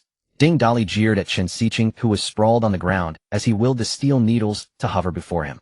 Watching Chen Sicheng's pupils dilate in shock, Ding Dali sneered, "Did you really think that possessing this ability would let you swagger through the apocalypse unchecked? Or perhaps that this alone could kill me? You must be wondering how I can control the steel needles you created. The reason is simple. Our levels are worlds apart. And you only control metal, but I can control everything I lay my eyes on. As long as I will it." With that, countless objects around them levitated into the air. The sight was so staggering that Chen Sicheng nearly forgot the searing pain in his legs. Impossible. Absolutely impossible. How could a worthless loser like you possess such power? You don't deserve it. Ack! Chen Sicheng's enraged roar was cut short, transforming into an agonizing scream as several steel needles slammed into his limbs, pinning him deep into the floorboards. Act! Act! He'll kill you. You two idiots, what are you standing there for? Attack him! Pinned to the floor and unable to rise, Chen Sicheng howled in pain, barking orders at Zhang Jun and Tian Liang. Everything had happened so fast, the two men were still reeling in shock, only to see their boss already nailed to the ground. Both stood frozen in terror, but upon hearing Chen Sicheng's command, they instinctively lunged at Ding Dali. With a subtle twitch of his fingers, two thin bolts of lightning shot forth. The duo fists raised hadn't even closed the distance when a flash of electric light seared their vision. Zhang Jun and Tian Liang were instantly electrocuted, collapsing to the ground in convulsions. Ding Dali had deliberately held back, controlling the power of his lightning ability. The two were merely stunned, their lives not in danger. He cast a cold glance at the twitching pair, a contemptuous smirk playing on his lips. "Hey, you two newly awakened strength-type awakeners, stop making spectacles of yourselves. Don't worry, your time hasn't come yet." Ding Dali's words, the lightning that had suddenly erupted from his body, and the bizarre method of attacking with it. All of it left Chen Sicheng utterly bewildered. How could he see through others' abilities? Why could lightning surge from his body? What kind of monster was he? These questions shattered Chen Sicheng's psychological defenses, his fury gradually turning into despair. He looked at Ding Dali with a pleading gaze, his voice barely a whisper. "Brother Ding, besides Tang Bingbing, I've never had any grudge with you, have I? Why must you push me so hard? If you're angry, how about I gift you 10 beauties once we get out of here? I guarantee each one will be better than that bitch Tang Bingbing. We can be brothers from now on. What's mine is yours. There's no need to ruin our friendship over a woman like her." "Huh? Don't listen to that scumbag. Big brother, help me get rid of him. If you kill him, I'll gladly bear your children." The bound bridesmaid and then suddenly interjected her words, making Chen Sicheng seethe with rage, wishing he could shut her up right then. But he dare not show it. Even Huizi, standing beside Ding Dali, kept urging, "Don't believe a word he says. This man is duplicitous and treacherous. You must kill him to eliminate the future threat." In truth, Huizi had never imagined Ding Dali's strength would be so unfathomable. Knowing the man had some power, he had initially planned to ally with him to take down Chen Sicheng. But who would have thought his power was utterly overwhelming? He suppressed the arrogant Chen Sicheng as effortlessly as a god. Since it had come to this, Chen Sicheng absolutely could not be allowed to live.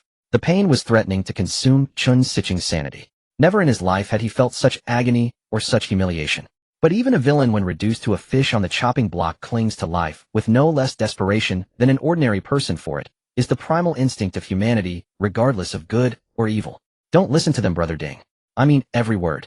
My father will come to get us. Once we're out, you can have anything you desire. And with the apocalypse upon us, with your strength, we can do whatever we want. What more could you want? Name your price, and he'll deliver. Truly anything." Chen Sicheng nodded frantically. A smile tugged at Ding Dali's lips. He walked over to Zhang Jun and Tian Liang, who were lying prostrate on the floor, and gave each a kick. "All right, stop pretending to be unconscious. I didn't strike to kill. If you don't want another jolt, get up this instant." The two who had been sprawled on the ground snapped upright at Ding Dali's words, kneeling hastily. Their hair stood on end, and they thumped their heads on the floor twice, sobbing and wailing. "Brother Ding, we have no quarrel with you, and we barely know Tang Bingbing. If you're seeking revenge, it has nothing to do with us." Yes, big brother, please don't kill us. We have nothing to do with Tang Bingbing." Watching the two beg for mercy, Ding Dali produced an axe from his spatial storage and tossed it in front of them. The sudden thud made them flinch, unsure of his intent. Ding Dali asked with a taunting grin, "Wanna live? If you do, use this to chop off a limb from Chen Sicheng. If you satisfy me, you'll live. Otherwise." Ding Dali crooked his finger, and a ball of lightning the size of a football materialized in an instant, hovering menacingly above their heads. Upon hearing this, their trembling bodies stiffened. They glanced at Chen Sicheng, then at Ding Dali, their faces twisted with indecision. Chen Sicheng heard the offer too. Sweat and pain contorted his face, veins bulging on his forehead as he screamed hysterically, "I dare you. If either of you lays a hand on me, I swear I'll make your lives a living hell. It'll make your entire family suffer." Zhang Jun gripped the axe, his mind a battlefield of conflict. Having been entrenched in Chen Sicheng's circle for so long, he had witnessed the power of the Chen family and knew well his vindictive nature. The fear of Chen Sicheng had become ingrained, a deep-seated terror that had taken root in his heart over time. Now with someone who could pose a lethal threat to both Chen Sicheng and himself, that ingrained fear began to loosen its grip. Offending Chen Sicheng meant death, but offending Ding Dali meant immediate death. However, if Chen Sicheng were to die, what would it matter if he offended him? Hearing Chen Sicheng's threats, even in his current state, a pent-up frustration from years of servitude ignited into a blaze of fury that surged to his head. With a hardened heart, he gripped the axe, planted his feet, and lunged. Screw you. Even in this pathetic state, you're still trying to act tough. Act. They'll chop you to pieces. With a furious roar, the axe came down. Chen Sicheng's lower leg was severed cleanly at the knee. Blood splattered across Zhang Jun's face. The hot, sticky warmth drove him into a frenzy, his expression turning savage. He raised the axe to strike again. Tian Liang stepped forward and snatched the axe away. He couldn't let Zhang Jun have all the glory. This was a chance to survive, and he had to seize it. So just as Zhang Jun was about to bring the axe down for a second swing, Tian Liang intercepted, grabbed the weapon, and without a moment's hesitation brought it down with brutal force. Chen Sicheng's other leg was also severed. He had fainted from the pain, but the fresh, searing agony jolted him back to consciousness. A torrent of heart-wrenching screams and curses poured from his lips, as if the act of screaming could somehow lessen the torment. Act! Zhang Jun, Tian Liang, you bastards. You two self-degrading dogs. I won't let you get away with this. You're nothing but cowards who'd sell out your own women. Act! Snot, tears, and saliva streamed down Chen Sicheng's pain-racked, contorted face.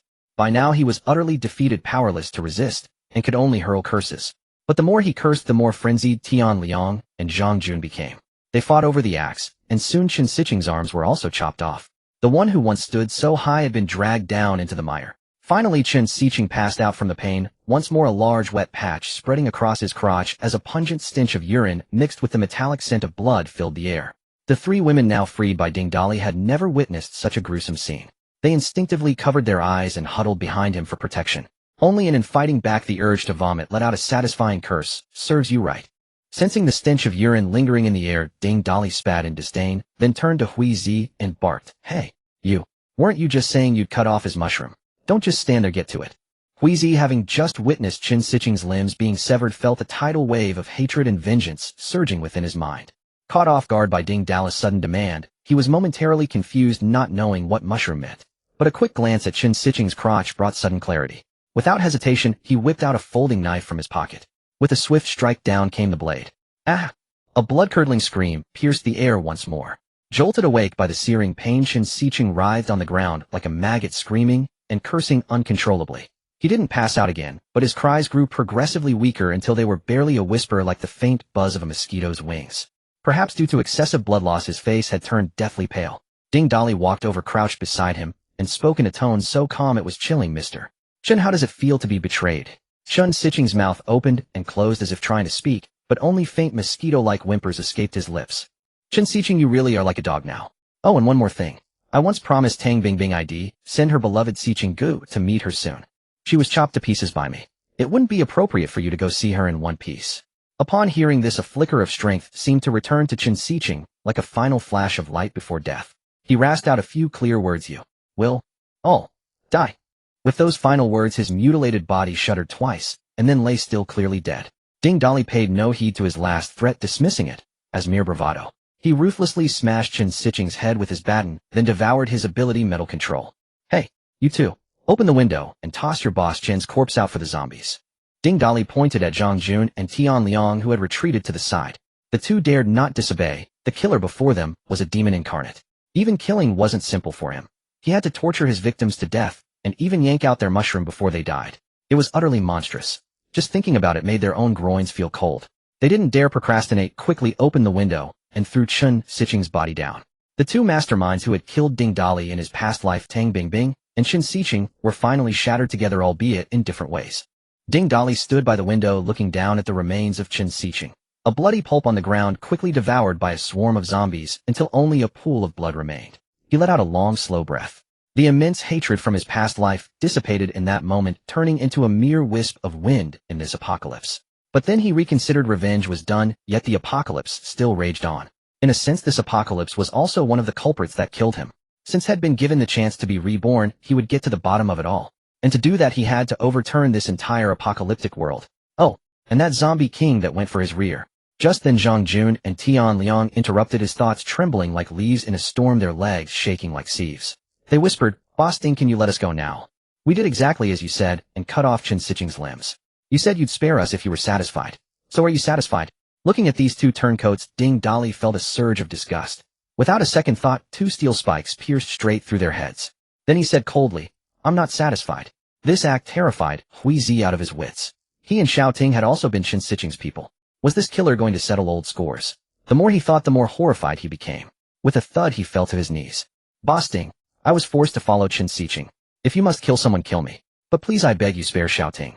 Ding Dali was completely taken aback by this sudden kneeling. He thought to himself, is this guy an idiot? I'm not a bloodthirsty maniac.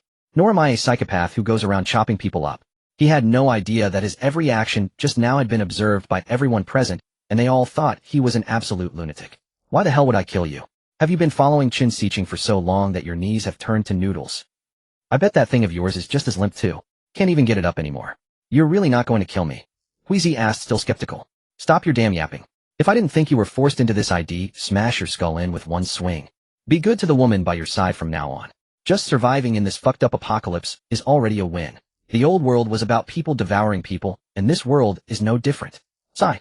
Ding Dali sighed again, then as if remembering something added, "Oh, whatever. Get up. I have some questions for you." Huizi was baffled, but stood up anyway. "Boss Ding, asked me anything." Ding Dali's eyes suddenly turned shifty, and like a thief, he pulled Huizi aside, glancing around to see if anyone was watching. Seeing that the bride trio were comforting each other after their ordeal, and paying them no attention, Ding Dali lowered his voice, and asked, "Huizi, you've been at this hotel a long time. Does this place offer its guests certain services?" Huizi looked utterly bewildered, as if struck by lightning, having no idea what he meant. Seeing this, Ding Dali said impatiently, "Don't play dumb with me. You know those services. Special services. With a degenerate like Chen Sicheng in charge, surely a big hotel like this had some gorgeous girls providing special services." Huizi suddenly had an epiphany, finally understanding what he was asking. He answered firmly, "Boss Ding, this is a legitimate hotel. Where would we find such girls providing such services?" Although Huizi's voice wasn't loud, it was as clear as a bell, and everyone present heard him perfectly. "Can't you keep your damn voice down?" Before the words even left his mouth, the bride Xiaoga blushed and spat out, "Pervert. Hey, this little woman. I just saved her from a fiery pit, and she's already turning her back on me. Why doesn't she have an ounce of Xiaoyu's self-awareness?" Ding Dali muttered to himself, but ignored Xiaoga. Instead, he grinned mischievously and walked straight over to the bridesmaid, and unnaturally draping his arm around her neck. "Little miss, I thought I heard someone say she'd have my babies if I killed Chen Sicheng for her. Was that for real?" Hearing this, even Anun with her fiery personality blushed as red as a ripe apple, wishing she could bury her face in her own chest. She shyly glanced at the monkey next to her out of the corner of her eye, ere the monkey-faced man. She was about to speak when Xiaoga yanked her back, shielding her protectively. "Sir, first of all, thank you for saving us. We will repay you someday, but please keep your hands off my friend." Ding Dali almost laughed out loud at that. He thought to himself, repay me someday. What a joke. His mind automatically conjured up a series of Z-rated images.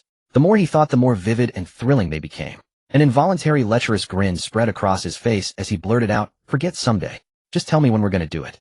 You pervert." Xiaoqia cursed, shoving Ding Dali aside before pulling her two friends toward the door. This only made Ding Dali laugh in exasperation. "Don't you three have any gratitude? I saved your lives, and you think a single word is enough to brush me off? Besides, without the special elevator card, you three can't go anywhere." Ding Dali quipped, while silently summoning the system to check their stats. Name Xiaoqia. Human female. Conquerable. Score 95. Strength 3. Speed 4. Stamina 5. Spirit 5. Ability pending awakening. Karma 50. Name Xiaoxiaoxua. Human female. Conquerable. Score 90. Strength 4. Speed 4. Stamina 4. Spirit 4. Ability pending awakening. Karma 65. Name Xiaoyinan. Human female. Conquerable. Score 92. Strength 4. Speed 5. Upon this closer inspection, Ding Dali was pleasantly surprised. First, Xiaoqia looked exactly like the wedding photo. It wasn't heavily edited. She was genuinely attractive with a full chest, a curvy backside, and a remarkably slender waist. Second, all three were on the verge of awakening their abilities, meaning they would each possess supernatural powers. But what delighted Ding Dali most was that the fiery bridesmaid named Anan had a karma score of 90. It seemed she was truly eager to bear his children. Everywhere he looked, there were pleasant surprises. The only thorn in his side was Xiaoqia. Staring at her karma score, a torrent of curses swelled within him. "Even a stranger you just met shouldn't have a score as low as 50. I saved you from danger, and you only give me 50. You truly don't see me as a person. Damn it.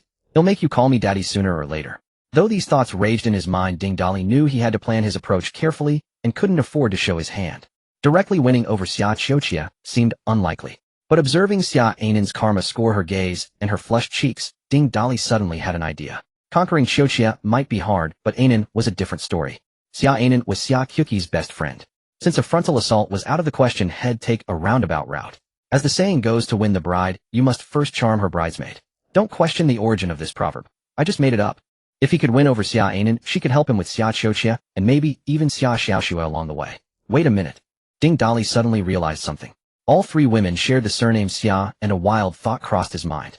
He began scrutinizing the three women from head to toe, and the more he looked, the more unsettled he became. They bore a striking resemblance to one another. He'd glance at them, then chuckle to himself as he daydreamed. Then he'd look again, and his grin would turn lewd. The three women witnessing this each harbored different thoughts. Xia Qiuqia thought, this pervert is also a lunatic. No wonder he killed so brutally. He's genuinely deranged. Xia Xiaoxue amused, he's powerful sure, but is he mentally unstable? Xia Ainan wondered, this monkey. No. This guy looks kind of silly. Would his offspring inherit that? Just as Ding Dali was conjuring fantasies about his future father-in-law's romantic escapades, a crisp system notification interrupted him. Ding. Conquerable target Xia Qiuqi's karma has dropped to 45. She has developed hostility towards you, boss. Please plan accordingly. What the hell? I haven't even done anything. What is this woman up to? Does she really not see me as a person? Her only virtue is her looks, and her temper is just as fiery. System, get out here. Can I just bash her skull in? Boss ID advised caution. I have a feeling you'll make her call you daddy. Ding Dali cursed inwardly, then glared at Xia Qiuqia and snapped, young lady. Is Li Chunlan your mother? Yes. Do you know my mom? Xia Qiuqia instinctively avoided his fierce gaze, but couldn't help asking out of curiosity. Your mom begged me to save you. She's something else. She really loves you. Now get the hell out of here. Flustered and spouting nonsense, Ding Dali told Hui Zi and the others to clean up the place, then led the three women back up to the 29th floor. Though Ding Dali yearned to make Xia Qiuqia call him daddy, he couldn't stand her spoiled princess attitude. To facilitate future interactions, he opened the sealed door between the 30th and 29th floors. As for the woman who had been toyed with by Zhang Jun and Tian Liang, she remained silent throughout. Ding Dali had checked her stats too. She was pretty, but her score didn't meet his standards, so he paid her little mind. Seeing her rescuers heading to the 29th floor, she quickly got up, dressed herself, and followed them without a word. Seeing her daughter return safely, Li Chunlan rushed over and embraced her, sobbing uncontrollably. The survivors on the 29th floor wanted to approach and see the commotion, but upon seeing Ding Dali beside the women, they all instinctively backed away. The memory of his bizarre killing method was still fresh. Now that he had come down from upstairs with the women, it was clear he had likely killed Boss Chun, who was armed.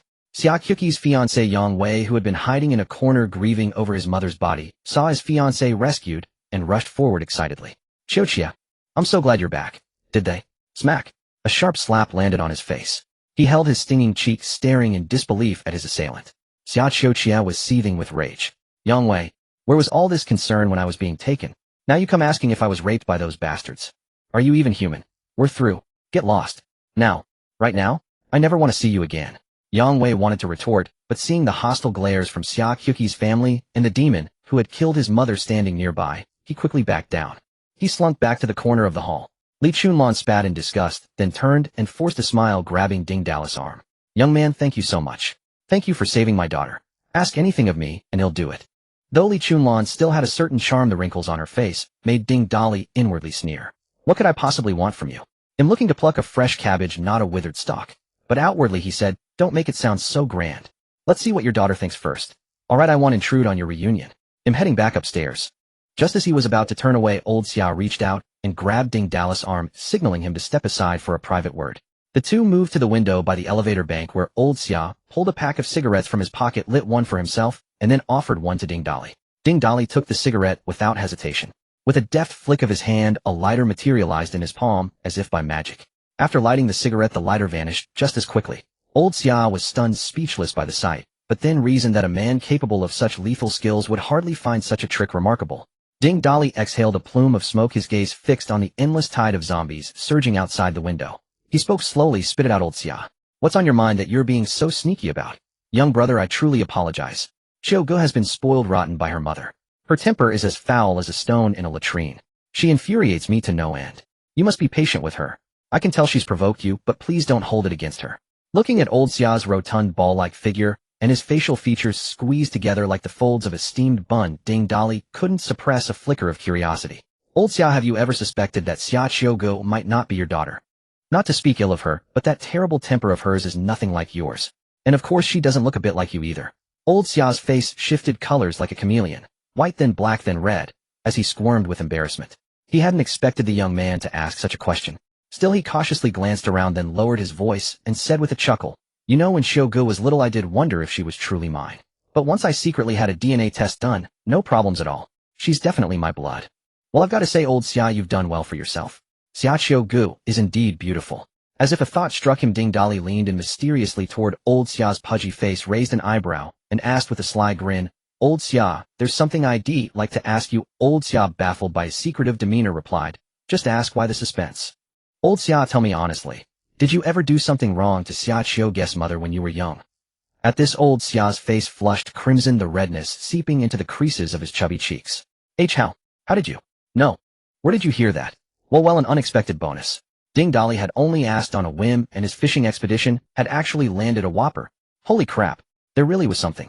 I knew it. That's why both of Xia Qiugu's besties are surnamed Xia, and the key thing is they bear a slight resemblance around the eyes and brows. That's too much of a coincidence. Old Xia scratched his head sheepishly and began, Back then Qiugu's mother was pregnant. I was young and hot-blooded. Old Wang next door was always away on business trips. One thing led to another, and I ended up with old Wang's wife. But it only happened that one time. Afterwards we both pretended nothing had occurred and went back to our own lives. Not long after, old Wang died in a car crash, and his wife discovered she was pregnant around the same time. I suspected the child might be mine because old Wang hadn't been home for a while. Old Xia, you're something else. You didn't get cuckolded by the neighbor, you beat him to it. But shouldn't the neighbor's wife's child have taken the surname Wang? You're right about that. The child was indeed named Wang at birth, Wang Xiaoxua. But later her mother found another man through a matchmaker, and as luck would have it, this man was also surnamed Xia. He sold his house and moved into our neighborhood. Just like that, Wang Xiaoxua became Xia Xiaoxua, and as she grew up she reminded me more and more of Qiugu. But I don't know if Xia Xiaox's mother is cursed to outlive her husbands. When the girls were in middle school, Xia Xiaox's stepfather died in an accident too. After remarrying, Xiaox's mother never had another child. Xiaoxua was her only one. The two of them were widowed and orphaned once more. Then Qiugu's mother, for some inexplicable reason, suggested that since the two girls had grown up together and were such close friends, and since they both bore the surname Xia, why not have me be Xiaox's godfather? And so Xiaoxua and Qiugu are best friends and sworn sisters on the surface, but in reality, they're biological sisters. Of course they don't know any of this. Only I and Xiaox's mother know. But in this world now I've lost contact with Xiaox's mother. She's probably gone. Listening to old Xia's sordid tale of romance, Ding Dali's jaw nearly hit the floor. If Xiaoxua was that pretty, her mother must have been attractive too, and Xia Qiugu's mother was likely a beauty in her youth. How could they have both fallen for someone like old Xia? Old Xia, were you skinny when you were young? Handsome. Not really, just about 7 or 8 pounds lighter than now. Staring at old Xia's round fleshy frame. At least 200 pounds, losing 7 or 8 pounds. Wouldn't that still make him a big fatso? Wait. Were the women of that era really so fond of having cabbages rooted by pigs? Ding Dali was utterly perplexed. So what about the other one? What's the deal with Xia Anan? Old Xia waved his hands frantically at this and lowered his voice. Young brother, don't go spreading rumors. I Xia Donghai swear to heaven. I only made that one mistake. Xia Anan is definitely not my child. Anan is a friend Qiugu and Xiaoxua made in high school, and they've been close ever since. It's purely a coincidence that she's surnamed Xia. As for the resemblance, I do think there's a slight similarity. But I swear I've never even met Xia Anan's mother. Really, nothing to do with you. Old Xia raised his chubby hand to swear again, but Ding Dali cut him off. All right, enough with the oaths. I was just asking. I was worried all 3 might be your daughters. Old Xia, I won't lie to you. The reason I saved them is because I'm interested in them. At these words, old Xia's perpetually amiable face twisted into a mask of fury, his usually squinted eyes snapping wide open. Young brother, what do you mean by that? If you try to lay a hand on my daughters, that's absolutely out of the question. When those bastards under Boss Chun took my girls, if there'd been any way up, I would have fought to the death. Not bad, old Xia. You've got some spine. Don't worry. I'm not like them. Even in this apocalypse, I don't believe in forcing things. You don't have to guard against me like I'm your enemy. I'm not the one you should be watching out for. What do you mean? What do I mean? Old Xia, you should be able to figure this out. Look at the horde downstairs. The zombies won't disperse anytime soon, and until they do, everyone is stuck in this hotel. Now look at the people left in your lobby. The men are the vast majority. And among the remaining women, the most beautiful ones are mostly from your family. Do you think in this world with no food and water once time drags on, what do you reckon these people will do? I don't need to spell it out, do I? Rape and murder would be the least of it. Cannibalism is just a matter of time. People might be afraid to kill zombies, but they won't hesitate to prey on their own kind. That was true before the apocalypse, and it's even truer now. Old Xia listened with a deeply furrowed brow. After thinking for a moment, he asked with some difficulty, "You're so powerful. Can't you just protect us?" "Sorry, but I only protect my own people. You understand what I mean. The only reason I've been so forthcoming with you is that you haven't shown me any hostility." Xia Donghai was no fool. He understood every word instantly, his mind racing with strategies for what to do next. Ding Dali, seeing his conflicted expression, gave a slight shake of his head before conjuring a battle axe from thin air and tossing it to Xia Donghai's feet. "Thinking about it now is pointless. Do you know what your most urgent task is? It's to establish your authority. I won't leave this place for now, but I'll only manage my own people. So if you want to protect yourself, you must become the leader of these people. Make them obey you. That's the only way to ensure the safety of you and your family. Consider this axe a small gift from me to help you establish your dominance." "Alright, I've said my piece. I'm heading back upstairs. Tonight my people and I will be dining upstairs. I hope to see you there as the leader of this group, and I want to hear your plan." With that, Ding Dali turned and headed straight back to the 30th floor without a backward glance. Xia Donghai was left standing alone, the axe heavy in his hand, his emotions a swirling maelstrom. Yet after years navigating the treacherous waters of the business world, he knew the stakes all too well. Gritting his teeth, he made his decision and strode purposefully back into the banquet hall, axe in hand. Meanwhile, back on the top floor, Ding Dali found that Hui Zi and Zhang Ting had already finished cleaning up the bloodstains. Seeing Ding Dali return, Hui Zi hurried over and said respectfully, "Brother Ding, we've cleaned everything up. The supplies Chen Sicheng's men looted from the lower floors have been moved to a room. Would you like to take stock of them?" "Oh, let's go take a look." Chen Sicheng's penthouse was truly massive. Even the room used for storage, a spare bedroom, was larger than Ding Dali's old one-bedroom rental. Capitalism truly was decadent. Ding Dali stored half the room's supplies into his spatial dimension. Watching the items vanish into thin air one by one, Hui Zi was utterly awestruck. Was there anything this man couldn't do? His initial fear had completely transformed into devoted submission. Ding detected Dong Yuhui's good evil value at 100. Never betray. Who the hell is Dong Yuhui? Ding Dali blurted out in shock. Hui Zi, standing beside him, was startled, wondering how the boss knew his full name. Trembling, he asked, "Brother Ding, what's wrong?" "Holy crap. Your name is Dong Yuhui. Where are you from?" "Are you from Chinsong City?" Hui Zi's pupils dilated in astonishment. "Brother Ding, how do you know where I'm from? I haven't been back in years. My family moved to the capital for business when I was very young." "System. Check his stats. Name Dong Yuhui. Human. Strength 8. Speed 8. Stamina 8. Spirit 5. Ability awaiting awakening. Good evil value 100. After reviewing the data, Ding Dali could barely contain his excitement. He felt even better than when he saw a beautiful girl. The reason was simple. Ding Dali knew of this Dong Yuhui from his past life. Though had never met him, had certainly heard of his reputation. Dong Yuhui was famous in his past life not for his individual power, but for commanding a legion of mutated beasts. Dong Yuhui was an awakener of the beast transformation ability. Those with this ability were naturally more attuned to mutated beasts, making them easier to tame. Consequently, almost every beast transformation awakener had one or two mutated beast companions. In his past life, Dong Yuhui formed an awakener squad of over 20 members. The most remarkable part was that every single one of them was a beast transformation awakener, and nearly all of them had two mutated beasts by their side. Over 20 people plus a pack of mutated beasts, all of them were triple threat warriors excelling in strength, speed, and defense. In his past life, Ding Dali had only heard of this man. "I never thought this Hui Zi would be the leader of that mutated beast legion in my past life. This is a massive, unexpected surprise." The more he thought about it, the more excited he became.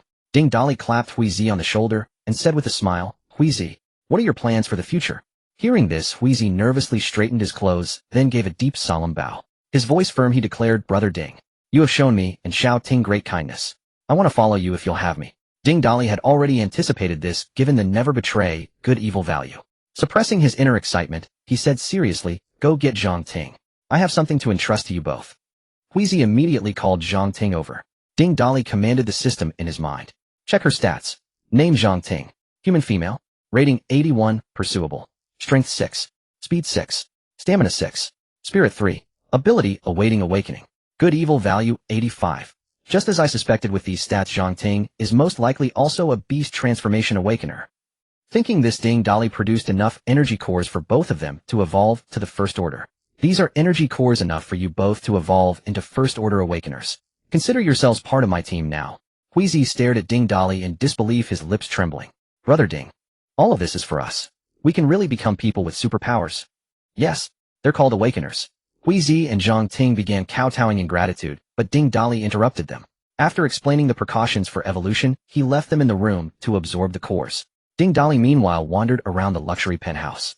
Chen Sicheng's residence occupied an entire floor with a staggering number of rooms, each unimaginably spacious. After casually browsing a few, he grew bored. However, in one room, he discovered a collection of jewelry, jade luxury watches, and supercar keys, as well as a massive safe. Using the metal control ability he had devoured from Chen Sicheng, Ding Dali turned the safe door into a pile of iron balls. Inside the safe was a stack of gold bricks taking up nearly a third of the space. Ding Dali spat in disdain. Huh. Chen Sicheng really loves gold, huh? What's the use of hoarding all this crap now? Besides the gold, Ding Dali found several black briefcases in the safe. 3 were empty, but judging by the foam cutouts inside, they had once held pistols. 3 other cases were filled with ammunition. The remaining cases contained a variety of chemicals, some in powder form, some crystalline, and others in an array of colors. One glance was enough for Ding Dali to know exactly what they were. No wonder that bastard Chen Sicheng always seemed so hyperactive. At the very bottom of the safe was a briefcase filled with dozens of portable hard drives. Ding Dali figured they probably contained classified information. He decided to find a computer room and see what kind of secrets were on those drives. Just as he was about to leave with the briefcase to find a computer, Hui Zi came running over holding Zhang Ting's hand. It was clear they had completed their evolution.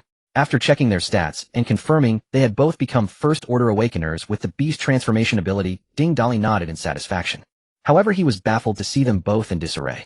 Hui Zi was shirtless, his pants torn into shorts, and Zhang Ting was similarly in rags. Had these two lost control during the evolution process? It wasn't until Ding Dali asked them to demonstrate their abilities that he understood why. Hui Zi transformed into a nearly 3-meter turtle, half-man, half-bear creature. Zhang Ting's ability was even more dramatic. She transformed into a half-human, half-eagle being, her body growing larger with wings sprouting from her back, granting her the power of flight. No wonder their clothes were ruined. It was just like the Hulk transforming. Normal clothes simply couldn't withstand. The two retracted their abilities, returning to their normal forms. Ding Dali set down his briefcase, patted Hui Zi on the shoulder, and said with a smile, "Not bad, not bad. A beast form ability awakener, a natural-born warrior. We'll be staying here for a while. You two find a room near the entrance, and keep watch. No one gets in unless they're one of us."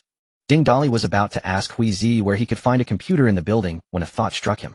He turned to Hui Zi and asked, "You two have any weapons in mind?" The pair thought for a moment, and Hui Zi spoke up first. "Boss, I've always been fond of those ring-pommel broadswords from the anti-Japanese war era. When I was a kid, my dad carved me one out of wood. You can't imagine how happy I was. With that wooden blade, I chopped the heads off every weed within miles. If I had a real one, slicing through zombies would be as easy as cutting vegetables. But with the world as it is now, finding a good blade out there isn't easy." "Who says it isn't? Just wait." With that, Ding Dali pulled rebar of varying hardness from his spatial storage. Channeling his metal control ability, the materials softened like putty.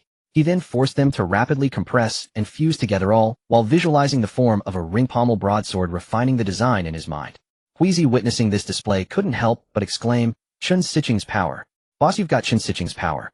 Seeing Ding Dali's intense focus on controlling the metal, Hui Zi covered his mouth and fell silent. Under Ding Dali's command, the metal quickly took the rough shape of a blade. As this was his first time using this ability for such a delicate task, every step was meticulous. It wasn't long before the sword was complete. Ding Dali had elongated the tip compared to the original design, mitigating the blade's weakness of only being able to chop and slash, not thrust. "Take a look, see if this works for you," Ding Dali said, handing the finished sword to Hui Zi. Hui Zi took the sword, his eyes sparkling with excitement. He weighed it in his hand, gave it a few practice swings, then said with a hint of embarrassment, "Boss, this size is perfect for me now, but if I use my ability and transform, holding this would be like holding a toy knife. Could you make it bigger and heavier?" Ding Dali hadn't considered this. The strength of a beast form awakener is immense, and with Hui Zi's bear transformation, both his size and power would increase dramatically. So he picked up the sword again and channeled his ability to enlarge it, extending the blade until it was nearly 1.8 meters long. Only then was Hui Zi satisfied. When slung across his back in human form, the sword was almost as tall as he was, looking incredibly disproportionate. But when Hui Zi transformed, the massive sword looked perfectly in place. His furry, oversized hand gripped the hilt, swinging it left and right. The giant bearman wielding the giant cleaver was a sight to behold. If the building's top floor hadn't had high ceilings, he probably would have torn the place apart. Reverting to his human form, Hui Zi said happily, "This size is just right. If only it were a bit heavier." Heavier? Ding Dali pondered this. To add weight without changing the size too much, head needed denser metal.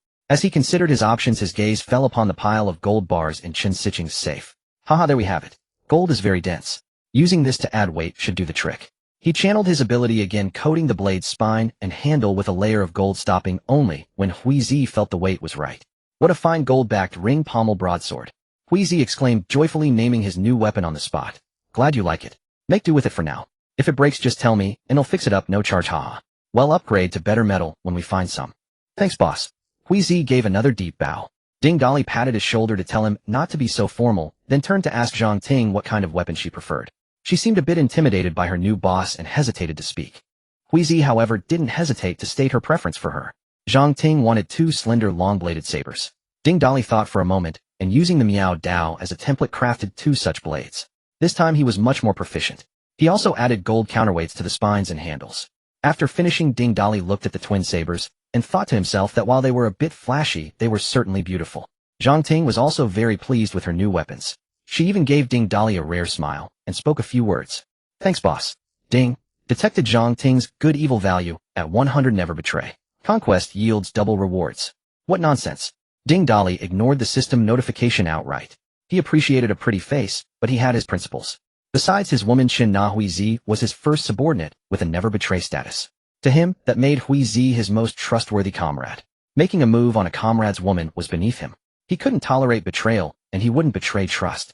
Ding Dali then forged another gold-backed ring pommel broadsword in a standard size, and handed it to Huizi. Not every environment allows for transformation. Use this one in tight spaces. Go get familiar with your weapons, keep the door secure, and let me know if anyone comes. After thanking him again, Huizi and Zhang Ting took their weapons to the elevator lobby by the entrance to practice with them. Ding Dali's repeated use of his metal control ability had made him quite proficient. His own rebar staff was functional, but compared to theirs it wasn't flashy, nor was it heavy enough. It was time to forge a new weapon for himself. In his past life, Ding Dali's devouring ability had only increased his strength and stamina, so he had always favored heavy blunt weapons that relied on pure force. Now with the precise attack methods granted by his new abilities, his weaknesses were covered. Still, he preferred the familiar feel of a blunt instrument. He pondered for a moment, then channeled his ability. He refined the rebar, making it slightly thicker, and then thickened the ends even more. The result looked like 2 baseball bats connected end-to-end, transforming the rod into a proper staff. Ding Dali initially considered coating it in gold for weight, but gold was too soft, and would deform easily upon impact.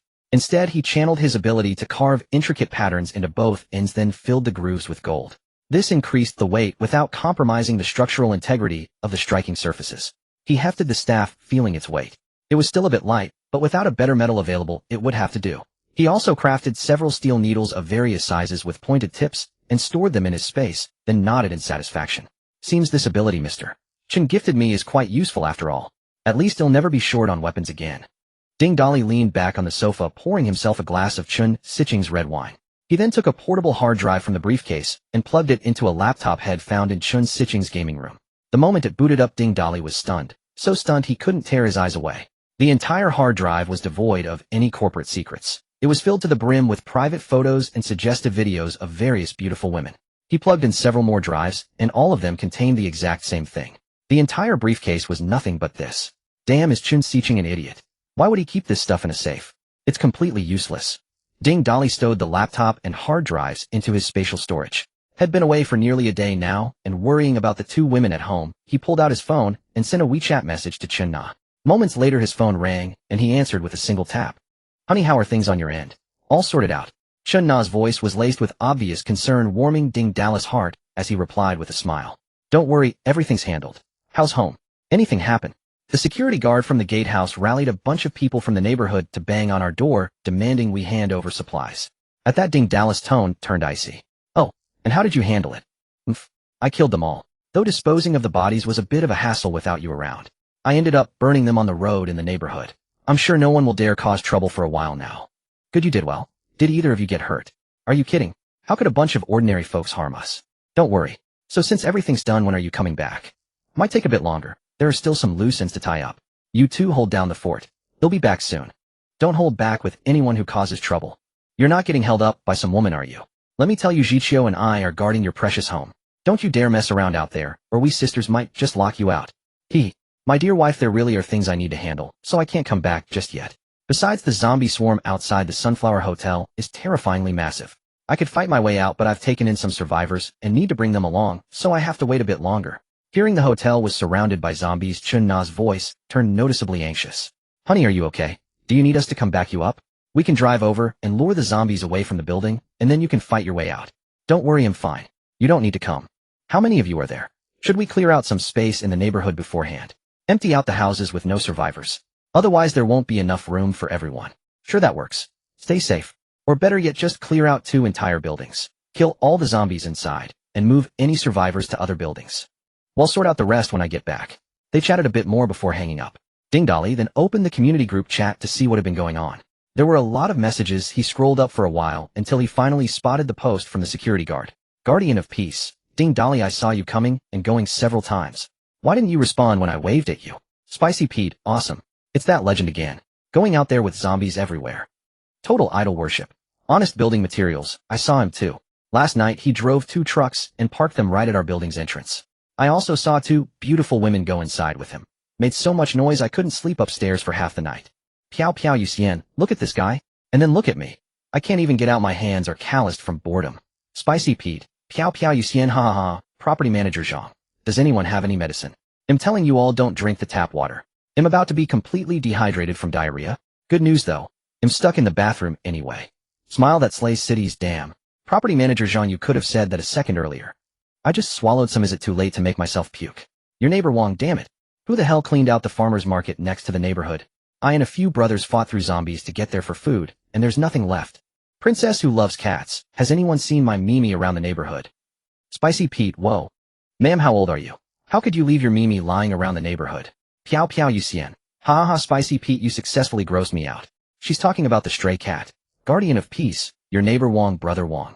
You remember me, right? I know who cleaned out the farmer's market. Your neighbor Wang, who? Guardian of Peace. Let's talk privately, your neighbor Wang. Ding Dali roughly pieced it together by now. The security guard had probably teamed up with some others to try and raid his home for supplies. Ding Dali kept scrolling until he found messages related to himself. Honest Building Materials, Guardian of Peace, your neighbor, Wang, you 2 still alive. Spicy Pete, is there some drama to dig into? If I recall, these 2 went private to talk about who emptied the market, right? Did they go looking for trouble? Smile that slays cities, damn, I've got diarrhea too. What do? I took medicine and it's not helping at all. Property Manager Zhang, smile that slays cities, don't worry, it won't stop until you're completely drained. I'm feeling a bit better now. My advice is don't leave the bathroom from now on. Piao Piao Yuxian, Honest Building Materials, got any tea to spill? You're crushing my leg hair. Honest Building Materials, got any tea to spill? Wanderer Without Bounds, Honest Building Materials, got any tea to spill? Baldness begging for hair, Honest Building Materials, got any tea to spill? Honest Building Materials, I saw the security guard and that gangster Wang leading a bunch of guys with weapons into our building. Then I heard them banging on the door downstairs, and not long after there were all kinds of screams. That's why I'm asking if they're okay. Spicy Pete, damn. Everyone look at the middle of the road at the neighborhood entrance. Piao Piao Yuxian, my view's blocked by a building I can't see. What happened? Someone tell us the truth. Spicy Pete, video, Honest Building Materials, the 2 women in the video are the ones I brought back to my building. Spicy Pete, holy crap. Are you serious? Did you all see that? There are 8 bodies total, and they burned them right at the entrance. I saw one of the bodies wearing a security guard uniform. That's probably Guardian of Peace. And what I didn't catch on camera, I saw one of the women shoot flames from her bare hands to ignite the bodies. Wanderer Without Bounds, so are those videos online real? There are tons of people posting videos about superpowers online. Spicy Pete, Ding Dali, my idol. I worship you. Even the women you bring back are this badass. You must be even more incredible. Piao Piao Yuxian, the woman in the video is gorgeous. While the rest of the chat revolved around Chun Na and the others along with various news about superpowers. After thinking it over, Ding Dali posted a message in the community group. Ding Dali, my people will clear out 2 buildings for my team to stay in. If we clear the building you're in, I expect your cooperation. They'll help you move to other vacant units. If you don't cooperate, you'll get the same treatment as the zombies. Don't say I didn't warn you. Princess who loves cats, why should we? I paid for my apartment with my own money. Why should we vacate? Wanderer Without Bounds, exactly. Why should we move out of our own homes? Property Manager Zhang, have you considered clearing out the property management building? Spicy Pete, Ding Dali, the legend finally speaks. Worship, am I the only one who noticed? The boss said, he has a team. Boss, come clear out my building. I'm applying to join the team. The group chat erupted with activity once more because of Ding Dali's message. Ding Dali ignored them. Giving them a heads up was already more than they deserved. Ding, detected that a stranger's good evil value has reached 100, never betray. What the hell? The sudden system notification startled Ding Dali. System, who is the one with a good evil value of 100? Boss, I cannot detect someone I have never seen before. Ding Dali guessed it might be someone from the community, but he wasn't sure. Since he couldn't figure out who it was, he decided to stop guessing. He would naturally know when he saw them later. Putting down his phone, Ding Dali planned to rest for a bit as he was tired from bustling from the early hours until the afternoon. But just as he lay down on the sofa, his phone vibrated a few more times. Ding Dali picked it up again and saw a message from Yu Xiaoyu saying they had finished cleaning the presidential suites on the 26th, 27th, and 28th floors. He replied to her message and then lay back on the sofa, closing his eyes. About half an hour later, Huizi came to report. Boss, a group of women came up the stairwell saying they are your people. Huh. Oh, they're with us. Let them in. Soon Huizi and Zhang Ting led Yu Xiaoyu's team to stand before Ding Dali. Scanning the women, he noticed a distinct change in everyone's eyes. It seemed they had all killed zombies before. In truth, the difference between killing zombies and killing people isn't significant. All serial killers have completely different eyes before and after their first kill. Those who often kill would surely know. In this apocalypse, whether killing zombies or people, it's the first step to officially embarking on the path of survival. Each woman carried large and small bags, placing them on the ground. Ding Dali glanced over them briefly, his gaze settling on two unfamiliar women at the back of the group. Originally, there were 18 women, now there were 20 with two he had never seen before. Ding Dali looked at Yu Xiaoyu in confusion. Understanding his gaze, Yu Xiaoyu brought the two women forward. Come meet our true leader. The two women nodded slightly in greeting. Ding Dali was astonished to discover that both of these women had also become awakened. After they finished their greetings, Yu Xiaoyu explained, Leader, we found these two women in a room on the 27th floor. They have now joined our team, and we used zombie crystal cores to help them become awakened. Two women in one room. They are. Yu Xiaoyu hesitated, too embarrassed to continue. But judging by the expressions of the two women, Ding Dali roughly guessed it. They were a wealthy lesbian couple who had come out to a hotel for some excitement, only to end up trapped. After this brief interlude, Yu Xiaoyu pointed to the various bags on the floor and said, each of those presidential suites below was stocked with quite a few bottles of water and snacks. As you instructed, we packed up all the food and daily necessities we could carry, plus about 50-odd crystal cores. Distribute them among your team members, but make sure it's based on contribution. Discuss the specifics with Lu Ruyan. This floor is very large with plenty of rooms. Everyone can have some free time for now. We'll have a group dinner tonight. Huizi, Zhang Ting, Xiaoyu, Lu Ruyan, the four of you stay behind. I have something else to discuss. Hearing this, the women dispersed in a flurry. Most of them were employees of this hotel and had heard that the top floor was the boss' private luxury residence, so they were somewhat curious. Now that they had the chance to roam around freely, it would be a lie to say they weren't excited. Once everyone had dispersed, Ding Dali continued, get to know each other. We're all family now. After the four briefly introduced themselves, Yu Xiaoyu asked Ding Dali, Leader, what are our plans next? Ding Dali was quite uncomfortable with Yu Xiaoyu calling him leader, thinking to himself, just you wait, he'll deal with you tonight. But he couldn't banter with her in front of everyone. So he said seriously, just call me boss like Huizi does. Chen Sicheng has been dealt with by me. We'll probably be staying here for a while, because there are too many zombies downstairs. It's not a problem for me to come and go alone. But with so many of us now, I don't want to risk a single one of our people's lives. So we'll have to think of another way, or wait for the zombie horde to retreat on its own. Ding Dali's words warmed the hearts of the four people present. Huizi, of course, needed no further convincing, being the first with a perfect good-evil value. Influenced by Huizi and receiving weapons crafted by Ding Dali, Zhang Ting also achieved the never betray good-evil value. The good-evil values of Yu Xiaoyu and Lu Ruyan also skyrocketed to 95 points. Reaching never betray was just a matter of time. Ding Dali struck while the iron was hot. The four of you are currently first-tier awakened. To advance to the second-tier, low-tier crystal cores are no longer of much use. You'll need first-tier energy crystal cores. However, creatures with first-tier cores are currently few and far between. So advancing to the second tier is a bit difficult for you right now, but I have first-tier crystal cores right here. With that, Ding Dali waved his hand, and 40 crystal cores were neatly laid out on the table. You are my core members, so your strength must be sufficient. 10 for each of you. If you need more, just come and ask. Ding. Detected target. Yu Xiaoyu's good-evil value has reached 100. Never betray. Strategy rewards doubled. Ding. Detected Lu Ruyan's good-evil value has reached 100. Never betray. Yu Xiaoyu and Lu Ruyan weren't fully aware of the current state of the outside world, but they had led their squad to kill dozens of zombies without encountering a single first-tier one. This suggested that Ding Dali wasn't lying. First-tier creatures were indeed still quite rare. Such precious first-tier crystal cores given away so freely, and even offering more if needed. Yu Xiaoyu, who already regarded him as her hero, was now completely smitten. She no longer saw Ding Dali as a monkey, and the more she looked at him, the more pleasing he became. Lu Ruyan stared enviously at the weapons on Huizi, and Zhang Ting threw her big hammer on the ground, planted her plump hands on her hips, and pretended to be angry, saying, Boss, you're being biased. You made those beautiful weapons for them, right? Why don't we have any? Her reminder made Ding Dali realize he had overlooked this. So he patted his chest and said with a laugh, "Don't worry, we'll upgrade everyone's weapons later." Rian spread the word in a bit. Give everyone some time to think about what kind of weapon they want. Oh, boss. When we were coming up the stairs we passed the 29th floor and heard some commotion, like some kind of trouble. Yu Xiaoyu suddenly remembered the chaotic noises she heard from the 29th floor on her way up, and fearing any oversight quickly reported it to Ding Dali. Ding Dali waved his hand and said with a meaningful smile, "Don't worry about them, let them be. We'll have a banquet tonight, they might send someone up too. By the way, did you manage to block the stairwell on the 26th floor temporarily?" "Already blocked as you instructed." While the others devoured the crystal cores to evolve, Ding Dali thoroughly replaced everyone's weapons. He then produced an assortment of food, drinks, and liquor, instructing the women who could cook to prepare the evening meal. He once again marveled at how incredibly vast Chen Sicheng's house was. Over 20 people moved about within it, yet it didn't feel crowded in the slightest. It even felt somewhat empty. Damn capitalist excess. The dining table in this mansion was colossal, large enough to seat dozens. Ding Dali couldn't fathom why the wealthy would need a table so immense. It resembled a conference table in a corporate boardroom, with more hands efficiency soared. Moreover, many women under Yu Xiaoyu's command had previously worked in hotel food and beverage departments, and soon platters of dishes covered the table. Outside the window, the sky had begun to darken as night descended. The intersection, once bustling with traffic, was now only filled with a dense throng of zombies. The streetlights flickered a few times before illuminating the entire road like rows of spotlights. Yet the protagonists under these lights could only emit low guttural growls.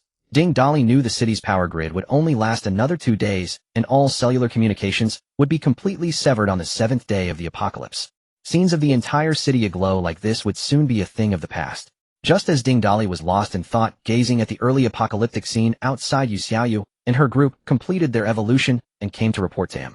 Surveying them, Hui Zi and Zhang Ting appeared more robust, their muscles bulging prominently, exuding a sense of wild primal strength. This was a trait of bestial metamorphosis evolution. Their bodies would grow increasingly feral, making them natural-born warriors. As for Lu Rian, whether due to her ability or her own nature, her figure had become even plumper after evolving. This left her feeling somewhat disheartened. But upon seeing the bounty of delicious food on the table, having not eaten all day, her gloom instantly vanished, and she grew as excited as a 300-pound child. As for Yu Xiaoyu, perhaps due to her ability, her skin had become even more radiant and delicate, as if it could yield water at the slightest touch. System. Check their stats. Name Yu Xiaoyu. Second tier Human Awakener. Score 95 recruitable. Strength 205. Speed 200. Stamina 200. Spirit 210. Ability Water Element Control S. Karma 100 Eternal Loyalty. Name Lu Rian. Second tier Human Awakener. Strength 210. Speed 200. Stamina 100. Spirit 205. Ability Petrifaction A. Karma 100 Eternal Loyalty. Name Dong Yuhui. Second tier Human Awakener. Strength 210. Speed 210. Stamina 210. Spirit 200. Ability Bear Form Metamorphosis A. Karma 100 Eternal Loyalty. Name Zhang Ting. Second tier Human Awakener. Strength 210. Speed 210. Stamina 205. Spirit 200. Ability Eagle Form Metamorphosis A. Karma 100 Eternal Loyalty. Ding Dali nodded with satisfaction as he reviewed their data. Now that their core combat strength had been elevated, the next step was to hone their practical combat abilities. Ding Dali had a plan in mind and addressed the group. To be honest, the 4 of us could easily escape from here. But if we take the others with us, they will inevitably suffer casualties. Before Ding Dali could finish, Yu Xiaoyu interjected anxiously, "Boss, we can't abandon our teammates. Didn't you say we never leave any of our own behind? They are all our people, and every single one is an awakener." Yu Xiaoyu, afraid Ding Dali would leave her sisters behind, reminded him before he could finish. Ding Dali wasn't annoyed by the interruption. He knew from his past life how crucial this group of women was to her. He smiled and continued, "Xiaoyu, don't worry. I never said we'd abandon our own. It's just that their combat experience is too lacking. All 4 of you are the same. You possess formidable strength, but haven't mastered its application. For the time being, I plan to have you 4 lead them floor by floor to clear out the zombies, honing their combat skills. And I have no intention of fleeing with you either." "Boss, what do you mean? Are we going to stay here forever? Use this place as a stronghold?" Huizi was the first to ask. Since all 4 had maxed out loyalty, the thought of Ding Dali abandoning them never crossed their minds. Ding Dali gazed at the zombie horde below, saying nonchalantly, "A stronghold? It's not time for that yet. We'll establish our own base a month from now. What I mean is we're not running. I intend to lead you all in accomplishing something that will be etched into history. We're taking down this horde." "What?" the 4 exclaimed in unison, looking incredulously from Ding Dali to the horde below. Shock and disbelief were etched on every face. Lu Rian raised her plump hand, felt Ding Dali's forehead, then placed it on her own to compare. She frowned, her chubby cheeks jiggling as she muttered, "The boss doesn't have a fever. Has he lost his mind?" "Rian." Yu Xiaoyu tugged at Lu Rian, signaling her to be quiet, then said solemnly, "Boss, that horde at the intersection below must number in the tens of thousands at least, and more stragglers are gathering from afar. How can just over 20 of us possibly overcome such a massive swarm?" "Exactly, boss," shouting Rian, "and I have high defense. We three can hold the zombies off at the hotel entrance while you escape over the south wall. There's no need to clash Eden with so many." Hui Zi chimed in agreement. "I'm not joking with you. And don't underestimate your own strength. We're currently ahead of most people, but they will slowly catch up in level. High-grade crystal cores are extremely scarce. To maintain a leading edge at the same level, aside from developing your abilities, the most crucial factor is combat experience and instinct. The zombies down there are at most first tier right now.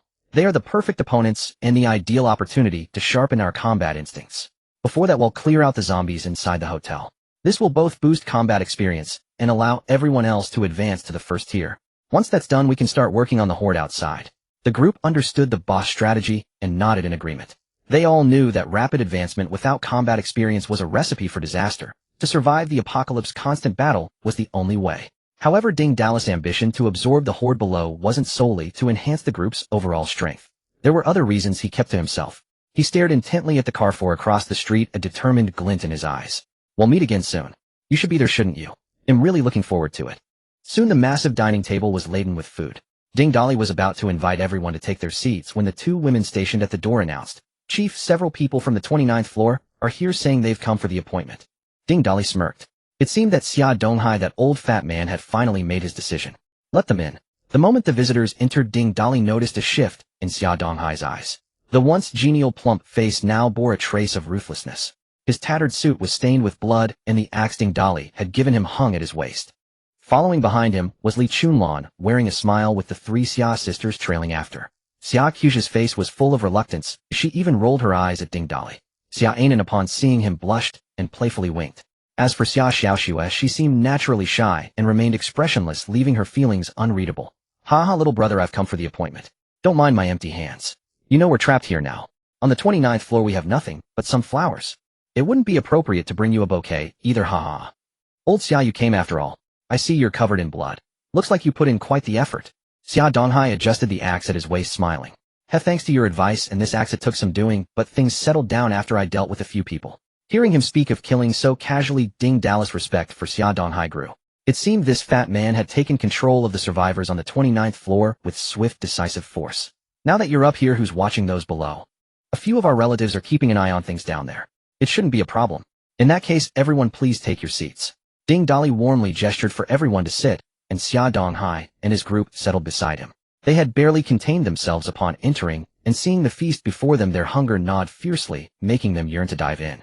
But since they were in someone else's domain, and their pre-apocalypse manners lingered, they suppressed their cravings and churning stomachs. Ding Dali, noticing their eager gazes, especially Xia Donghai's constant swallowing, chuckled and raised his glass. "This toast is to welcome Yu Xiaoyu, her sisters Hui Zi and Xiao Ting, into my team. From now on we're all family. I can't promise much, but leading everyone to survive the apocalypse with food and drink aplenty is something I can guarantee. Come, let's down this cup together. Eat your fill, there's plenty more. Hail the chief." The women cheered in unison, then began to feast ravenously. Though Ding Dali never addressed Xia Donghai's family directly, they didn't stand on ceremony, and joined in once others started. However, Xia Donghai and Li Chunlan discreetly surveyed everyone present. After several rounds of drinks and dishes, Lu Ruyan patted her full belly and let out a burp, drawing laughter from all. Li Chunlan raised her glass, sidled up to Ding Dali, and hooked her arm through his. "Little brother, I must toast you. Thank you for saving my three girls. Chioga is naive. If she said anything to offend you, I hope you'll forgive her." With that, she downed her drink in one gulp. Ding Dali, feeling Li Chunlan pressed against him, inwardly ranted. "What's this old broad up to? Using my own liquor to toast me is one thing, but why rub against me so close? I like young wives, not old hags." Despite his thoughts, he said nothing and raised his glass to drink as well. Seeing him finish, Li Chunlan's eyes twinkled, and she continued, "Little brother, do you have any plans for what's next?" "No solid plans yet. We'll stay here for now, clearing out the zombies in the hotel, while waiting for the horde to thin out before we move on." Hearing his nonchalant words, Li Chunlan tightened her grip on his arm, her two aging melons hidden beneath the qipao squishing against his arm. "Little brother, I have a request. I've heard your people have already cleared out the 3 floors below. Our floor doesn't even have a place to sleep. Everyone's just roughing it on the ground. We can't leave anytime soon, and we can't keep having men and women mixed together like this. Could you spare a floor for us? Ding Dali looked Li Chunlan up and down, then nonchalantly pulled his arm free and turned to Xia Donghai. Old Xia, didn't you tell her what I want? A flicker of embarrassment crossed Xia Donghai's face, but before he could speak his daughter Xia Qiuge cut in. Mom, why should we negotiate with him? This hotel isn't his. Shut up. Xia Donghai's face darkened as he snapped. Xia Qiuge unfazed raised her voice. He's just a pervert and a thug. Why should we make deals with him? Everyone on Ding Dali's side frowned at these words. Hui Zi and Zhang Ting even reached for their weapons. Even Xia Anan furrowed her brow at her best friend. Slap. A resounding slap landed on Xia Qiuge's face. Staring in disbelief at who had struck her, tears welled up instantly as she clutched her cheek and shouted, Mom, you've never hit me before. Am I wrong? Look at how he stared at me earlier. He's clearly a lecher. Slap. Another slap, this time from Xia Donghai. Seeing his daughter's shocked and hurt expression, he spoke sternly before she could say a word. Qiuge, you'd better shut your mouth before I get truly angry. Seeing the unprecedented coldness in her father's eyes, and recalling his ruthless actions downstairs, a wave of alien fear washed over Xia Qiuge. She stood silently behind her friend Xia Xiaoxue, sobbing quietly. Xia Donghai offered Ding Dali an apologetic bow, then raised his glass. Qiuge has been spoiled. I apologize to you on her behalf. I know you have an eye for my daughters, but good things take time. They'll have a proper talk with her when we get back. Let's not let this harm our friendship. He then exchanged a glance with Li Chunlan. She nodded in understanding, quickly pulled Xia Anan over and glanced at Yu Xiaoyu, who sat beside Ding Dali with beauty rivaling her own daughters. Then with a beaming smile she said to Ding Dali, Qiuge and Xiaoxue aren't so lucky for now, but I've asked Anan. She's willing to be with you, brother Ding. If you don't mind, take her in. She may not match that girl beside you, but she's got looks and figure. A bit hot-tempered, sure, but she's sharp as a whip. Ding Dali looked at Li Chunlan, who was peddling Xia Anan like a madam, then at Xia Donghai, and said with meaningful irony, using someone else's daughter to trade with me. Your family truly never takes a loss. Xia Donghai and Li Chunlan flushed crimson at Ding Dali's words, especially Xia Donghai, whose face turned so red, he might as well have been renamed Xia Honghai. You jest, young friend. They'll be sure to discipline my daughter properly. You see. Noting Xia Donghai's hesitant demeanor, Ding Dali waved his hand and said with a meaningful look, enough. Old Xia, I won't make this difficult for you. For Xia Anan's sake, the 28th floor is yours. As for the unclean floors below, if you can manage to clear them out, they're yours too. Xia Qiuge looked on in disbelief as her parents casually traded her best friend for a place to stay. She stepped forward to protest, but Xia Xiaoxue quickly pulled her back. Seeing her best friend shaking her head at her, Xia Qiuge let out a deep sigh, swallowing her frustration. Yet her resentment towards Ding Dali grew ever stronger. Ding. Detected. Xia Qiuge's moral value has dropped to 40. Hostility detected. Prepare for contingencies. The system's crisp alert instantly soured Ding Dali's mood, who had been exchanging glances with Xia Anan. He shot a fierce glare at Xia Qiuge, startling her. Li Chunlan also noticed his menacing look, and her heart sank, thumping nervously. Oh no. Oh no. Could this man be thinking of silencing us? Unaware of Ding Dali's glare, Xia Donghai raised his cup and continued. Young friend, how should we go about getting food for all of us? Before he could finish, Ding Dali slammed his hand hard on the table. Old Xia, don't push your luck. Giving you a floor for Xia Anan is already generous. If you want food, go kill zombies and scavenge for it yourselves. Don't think him a pushover. Since you've eaten your fill, Xia Anan stays, and the rest of you get the hell out. Startled by Ding Dali's sudden outburst, and with the dismissal order given, they knew they couldn't linger. Xia Donghai said a quick goodbye and led his people out. Xia Anan looked from her best friend to Ding Dali, then whispered, Boss Ding, could I go down and say goodbye to them? They'll be right back. Ding Dali gestured for her to go. After Xia Donghai's family had all left, Hui Zi spat towards the door. Huh? What kind of world is this, trying to get something for nothing? Boss, this Xia Qiuge is truly detestable. Let me tear her apart. Zhang Ting pinched Hui Zi and whispered in his ear. Hui Ge, keep your voice down. You saw how the boss dealt with Chen Sicheng and the others. You know what he's like. The fact that he tolerates this girl means he's probably got his eye on her. Although Zhang Ting lowered her voice, everyone present heard her clearly. Lu Rian chugged a bottle of cola and said irritably, She's nowhere near as good as our Xiao Yu, and she's got such a princess attitude. What kind of world does she think this is? What's the use of being pretty? Boss, don't go losing a watermelon to pick up a sesame seed. Alright, enough speculation.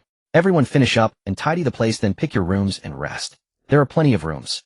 Hui Zi and Xiao Ting, no need to guard the door anymore. I've already fixed it. Alright, that's it. Xiao Yu, come with me. As soon as Ding Dali said this, Yu Xiaoyu's teammates let out a chorus of teasing jeers, making her blush deeply. She followed closely behind Ding Dali into the largest bedroom. Compared to the luxurious living room, this bedroom was much simpler, containing only a large bed, a bathroom, and bare walls devoid of any decoration. Yu Xiaoyu was incredibly nervous, fully aware of what was about to happen. With affection in her heart, her mind naturally conjured up many vivid images. So when Ding Dali was about to speak, Yu Xiaoyu blurted out, "I'll go take a shower first," and dashed into the bathroom like a whirlwind. Huh, I was going to talk to you about tomorrow's group assignments. Why are you showering?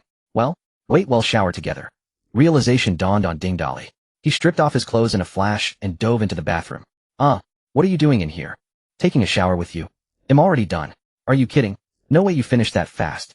You're telling me you're done. Yu Xiaoyu crossed her arms over her chest, her cheeks flushed crimson. I'm not kidding. I can control water.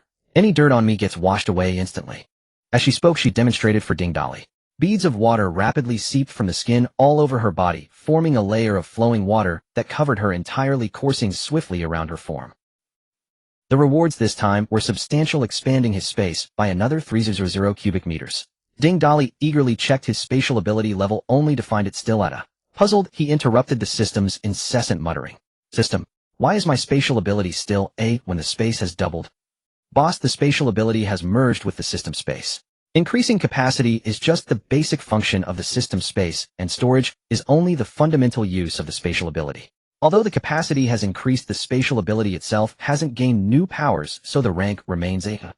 A few hours earlier, Xia Donghai led his family back to the 29th floor, then directed the survivors there to move down to the 28th floor. With several people per room, the presidential suites on the 28th floor were more than enough for the group. But once inside, they discovered that everything, sheets, blankets, toiletries, had already been stripped clean. Xia Qiuge yanked her hand away from her mother, stomping her foot and pouting in anger. Mom, I told you he's a pervert. And you still hit me. Look at this room. No sheets, no blankets. That bastard already looted everything. Li Chunlan took her daughter's hand again, gently stroking her face with a look of deep concern. My foolish girl. Do you have any idea you just had a brush with death? It's only because Ding Dali fancies you that he tolerated your behavior. Otherwise you might not have walked away from that. I don't believe he'd dare do anything with so many people watching. Mom, why did you have to trade in for this? Xia Qiuge continued to vent her frustrations stubbornly, while Xia Anan, standing nearby, remained silent. Xia Donghai glanced at Xia Anan, then quickly turned back to Xia Qiuge, his eyes filled with regret and discontent as he spoke in a low, heavy voice. Qiuge, it's not that we're criticizing you, but we've really spoiled you rotten. Do you truly think of Ding Dali as just some greedy, lustful brute? Did you notice the people around him were ready to draw their weapons when you spoke rudely? Qiuge, it's not that we're criticizing you, but we've really spoiled you rotten. Do you truly think of Ding Dali as just some greedy, lustful brute? Did you notice the people around him were ready to... He is far more complex than he appears. Exactly. Your father is right. If I recall correctly, Yu Xiaoyu sitting beside him used to work the front desk here. And those women were the ones trapped in the surveillance room.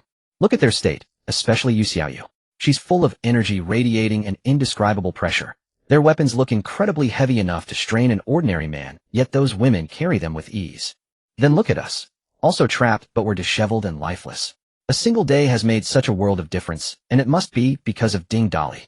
Xia Xiaoxua, listening to her godparents, gently tugged Xia Qiuge's sleeve and whispered, Qiuge, have you forgotten the eerie abilities he used to kill Chen Sicheng? You shouldn't have insulted him in front of everyone today. Xia Donghai looked at his usually quiet daughter, grateful she had spoken up to help persuade the other one. He nodded at Xia Xiaoxua and continued, Ding Dali must have a way to make people stronger. Otherwise those helpless women couldn't have become so fierce overnight. If we don't find a way out, we'll be stuck here and eventually rely on his protection. In this world, I can't guarantee he'll keep these survivors in check forever. They fear me now, but who knows what the future holds. If it comes to that, Qiuge Xiaoxue, you won't escape becoming his women. I've said my piece. You two sisters should say your goodbyes. And then go on up soon so Ding Dali doesn't grow suspicious. With that, Xia Donghai took Li Chunlan and walked away. Leaving the three sisters standing there, Xia Qiuge looked at Xia Anan with tears in her eyes. Anan. Xia Anan raised a hand to stop her, speaking calmly. Qiuge, you really shouldn't have said those things at the banquet tonight. Saying the hotel isn't his. Have you forgotten who the original owner was? Chen Sicheng, the man who kidnapped us. Who killed him? And this very floor, wasn't it cleared by them? Anan. But you. Xia Qiuge stammered, unsure how to respond. Don't worry about me. Focus on yourself. In this world, your stubbornness will only get you killed faster. With that, Xia Anan turned and headed up to the 30th floor without looking back. Left behind, Xia Qiuge stared blankly at the stairwell until an ANS figure vanished, then broke down sobbing in Xia Ziox's arms. She knew her willfulness all too well. But her damned pride wouldn't let her admit she was wrong. It's all this damned apocalypse. If I could get stronger too, they wouldn't think I'm wrong. Xia Anan, unaware of her best friend's thoughts. When she reached the 30th floor, the door was ajar, as if left open just for her. Everyone had found rooms to rest, and the living room was empty. Feeling a bit lost, Xia Anan decided to sit on the sofa and wait. but she had only been sitting for a short, while when muffled, deliberately suppressed sounds drifted from one of the rooms. At first Xia Ainen paid them no mind, but as the noises grew bolder realization dawned, and she shifted uncomfortably, utterly embarrassed. Ding Dali pulled up his pants and got out of bed, intending to find a private room to properly critique Chen Sicheng's photography work. As soon as he stepped out the door, he was startled by Xia Ainen, who was sitting on the sofa with a flushed face. Seeing Ding Dali, Xia Ainen was equally at a loss. The two stared blankly at each other for a long while. It was Ding Dali who finally broke the silence. "What are you doing sitting here in the dead of night? You scared me to death. When I arrived, the door wasn't closed, and there was no one in the living room. I didn't know what to do, so I just sat here and waited." Ding Dali inwardly cursed. With this girl here, how could he critique Chen Sicheng? How could he scrutinize his photography work? Would it be inappropriate to include her? After a moment of internal debate, he reluctantly abandoned the idea of exploring it together. After all, even a bull needs its rest. Although he had given up on those chaotic thoughts, Xia Ainen, whether truly bold or just putting on an act, stared straight at Ding Dali with her big eyes wide open. "So am I supposed to have your babies tonight? I mean what I say." Ding Dali nearly spat out a mouthful of blood, thinking this girl was not only fiery-tempered, but also left him speechless. Although Ding Dali had checked, and her good-evil value was already 95, meaning he could push her down and start a family without any resistance. He was truly exhausted. If he didn't get some sleep, dawn would break. So without ceremony, he took Xia Ainen by the hand and led her into an empty bedroom. "Let's postpone the baby-making. Rest well today." Before Xia Ainen could react, Ding Dali had already scooped her up, laid her on the bed, and covered her with a blanket before lying down beside her and drifting off. The night passed uneventfully with nothing happening. The next morning, Xia Ainen looked at Ding Dali with an utterly resentful gaze. But her good-evil value had directly soared to 100, never betray. Ding Dali, not being stingy, and in light of the perfect 100 value, directly boosted her strength to the first stage. Inspect target data. Name Xia Ainen. First stage, human awakened. Score 93, conquerable. Strength 110. Speed 110. Stamina 105. Spirit 100. Ability feline transformation. Good evil value 100, never betray. Huh. So this is how you guys get stronger? But what's with these furry ears of mine? Xia Ainen was both excited and curious, continuously touching her ears. Her bridesmaid dress from before was long torn, and she now wore a loose shirt she had found somewhere, exposing a delicate shoulder, her firm chest faintly visible, with two furry ears twitching. The sight made Ding Dali swallow hard. Damn, a catgirl girlfriend. Looking at her charming, adorable face, Ding Dali finally couldn't hold back. Meow. Ding. Reward for conquering a target with good evil value 140 tons of supplies. A morning workout left him refreshed. By the time Ding Dali emerged from the room, the sun was high in the sky. Everyone had already prepared food and was waiting for him. Seeing Xia Ainen following behind Ding Dali, everyone's gaze shifted in unison to Yu Xiaoyu. What a joke. Last night the boss went into the bedroom with Yu Xiaoyu, but now a different woman comes out. Yu Xiaoyu, however, remained completely nonchalant. "Everyone's here, let's eat breakfast." "Boss, we all received an official message on our phones." Ding Dali, who had been feeling a tad guilty, breathed a sigh of relief, seeing Yu Xiaoyu's indifferent demeanor. It seemed a good evil value of 100 truly made a difference. Hearing about the official message, he also pulled out his phone. Indeed, he had received it too. The message essentially revealed the existence of awakened, explained the difference between innate and acquired awakening, and mentioned the existence of energy cores and how to obtain them. It finally encouraged everyone to go out and kill zombies to obtain cores and become awakened, welcoming survivors to the official resettlement camps set up in various locations. It made no mention of rescue whatsoever. I didn't expect the official message to come out now. Although it's a bit earlier than planned, it doesn't significantly impact my current plans. Ding Dali calculated inwardly, then spoke aloud. Everyone eat first. For other survivors this news might have some impact, but for us it's negligible. After we eat, we'll split into 4 teams. Yu Xiaoyu, Lu Rian, Hui Zi, and Zhang Ting will each lead a team. Xia Ainen, with her feline transformation ability, will temporarily join Zhang Ting's team. We'll proceed with the original plan to clear the zombies floor by floor. Yu Xiaoyu will coordinate the specifics. Upon hearing this, Yu Xiaoyu nodded and said, "On the night the fog descended, the hotel was nearly fully booked. The lower floors have far more rooms than the ones we've cleared, and consequently many more zombies. To be safe, I suggest we pair up the 4 teams, with 2 teams clearing each floor, one handling the left corridor and the other the right, so we can support each other." After speaking, Yu Xiaoyu tugged at Ding Dali's sleeve, then viciously pinched his arm. "Ouch! Isn't good evil value 100 supposed to mean never betray? System, explain yourself." Ding Dali winced, sucking in a sharp breath, and frantically called out to the system in his mind.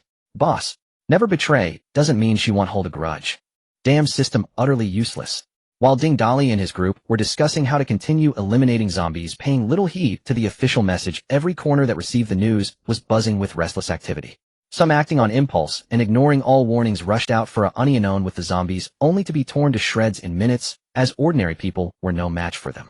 Others teamed up and despite casualties managed to secure cores and trigger their own awakening evolution.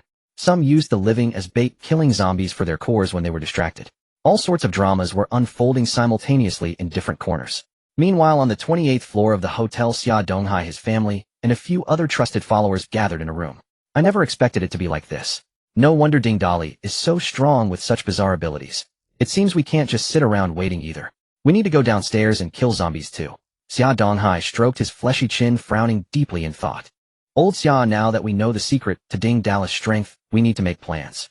If we all get stronger, maybe we can escape on our own without having to give our daughter away. Hearing his wife's words, Xia Donghai gripped the axe at his waist and looked around at the dozen or so people present. Does anyone have a good idea? How do we get the remaining survivors to follow us in killing zombies? Brother Xia, I have an idea. We have to go down to scavenge for food anyway. Why should we share what we find with those people? If they want to eat, it's simple. They can come with us to kill zombies and scavenge supplies. Then we'll distribute based on contribution. Those who don't work, don't eat. Let's see how long they can hold out. As long as we have enough awakened among us, we don't have to worry about those survivors causing trouble. This way we can also filter out survivors who are useful to us. Who knows, maybe we can even surpass the guy upstairs. Xia Donghai felt that for now this was the only course of action. So everyone scavenged and scraped together whatever they could find to use as weapons: table legs, drying poles, and curtain rods.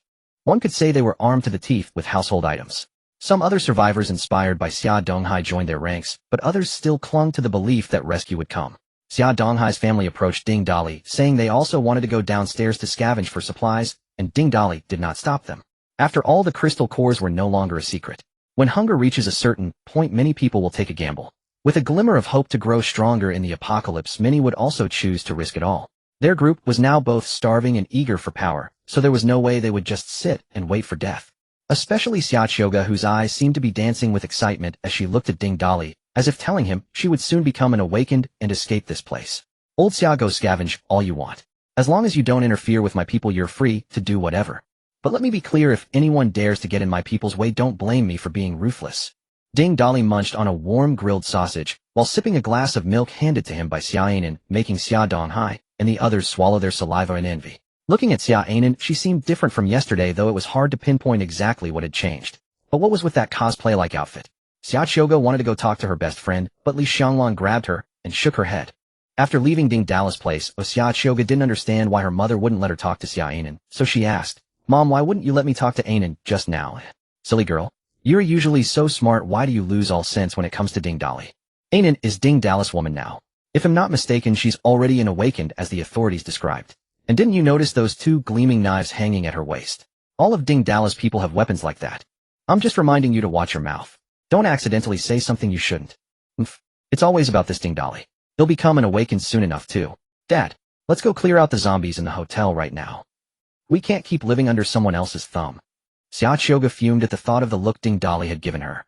He'll take some people to handle it. You Xiaoxue and your mother stay on the 29th floor. Don't worry, we'll all become awakened soon enough. However, things were not as simple as Xia Donghai had imagined. In the following days, Ding Dali's team cleared floor by floor, taking all usable items after eliminating the zombies. It had to be said that a large hotel like this had an abundance of daily necessities. They collected a vast amount of supplies: towels, bedding, toothpaste, shampoo, body wash, and even thousands of condoms. By the 5th day of the apocalypse, Ding Dali's team had pushed down to the 6th floor of the hotel. During this time, they had only found 5 survivors. 3 had hidden in the bathrooms of their rooms and remained silent to avoid danger. The other 2 were luckier. The man looked older with a bald spot on top and a build comparable to Xia Donghai's. The woman with him was young, beautiful, and alluring. The system even prompted Ding Dali that she was a potential target. It wasn't hard to guess that those 2 had a story. Of course, Ding Dali didn't accept any of them. They all ended up joining Xia Donghai's group. As for Xia Donghai's group, they had barely managed to assemble a team of 30. But lacking experience in killing zombies, they suffered 10 casualties in just a few days and only managed to clear a single floor. Fortunately, the remaining 20 people but as they fought on, the group got used to it, and their strikes became swift and clean. During this period, everyone leveled up to Tier 1A, and 3 members even reached Tier 2. If there had been enough Tier 1 zombies, the whole group would likely have advanced to Tier 2 already. As for Xia Donghai's group, they had barely managed to assemble a team of 30. But lacking experience in killing zombies, they suffered 10 casualties in just a few days and only managed to clear a single floor. Fortunately, the remaining 20 people all became awakened, and Xia Donghai's family, along with a few trusted confidants, became low-tier awakened as well. It was also fortunate that no Tier 1 zombies appeared on the floor they cleared, or they might have been wiped out. They had thought that knowing the secret of awakening would let them surpass Ding Dali with their numbers. But watching his team push down floor after floor, while they could only manage one, the supplies they gathered weren't even enough to feed everyone. And every night the smell of delicious food wafted down from Ding Dali's floor. It was truly maddening. It wasn't until then that Xia Donghai realized that even knowing the secret of awakening, the gap between them and Ding Dali's group was still immense. Of course, just because he had this realization didn't mean his people did. Take his daughter Xia Qiuge for example. Not only did she become an awakened, but she also awakened a special ability. Her father and family members were mostly strength or speed awakened. But she now possessed an ability as strange as Ding Dali's, which boosted her confidence immensely. Of course, she wasn't the only one in Xia Donghai's group feeling overly confident. Back on the 30th floor, as everyone busied themselves with dinner, Ding Dali called Hui Zizhang, Ting Yu Xiaoyu Lu Rian, and Xia Ainin over to the massive floor-to-ceiling window. With a casual wave of his hand, a pile of candles collected from the farmer's market appeared before them. Boss, what's this for? If you want a candle at dinner, just have it with the two sisters-in-law. Calling us over isn't really appropriate, Hui Zi said with a knowing, lecherous grin. Ding Dali gave him a playful kick and pointed at the streetlights outside the window. The power will go out soon. The city's electrical grid is about to completely collapse. These candles are for temporary lighting. Boss, the streetlights outside look perfectly fine. How could they? Holy crap. Before Hui Zi could finish his sentence, the streetlights outside flickered and died instantly. The area below was plunged into darkness, and from the high floors nothing below could be seen. Holy crap. Boss, don't tell me you have the power to see the future. The power really did go out. The others murmured in amazement as well, but Ding Dali waved his hand, dismissing their questions. Alright, enough chit-chat. Light the candles, and make sure the curtains are drawn tight. They distributed the candles, pulled the curtains shut, and lit them, filling the room with light once more. Honey, we've gained 3 new Tier 2 awakened sisters. We should be able to clear the remaining floors tomorrow. With a bit of luck, we might even add another Tier 2 awakened to our ranks. Yu Xiaoyu was initially unaccustomed to calling him honey in front of everyone, but after 2 days of Ding Dali's training, she had gotten used to it. Good. We'll finish this quickly tomorrow and get a full night's rest. The day after we start our main operation. In the dead of night, the zombie horde at the crossroads below still groaned in low guttural tones. In the stairwell of the Sunflower Hotel's upper floors, a man and a woman crept stealthily to the 26th floor, gently pushing open the door to one of the presidential suites. Ding Dali and his group would barricade the stairwells they had cleared each day, only to unseal them again the following morning to continue their work. It was a cumbersome process, but it kept the zombies from the lower floors from wandering up. Given the sheer number of floors and the fact that the cleared ones were utterly empty, there was no need for Ding Dali's people to stand guard over such useless space. Thus the survivors on the 28th floor would occasionally venture down to the vacant levels to stretch their legs. Xia Qiuge was one such wanderer. Though she shared a presidential suite with her parents ever since her awakening, her courage had grown. She often snuck down at night to a suite on the 26th floor to use the bathroom, lingering there for a while by herself. Tonight was no different. With the power out, everyone had retired early. Xia Qiuge slipped out alone and made her way to her usual suite, where she luxuriated in a bath drawn in the pre-filled tub. Wrapped in a towel she had brought along, she had just stepped out of the bathroom and hadn't yet dressed when she heard the suite's door creak open, accompanied by the low murmur of a man and a woman's voices. Startled, Xia Qiuge glanced around and without a second thought dove into the wardrobe. The man and woman had already entered the room. Though pitch darkness veiled everything, their voices were unmistakably clear. Still, curiosity got the better of her as she pressed her eye to the crack in the wardrobe door, straining to make out the scene outside. As she watched, she silently cursed, "Ugh, how vulgar." The darkness was absolute, with no moonlight to offer any reprieve. All she could discern were 2 silhouettes entwined in the shadows, and she couldn't shake the feeling that one of them looked eerily familiar. When the 2 finally spoke, Xia Qiuge instantly recognized their voices. She nearly cried out in shock, clapping a hand over her mouth and holding her breath. "Honey, are we really leaving this place the day after tomorrow?" "Of course. Do you actually want to stay here?" "No, I mean, aren't you going to take Qiuge and the others with us? There are so many zombies down below. Without you leading them, they'd probably die a horrible death. Why bother with all that? It's the apocalypse. Saving your own skin is already a blessing. Who has the energy to worry about others? Besides, that girl Xia Qiuge has never seen eye to eye with me. Why should I care about her? Do I look that generous? For some time flows like water, fleeting and swift. For others it drags on, each day an eternity." Xia Qiuge was the latter. Lying in the wardrobe, she dared not move or make a sound. Every second stretched into an agonizing eternity, and all she could do was curse 1,000 times in her mind. The sun rose as it always did, a streak of crimson spreading across the horizon. If not for the zombies wandering everywhere, one would never guess that this serene morning marked the end of the world. A woman's piercing scream suddenly tore through the hotel, echoing through the halls. Every survivor on the upper floors heard it rushing toward the sound to investigate. Even the zombies below stirred, agitated by the noise. Ding Dali and Xia Ainen, who had been sleeping soundly, were jolted awake by the scream. Ding Dali sat up stretched and grumbled with a face full of irritation. Damn, it's barely dawn and we don't even have work anymore. Which crazy bitch is howling like that? Ding Dali rubbed his eyes, thoroughly annoyed. Honey, I think we should go see what's going on. Something about this doesn't feel right. Xia Ainen swatted away Ding Dali's wandering hand, then got up and dressed herself. Stop fooling around. Let's go check it out. I think I smell blood. You know my nose is way sharper now. Ding Dali stopped his dawdling, reluctantly got up, threw on his clothes, and headed out with Xia Ainen. Xia Chioga, who had been dozing off in the wardrobe, was jolted wide awake by the scream. But with Ding Dali and Xia Ainen still lying on the bed outside, she didn't dare come out. Only when she heard their footsteps fade into the distance did she finally muster the courage to crawl out of the closet. Rubbing her aching, sore body, Xia Chioga was deeply puzzled. She hadn't slept a wink all night. Just before dawn, she had witnessed her best friend's body become covered in patches of fur like a cat's, only for it to suddenly recede and revert to normal, leaving only her ears still fuzzy. Could that be an ability too? Whatever, I'll ask her later. That scream just now. Ainen said she smelled blood, but I didn't. Her thoughts cut off as Xia Qiu's pupils suddenly dilated. Ainen said her nose is more sensitive than before, and she smelled blood. Doesn't that mean they knew I was hiding in the wardrobe all along? Remembering the meaningful glance Ding Dali had cast at the wardrobe as he left. It was unmistakable. They both knew she was in there.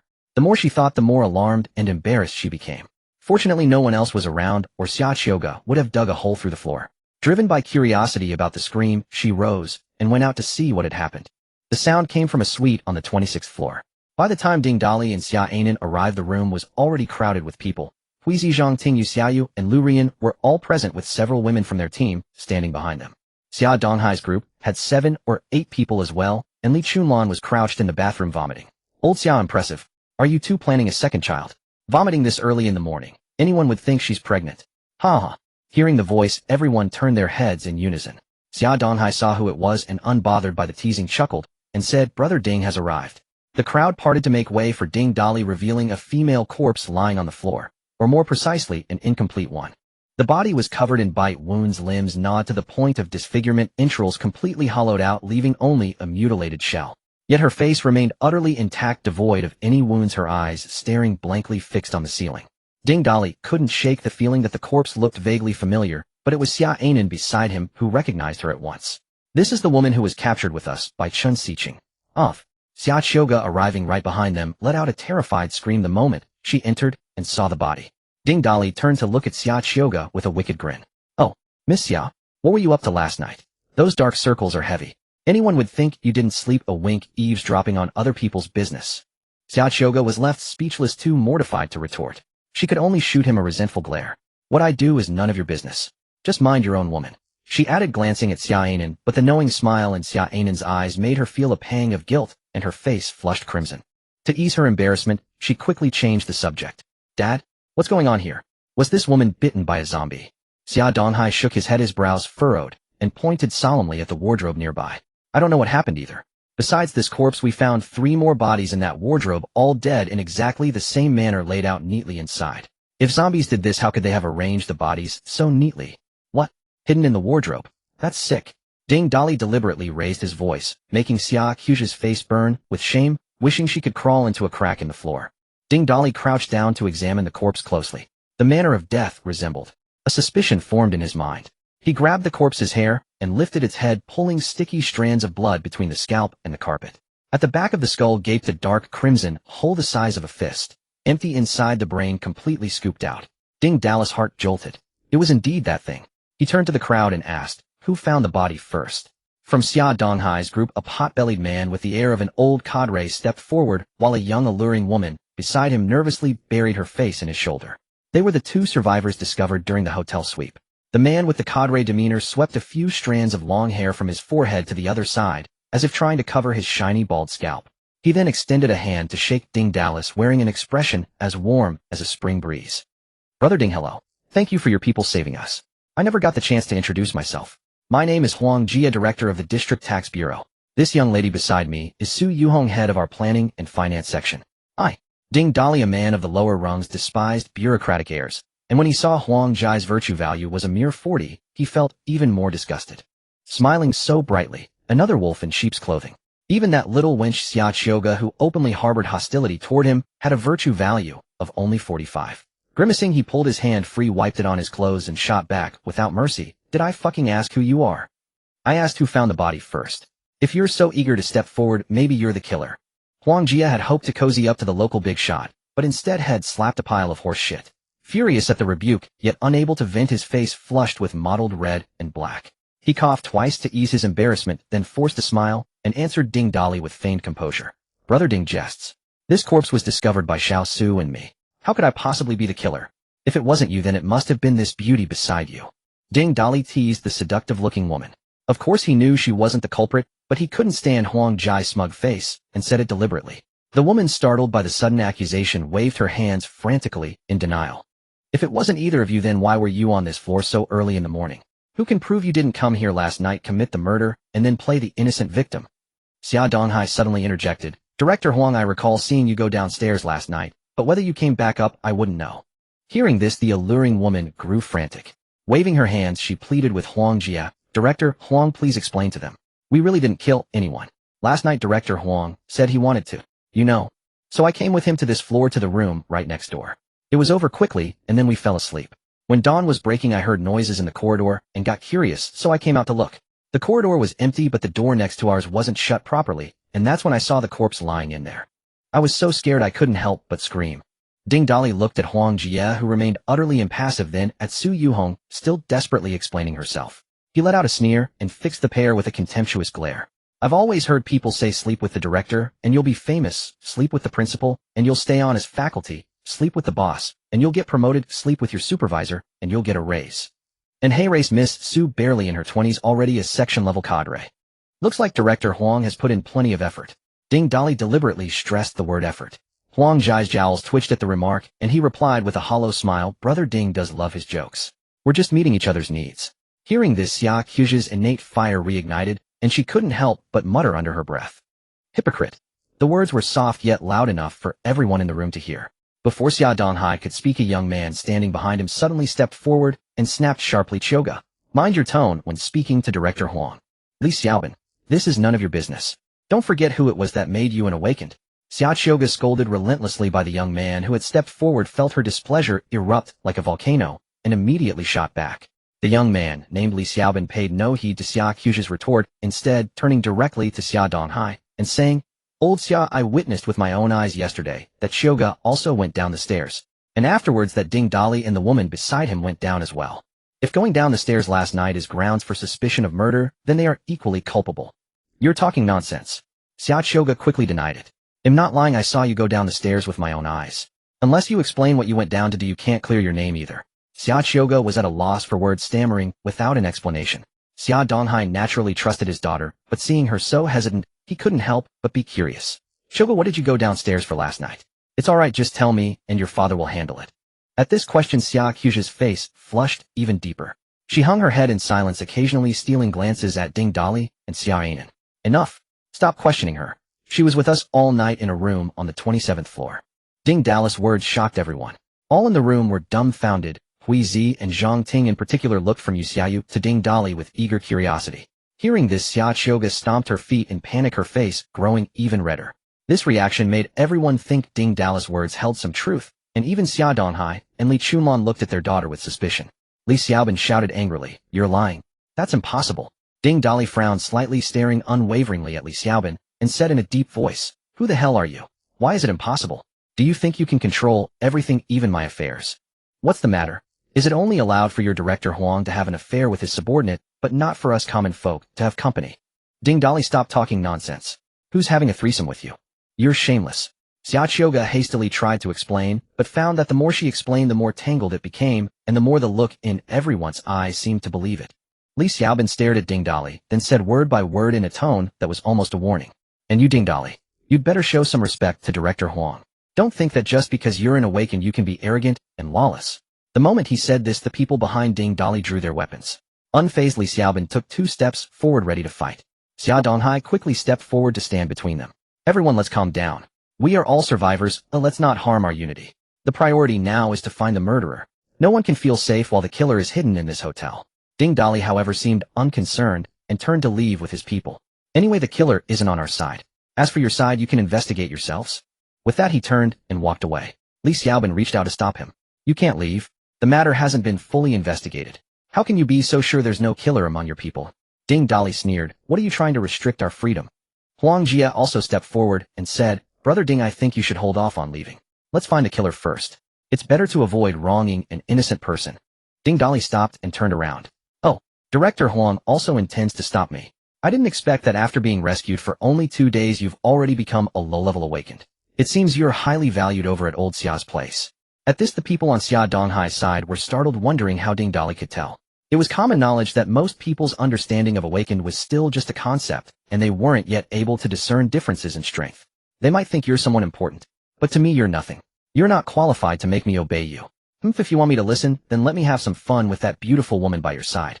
Otherwise, go throw your weight around elsewhere, Director Huang. Ding Dali continued to rebuke Huang Jia mercilessly. Huang Jia remained silent, his usually affable smile now clouded over. Su Hongyu stood silently behind him. It was Li Xiaobin who dashed forward, positioning himself in front of Huang Jia. Ding Dali, watch your attitude towards Director Huang. I've had enough of you. You used to get away with everything because you were an awakened and no one dared to mess with you, but now we're all awakened. And I've already advanced to the first rank. Even among the first rank awakened on our side, in the strongest. Do you think I'm afraid of you? After saying this, Li Xiaobin looked at Ding Dali with a smug expression, as if he had already won. Ding Dali didn't say a word, but his men were looking at Li Xiaobin, as if he were an idiot. Huizi stepped forward. Boss, can I chop him up? Ding Dali waved his hand, signaling Huizi to back down. Li Xiaobin, is it? Can you tell me why you're so protective of Director Huang? I'm a driver for the tax bureau, and Director Huang is my boss. Of course I'll speak up for him. Oh, ha, so he's your boss. Has your boss ever told you a saying? Li Xiaobin was confused. What saying? Don't show off. Showing off gets you struck by lightning. Huh. Before Li Xiaobin could even process what he meant, a bolt of lightning as thick as a bowl shot out from Ding Dali's body and struck him directly. Before he could even react, Li Xiaobin was turned into a charred human husk. Ding Dali waved his hand, and a gleaming golden staff materialized out of thin air, smashing Li Xiaobin's blackened head to pieces. After that, Ding Dali spat on Li Xiaobin's corpse. Uff! You worthless cur that rides on your master's coattails. You're the loudest one barking. He slowly lifted his head and scanned everyone present. Now do you believe we didn't kill him? Because we don't need to go through all that trouble to kill someone. With that, he left the suite with his men, leaving the others staring blankly at Li Xiaobin's corpse. They had almost forgotten that this man was a madman who would kill without batting an eye over a disagreement. It took Xia Donghai a long time to snap back to reality, filled with endless emotion. Just as I thought. Li Xiaobin was the strongest among us, and Ding Dali wiped him out with a wave of his hand. This man is truly unfathomable. Far beyond what we can handle. But it's good that Li Xiaobin is dead. Glancing at the still stunned Huang Jia, Xia Donghai ordered, clean up the body. Everyone return to the 28th floor and stand by. Do not act rashly. I'm going to the 30th floor now. Returning to the 30th floor, Yu Xiaoyu set the breakfast in front of Ding Dali, then leaned close to his ear and whispered with a seductive breath, So how was the thrilling time with the three of you last night? Ding Dali sipped his porridge, grinning like a simple child. He knew perfectly well that Yu Xiaoyu had come to confront him again.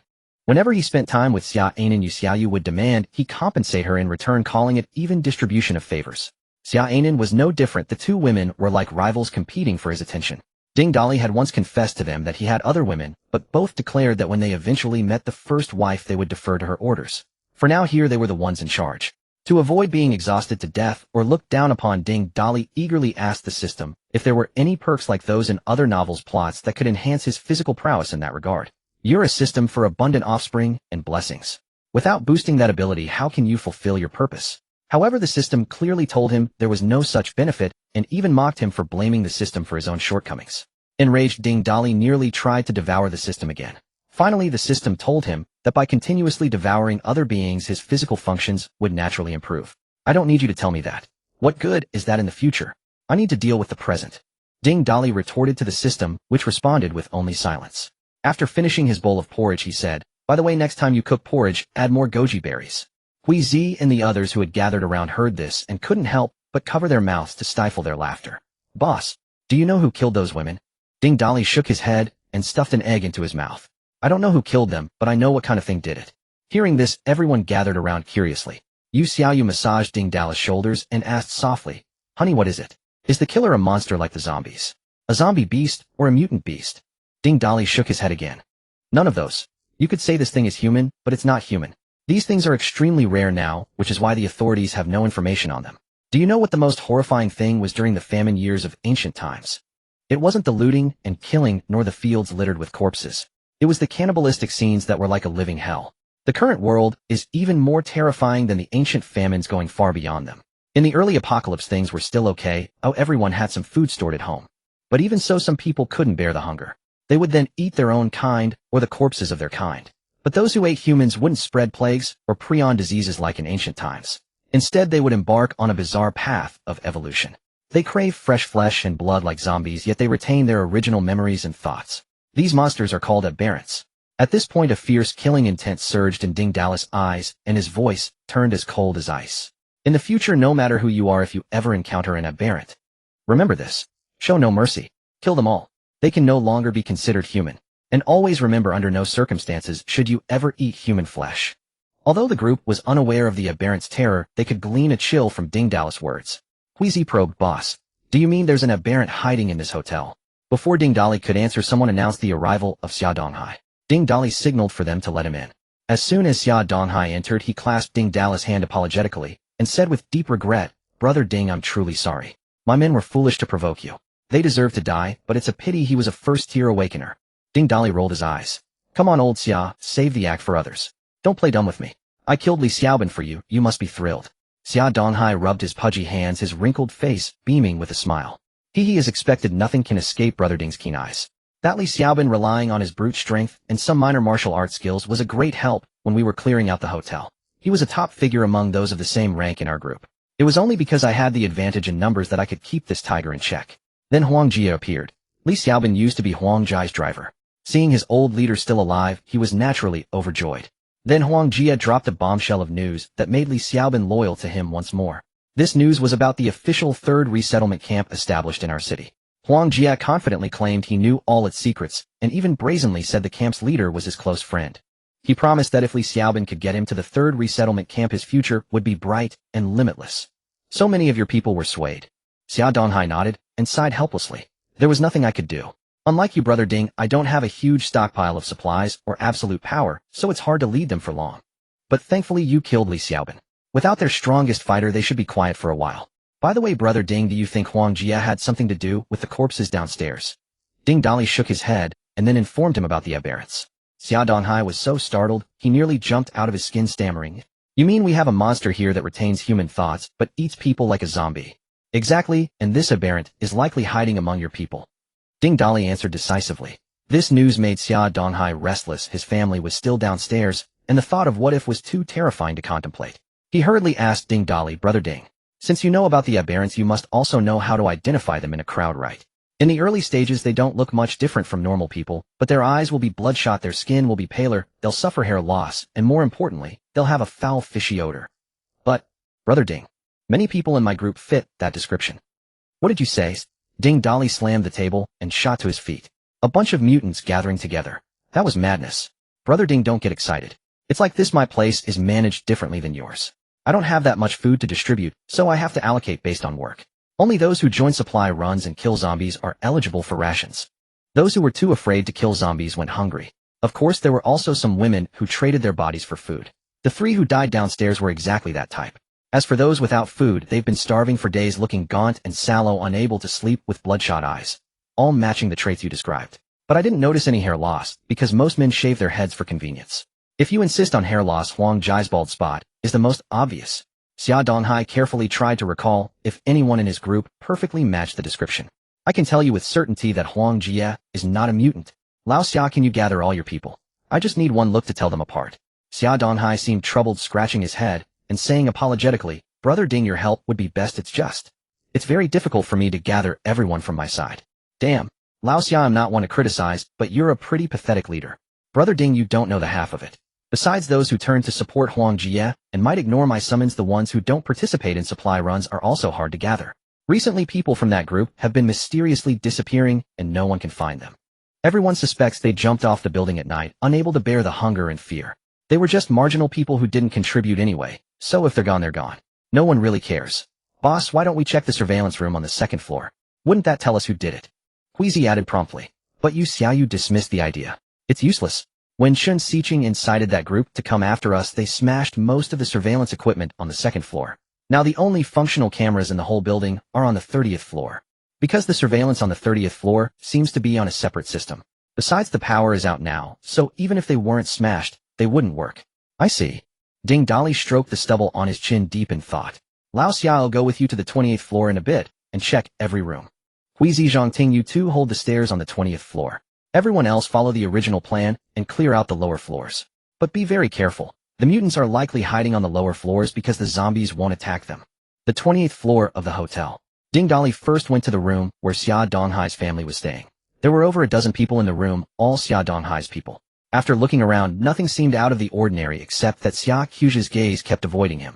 This struck Ding Dali as strange. When he checked her good evil value, it had shockingly jumped to 70. Damn, this woman, what's going on? Didn't she hate my guts? Why did her good evil value rise so much? Could it be she saw my magnificent form last night and was conquered by my greatness? That's what Ding Dali thought. What he didn't know was that Ding Dali's swift and ruthless elimination of Li Xiaobin and his obvious opposition to Huang Jie had earned her respect. Huang Jie was also at odds with her family.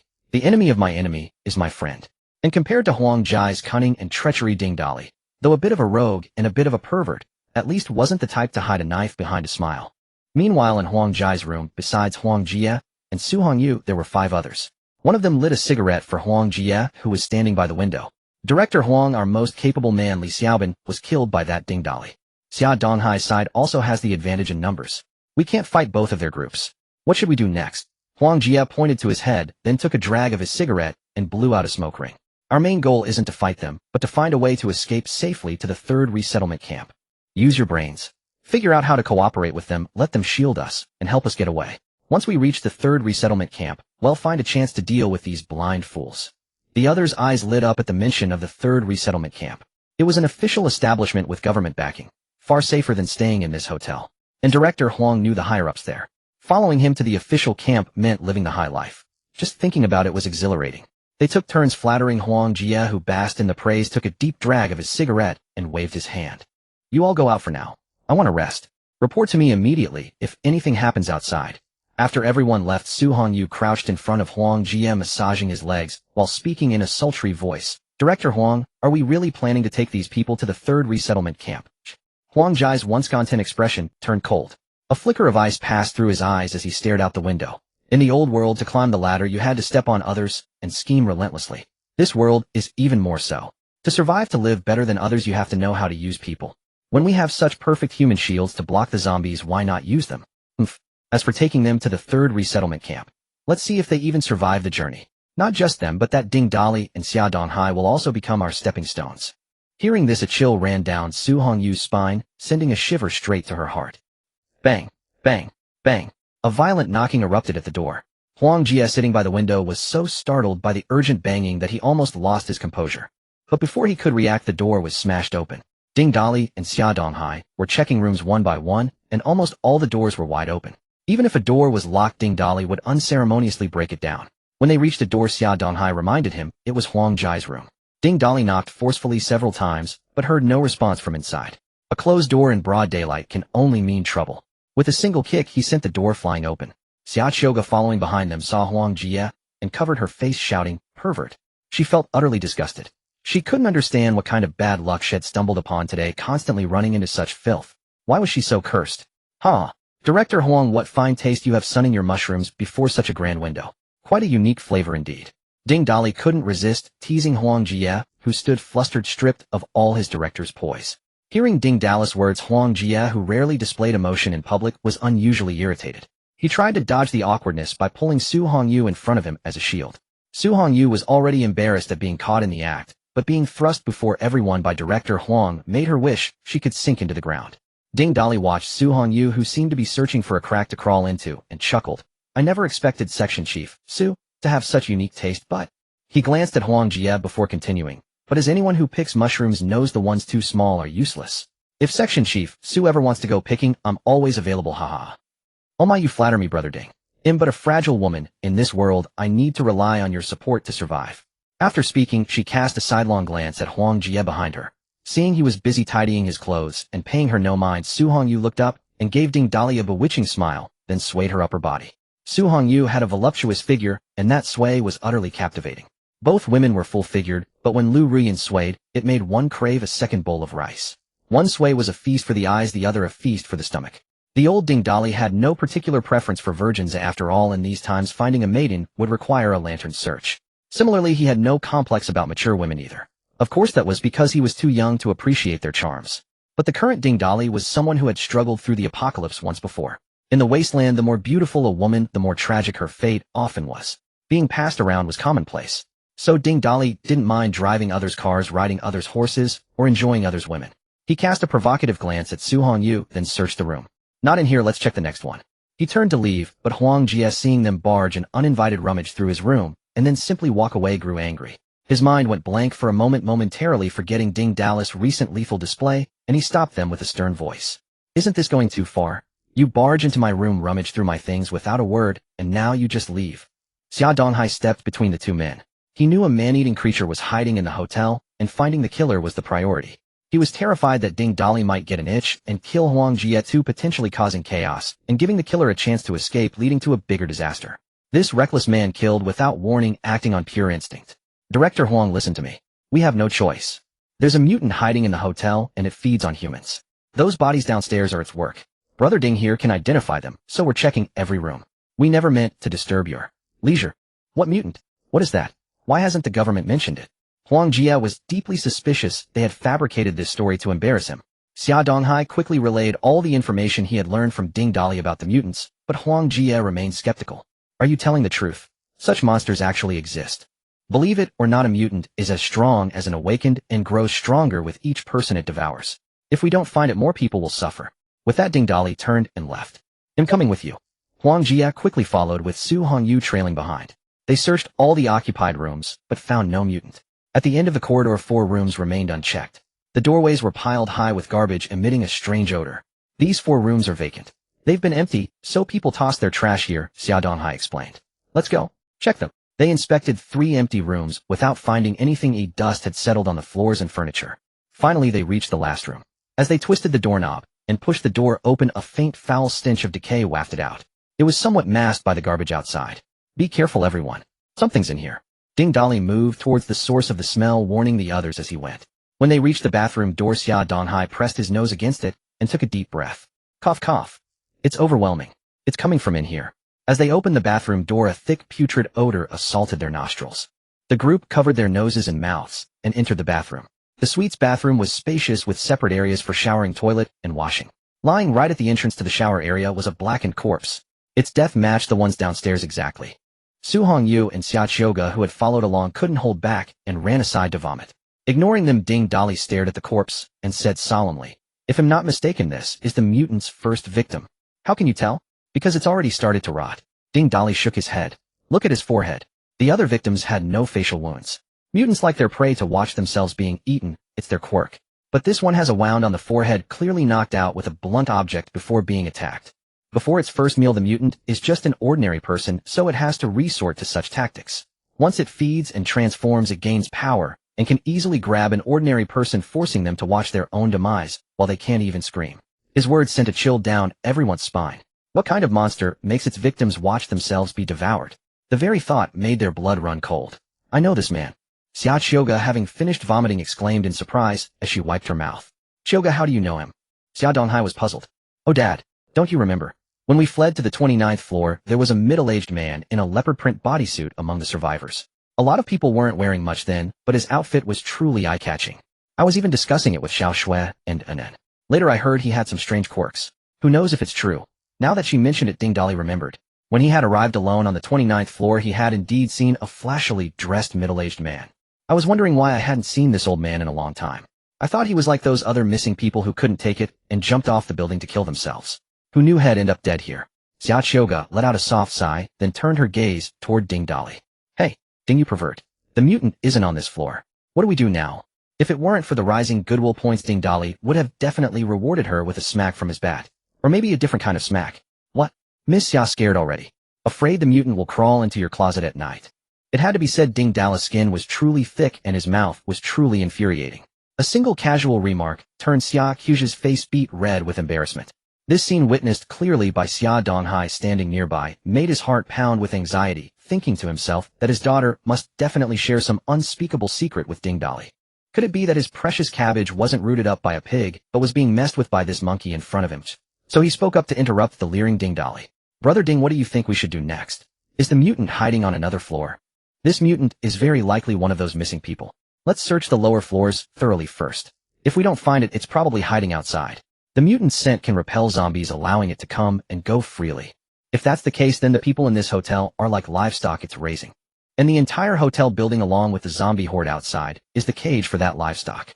Ding Dali's words added a layer of unease and anxiety to the already nervous group. Everyone, don't be afraid. From now on, we search floor by floor. Remember, stay in groups. The moment you see or hear anything, speak up immediately. They'll also split up some of my people to join the search. And so the entire day passed. Everyone was mobilized, even those who were usually reluctant to contribute joined the search. They weren't stupid. The mutant would most likely target ordinary people like them. The sooner they eliminated the mutant, the sooner they could feel at ease. After a thorough search, the mutant was not found, but several more corpses were discovered in a room on one of the floors. However, upon identification, these corpses were not survivors from the hotel. It was clear they were food brought back by the mutant from outside. This further confirmed Ding Dali's speculation. Night fell on the 30th floor in front of a flickering candle. Yu Xiaoyu was reporting the situation to Ding Dali while the others sat around them. Honey, most of our people spent today searching the hotel. There are still 2 floors below that haven't been cleared. Do we still proceed with the original plan tomorrow? Ding Dali took a deep breath, staring at the dancing flame. He spoke slowly, sigh. Looks like we'll have to delay our operation by a day. This mutant is still a ticking time bomb. I'm afraid if we act rashly, it will come out and cause trouble. We must find a way to eliminate this threat. Why fear it? Whatever this mutant thing is, if it dares to cause trouble, just chop it down. Huizi patted the large cleaver lying on the ground beside him, muttering defiantly. Ever since awakening his beast transformation ability, his animalistic instincts had been unleashed, gradually turning his formerly restrained and introverted personality into something more irritable. Huizi, don't underestimate this mutant. Judging by the number of corpses it's devoured so far, its strength is likely comparable to an early stage level 2 awakened. And it's also hiding in the shadows. Apart from me, is there anyone here who can be 100% sure they can defeat it? Boss, then what do we do? When can we make our move? We can't just wait here forever, right? This big blade of mine hasn't even been used yet. It's too cramped in this building to use it properly. Oh, I've been stuck using a small knife, and it's driving me crazy. Heh, I knew you were itching to take that big blade out and slice up some zombies. You're always stroking that blade like some kind of freak. Xiaoting doesn't get stroked, but you stroke the blade. Something's wrong with your head. Huizi was rendered speechless by his boss lowering his head to caress his blade. Zhang Ting, having also awakened the beast transformation ability, had become considerably bolder. She didn't act coy and joined in the teasing. Exactly. Boss, if it comes to that, why don't I just hook up with you instead?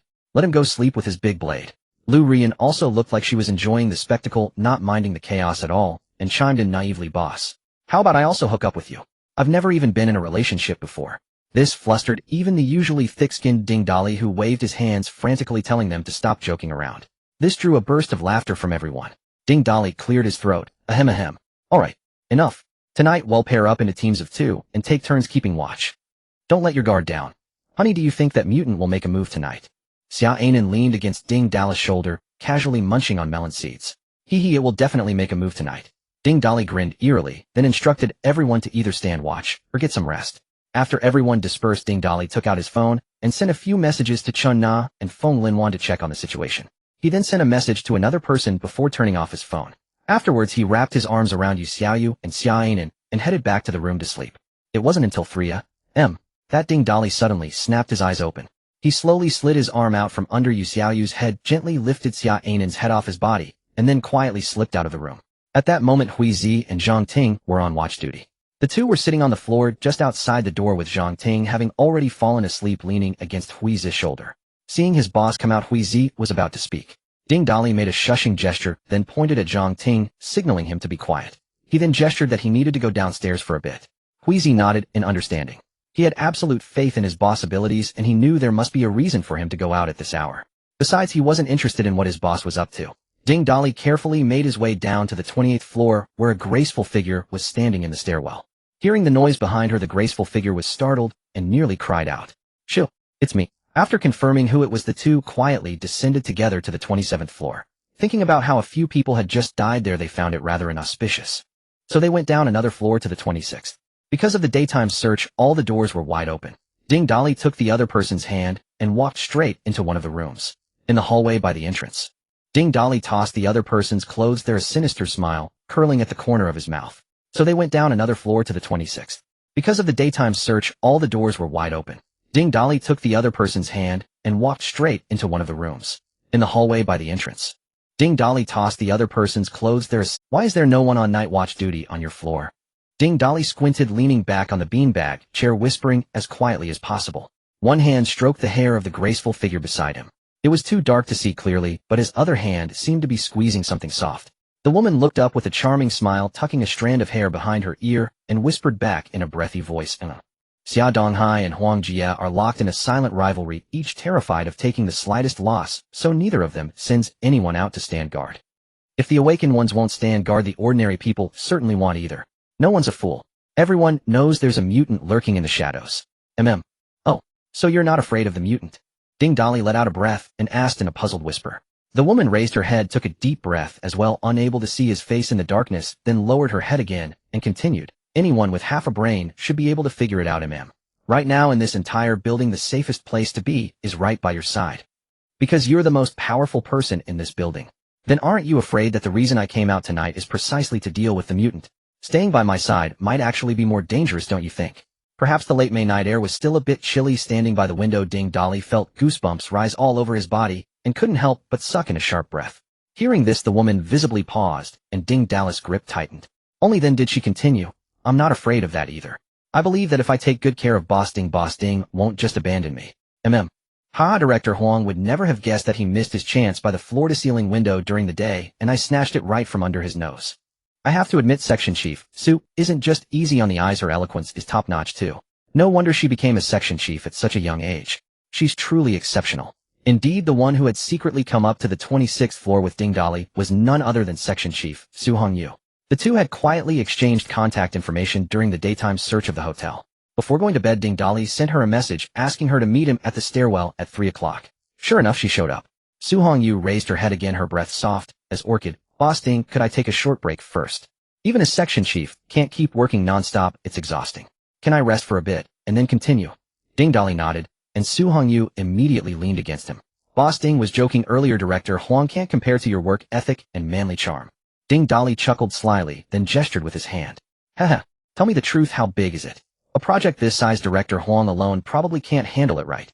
Hearing Ding Dali's words, Su Hongyu let out a stifled laugh, then reached out and traced an E on Ding Dali's chest with her finger. Damn, whether in his past life or this one, Ding Dali had never taken on a project this big. He had to admit the materials on this project were truly solid, very impressive. No way. I need to inspect the quality of the project first. Ding Dali unconsciously held the project in his hands, examining it over and over. Su Hongyu pushed his hand away, feigning anger as she whispered, Am I not beautiful? I may not be as pretty as that Xiaoyu by your side, but am not far off, am I? You are beautiful. Section Chief Su is very beautiful, with the charm of a mature woman. Since you think I'm beautiful, why aren't you paying attention to me, and instead keep staring at those two ES projects? How annoying. Su Hongyu seemed to be born with a seductive quality in her voice, making one's heart itch. Ding Dali was no exception. While studying the 2ES project, he asked Su Hongyu, So Section Chief Su, since you've already reached the rank of Section Chief, you must have a pretty high education, right? Su Hongyu had no idea what Ding Dali was talking about, and shook her head in confusion. I don't understand, what does that have to do with education? Ding Dali nodded with a serious expression, Of course it does. Didn't you study Li Bei's poems when you were a kid? Li Bei's poetry once taught us in life, when you get yes you must enjoy them to the fullest. What do you think I'm staring at those two ES for? Besides, the former richest man also said life needs goals, so why not start with a small goal of getting ES? And if even the richest man says, so then I've got two ES goals right in front of me. Su Hongyu didn't catch on at first, but after a blank stare for 2 seconds, she covered her mouth and giggled. Is the textbook Boss Ding studied from the legitimate version? Who cares if it's legitimate or pirated? Section Chief Su, no more resting, get back to work. They'll continue studying my project. Su Hongyu let out a helpless sigh and buried her head back into her work. Just as the two were quietly busy with their own tasks, the sound of 2 sets of footsteps entered the room, one after another. At the same time, a familiar voice said, Whose clothes are these thrown here? Hearing the voice, both Ding Dali and Su Hongyu froze. Su Hongyu raised her head to speak, but Ding Dali quickly covered her mouth. Holding Su Hongyu's mouth shut, they quietly crept to the bedroom door and peered through the crack to see what was happening outside. The living room of this suite was very spacious. The two figures stood in the center of the room, one of them disdainfully tossing aside the undergarment they had been holding. Through the faint light, two silhouettes could be made out, and one of them was instantly recognizable as that girl Xia Qiuqia. Su Hongyu recognized her too and instinctively took a step back. Su Hongyu and Ding Dali had been huddled side by side peering through the door crack. When she stepped back, luckily Ding Dali had his hand over Su Hongyu's mouth, otherwise any sound would have alerted the two people outside. Ding Dali wondered why Xia Qiuqia was out at this hour again. But when his gaze swept over the person opposite her, he became even more agitated. Silently he said to himself, finally he's shown up. At the same time the system's voice echoed in his mind. Ding. Detected Yang Wei's good evil value is 5. Determined as a mortal enemy. Please take action as soon as possible. Scan the target's data. Name Yang Wei. Second stage mutant. Strength 210. Speed 210. Stamina 200. Spirit 200. Ability Gecko Beast Transformation A. Good evil value 5. Damn, he's a mutant with an ability, and it's Gecko Transformation. No wonder he could move through the hotel without a trace, it must be the gecko's climbing ability. He thought this to himself, but he didn't move a muscle, because he felt the man looked familiar, yet couldn't quite place where had seen him before. So he decided to stay put and see what they had to say. He remained frozen in place, but Su Hongyu was getting restless, squirming incessantly. Ding Dali let her squirm, keeping his eyes fixed on the living room. Finally, Xia Qiuqia spoke first. Yang Wei, didn't I already tell you we broke up? Why are you calling me out at this hour? Holy crap, that woke him up like a bucket of cold water. Ding Dali finally remembered who Yang Wei was. Wasn't he that fiancé of Xia Qiuqia? This guy really had no presence. When they searched the dorms, he wasn't there, and no one even noticed. Xia Qiuqia's heart was seething with irritation. She had spent the entire night hidden in a wardrobe, unable to sleep, and had been subjected to a rather graphic live show. To make matters worse, she hadn't slept a wink during the day, either having joined the search of the hotel and witnessed a slew of ghastly corpses. What disgusted her even more was catching a glimpse of Huang Jai's shriveled manhood, which made her lament just how cursed her day had been. She had finally endured until nightfall hoping for a good rest, but was rudely awakened by a full bladder just as dawn was breaking. After a quick trip to the bathroom, she prepared to return for some more shut-eye. Suddenly a hand seized her. Just as she was about to scream, another hand clamped over her mouth. She was about to unleash her ability to resist when the intruder spoke. Chioga, it's me. Recognizing the voice, she ceased her struggle, and the grip was released. Turning around to see who it was, Xia Qiuqia rolled her eyes in disdain. What are you doing here? And how did you get in? The door was locked, wasn't it? The visitor wore a baseball cap, pulled low, his voice a low, raspy whisper. The door wasn't locked, so I just came in. Qiuqia, could you come downstairs with me? I'd like to talk to you alone. Xia Qiuqia looked at him suspiciously. What's wrong with your voice? We're broken up, or what's there to talk about? Besides, there's a mutant in this building. I'm not going anywhere with you. Look, it's almost dawn. Even if there were a mutant, it wouldn't show up now. Please, for the sake of our past, just talk with me. I have so much to say. This final plea softened Xia Qiuqia's heart. After all, they had been together for 2 years, it was impossible not to have feelings. She hesitated inwardly, but her heart eventually yielded, and she followed him down to the 26th floor. Yang Wei led Xia Qiuqia to the 26th floor, intending to find any random room. But a faint, elusive scent tantalized his senses, compelling him to follow it. By a twist of fate, he ended up leading her into the very suite where Ding Dali and his group were staying. In truth, Ding Dali's invitation to Su Hongyu wasn't just for flirtation or a bit of groping. His real intention was to use her as bait to lure out the mutant. This was because mutants had peculiar tastes, each one craved different prey. Some preferred children, others the elderly, and some favored women. The scent of their preferred meal was an irresistible lure. The mutant in the hotel, apart from the leopard print-clad man it first devoured, had exclusively preyed on voluptuous, attractive women. This led Ding Dali to suspect it had a particular fetish, hence his plan to bring Su Hongyu to a secluded floor for some, well, baiting. However, to Ding Dali's utter shock, he had lured the mutant, but that damn girl Xia Qiuqia had tagged along as well. He cursed, inwardly wondering why that brat was always showing up where she wasn't wanted. He was currently in the middle of a work discussion with Director Su, discussing progress and depth. If it were just the mutant showing up, he could just pull out his weapon and charge in. But if Xia Qiuqia were to see him, now the label of Ding the Lecher would be permanently stuck. Even though he was in the middle of an illicit encounter, Ding Dali still considered himself a man of dignity. He thought so, but he showed no sign of telling Su Hongyu to stop. Yang Wei's baseball cap was pulled low, obscuring his expression, but his raspy voice was eerily unsettling in the quiet space. Qiuqia, when you said you wanted to break up, did you ever ask if I agreed? Xia Qiuqia was confused by the question. You called me out here just to ask that. Zhang Wei let out a bizarre laugh, a choked, gurgling sound that was broken and disjointed, suggesting he was teetering on the edge of madness. You said you wanted to break up without my consent, just like that? Break up? Heh. Huh. I only hesitated for a moment. They had guns. It's normal to hesitate, right? But you all called me a coward. Called me useless. And you just stood there watching that ding Dali kill my mother. Not only that, but you were afraid her corpse would start to smell, so you just threw her down from the building. Zhang Wei's laughter grew more distorted. His words came faster, more frantic. Seeing this, Xia Qiuge felt a chill run down her spine and turned to flee. But a large hand brutally yanked her back and an arm snaked around her, pinning her tightly. Despite being an awakened, Xia Qiuge found herself utterly unable to break free. As she opened her mouth to scream, another hand clamped firmly over her lips, muffling her cries into desperate whimpers. Xia Qiuge unleashed her newly awakened ability, summoning blades of wind to swirl around her. Indeed, her power was airflow control, which in simple terms meant she could command the wind. However, while the wind blades she created left wounds on her attacker, they healed at a visible rate. A gust of wind from one of her blades knocked off Zhang Wei's cap, revealing his ghastly pale face. Her heart skipped a beat upon seeing him. His head was completely bald, his eyes were sunken, and he had lost a significant amount of weight. His pupils had turned a deep blood red. He grinned maniacally, his face twisted and horrifying, as if intent on destroying all that was beautiful. Xia Qiuge realized with horrifying clarity that her former fiancé was the very mutant everyone had been on guard against. Why did all the misfortune have to find her? Even breaking up had to result in a man-eating monster. Xia Qiuge felt like dying. Yang Wei shoved her to the ground and pressed his body against hers. Qiuge, you know, every woman I've eaten, they all had that same look on their faces as you have now, watching helplessly as I tore out their insides. The taste of a woman is truly intoxicating, especially the flesh of bitches like you. Yang Wei's voice suddenly grew louder, then he leaned into the crook of Xia Qiuge's neck and inhaled deeply, savoring the scent of fresh human flesh with utter ecstasy. We were together for 2 years, and you never let me touch you. Chen Sicheng could touch you, and that bastard Ding Dali could too. Why the hell can't I? Xia Qiuge, before I devour you, I'm going to have some fun with you first. Let you taste the flavor of utter despair. You all looked down on me, didn't you? MMPH. MMPH. Xia Qiuge's mouth was sealed shut, leaving her only able to emit desperate, muffled sounds. This time she was completely and utterly hopeless. Last time Chen Sicheng, for all his faults, wasn't a deranged cannibal. And this time there was no chance of Ding Dali bursting in to save her. Faced with this certain death and the impending humiliation, tears of frustration and despair streamed down Xia Qiuge's face. This only served to further excite Yang Wei. He threw his head back and let out a guttural, cackling laugh. Damn. Has anyone ever told you laugh like you're Su Hongyu and Ding Dali, who were discussing work behind the bedroom door, lost all interest in their conversation upon seeing what was happening outside. Su Hongyu especially was so terrified she nearly wet herself.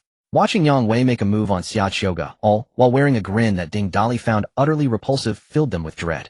Without a second thought, Ding Dali shoved Su Hongyu aside and flung open the bedroom door, clad only in his shorts. The sudden intrusion startled both Yang Wei and Xia Qiuge. Their reactions couldn't have been more different. Xia Qiuge's eyes sparkled with relief and hope, and she began to cry out frantically, a stream of muffled mess escaping her. Yang Wei's reaction was the polar opposite.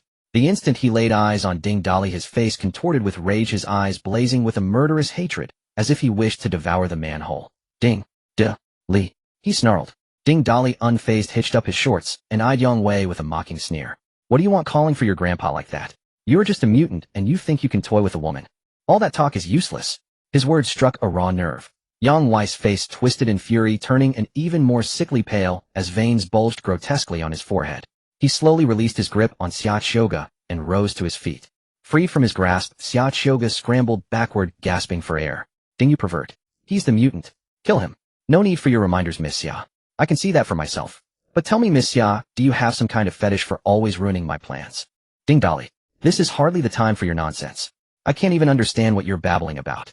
As the words left her mouth, Xia Qiuge caught sight of Su Hongyu cowering behind the bedroom door, clutching her chest with a look of utter terror on her face. She then glanced back at Ding Dali, standing there nonchalantly, in just his underwear. The pieces clicked into place, and a deep blush instantly crept up her neck to her ears. She muttered a quiet pervert. To Yang Wei, their exchange looked like nothing more than a couple's playful bickering. His hatred for Ding Dali, already simmering, now boiled over with a vengeance. He threw his head back and let out a guttural, unnatural roar. His body began to swell and distort, his skin turning a sickly gray, his pupils contracting into vertical slits. In an instant he had transformed into a monstrous 2-meter-tall lizard-like creature. It flicked out a forked tongue from its gaping fanged maw. Ding Dali, you killed my mother and stole my woman. Today you'll be my breakfast. With that, it lunged forward, its massive clawed hands clenched into fists that whistled through the air as they swung toward Ding Dali. The creature was blindingly fast, closing the distance in an instant. Ding Dali braced himself and met the assault with both palms thrust forward. A resounding boom echoed as the immense force slammed into his hands.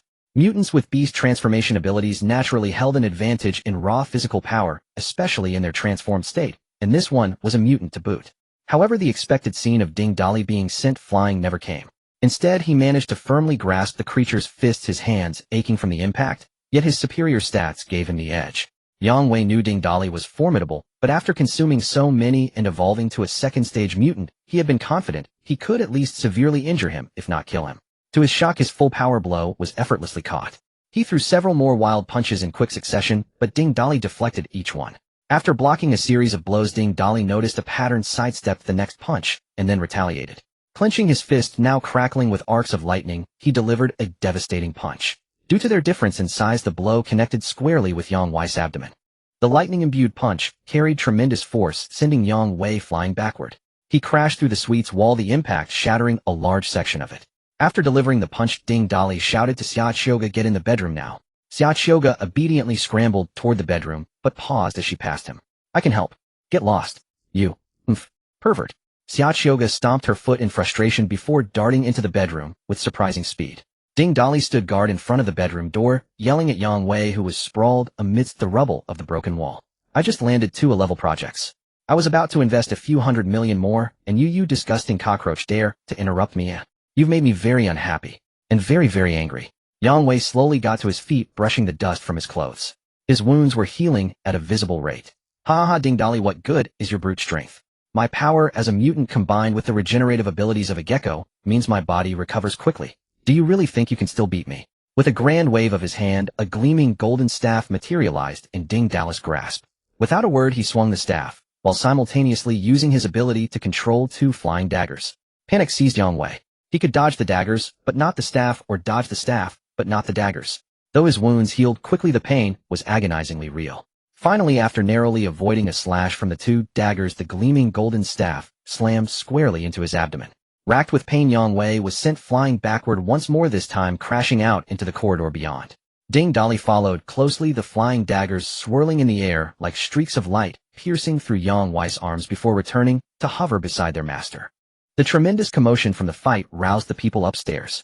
They rushed down to find a lizard-like creature hurtling out of a room, followed closely by Ding Dali. The creature was being completely overpowered, beaten to the ground, and unable to get up. "Boss, I'm here to help," Wheezy bellowed, instantly transforming into a massive bearman whose head scraped the ceiling. He charged forward, grabbing hold of Yang Wei's arm, as the creature struggled to catch its breath and recover from its wounds. He swung Yang Wei around like a rag doll, slamming him repeatedly into the floor and ceiling with bone-jarring force.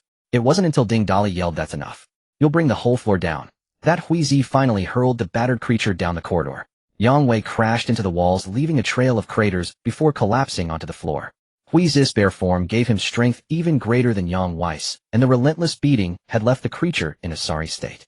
The wounds from Ding Dali's daggers had yet to heal, and now he was covered in fresh injuries. One of his arms was completely shattered, the bones ground to pulp. Yang Wei staggered to his feet, his heart pounding with terror. The earlier fight had already proven he was no match for Ding Dali.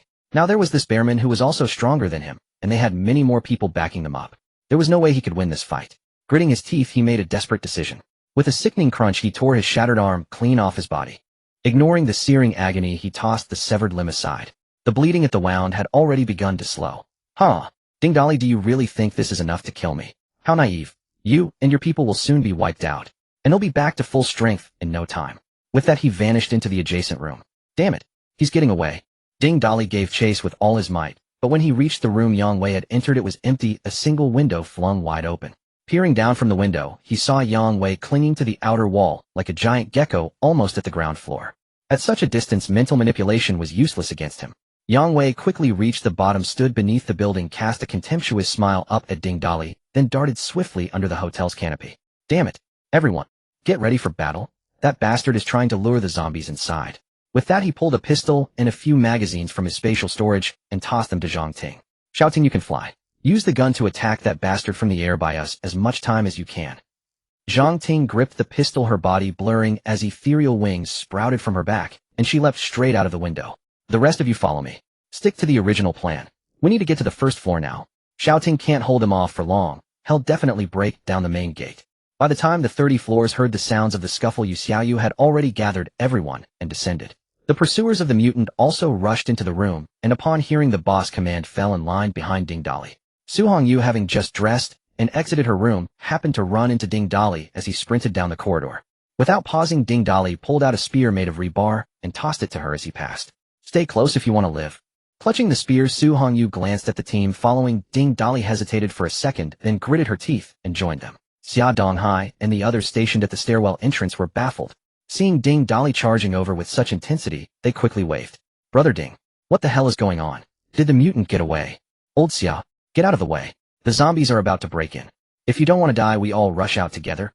With that, he pushed through the crowd and headed downstairs. Xia Donghai was stunned, wringing his hands in anxiety as he shouted down at Ding Dali, already descending. Brother Ding, what about the survivors upstairs? In this apocalypse, those who don't fight don't deserve to live. A cold, harsh voice drifted up from below, heard by everyone standing there, leaving them all at a loss. They had been hiding in this hotel since the apocalypse began, and everyone had grown accustomed to life here. The sudden news of an impending zombie attack naturally left them stunned. The first to snap out of it was Huang Jie, who followed downstairs without a second thought, his gaze fixed forward, a cold and ruthless glint in his eyes. Taking a quick look around, and seeing his family was present, Xia Chioga urged his father. Dad, let's listen to Ding the pervert. We should run with them. It might be our only chance. Oh, and that mutant is that bastard Yang Wei. Everyone needs to be careful. Upon hearing this, Xia Donghai stamped his foot. You all go on ahead. I need to inform the others. Dad, let's listen to Ding the pervert. We should run with them. It might be our only chance. Oh, and that mutant is that bastard Yang Wei. Everyone needs to be careful. Upon hearing this, Xia Donghai stamped his foot. You all go on ahead. Seeing this, everyone hesitated no longer. Li Chunlan and Xia Chioga directed everyone to rush downstairs. Ah! Just as Ding Dali and the others reached the third floor, a woman's piercing scream echoed from below. Everyone's heart jolted, and Huizi felt a chill run down his spine. Shouting, Huizi shouted, accelerating his descent with Ding Dali and the others quickening their pace as well. When they reached the first floor lobby, the main gate was already open. But most of the zombies were clustered around a pillar outside, gnawing on something, with only a few having entered the lobby. Standing amidst the zombie horde, Yang Wei, a miniature arm already growing where his severed one had been, waved at the group that had just rushed down. He smiled provokingly, then turned and plunged back into the crowd of zombies.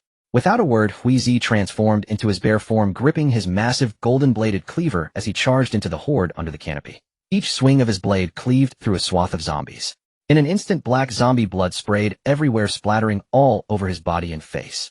The golden cleaver continued its relentless dance, each swing accompanied by a whoosh of air. Huizi, like a god of war, ceaselessly reaped the zombies, shouting, with every charge and slash. The others were not idle either. They formed small groups, quickly clearing the zombies under the canopy, then fanned out in a semicircle to prevent the horde from surging back in. By now, Ding Dali and Huizi had reached the base of the pillar. Ding Dali controlled his steel needles, piercing the brains of any zombie that approached. The pillar now held only a mutilated skeleton stripped bare by the zombies gnawing. The moment Huizi saw the skeleton, grief overwhelmed him. He let out a roar, his eyes turning bloodshot, veins bulging on his arms as he gripped the cleaver. He was on the verge of losing control completely. Seeing this, Ding Dali barked sternly, Huizi, calm down. That's not shouting. With her strength, that mutant couldn't have taken her down so quickly. Huizi regained a sliver of sanity, though his eyes remained red. Boss, if that's not shouting, then where is she? Why can't I see her? As he spoke, a familiar voice sounded from behind them. Brother Hui, boss. A figure landed beside them, wings fluttering. Shouting. Huizi's eyes instantly lit up with joy. He rushed forward and enveloped her in a massive hug, squeezing her so tight she coughed. Damn it. We're surrounded by zombies. Cut the mushy stuff and get back to killing zombies. Shouting, what the hell happened? Where did you go?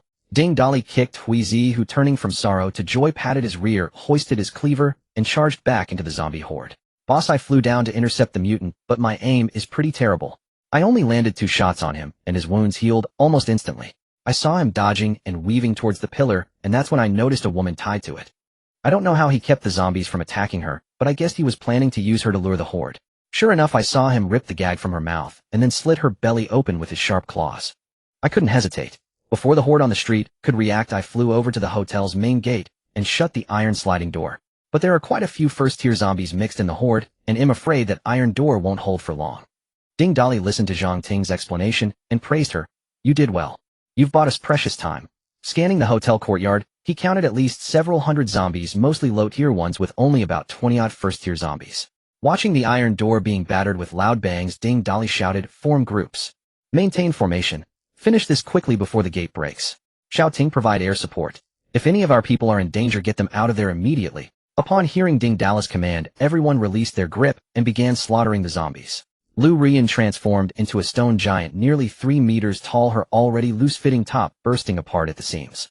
One could only wonder what brand of undergarments she wore, for they somehow remained intact despite her immense size. In her transformed state, Lu Rian appeared even more formidable than Hui Zis bear form. She charged into the zombie horde, swinging her massive iron hammer, crushing the undead like mere gophers beneath her strikes. Ding Dali winced at the sight of the pulverized zombies, muttering, "Damn it, you're smashing them so thoroughly, I can't devour them. At least leave me a body." Influenced by Lu Rian and Hui Zis' ferocity, Ding Dali gripped his iron staff and charged into the fray. Though his slender frame made him appear almost diminutive beside them, his presence was no less commanding. Yet when it came to raw strength, Ding Dali surpassed them by a significant margin. Having mastered the art of weaponry, his staff techniques were far more refined, each strike landing with deadly precision. Wherever his staff swept through, zombie heads exploded on impact. Among the others, the first-tier awakened handled the weaker undead, while the second-tier members swiftly dispatched any first-tier zombies that appeared. To these 20-plus awakened, all of whom were at least first-tier, the few hundred zombies were as easy to cut through as slicing vegetables. Halfway through the slaughter, the other survivors made their way downstairs. Su Hongyu, an ordinary human clutching a spear, trailed behind Ding Dali's group, eager to help yet utterly at a loss as to where to begin.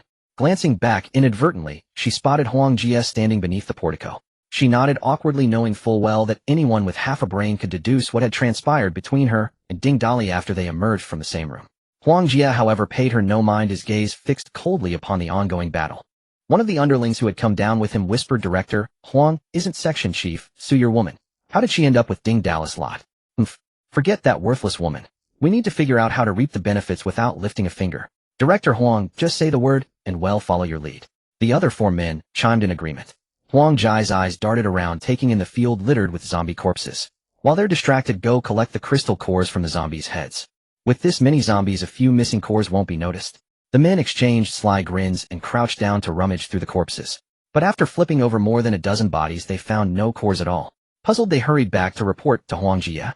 Huang Jie was taken aback as well. The group had been killing zombies the entire time, yet he hadn't seen them collect a single core. What was going on?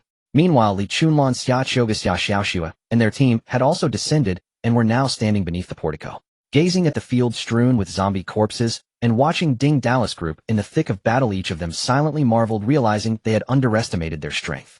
"Mom, we have to help."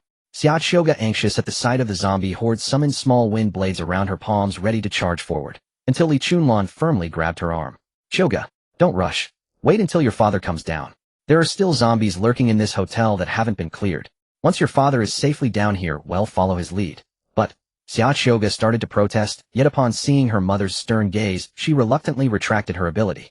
Soon Xia Donghai came huffing and puffing down the stairs, trailed by 5 survivors. "Damn, why did they build this building so tall? I've definitely shed some pounds today." Lao Xia. Li Chunlan felt a wave of relief wash over her as she saw her husband safe and sound. Xia Donghai made his way to the portico, greeting his family before taking in the scene in the hotel courtyard. He then glanced at Huang Jie and his 6 men standing nearby. "Hey, Director Huang, I can't just stand here and watch. Don't say I didn't warn you. The greatest chance for survival is right in front of you. Don't make the wrong choice." With that, Xia Donghai brandished his axe and let out a thunderous roar.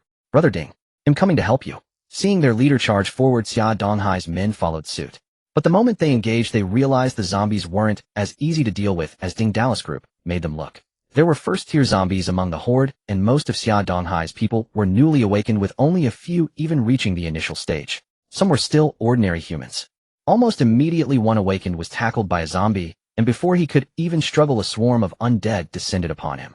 After 2 brief cries, he fell silent. Ding Dali witnessed it all. He swung his staff, obliterating the zombies around him, then swiftly darted to Xia Donghai's side. "Lao Xia, are you lot planning to fight zombies with these pitiful table legs, or are you just offering yourselves up as a meal?"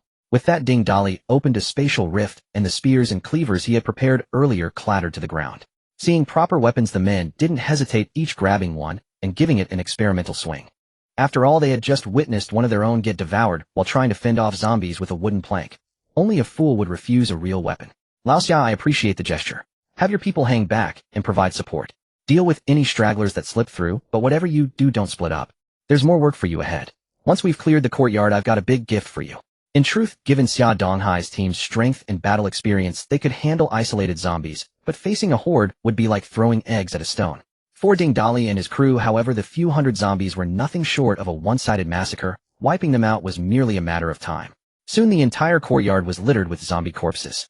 Xia Donghai, taking in the sight, patted his round belly and roared with laughter.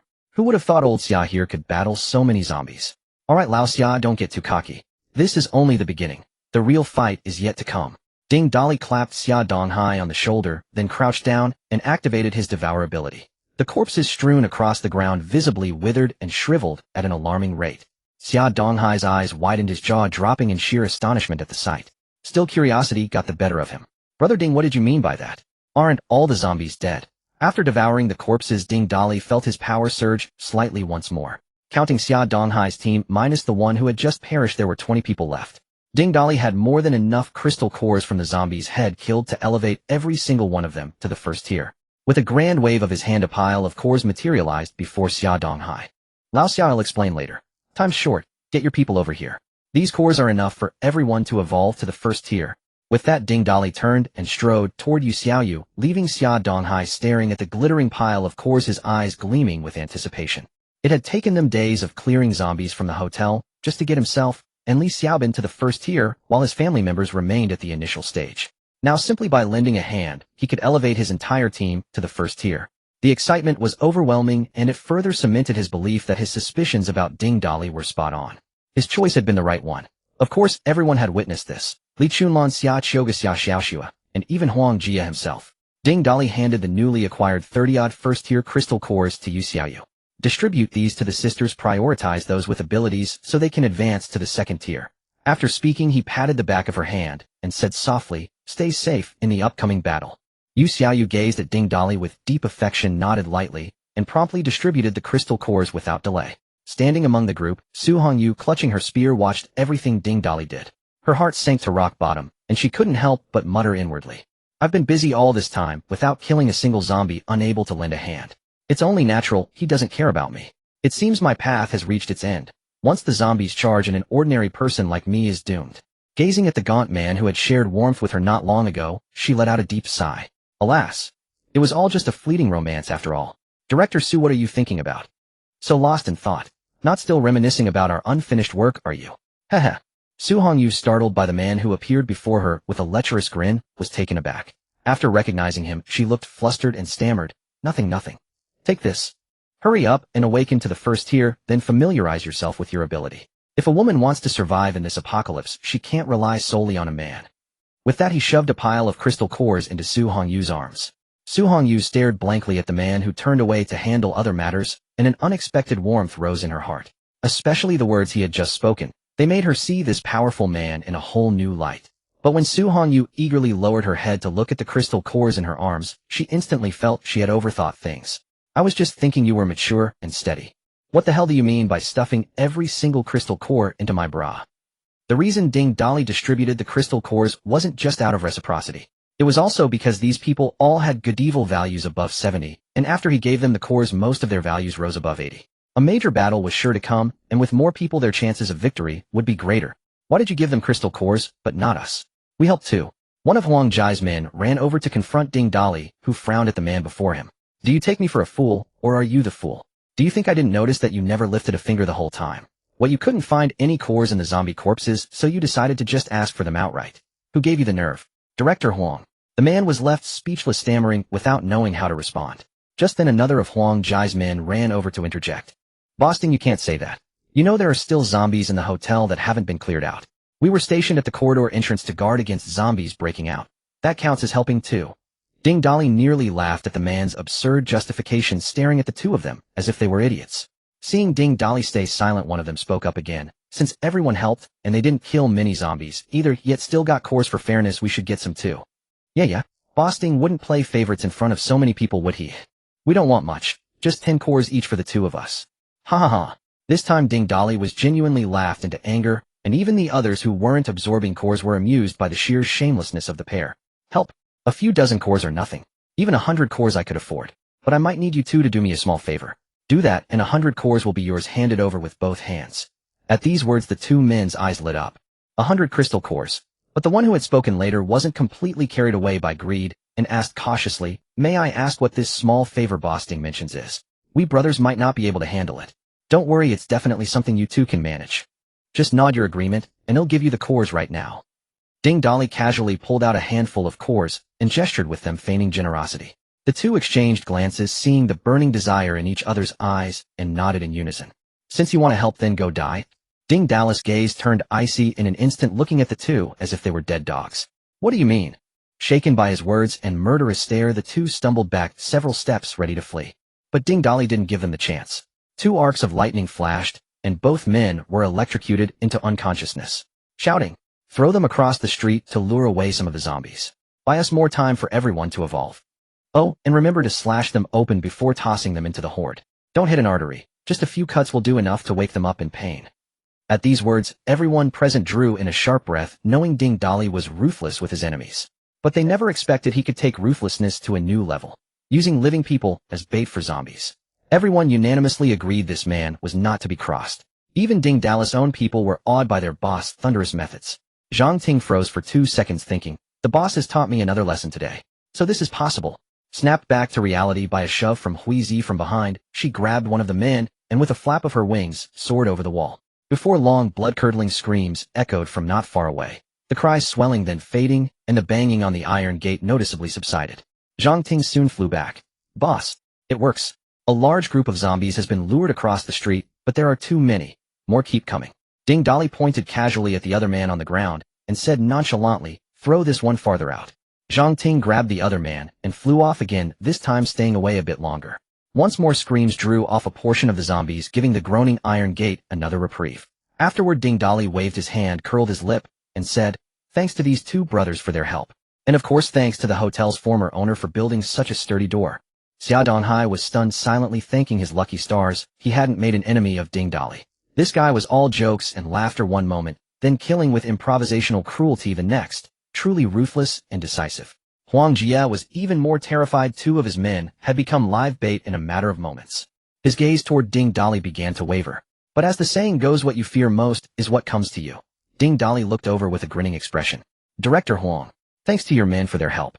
Without them, I'd have worried we wouldn't finish evolving in time." He then gestured toward those who still weren't absorbing cores. "What are you all standing around for? Thank you, Director Huang."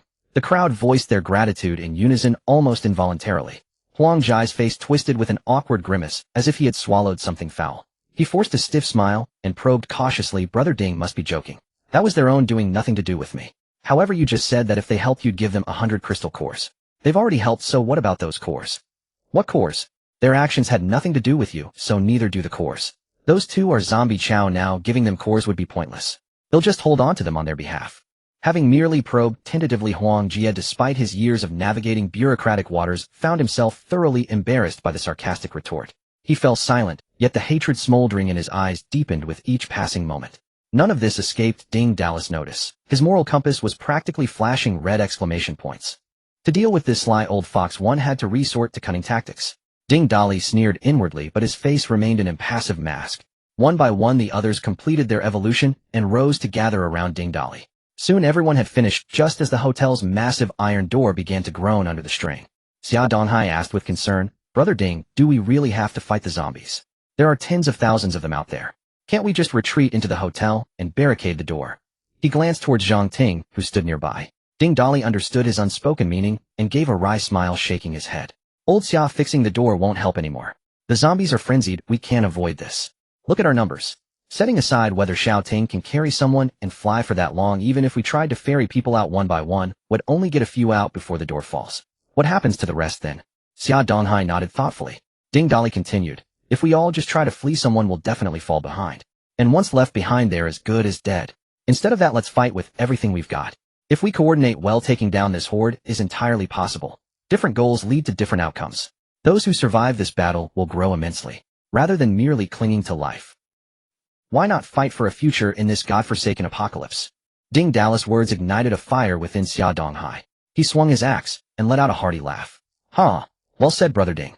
Better to fight than to wait for death. If I make it out of this alive, we're sworn brothers. Huh, deal. If you survive, I'll marry your daughter. Deal? Huh, what did you just say?" Their banter lightened the mood considerably and stirred the fighting spirit in others. Ding Dali's own people needed no motivation. They had been sharpening their blades, eagerly awaiting this very day. As for Xia Donghai's group, they had been cooped up in the hotel, living in constant dread. Now that everyone had grown stronger, it was better to take a gamble than to continue living in fear. Die and it's an Indo, live and it's a win. Wheezy boss. Let me take the vanguard.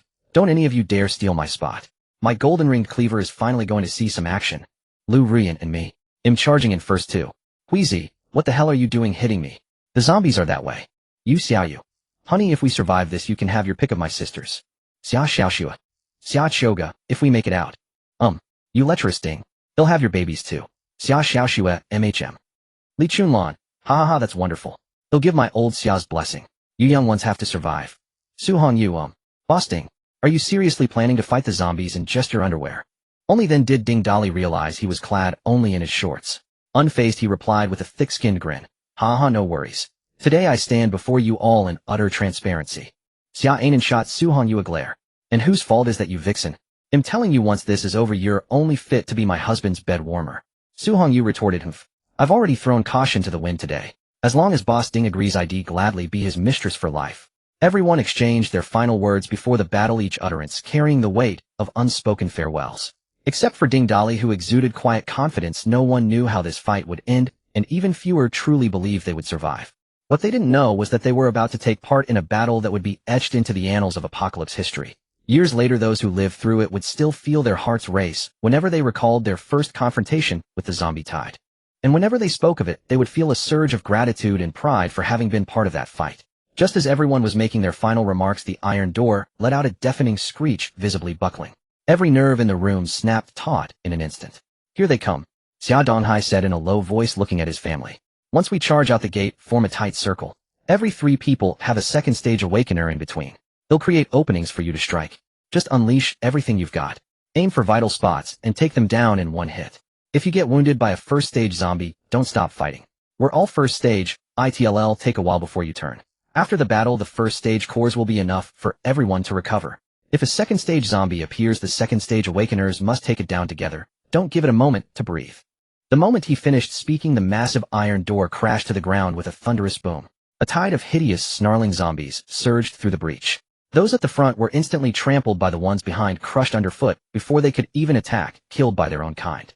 Ding Dali charged forward, channeling his lightning ability to its fullest. A massive arc of electricity fanned out through the doorway, and in an instant every zombie within several meters collapsed, twitching and paralyzed. He had initially wanted to use the iron door as a barrier, but at his current level, he couldn't possibly control something that heavy. With him taking the lead, the others surged out, immediately forming a circle as instructed, and swiftly dispatching the downed zombies on the ground. The next wave of zombies rushed in with barely any delay, leaving no time for fear or hesitation. Only the desperate, all-out effort to strike. Hui Zi and Lu Ruyan, with their massive transformed bodies and oversized weapons, could inflict devastating area damage with each swing. Coupled with their formidable defenses, especially Lu Ruyan, who could lie there and let low-tier zombies gnaw on her to no avail, as long as she could maintain her transformation, they were unstoppable.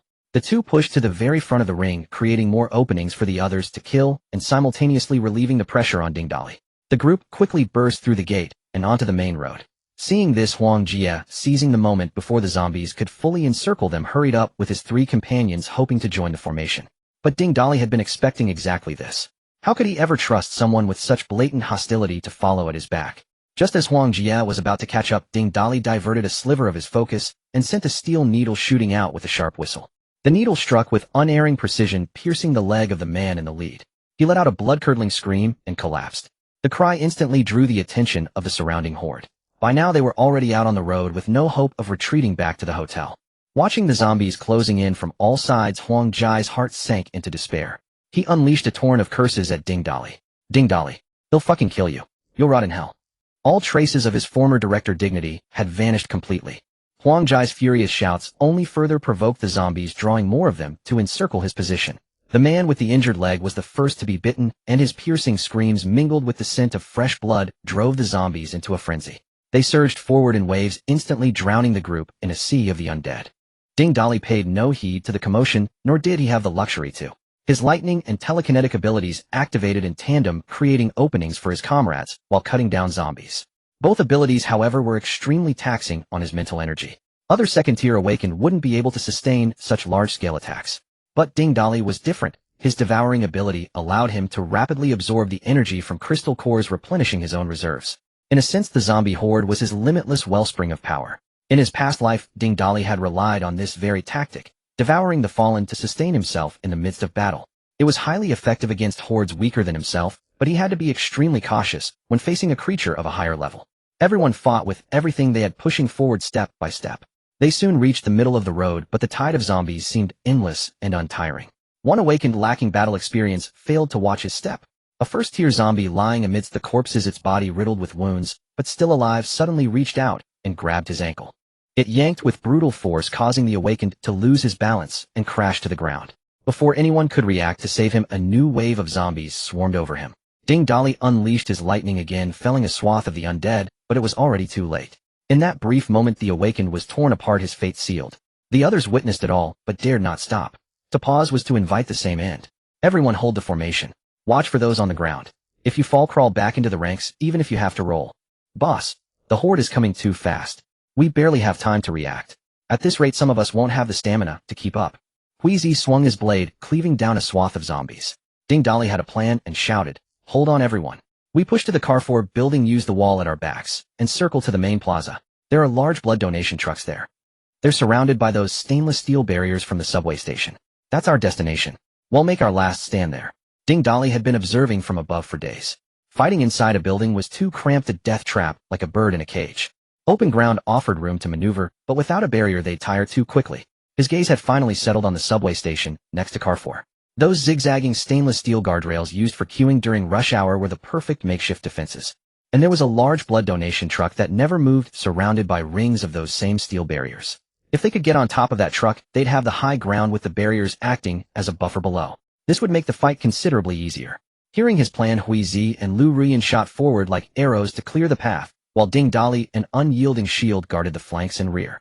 Their coordination sharpened with each passing moment, their aim becoming more precise.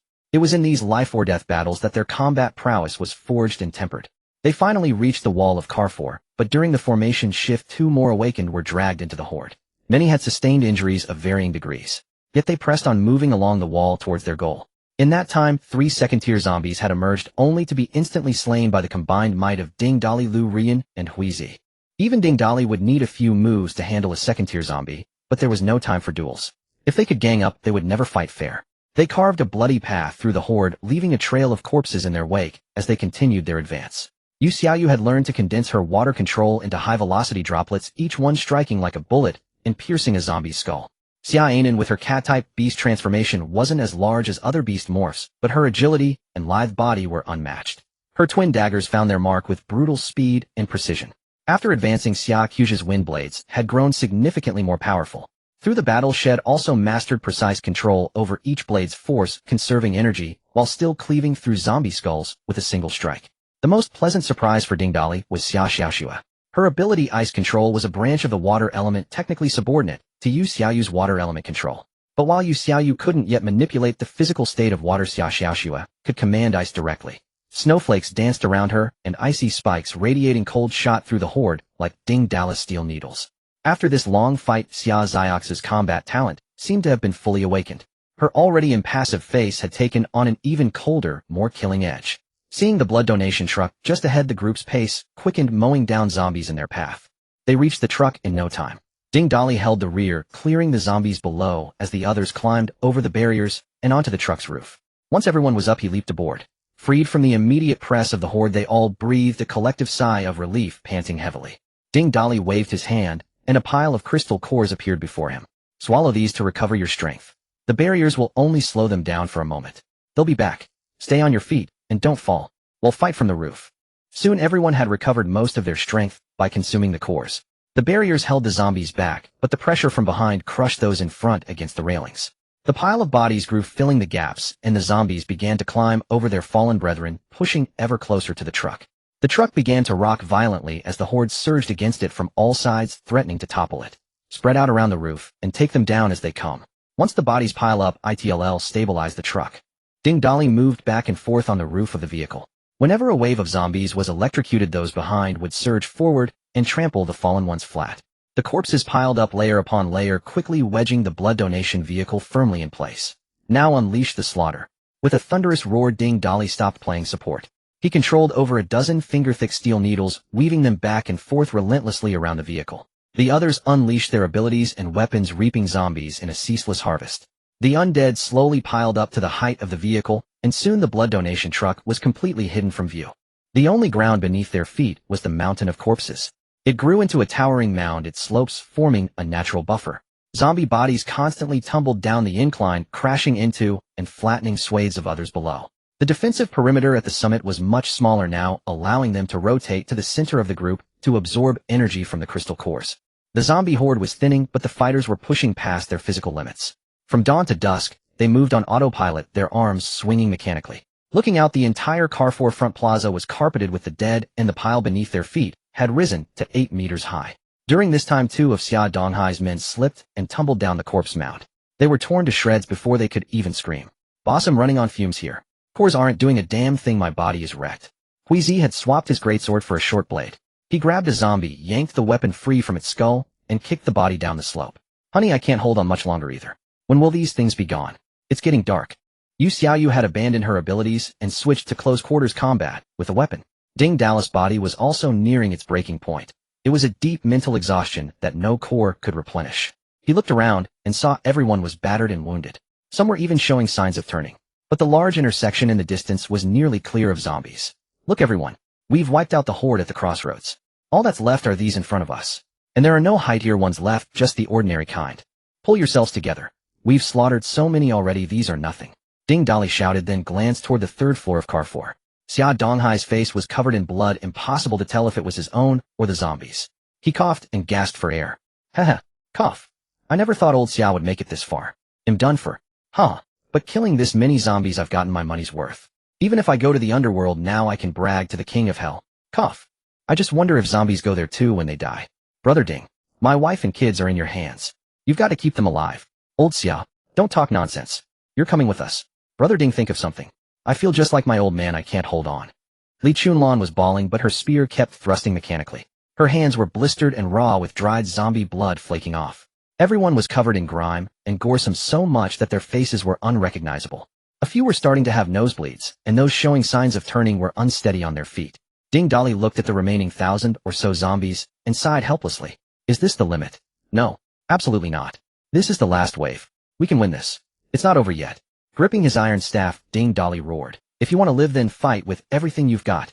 Kill. As the shout faded, the rolling shutter door of the nearby Carrefour clattered open. A faint smile touched Ding Dali's lips. Finally decided to show yourself. Time rewound to when Ding Dali's group had just left the hotel. On the 3rd floor of Carrefour, a group stood by the window. Brother Long. Look, the zombies just suddenly swarmed toward the hotel. Those people killed the few hundred zombies in the courtyard. Now they're running out of the hotel. Maybe they ran out of food and couldn't stay, and now they're surrounded. Looks like they're done for. But what's with those weapons? All shiny and golden, a bit flashy, don't you think? Holy crap. Look at that fat woman. She can get that huge. And that one in front with the big cleaver, is that a bear? No, wait. Look, they're not being eaten. Their formation is solid. They're actually fighting the zombies. The man called Brother Long was tall and sturdy, his square face etched with determination. Watching the people battling below, especially the one leaping around with a golden staff, he narrowed his eyes. If I'm not mistaken, that's the guy who fought his way into the hotel alone that day. It was dark, but I remember his build. Brother Long, if it's really him, why would they come out to fight? There must be tens of thousands of zombies out there. I don't know. Maybe something happened in the hotel, and they had to leave. But why head towards us instead of going south? There are fewer zombies that way, wouldn't it be easier to escape? Though he couldn't fathom their reasoning, a gleam of intrigue flashed in Long's eyes as he watched them utilize their various skills. After watching for a while, he shook his head with a pitying sigh. Many of them are as strong as me, especially that one with the staff. I can't get a read on him. It's a shame. With this many zombies, they're doomed. Alright, stop gawking. Everyone get back to your posts. The zombies are agitated. Tell the men to reinforce the 1st floor. With that, Long turned and went back to a recliner to rest. He had just dozed off when he heard footsteps rushing from one window to another. Then he heard his men shouting. Holy shit. Come look. They're still alive. They've fought their way to our door. Are they trying to get in? Long's eyes snapped open. He dashed to the other window and saw the group still battling fiercely. But it seemed like a few of them were missing. Long was deeply shocked. They had circled through the horde and only lost a few. Quick, go down and open the door a crack to let them in. But as soon as he said it, he waved his hand. Wait, He called out to the man heading for the door. Hold on. They're not coming to Carrefour. What the hell? Are these people insane? Why are they running towards the thickest parts of the horde? It's like they're not trying to escape. They actually want to fight. Have they all lost their minds? Longu was also puzzled about what this group intended to do, so he swept his gaze in the direction they were heading, his eyes landing on the blood donation vehicle not far away. Could they be planning to head to the blood donation vehicle? The stainless steel railings around it could indeed block the zombies, but there's no way such a massive horde could be stopped by that. Could their target really be to kill zombies? That makes no sense. But as he continued watching, the more shocked he became. The group below was charging with incredible fervor, coordinating with remarkable precision. Wave after wave of zombies fell dead at their feet. He stood on the third floor, initially looking down at the group, but gradually found himself looking up. The pile of zombie corpses had risen above their floor level. There were several moments when he thought this group was surely done for, yet they persevered. Moreover, whether it was an illusion or not, he felt that the man with the staff kept glancing over in his direction. But isn't this glass one way? From start to finish, he believed this group couldn't survive, and even if his own people went out to save them, it would be a suicide mission. Because there were simply too many zombies. They fought from daylight until dusk, and the intersection that was once densely packed with zombies now had fewer than 1,000 left. Everyone was stunned into silence. What terrifying strength this was. No, this couldn't be achieved by strength alone. There was also unwavering perseverance. And they leveraged the terrain to execute the most effective coordination. This reminded him of his former comrades. Long ago, they seemed to be reaching their limits. They've already slaughtered who knows how many waves of zombies. Seeing that the group was struggling greatly, Long Gu, who had witnessed the entire battle, felt his own blood ignite with fervor. Brothers, if you're real men, grab your weapons. Follow me to rescue these heroes. Long Gu's men were all spirited young lads, and having witnessed such a thrilling battle, they could barely contain themselves. They grabbed their weapons and charged down the stairs after Long Gu. The rolling shutter door crashed open. Long Gu transformed into a steel-clad man in an instant, charging out with his bare fists, letting out a thunderous roar.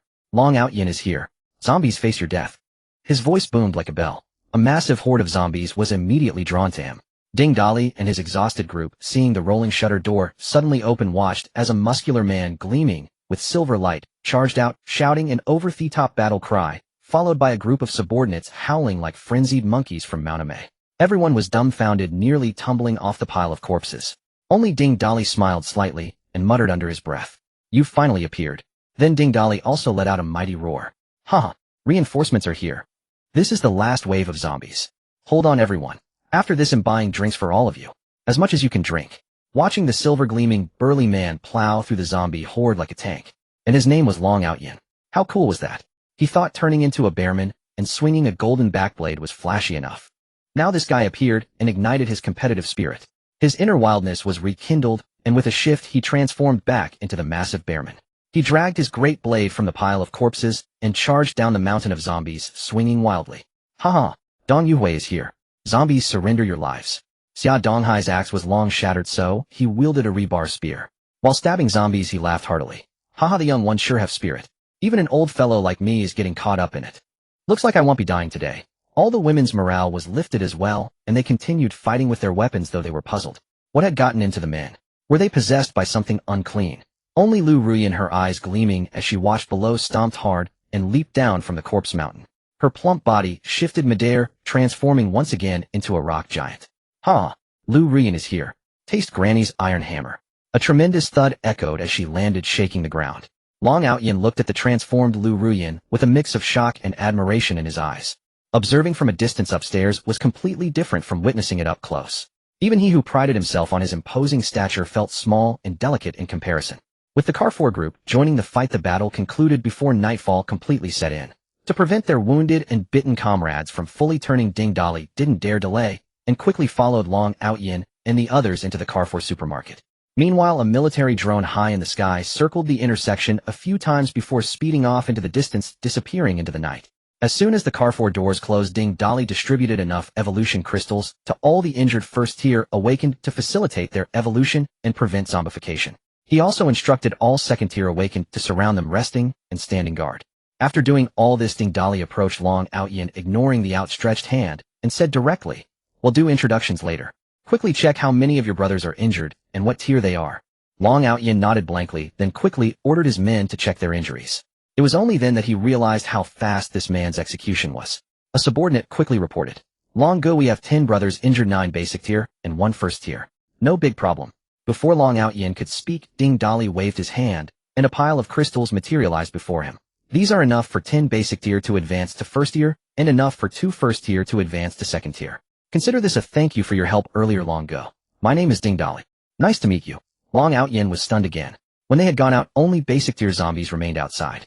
The injuries were just superficial scratches from basic tier zombies, which were not a major issue for basic tier awakened ones, and wouldn't cause zombification. First tier awakened were even less affected. But this man was handing out so many crystals, and each allocation included an extra one. The quantities were more than sufficient, especially the first tier crystals. He knew that on his side, he was the only second tier with 2 first tier. Now suddenly being able to gain 10 more first tier and 2 second tier. How could he not be shocked? Still he said with some embarrassment, Brother Ding, your people are also injured, and quite seriously. Why don't you take some back for them? We only did a small favor, we don't need this many. No need. They're in the process of advancing to second tier, and won't need basic tier crystals. Ding Dali waved his hand dismissively, and his casual words sent another wave of shock through Long Aotian's mind. If I remember correctly, he said all the second tier ones were guarding over there. Does that mean in no time at all their entire team will be second tier? Are you kidding me? They have about 30 people, and they're all going to be second tier. No wonder they dared to face the zombies heat-in. They're all freaks. Ding Dali paid no heed to Long Aotian's astonishment. He could converse with them later. For now his priority was his comrades who had fought alongside him. Long Out Yin, being perceptive, refrained from disturbing him. Walking over to his evolving companions, Ding Dali sat down with the other second-tier members waiting for their evolution to complete. Meanwhile, Ding Dali used his consciousness to survey the spoils in his space. The battle had yielded a dizzying array of supplies, gourmet foods and drinks, fine wines and tonics, clothes, jewelry and cosmetics. He had even acquired 2 pistols, no doubt intended for some nefarious deeds by their former owners before the apocalypse struck. Their evil plans had been cut short as they turned into zombies, only to be eliminated by Ding Dali's group. As for the skills, Ding Dali was overwhelmed by the sheer variety. In this modern age of comfortable living, many people had developed bizarre and utterly useless skills, comparable to mastery of plate licking. Ding Dali couldn't be bothered to inspect them all. He learned the truly practical skills for the apocalypse: driving mastery plants versus zombies, mastery, eye measurement of figure mastery, and novel writing mastery. He then destroyed the rest of the skills. He checked the crystal core harvest. Excluding the ones he had already taken out, there were 380 basic cores, 1370 first tier cores, and 12 second tier cores. Even Ding Dali was shocked by this number. He had estimated at most a little over 20,000 zombies, but there were nearly 40,000. His estimate had been way off. He should have checked for a mathematics mastery skill. What a careless oversight. Fortunately, the outcome was favorable, and the casualties were far fewer than he had anticipated. Of course, the supplies, skills, and cores weren't the most important gain. The most crucial was the mountain of zombie corpses outside. If he could devour them all, Ding Dali was certain he could advance directly to the third tier. That was a full 40,000 zombies. Just as Ding Dali was considering when to go out and devour the corpses, Yu Xiaoyu leaned close and whispered, "Honey, we lost 7 people. 5 were from old Xia's group, ordinary survivors, who came down from the hotel with him with no combat experience. We lost 2 sisters from our side." Yu Xiaoyu's expression was somber. Ding Dali patted her shoulder and pulled her into an embrace. She leaned against him and let out a deep sigh. "Alas, one was a sister named Wang Ruixue who had been with me since the monitoring room. The other was one of the lesbian couple we rescued, named Ding Xiang.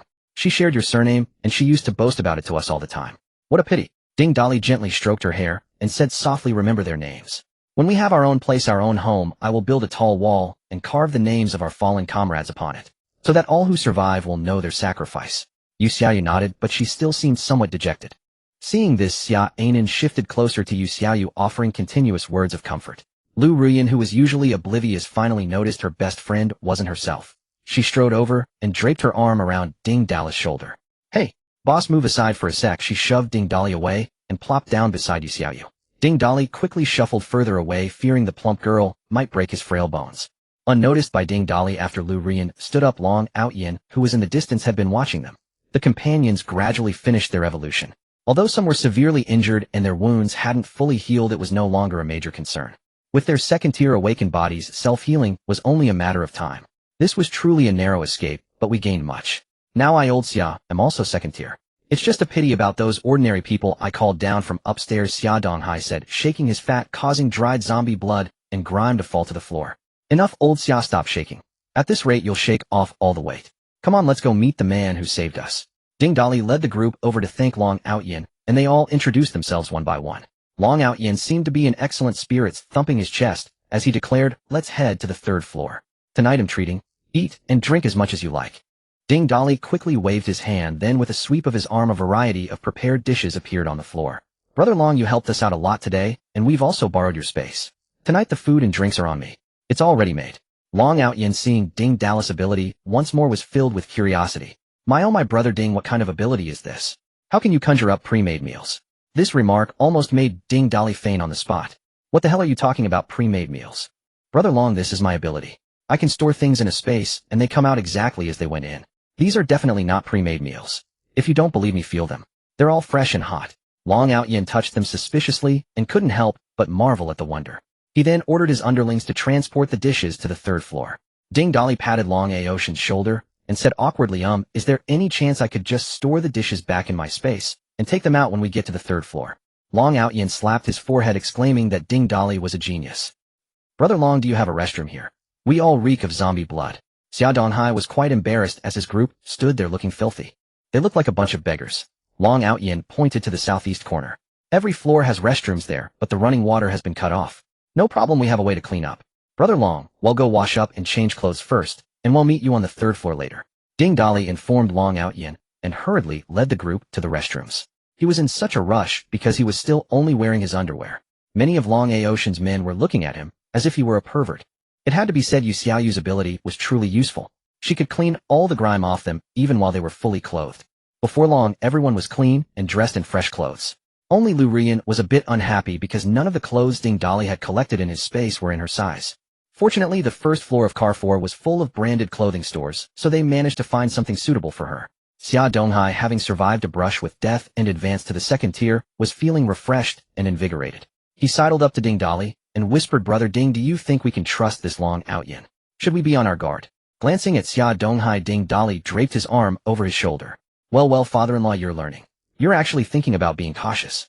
But we've all had a narrow escape today, and we're tired. Let's just relax and not worry about being on guard. The cleaned-up group followed Long Aoshan's lackey to the third floor of Carrefour. The third floor was the food section with many makeshift beds laid out on the floor outside the checkout counters. It seemed to be where they had been resting these past days, roughly counting about 20+ people. The central aisles of the large supermarket were quite spacious, often lined with promotional products. Now the promotional display stands had been removed, clearing out a large area. Blankets were spread on the ground, and a variety of snacks and drinks were scattered about. Seeing Ding Dali and his group come up, Long Outyin, who was busy directing everyone to grab food, warmly greeted them and invited them to sit. Don't mind the setup, folks. This big supermarket may have plenty of stuff, but no furniture. We'll have to sit on the floor, but I've laid out blankets. If you want any snacks or drinks, feel free to browse and help yourselves. Lu Rian bounced with excitement, her plump frame jiggling. Really, Brother Long?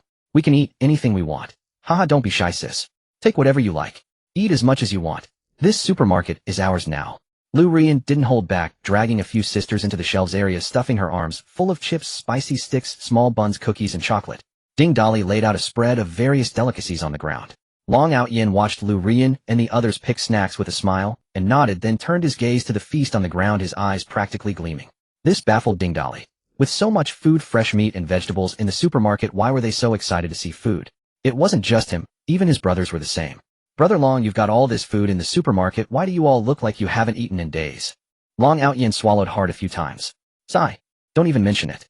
Look at us, we're all rough men. I asked who among us could cook, and only Littlely stepped up, but his idea of cooking was just boiling instant noodles. Do I need him to boil instant noodles? That's something anyone with hands can do. We don't have space like Brother Ding's, and with all that fresh produce going bad, we used hot pot base to boil the vegetables. We've been eating hot pot every single meal for days now.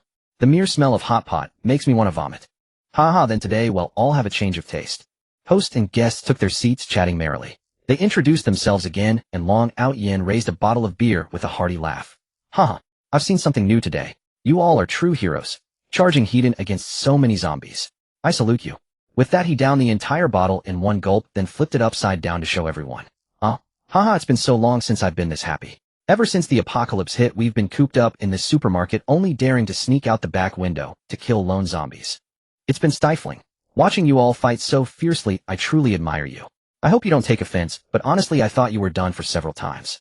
I even felt like sending my brothers to rescue, you would have been sending them to their deaths. I never expected you all to hold on. To be frank, I'm a bit ashamed I couldn't do more to help. Xia Donghai also chugged a beer, let out a burp, and patted his belly, saying, Brother Long, what are you saying? If it weren't for you, this old life of mine would have been lost back there. As the saying goes, it's easy to add flowers to brocade, but hard to send charcoal in the snow. Brother Long's timely intervention saved all our lives. Ding Dali, watching Long Outyin drink heartily, couldn't help but recall the past. Indeed, Long Outyin had been Ding Dali's most loyal and capable partner in his past life. Back then, when Ding Dali went to the hotel to rescue Tang Bingbing, there wasn't such a massive horde at the intersection. Still, they got surrounded by a small group of zombies. It was Long Outyin who led his men out of Carrefour to save them and invited them inside. The two drank and talked joyfully, just like today. Long Outyin was deeply impressed by Ding Dali's strength, and they eventually became a team. Together, they fought through zombie hordes, battled mutated beasts and zombie creatures, forging a deep bond of friendship. But one time, Long Outyin, Tang Bingbing, Chen Sicheng, and others went to a logistics center to scavenge supplies. Only Tang Bingbing and Chen Sicheng returned. Tang Bingbing told him they'd encountered a horde with high-level zombies, and only the two of them survived. Back then, Ding Dali, that spineless simp, was devastated, but didn't doubt Tang Bingbing's words. Now thinking back, Long Outyin and the others were most likely betrayed and killed by them. Moreover, Long Aoshan's ability was metallization, allowing his body to turn into metal, which happened to be completely countered by Chen Sicheng's metal control. In this life, though Ding Dali was confident in taking down the zombie horde, there was still an element of gamble. He was betting that his good brother from his past life would still come to his rescue this time. And sure enough, at the last critical moment, Long Outyin made his move. Ding Dali looked at his former comrade, and his eyes welled up slightly. His past self had truly been a piece of trash. He silently swore to himself that in this life, he would gather his past comrades once more and survive together in this apocalypse. Yu Xiaoyu noticed the change in him, hooked her arm around Ding Dali, and asked softly, "What's wrong, honey?" "Nothing, just remembering some old times." Ding Dali shook his head and took a sip of his beer. Long Outyin handed Ding Dali another beer, rubbed his hands together, and asked with great interest, "Brother Ding, I've got a question. Where did you guys get those flashy weapons? Can you hook me up with one?" Brother Ding's weapons are exclusive to his inner circle, and I'm quite envious too.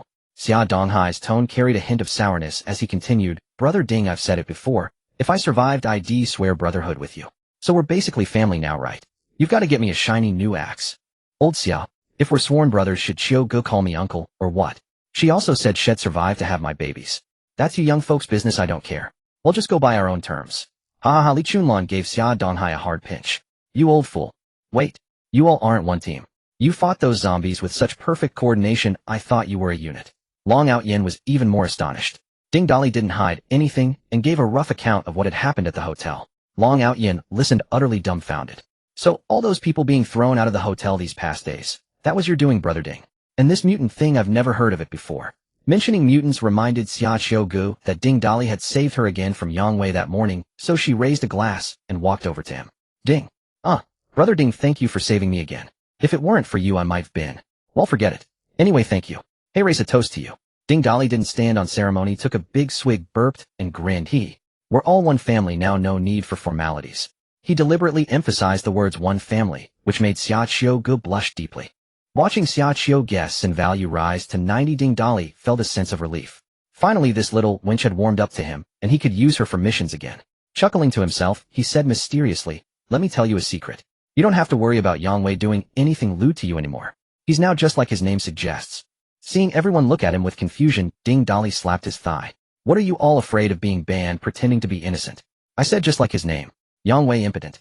The moment they ate human flesh and mutated into aberrants, their reproductive systems began to degenerate.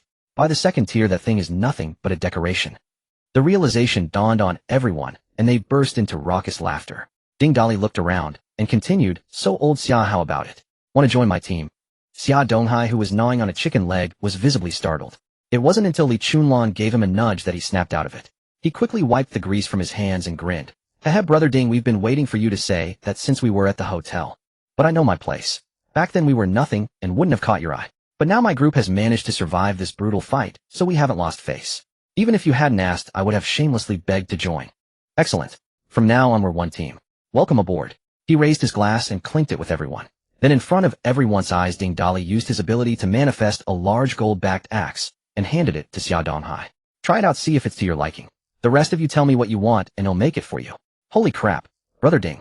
You really made that. Is this your ability too? I thought your ability was spatial." Ding Dali's display had completely blown the minds of Long Aoshan's group. "Haha, Brother Long, I have many more tricks up my sleeve.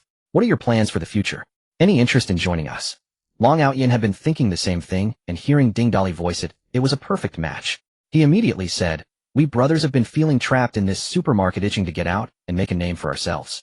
Since Brother Ding invites us, and we admire your strength, we are willing to join you, and venture out together. Haha, wonderful. We've cheated death today, and now we're all family. One good thing after another. I propose old Ding gives us a speech. Li Chunlan started the applause, and everyone joined in cheering him on.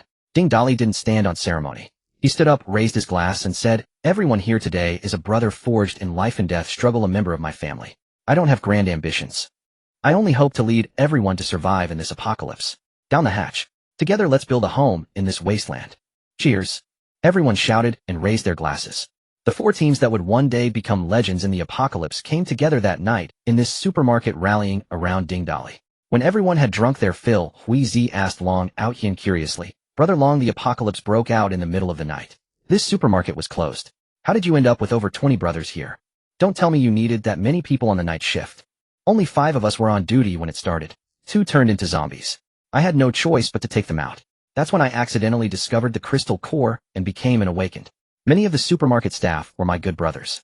We were all migrant workers, and we lived in a row of low, shabby houses behind the store. I was worried about them, so I snuck back to the dorms with 2 others through a window. I only managed to save these brothers." Sigh. "Brother Long, you move like a soldier. Were you in the military?" 12 years. Huizi was taken aback. 12 years in the army, and you ended up as a security guard here." Long Outyin let out a deep sigh, as if recalling something painful. It turned out that Long Outyin had been strong and a natural fighter since childhood, having beaten up nearly every kid in his village. Fearing he'd get into trouble, his parents sent him to the army at 17.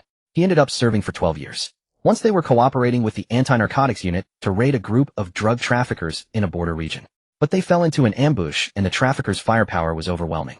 They only managed to wipe out the traffickers with great difficulty. Several anti-narcotics officers were killed in that battle, and one of his good comrades died right in front of him. Drug traffickers are truly despicable, harming so many people and taking the lives of those on the front lines. As he told this part of the story, Long Outyin was deeply pained. He hated the traffickers, but he hated the drug users even more. It took him a while to compose himself before he could continue. After his comrade's death, he was tasked with bringing his ashes and pension back to his hometown. His comrade was from a village in the mountains west of Jingdu City. He only had a younger sister left. When Long Outyin arrived, he found her living in utter misery. The house was filthy and chaotic, and she was lying on the bed barely alive. Without a second thought, he carried her out of the village and found a car to take her to the hospital. They saved her life, but not her legs. The doctor said the fractures had been left untreated for too long and had necrotized. They had to be amputated. From his comrade's sister, he learned that their neighbor was an uncle whose son was the village's local thug. That day the thug had been drinking somewhere and was completely plastered. He took his father's car for a joyride. He floored the accelerator and slammed right into his comrade's sister as she was stepping out the door, sending her flying. Whether he was too drunk to think clearly or mistook the brake for the gas, he hit the gas again and drove right over her legs. As expected of a scumbag, seeing no one around and being in the corner of the village, he acted as if nothing had happened.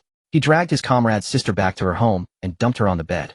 Then he nonchalantly took her phone, used her fingerprint to unlock it, and transferred all the money his comrade had been sending home each month. He went out and blew the money on 2 days of fun. When he came back, he found his comrade's sister was still alive. But instead of helping, he covered her mouth to keep her from making a sound if she woke up. She lay there completely immobile until Long Outyin arrived. During all that time, the thug next door never once showed his face, leaving her to die. Long Outyin was furious and went to confront the thug's father, his comrade's uncle. He thought the man didn't know what his son had done, but it turned out he knew everything and was just pretending to be ignorant. Blinded by rage, Long Outyin lost his composure and broke the legs of the uncle's entire family, including the thug himself. Long Outyin had violated military discipline, and the army intended to protect him. Thus he avoided legal prosecution, but he could no longer remain in the military and had to be discharged and return home. After his discharge, Long Outyin came directly to Jingdu City to facilitate caring for his comrade's younger sister. Fearing that the family would continue to cause trouble, he pooled money with other comrades from the military and found a nursing home in a small town.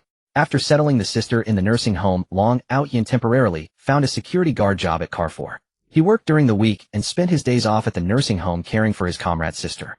In truth, Ding Dali had known about all these matters in his past life. The reason he had gone to Baiwa Mountain and encountered that uncle learning about the sinkhole was also because he had come with Long Outyin to search for his comrade's younger sister. But in his past life they never found her, and he wondered if this life would be different. Long Outyin finished his story, took a sip of wine, and let out a deep sigh.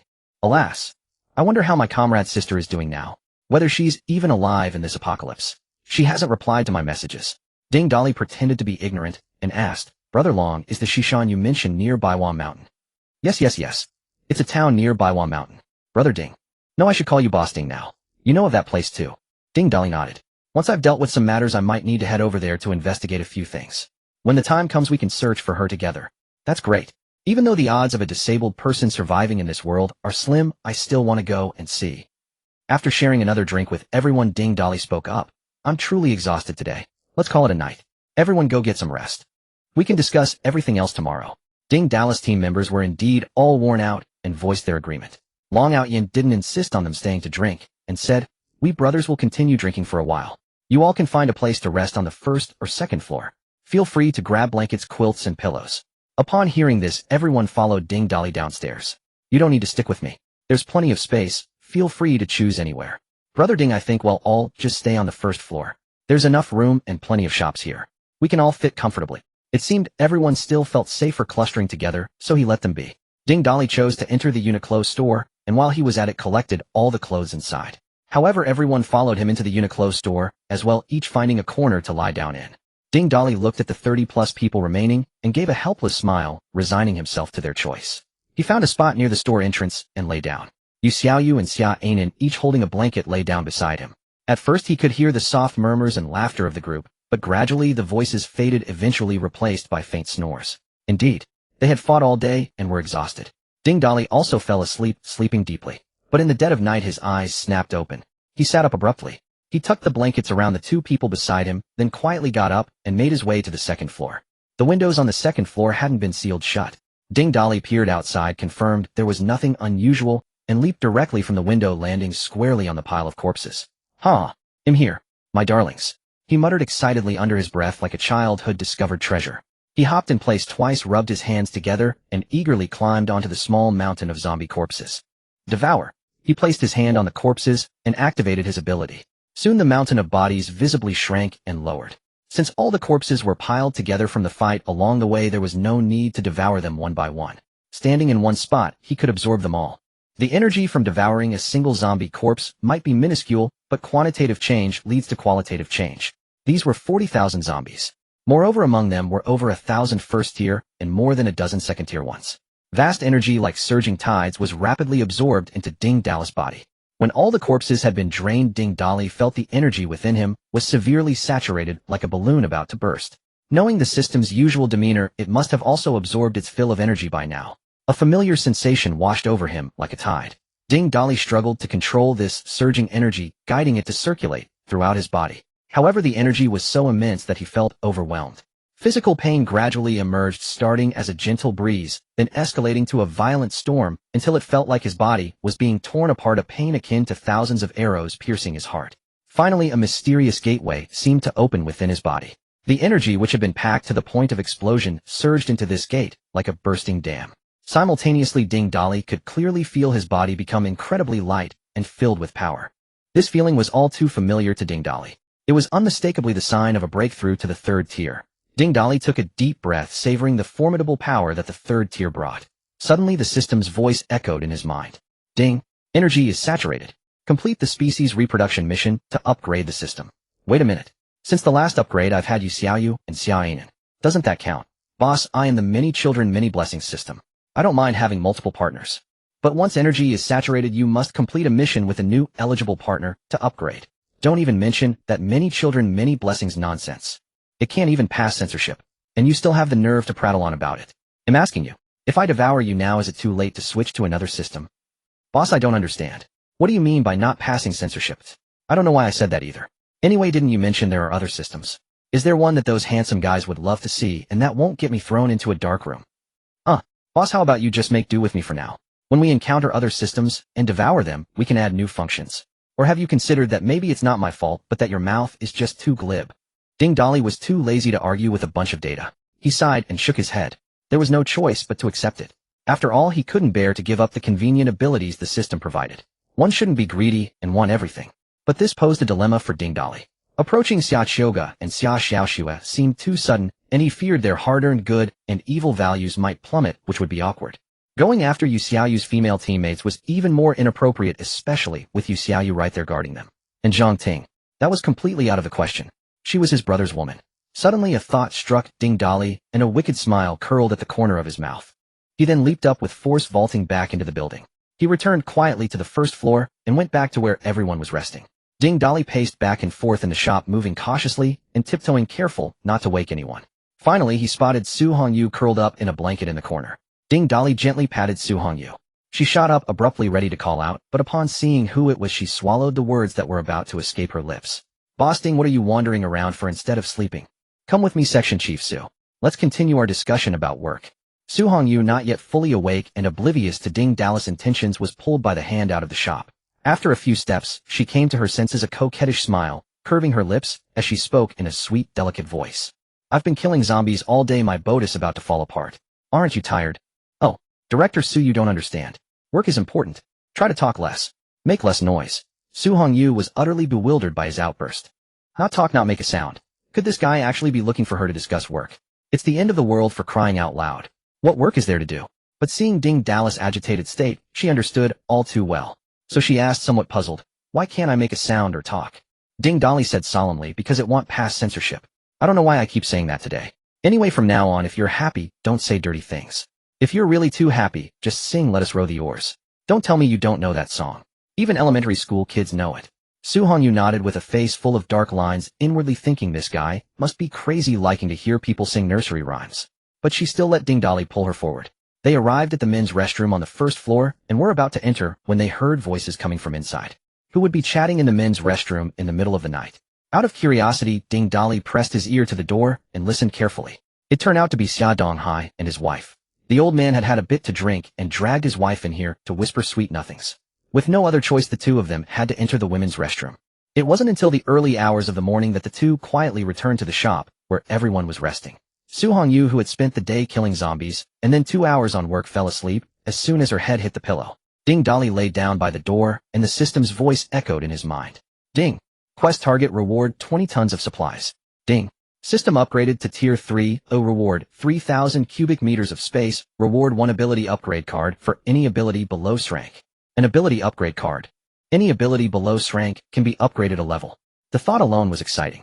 Just as Ding Dali was rejoicing over this harvest, another system notification startled him, leaving him panicked and at a loss. "Ding. Congratulations, boss, on completing the Many Children Many Blessings system species reproduction task for the first time. The embryo has begun to gestate. Rewards tripled. Reward 60 tons of supplies. Reward 9,000 cubic meters of space. Reward 3 ability upgrade cards for abilities below rank." Damn it. System, get out here. Explain what this means. Are you messing with me? Is it because I said you were useless and you're holding a grudge? I just said Many Children Many Blessings was useless, and the next thing I know you're sending me a child. Are you a system or the goddess of fertility? Boss, don't get excited. This really isn't my doing. It seems like the boss has some special preferences, and this time he was especially vigorous, so. Shut up. Is this something you can say? Is this something that can be broadcast? Lately I've been feeling like a bunch of handsome guys are watching me. If you say it out loud and make them jealous of me, what do I do? We're all brothers, it'll be awkward for me. Alright, boss. As long as you're happy. Heh. System, check my personal attributes. Name, Ding Dali, Tier 3 Human Awakener. Strength 330, Speed 330, Stamina 330, Spirit 340. Abilities: Devour Space, a Lightning S, Telekinesis S, Metal Control. A system used 2 ability upgrade cards to upgrade space and metal control. Ding.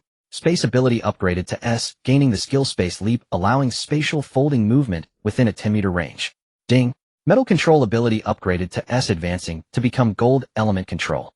Ding Dali was dazzled. Having 2 abilities upgrade to S at once temporarily made him forget about the Many Children matter. Space Leap. Ding Dali was very interested in this skill. Logically, it should also be a spatial type ability. Now that his space ability had evolved, this had instead become a space skill. It seemed the ceiling for space abilities was quite high. His gaze fixed on a spot not far away, he secretly activated the ability. Like magic, Ding Dali suddenly vanished. He who had been leaning against the door suddenly appeared right next to Xia Shoga, nearly waking her up. He quickly used the ability again to return to his original spot. Xia Xiaoxue, who had just woken up and opened her eyes, saw what happened. She rubbed her eyes vigorously, wondering if she was still asleep. It seemed like something had flown by just now. Looked like a monkey. Ding Dali was thrilled. Wasn't this Space Leap just a low-budget version of instant transmission? Who didn't want instant transmission when watching Dragon Ball Z? This ability was very practical. In a fight, you could suddenly appear behind someone, give them a whack on the head, and catch them completely off guard. Of course, Ding Dali was a righteous man, so he definitely had to do this kind of sneaky stuff often. Sneak attacks bring joy, constant sneak attacks bring constant joy. System, are there any changes after upgrading the metal control ability? After the upgraded advances to gold element control, your perception of the gold element strengthens, and the weight of metal you can control increases, depending on your own mental strength. System, I still have one ability upgrade card left. Can this card only be used by me, or can it be used on others? I am here to assist the boss team, and even the race to help you survive and grow stronger. So yes, it can be used on others. After briefly testing the changes in his abilities once his excitement subsided, he finally remembered the matter of Su Hongyu being pregnant. What am I going to do about this?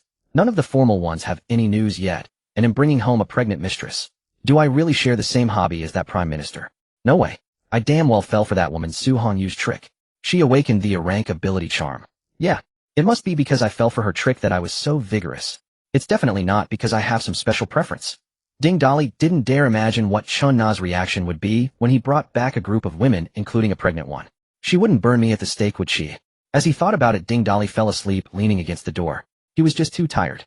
When he woke up again, the sun was already high in the sky. He found himself lying on a blanket with a carton of milk and a piece of bread placed beside him. The breakfast must have been left by Yu Xiaoyu, just like at the hotel. Even though she knew Ding Dali had plenty of food stored in his space. This felt more like their own little romantic gesture. At that moment, the hushed whispers of a few female team members not far away piqued Ding Dali's curiosity. Hey, what kind of women's secrets are you girls chatting about? Mind if I listen in? The women were startled by Ding Dali's sudden voice. One of them, a short-haired girl, patted her chest and let out a long breath. Oh, boss, you scare me to death. Why are you so quiet when you walk? You know this Carrefour is supposedly haunted at night. Haunted? What ghost? Everyone's saying there's a female ghost singing in the women's restroom on the first floor at night. Her voice is really mournful, and she's singing a nursery rhyme. Let us row the oars. Everyone says this female ghost is singing it for her child. Boss, I think if we're not leaving today, we shouldn't stay on the first floor. Let's go to the second floor. Hearing this, Ding Dali's face was full of dark lines. Who were they talking about? Was the first person to spread the rumor about the ghostly Chunlan? Huh, boss, how did you know? Sure enough. You old bastard, it's fine if you're out having your fun, but then you go spreading rumors and making up stories. One of these days your daughter will call me daddy. In the heart of the capital city stands an ancient royal palace with a history of over 600 years. The palace, resplendent in its grandeur, still displays the majesty and nobility of imperial power despite having weathered countless storms over the years. When the apocalypse broke out, this palace, along with the surrounding royal gardens and government office areas, became nearly deserted. The authorities quickly mobilized the available military forces nearby and gathered them here, relying on the advantages of the buildings to establish barriers in the open areas, temporarily blocking the zombies. In just a few days, they demonstrated their prowess in infrastructure development by erecting high walls around the area. This was the first resettlement camp established by the authorities. The surviving officials from various departments swiftly formed a leadership team, gathering around a makeshift conference table in the Taya Hall of the royal city. An elderly man with white hair and beard sat at the head of the table. Despite not having slept all night, his sharp gaze remained, though fatigue was etched across his cheeks. The reason he hadn't slept all night stemmed from an incident that occurred yesterday. The first base, leveraging the legitimacy of the GF and being the first established GF base, rapidly attracted a large number of survivors and quickly gained control over multiple nearby military units. As these units headed to the first resettlement camp, small reconnaissance drones from the authorities were dispatched to explore the distribution and movement of large hordes of zombies, allowing the approaching troops to avoid them in a timely manner.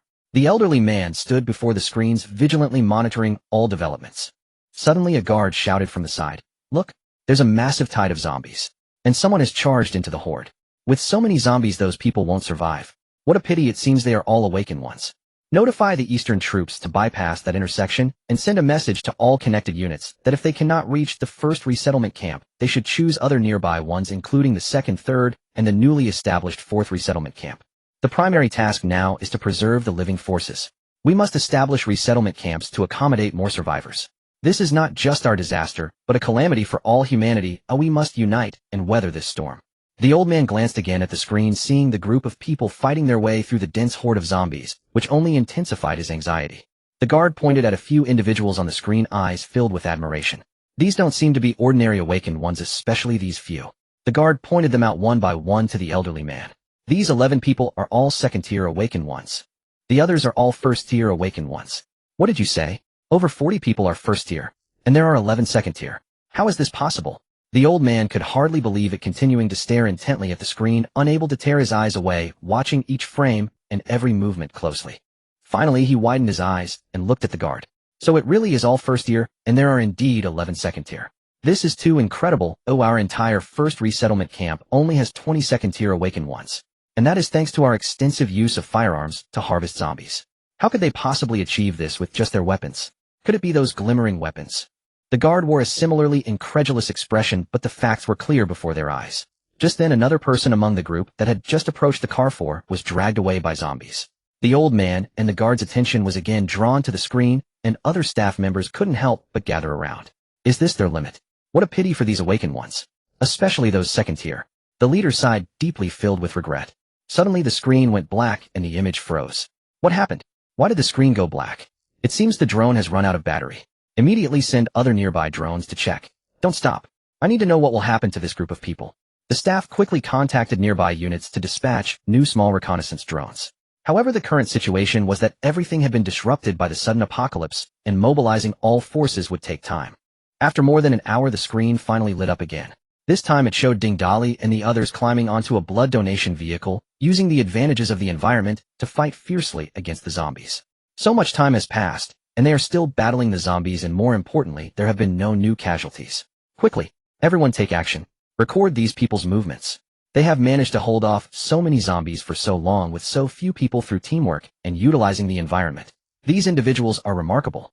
A glimmer of appreciation flashed in the elderly man's eyes, soon replaced by regret. With such a dense horde of zombies, even an entire squad equipped with firearms would struggle. There are countless first-tier zombies among them, and possibly even second-tier ones. How long can these people hold out? Sooner or later, they will be overwhelmed by the tide of zombies. The leader among them is not simple. He possesses exceptional command and coordination abilities. Moreover, his strength is unfathomable. Previously, he created openings for all his companions. It seems he has lightning powers able to take down large groups at once. However, I didn't expect his close combat skills to be so excellent. From the way he attacks, he should also be a martial artist. A martial arts master. Are you talking about the one wearing only a pair of shorts and wielding an iron rod? This person is indeed extraordinary. But why is he only wearing shorts? Was he like that when I first saw him? Or did the zombies tear off his other clothes? I remember when I first saw the video, he was already not wearing anything. Make sure to record this. It must be related to his powers. A person can't just run around naked in a zombie horde for no reason. Unless he's a fool. A group of staff members quickly took notes nearby. Hey, among these awakened ones there are quite a few who have developed powers. Look, this one is like a bear, that one is a rock giant.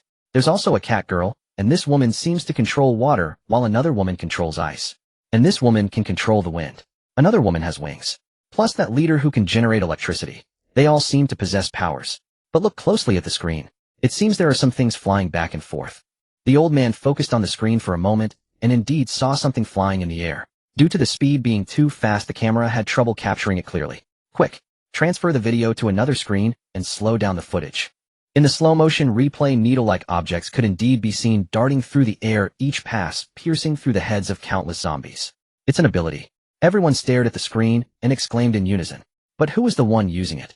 This must be a control-type ability, a truly formidable power. Yet it's impossible to tell who possesses it. The old man was equally curious. How could the wielder of such a potent ability remain so unremarkable within this team? Is it possible? Is it possible for one person to possess two abilities? That's impossible. The old man stopped mid-sentence as if a thought had struck him. He then let out a resigned chuckle. My thinking is far too outdated. In this world now, all sorts of absurd things exist, let alone a person having two abilities. Our ignorance doesn't mean it's impossible. If one person truly has two abilities, dying in this place would be a tremendous loss. Check who's closest to their location. Find a way to rescue them. A staff member immediately replied. The nearest one is the third resettlement camp. But the third camp? They haven't responded to many of our commands. They probably won't go for the rescue. Besides, what kind of force could we even send to save them? Our estimates put the zombie count at 40,000. Even if we dispatched a large contingent without heavy weaponry, the losses would be catastrophic. What a waste. The old man let out a deep, regretful sigh. Document this battle thoroughly. I can't bear to watch capable people be torn apart by those monsters. Just give me the final report. With that, he picked up his thermos, took a sip, and left the room. His guard moved to follow, but the old man waved his hand, signaling he wasn't needed. There were too many matters at the base that required his personal attention.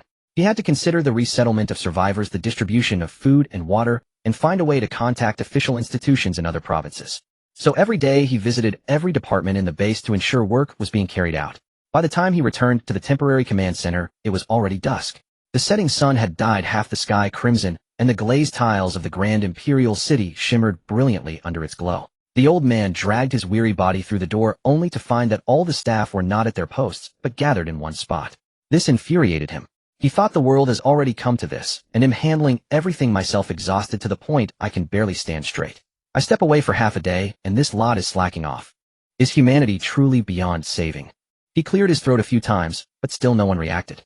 It was as if they were all frozen by a spell, motionless, not even making a sound. This ignited the commander's anger, and he slammed his hand heavily on the table. Startled by the loud bang, everyone turned around simultaneously, only then realizing the commander had returned. Just as the old man was about to reprimand them, his guard blurted out impatiently, "Sir, you're back. Come look. A miracle. It's an absolute miracle. 43 people versus 40,000 zombies. And they're still fighting." The old man, still fuming, was taken aback. He frowned, then a thought struck him.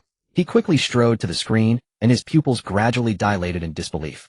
How is this possible? They've been fighting all this time. Staring at the figures on the screen covered in filth and blood barely recognizable as human, the old man asked his guard incredulously, his hands trembling with excitement. Yes, they haven't stopped for a single moment. They take turns resting, seemingly consuming crystal cores to recover their strength. Where they got so many cores, I have no idea. Of the 40,000 zombies, only 1,000 or so are left now. But what, eh? Spit it out. The commander's emotions were hard to contain. The guard pointed at the people on the screen and said, "It seems they've reached the end of their rope. Even if they can replenish their stamina, their mental fortitude must be at its limit." 40,000 zombies. 40,000. Are these people who have already achieved such a miracle going to fall to just over 1,000? Do we have any helicopters left? Send someone immediately. The guard shook his head, a look of dejection on his face. All the helicopters we can dispatch are on missions. The nearest one wouldn't make it in time. Is this the end? A hint of surprised joy suddenly appeared on the commander's previously dejected face. Haha, heaven never seals off all exits. Cheers erupted from all the staff. Indeed, they saw another group of people charging out from the nearby supermarket. The battle concluded shortly after, and everyone retreated back into the supermarket. The drone circled the intersection twice, and as far as the eye could see, there were zombie corpses. At the very spot where that group had fought, a mountain of bodies 7 or 8 meters high had piled up. What a spectacular sight it was. 43 people at the cost of 7 lives had annihilated nearly 40,000 zombies. After the initial cheers, the staff stared at the mountain of corpses, falling into a deathly silence. Their hearts were pounding as if they themselves had just narrowly escaped death. But no one made a sound. They just stared blankly at the screen. Ahem. Finally, a familiar cough broke the silence. The guard quickly pulled over a chair for the commander. The old man, his hands trembling with excitement, steadied himself on the chair and slowly sat down, letting out a couple more light coughs. Ahem. Ahem. Immediately organize all departments to cooperate and investigate the identities of these people. The more detailed the better. Summon all department heads for a meeting in the main hall. The information arrived quickly. Opening the folder, he began flipping through their profiles one by one. While astonished at how such a newly formed team could coordinate so flawlessly, his gaze eventually settled on a file belonging to someone named Dali. After scrutinizing his profile, the old man was at a loss for words to describe his shock. He turned to his guard and asked with a doubtful tone, "Is this information accurate?" It was matched based on his appearance. It shouldn't be false. This is also what puzzles me. This man is too ordinary. Ordinary is an understatement. The old man looked at the documents in his hand and slowly began to speak. This person is not just ordinary. No parent's average looks, average education, no social life, and terminally ill. How could he be any more ordinary? That makes even less sense. How could someone so ordinary, who is also terminally ill and nearing death, be a martial arts expert? Old leader, the only thing unusual about him is that one day before the apocalypse broke out, he was connected to 2 murder cases. We don't know the specifics, as the apocalypse began before we could conduct a detailed investigation. So he was just a suspect then. How could a dying man commit murder? Or perhaps this man knows something. Otherwise, none of this adds up. The others watched the old man and the guard discuss back and forth, understanding nothing except that they were talking about some survivor group. A man in his 50s, dressed in military uniform, grew restless. He stood up abruptly and bellowed, "Old leader, don't just chat between yourselves. You've had us here all night. What's this all about?" The old man closed the folder, his gaze locking onto the man who had spoken. He smiled, then said with gravity, "Let's set that aside for now. Xiao Chu, let me ask you a question. If I gave you 50 people, could you eliminate 40,000 zombies?" The military man slammed the table and laughed heartily. Killing zombies is my specialty. Give me 50 people. It's just 40,000 zombies. Easy. Wait, how many zombies? The old man looked at the man's bewildered face, smiled, raised an eyebrow, held up 4 fingers, and said with utmost clarity, 40,000. You must be joking with me, Chuhi. Give me 50 people to fight 40,000 zombies. Are you going to give me tanks or missiles? The old man shook his head. No missiles, no tanks, not even firearms. Upon hearing this, Chuhi the man in uniform shook his head like a rattle, not at all like a man in his 50s. What if I gave you a company? With firearms? The old man shook his head again, then continued. Then tell me, without firearms, how many people would you need to take down 40,000 zombies? Chuhi scratched the back of his head and thought for a moment, then clapped his hands and said firmly, if all 40,000 zombies are ordinary ones. Give me 1,000 First Order awakened, and am confident I can do it. And what about casualties? Casualties would probably be over half. Chuhi, what if I told you someone eliminated 40,000 zombies with only 43 people, and among those zombies were over 1,000 First Order, and even Second Order ones? And all of them used cold weapons with only 7 casualties. Would you believe that? That's impossible. Are you joking? Chuhi looked at the old man with questioning eyes, while the others murmured amongst themselves. The old man directly instructed the guard to play the video of Dali and his team's battle for everyone. Although it was played in fast forward, everyone went from initial confusion to shock watching, as if frozen in place. The final frame lingered for a long time before anyone spoke until the old man broke the silence. You've all seen it. What are your thoughts? Chuhi plopped down into a chair, his chiseled face still etched with shock.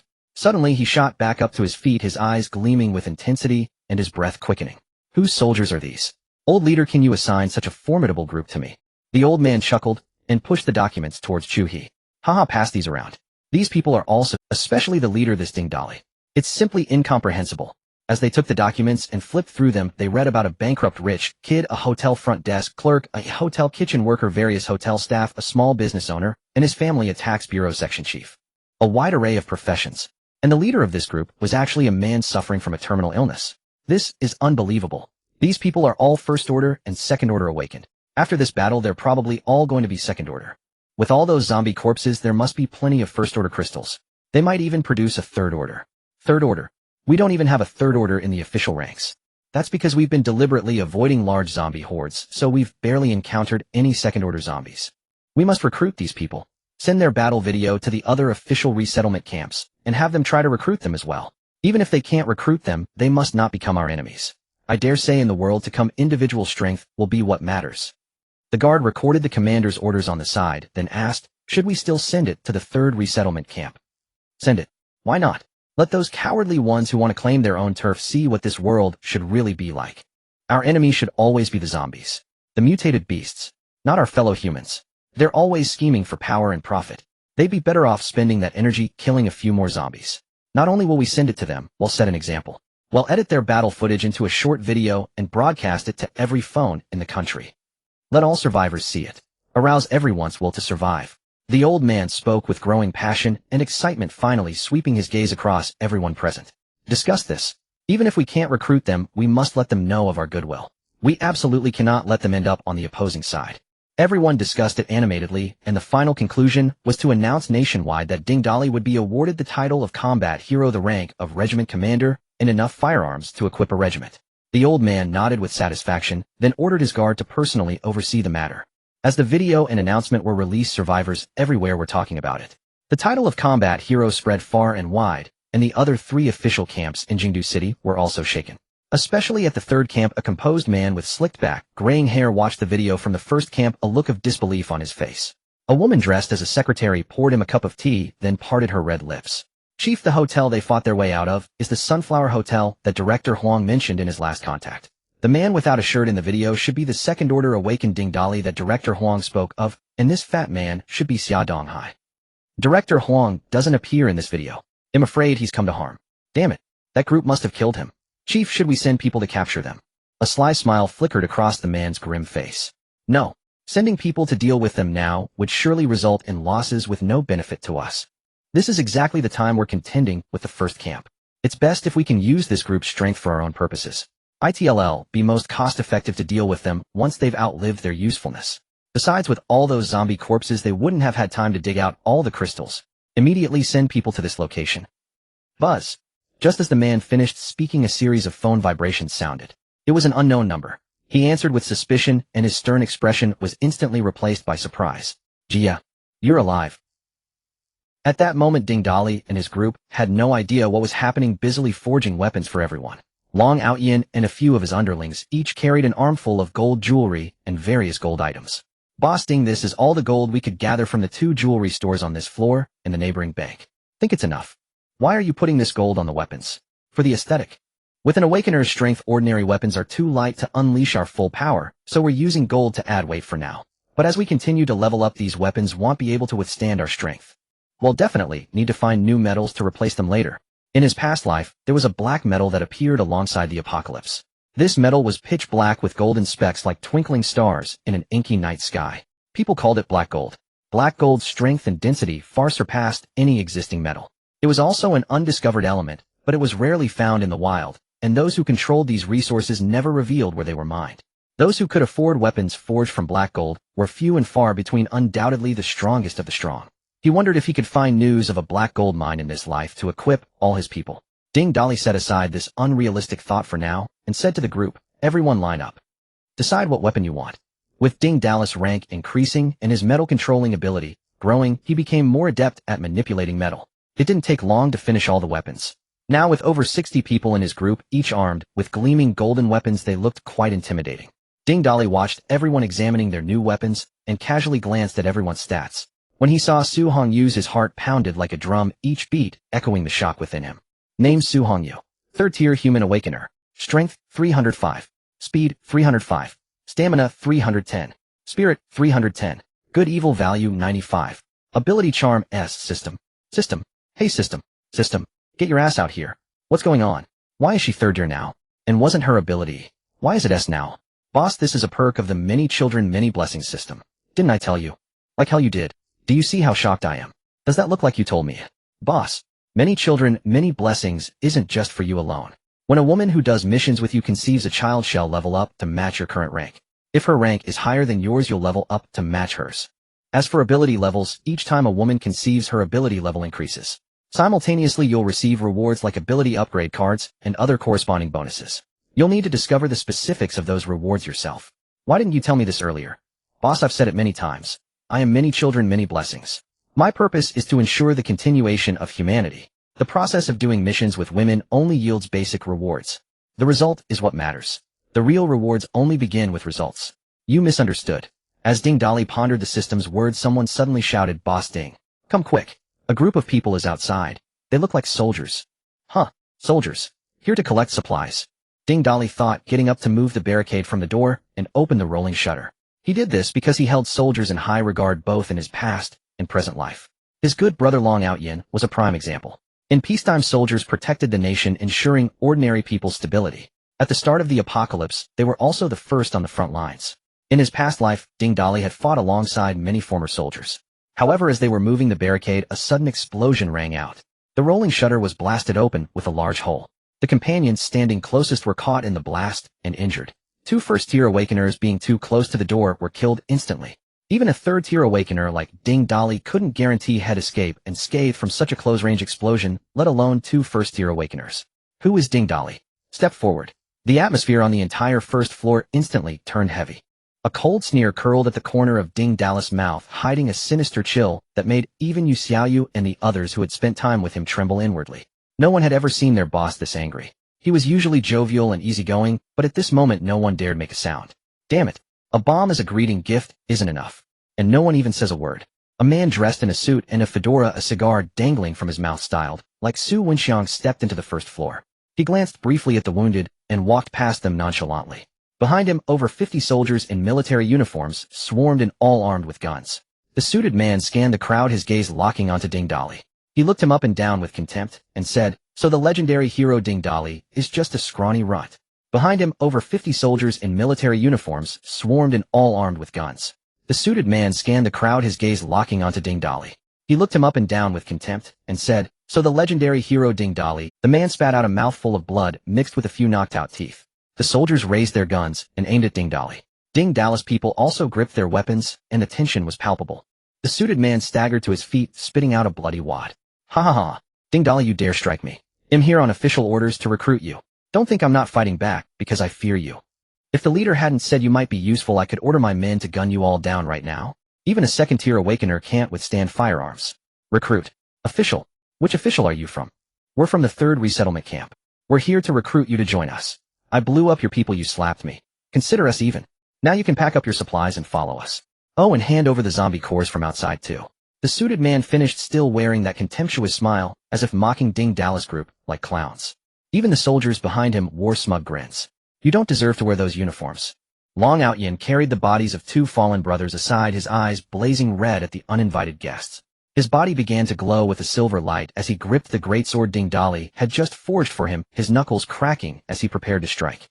Long Outyin, Ding Dali shouted, freezing him in his tracks. Take your brothers and stand aside. Don't speak. Just watch. But that's an order. Long Outyin wanted to say more, but upon seeing Ding Dali's murderous glare, he swallowed his words and led his men to stand aside. Many among them were baffled. Why would their new leader, who had fearlessly charged at zombies, suddenly back down? Were they afraid of the government's power? Doubts crept into their minds.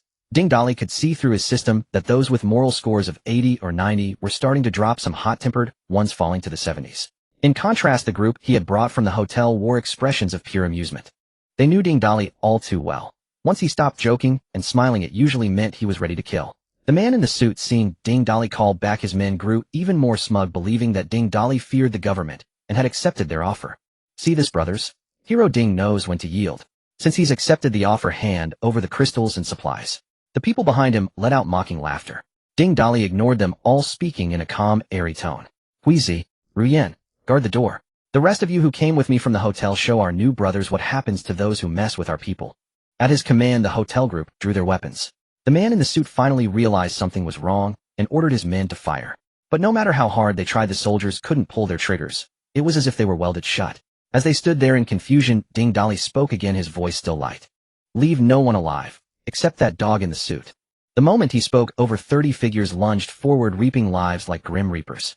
Many fell before they could even resist, and even the stronger awakened ones couldn't withstand the combined assault of several second-tier awakened. Su Hongyu stood out in particular. She didn't even lift a finger. She simply paced back and forth a few times, and many enemies began slitting each other's throats. She hadn't used this ability during the zombie fight, and even she was pleasantly surprised by its effect. This group had grown rapidly through the sea of corpses and blood, every move a lethal strike aimed at vital points. In mere moments the battle was over. The man in the suit was terrified by what he had witnessed. Instinctively he reached for his pistol, but it flew from his hand, hovering in the air with the soldiers' guns before vanishing into thin air. Terrified by the bizarre sight, he stumbled backward, trying to flee, but Huizi and Lu Ruyan had the exit completely blocked. There was no escape. The man screamed hysterically, Ding Dali, are you insane? You dare to oppose the government? Do you think you can single-handedly fight the authorities, eh? I can't fathom why Huang Wenhong sent an ordinary nobody like you to be a negotiator. The man's eyes bulged so wide they looked ready to pop out of their sockets. How do you know our leader's name? Ding Dali ignored him and turned to Long Outyin. Brother Long, he's yours now. You were in the military. Surely you know how to make a man talk and spill everything he knows, right? Long Outyin and his men were still reeling from the brutal massacre. Snapped back to reality by Ding Dali's voice, Long Outyin wasted no time and had his brothers drag the man in the suit upstairs. Ding Dali drained the corpses on the ground and tossed them aside. He then used his ability to restore the door. In the meantime, blood-curdling screams echoed from upstairs. After about 5 minutes, Long Outyin and his men dragged the man back down to the first floor. Boss Ding, this man's name is. No need for names. I don't care, too much trouble to remember. Just give me the useful intel. These people were hastily conscripted by the 3rd settlement camp. All survivors. The leader was a foreign company executive, before now a regiment commander there. Oh, you all should check your phones. Boss, you've become a celebrity. That's why they came to recruit you. Ding Dali was puzzled, unsure what being a celebrity meant, so he pulled out his phone. Others with battery left also curiously took out their phones. Having been busy all morning, no one had noticed the large exclamation mark on their screens. This was the symbol for an official announcement. Tapping it, the first thing they saw was a 1-minute video with a line of red formal text beneath it. National notice: Comrade Ding Dali led his unit of 43 to annihilate 40,000 zombies. Hereby, Comrade Ding Dali is awarded the title of Combat Hero and the rank of Regiment Commander in recognition of his service. Opening the video, they saw edited clips of their fierce battle against the zombies as they charged out of the hotel. The entire footage was filled with a chilling, murderous aura, thick with the haze of gunpowder smoke. The sky was dark with storm clouds as a group fought relentlessly amidst a sea of zombies, making the scene look incredibly brutal. The video ended with a freeze frame of Ding Dali's face smeared with blood and grime, raising his club and shouting, "Humanity will prevail. Kill." Ding Dali was stunned after watching it, his mind full of question marks. Wasn't it a clear day yesterday? Where did the storm clouds come from? And what's with the smoke? I remember shouting that ID buy everyone a drink after the fight. You adding special effects is bad enough, but you even dubbed over my voice. While Ding Dali was utterly speechless, everyone else was having a great laugh. You Xiaoyu, haha, good thing only my husband got the close-up, you can't even see my face clearly. Xia Donghai was laughing so hard, he was bent over rocking back and forth. Ha ha ha ha, this video is brilliantly edited. The actors and zombies are all real with no trace of acting. This is practically a documentary, right? I'd like to nominate myself for Best Supporting Actor, haha. Xia Anan, honey, I think the last shot is really cool. With the blood on your face you don't look as much like a monkey. Everyone chimed in with their comments, only Ding Dali was displeased. No one wanted to become an internet celebrity or a focal point after the apocalypse. What's more, the network was set to go down after today. And just his luck had become famous right before that happened. The only saving grace was that his face was covered in blood in the close-ups, so people who didn't know him, well, probably wouldn't recognize him, right? As Ding Dali was lost and thought his phone rang. Seeing it was Chen Na, he answered immediately. Oh, look at you, hubby. Gone for a few days, and you're a combat hero. Stop teasing me. I'm being put in the spotlight here, and it's not comfortable. I saw it, you know. Over 20 beauties hanging around you. Must be nice, huh? They're just teammates, all teammates. Oh, I know you well enough. When are you coming back? You've killed all those zombies, so it's time to come home, right? They'll be back tomorrow. There are still some things to handle today. How are things on your end? Alright, don't worry about us. Just stay safe. They'll have a surprise for you when you get back. After hanging up, Ding Dali muttered to himself, a surprise for me. I've got one of my own, I don't even know how to explain. Boss Ding, please. Let me go. In with the authorities. Are you planning to make an enemy of the government? You dare to invoke the authorities? You're not worthy, and neither is your leader Huang Wenhong, nor your entire third settlement camp. Ding Dali spat at the suited man in disdain, then turned to Long Outyin, and said, he's yours. Think of the two brothers we lost. In this apocalypse we follow one simple rule: those who seek to kill us must be prepared to be wiped out. Hearing Ding Dali's words, Long Aotian's gaze turned icy as he stared at the suited man, then ordered a few underlings to drag him into a corner. The man's screams and curses were abruptly silenced by a swift blade. Blood splattered across Long Aotian's face, yet his expression remained utterly impassive. Ding Dali walked over and patted Long Aotian's shoulder in approval. Though grief-stricken over his fallen brothers, Long Outyin nodded gratefully at Ding Dali. Thanks for avenging them. By the way, that man mentioned they were two teams. The other group had already left, escorting a couple of people from the hotel across the street. The hotel? There are other survivors there. I was wondering the same. I thought you were the only ones. Apparently they were important figures. Most of the squad was assigned to escort them back to the third settlement camp. Yes, Yangwei. At this, Ding Dali's pupils constricted sharply before returning to normal. His mind raced with unease. Of all people, them. They survived a zombie siege. Is Huang Jie sure? Yes, Yangwei. At this, Ding Dali's pupils constricted sharply before returning to normal. His mind raced with unease. Of all people, them. They survived a zombie siege. Is Huang Jie sure? He's holding a side character's script. This is a protagonist's script. And he's teamed up with Yangwei. Could the third settlement camp be heading down that doomed path earlier than before? Seeing Ding Dali frown in deep sour contemplation, Long Outyin whispered, damn, don't tell me these are the director Huang and that mutant you mentioned. Ding Dali nodded, his expression helpless. Long Aotian's brow furrowed with worry upon seeing this. Boss Ding, we've killed the envoys from the third settlement camp today.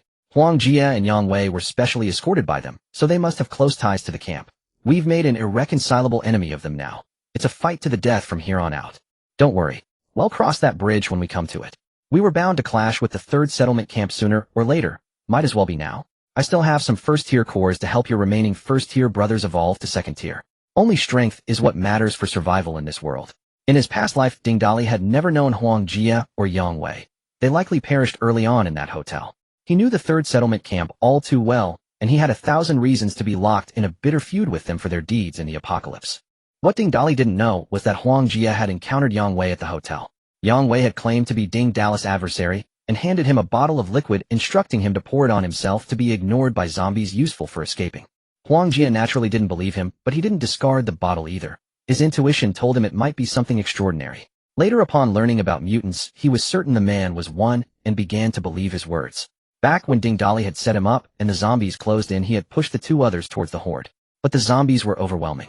Just as he thought death was inevitable, he remembered the bottle. Desperate, he unscrewed it and doused himself. The moment he opened it, a pungent foul stench hit him like a wall. The smell on his skin was indescribable, nearly making him vomit on the spot. Despite the reek, the liquid worked. The zombies paid him no mind, focused solely on devouring the other two, as if he were one of them. Huang Jie crawled slowly back into the hotel from the midst of the horde, only to find the so-called mutant who had given him the liquid waiting in the lobby. He grabbed the man's arm excitedly, lowering his voice to avoid attracting zombies. What was that liquid you gave me? It's incredible. The zombies didn't bite me. It just smells awful. Mutant urine can repel zombies. Huang Jai's eyes bulged at the revelation. His heart seemed to skip several beats. The mysterious liquid he had treasured like a precious heirloom for 2 days was urine. No wonder the color looked familiar. No wonder it stank so badly. The more he thought about it, the more nauseated he became until he finally retched. After he finished vomiting, Yang Wei, without a word, hoisted him up and ran upstairs, quickly reaching the top floor, where Ding Dali and his group had previously stayed. I saved you because I heard you, Director Huang, know the higher-ups at the 3rd settlement camp. I need you to cooperate with me. Huang Jie, fearing the man might suddenly attack and devour him, felt his heart pound wildly. WWHY. Why should I cooperate with you? Look down there. Ding Dali is fighting the zombies tooth and nail. He's our common enemy. The enemy of my enemy is my friend. Ding Dali's strength is unfathomable. Only by joining forces can we take him down. Initially, Huang Jie was dismissive. With so many zombies, Ding Dali and his group surely wouldn't survive. There'd be no need for him to act. Why cooperate with a mutant? But then from the 30th floor he witnessed the entire battle. He was utterly stunned. All those zombies were annihilated. Such terrifying power. A new thought crossed Huang Jai's mind. Of course he had no real choice anyway. Escaping to the 3rd settlement camp on his own was nearly impossible. He turned to Yang Wei and said, I agree to cooperate as long as we can take down Ding Dali. Do you have a phone? Mine fell into the zombie horde. I need to call the 3rd settlement camp. A triumphant smile crept onto Yang Wei's pale face. He cackled in a shrill voice, hee hee. I have a phone, of course. But first there's something we need to do. Wait here for me. What do you mean? Huang Jai's brow furrowed deeply, a sense of dread creeping in. Pointing at the unconscious woman, Yang Wei revealed his jagged, uneven teeth. Why, you must become a mutant too for me to be at ease. What do you mean? Huang Jai's brow furrowed deeply, a sense of dread creeping in. Pointing at the unconscious woman, Yang Wei revealed his jagged, uneven teeth. Why, you must become a mutant too for me to be at ease. Such fine ingredients shouldn't go to waste. That's impossible. I want to eat human flesh. Huang Jie shook his head firmly in refusal. What's wrong with being a mutant? You evolve by eating human flesh. You evolve faster than others, you're stronger, and best of all, you're immune to zombies. All that for just a bite of human flesh. Why wouldn't you? Huang Jie was swayed. The main draw was being ignored by zombies, an invaluable asset in this world. The only price was eating human flesh. Seeing the decision in his eyes, Yang Wei wasted no time. He cut a small piece of flesh from the woman and offered it to Huang Jie. Eat it. The door to a new world is opening for you. Huang Jie steeled his heart and gritted his teeth. He snatched the piece of flesh and shoved it into his mouth, swallowing it raw without chewing, forcing back the nausea. Yang Wei watched him consume the human flesh and gave a satisfied smile. He paid him no further attention and crouched down to devour the woman's flesh himself. The woman's mouth was covered, but she still let out agonized whimpers, her eyes filled with utter despair and terror. Huang Jie initially just watched from the side, but after a while his stomach began to churn with discomfort. He felt an intense hunger as if he hadn't eaten in a long time, and the sensation grew stronger with each passing moment. Before long, Huang Jie was overwhelmed by a torrent of ravenous hunger. He involuntarily crouched down and joined in the feast. Midway through his meal, he chewed with great relish while studying the woman they were consuming. Leave her alive. Don't let her die. That bastard Ding Dali has been making my blood boil lately. And that bitch Su Hongyu betrayed me. Yang Wei naturally understood his meaning. He swallowed the flesh in his mouth and looked at Huang Jie with a somewhat awkward expression. I forgot to mention earlier, once you become an aberrant, that thing is useless. No matter how hard you shout, she won't wake up. Damn it. Why didn't you say so sooner? Who the hell knew you'd still have such lecherous thoughts at your age? In this life, the battle involving Ding Dali and the others was deliberately publicized by the authorities. It subtly altered the course of many lives and accelerated the pace of numerous events. Many who watched that video rushed out to slay zombies and became stronger. Many who watched it rushed out and became a meal themselves. Meanwhile, in a cellar, a group of people huddled around a phone, watching the official video. They whispered among themselves, debating the authenticity of its contents. The leader, whose clothes were stained with zombie blood from a recent fight, listened intently. After carefully reviewing the video, the man stroked the stubble on his chin, and a smile crept across his face. Ha ha ha, it's him. Everyone pack up. We're heading to the east side of the city. Near the capital city in Hebei province, there was a survivor base built around a massive villa complex. Inside the largest villa, an elderly man stared intently at the screen, with several young people standing beside him equally fixated. He turned off the monitor and swiveled around. His deeply wrinkled face betrayed no emotion. A young man stepped forward and asked, "Father, should we make a move?" The man waved his hand dismissively and gently massaged his temples with both hands, muttering to himself, "Sunflower Hotel. Ding Dali." In the Carrefour lobby, Ding Dali gathered everyone for a meeting. "I'm going to scout near Lua Hospital today. He'll go alone.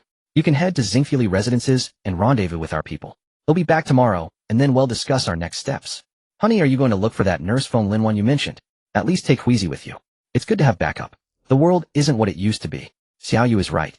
Boss, let me go with you. Haha, I rested all night, and my blade is itching for action. I want to go out and chop some zombies. This is about finding someone, not letting you vent your bloodlust. You beastability types just can't sit still. Standing at the back of the group, Li Chunlan nudged her daughter with her elbow and leaned in to whisper, my silly girl, you and Xiaoxua should step forward now and volunteer to go with him. If you wait until you meet the first wife, it'll be too late. You two sisters along with Xia Anan and you Xiao Yuho fought alongside us through thick and thin. You need to unite to hold your ground. Otherwise he's got 2 wives at home, and now he's off to save a woman he was involved with before the apocalypse, not to mention that vixen Su Hongyu eyeing him too. This is the end of the world now. The stronger the man, the more women he'll have. Don't blame your mother for not warning you. Upon hearing her mother's words, despite her embarrassment, she had to admit there was some truth to it. After the battle, her opinion of Ding Dali had completely changed, even though she still thought he was a lecher. But now she thought, so what? Every man is a lecher. None are exceptions. Besides, she had even offered to bear his child before the battle. At the thought, she turned to look at her best friend Xiaoxua. Xiaoxua had obviously overheard Li Chunlan's words and nodded back at Xiaoxioga. I agree. He's a strong man. It's not a loss to be with him. With Xiaoxu's nod of approval, Xiaoxioga felt more confident. She steeled herself, grabbed Xiaoxu's hand, and pushed through the crowd to stand before Xiaoyu. Sister Xiaoyu, let the 2 of us go with the boss. Brother Hui's transformation is too conspicuous. Though his combat power is formidable, our mission is to find someone not to fight. Huizi is better suited for clearing the path for the main group. Our abilities are elemental-based, much quieter. The 3 of us can look out for each other just fine. Xia Anan knew exactly what her 2 friends were thinking. She inwardly marveled at Xia Qiu's clever maneuvering. Approaching Xiaoyu first, knowing full well that most of the women deferred to her, and that Ding Dali greatly respected her opinion. Secondly, she cleverly dismissed Hui's suitability for the mission, while praising him in a way that left no room for rebuttal. Impressive. Truly impressive. With that in mind, Xia Anan decided to step in and push things along. Sister Xiaoyu, I think Shogo is right. Let them go with him to find the person. She then leaned in and whispered to Yu Xiaoyu. These 2 girls are getting anxious. Yu Xiaoyu smiled knowingly and turned to Ding Dali seeking his input. Ding Dali was overjoyed. Both Xia Qiuga and Xia Xiaoxua had morality values above 90. It would be a breeze to win them over. He had never forgotten about those 2 bridesmaids. Though his heart was racing with excitement, and he was eager to agree, he maintained a stern facade. Going along is fine. But Miss Xia must promise not to throw any princess tantrums. Xia Qiu's face flushed crimson at his words. Xia Anan stepped in to mediate. Alright. Honey, if you want to laugh, just laugh. Don't hold it in. Your face is turning red from suppressing it. Only then did Ding Dali let out a mischievous chuckle, and the rest of the group erupted in laughter. Then it settled. You Xiaoyu Long, Out Yin, Xia Donghai Huizi. You 4 lead the team to Xingfuli residences. Xia Qiuga and Xia Xiaoxua will accompany me to Luha Hospital. Pack up the supplies from Carrefour, and well set out. With the course of action decided, Su Hongyu saw that the serious matters were concluded, and quickly raised her hand to step forward. Boss, there's something I don't quite understand. My ability seems to have gotten stronger, and I feel like I've broken through to the 3rd tier. What's going on? Hearing this, the crowd gathered around once more. Wow, a 3rd tier awakened. They were all curious though. They hadn't even seen a 3rd tier zombie, so how did Su Hongyu level up so fast? Yesterday she was just an ordinary person, and today she's the highest leveled one here. Seeing everyone crowd around again, Ding Dali was too embarrassed to say in front of everyone, I sang nursery rhymes all night, and then you leveled up. How could he say that out loud? Ding Dali had his pride. He'll explain when we're alone. 3rd tier isn't a big deal. I'm already at the mid-stage of the 3rd tier myself. As for why you leveled up, think about what you did last night that no one else did. Also, don't show off lately. Keep your movements small and avoid strenuous work. Seeing Ding Dali's mysterious act, everyone grew even more curious. They asked her what she had done last night. Su Hongyu racked her brain thinking about what she had done that no one else had. Suddenly something clicked and she blurted out, could it be because of that thing with Boss Ding? Damn it, can this woman not say it so loudly? Ding Dali was already cursing in his head. But then as the realization dawned on everyone, they were all too shocked to speak. What kind of crazy joke was this? You level up just by having a chat with the boss. Then why bother killing zombies at all? Even Huizi was looking at Ding Dali with a gleam in his eyes. Maybe I should have a chat with the boss too. Seeing the greed in everyone's eyes, Ding Dali felt a chill run down his spine. I treat you all as brothers and you're all eyeing my body.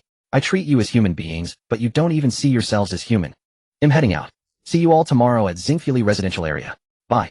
Feeling uneasy under everyone's gaze, Ding Dali left a quick message and dragged Xia Qiuga and Xia Xiaoxua out of Carrefour supermarket.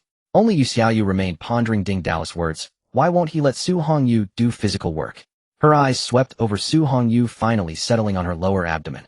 Could it be? No way. Even an ultrasound couldn't tell that fast. Ding Dali had no idea what Yu Xiaoyu was thinking. After leaving Carrefour, he casually pulled out an electric scooter. Yes, it was a gift from the hardware store owner. Xiao Choga pointed at the scooter in disbelief. Don't tell me we're taking this. The streets are full of cars, why this? Ding Dali had the lockpick master skill, so hot-wiring a car was easy. But what was the point? Are you getting on or not? If not, you can walk back. Fine, we're getting on. Don't be so grumpy. But how are the three of us supposed to fit on this little thing? Xiao Choga asked, pouting. One of you sits in front, the other in the back. Simple. Hearing this, Xiao Choga pulled Xia Xiaoxue over, telling her to sit in the back, while she took the front. As Xiaoxue was about to get on, Ding Dali stopped her. You're small, you sit in front. Huh. I said you're younger, so you sit in front. Choga is older, she sits in the back. Xiao Choga questioned again, what does age have to do with it? So many questions. Are you getting on or not? If not, you're walking. Fine, I'm getting on. And so Xiaoxue sat in front, Choga on the back seat, with Ding Dali in the middle. He hit the throttle and sped off. Ding Dali rode his scooter, happily singing a tune. Why was he so happy? Dalige's happiness was beyond their imagination. Boss, why do you keep braking? No shit. Didn't you see the zombies ahead? But they're dead before they even get close. Are you sitting or not? If not, walk. The distance from Carrefour to the hospital was only a few kilometers. After they cleared the zombies at the intersection, the lack of a massive horde's roar meant the scattered zombies just wandered aimlessly on the roads. The greenery along the roads had grown wild and tangled over the past few days. The tree canopies blocked out most of the sky, making it feel like walking through a primeval forest. Tall weeds sprouted from the cracks in the asphalt, and many plants had even grown into the buildings themselves. Every time Ding Dali's little scooter hit a crack in the road, it would bounce like going over a speed bump. After discovering this, he deliberately aimed for the cracks, finding endless amusement in it. Most of the zombies on the road were handled by Xiaoxue, whose ice spikes easily took down the occasional mutated beast or zombie creature. Xiao Choga meanwhile sat in the back, constantly marveling at how much the world had changed. Suddenly his phone buzzed. Ding Dali pulled it out, glanced at the caller ID, and slammed on the brakes. Xiao Choga, lost in her thoughts, slammed hard into his back. Hello? Xiao, I'm on my Dali, come save me. That was all she said before he heard a loud crack from the phone, and then silence. It sounded like the phone had been smashed. The urgency and terror in her voice were unmistakable. Without a doubt, Feng Linwan was in serious trouble. Ding Dali was already right outside Feng Linwan's residential complex. There was no time to lose. Building 2, Unit 2, Room 202. I'm going ahead. Follow when you can. With that, he vanished from where he stood, reappearing 10 meters away, then vanished again, disappearing from sight within moments.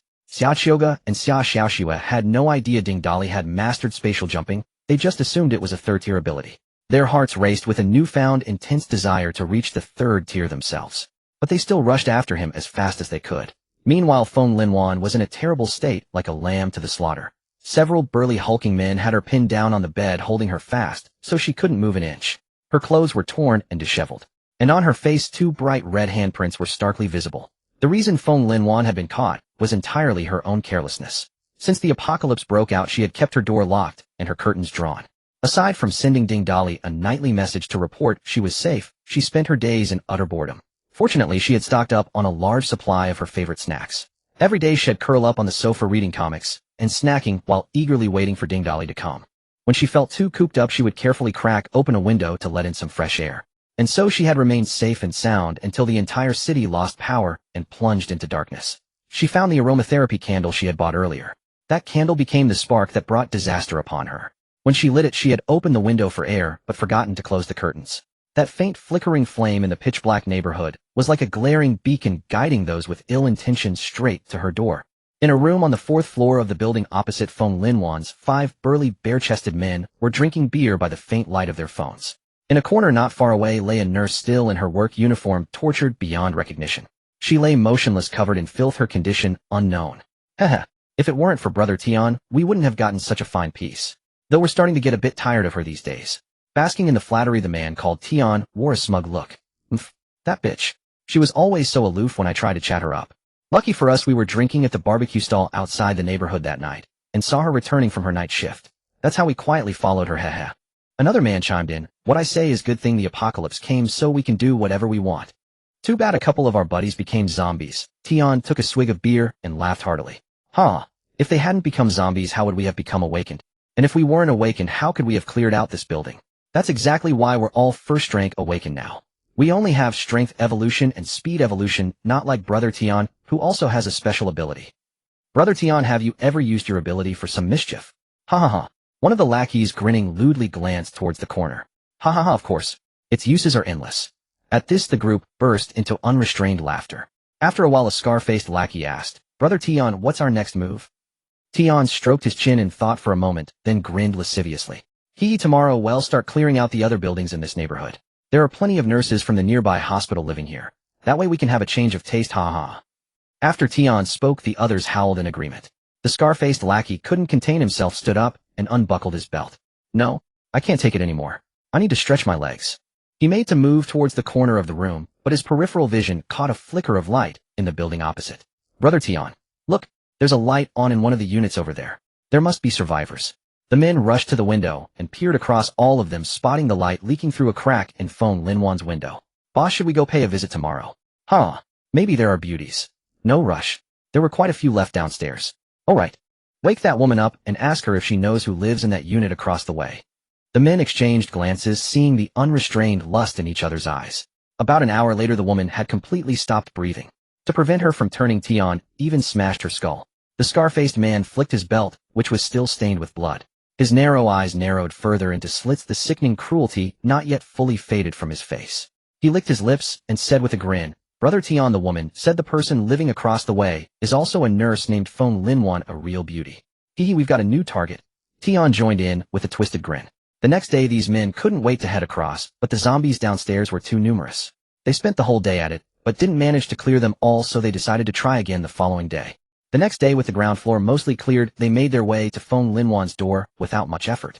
The thunderous banging on the door startled Feng Linwan, who was snacking on the sofa. Before she could react, the door was smashed open from the outside.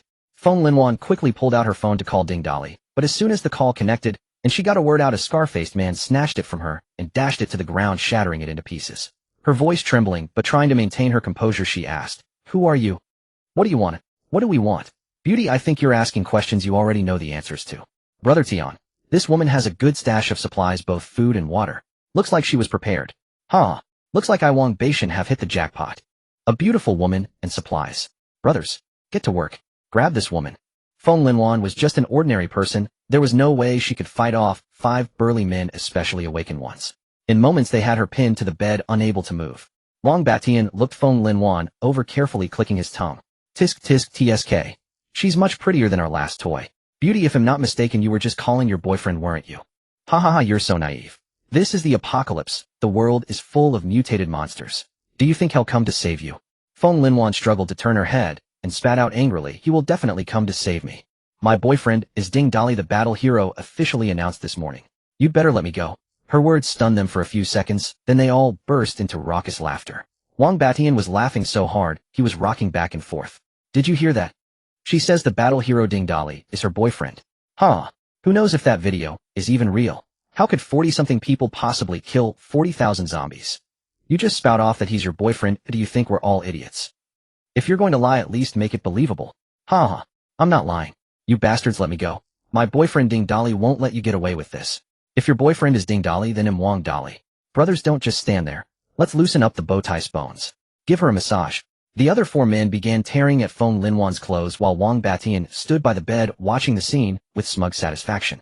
Suddenly a figure appeared in his line of sight. The 4 men focused solely on the woman before them, didn't notice the man who had appeared behind them. Watch out. Wang Beishan's warning was too late. Ding Dali kicked out, catching one of them squarely in the rear. The man flew off in an awkward face-planting trajectory, simultaneously knocking into the other 3 and sending them sprawling.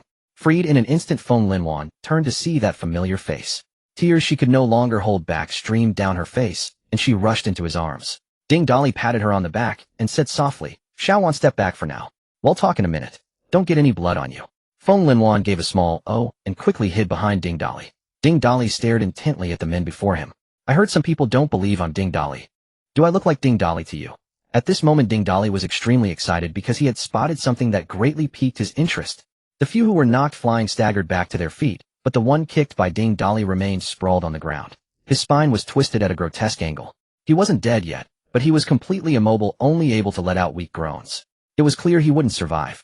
Witnessing this, Wang Beishan's eyes blazed with fury, his face darker than the bottom of a wok. His fists clenched so tightly that his knuckles cracked.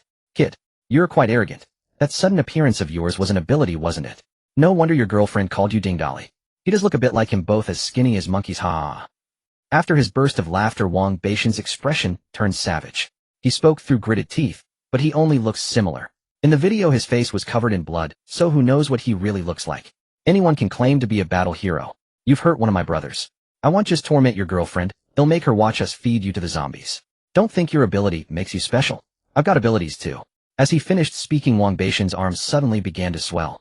They bulged to several times their normal size and his fists grew immensely as well.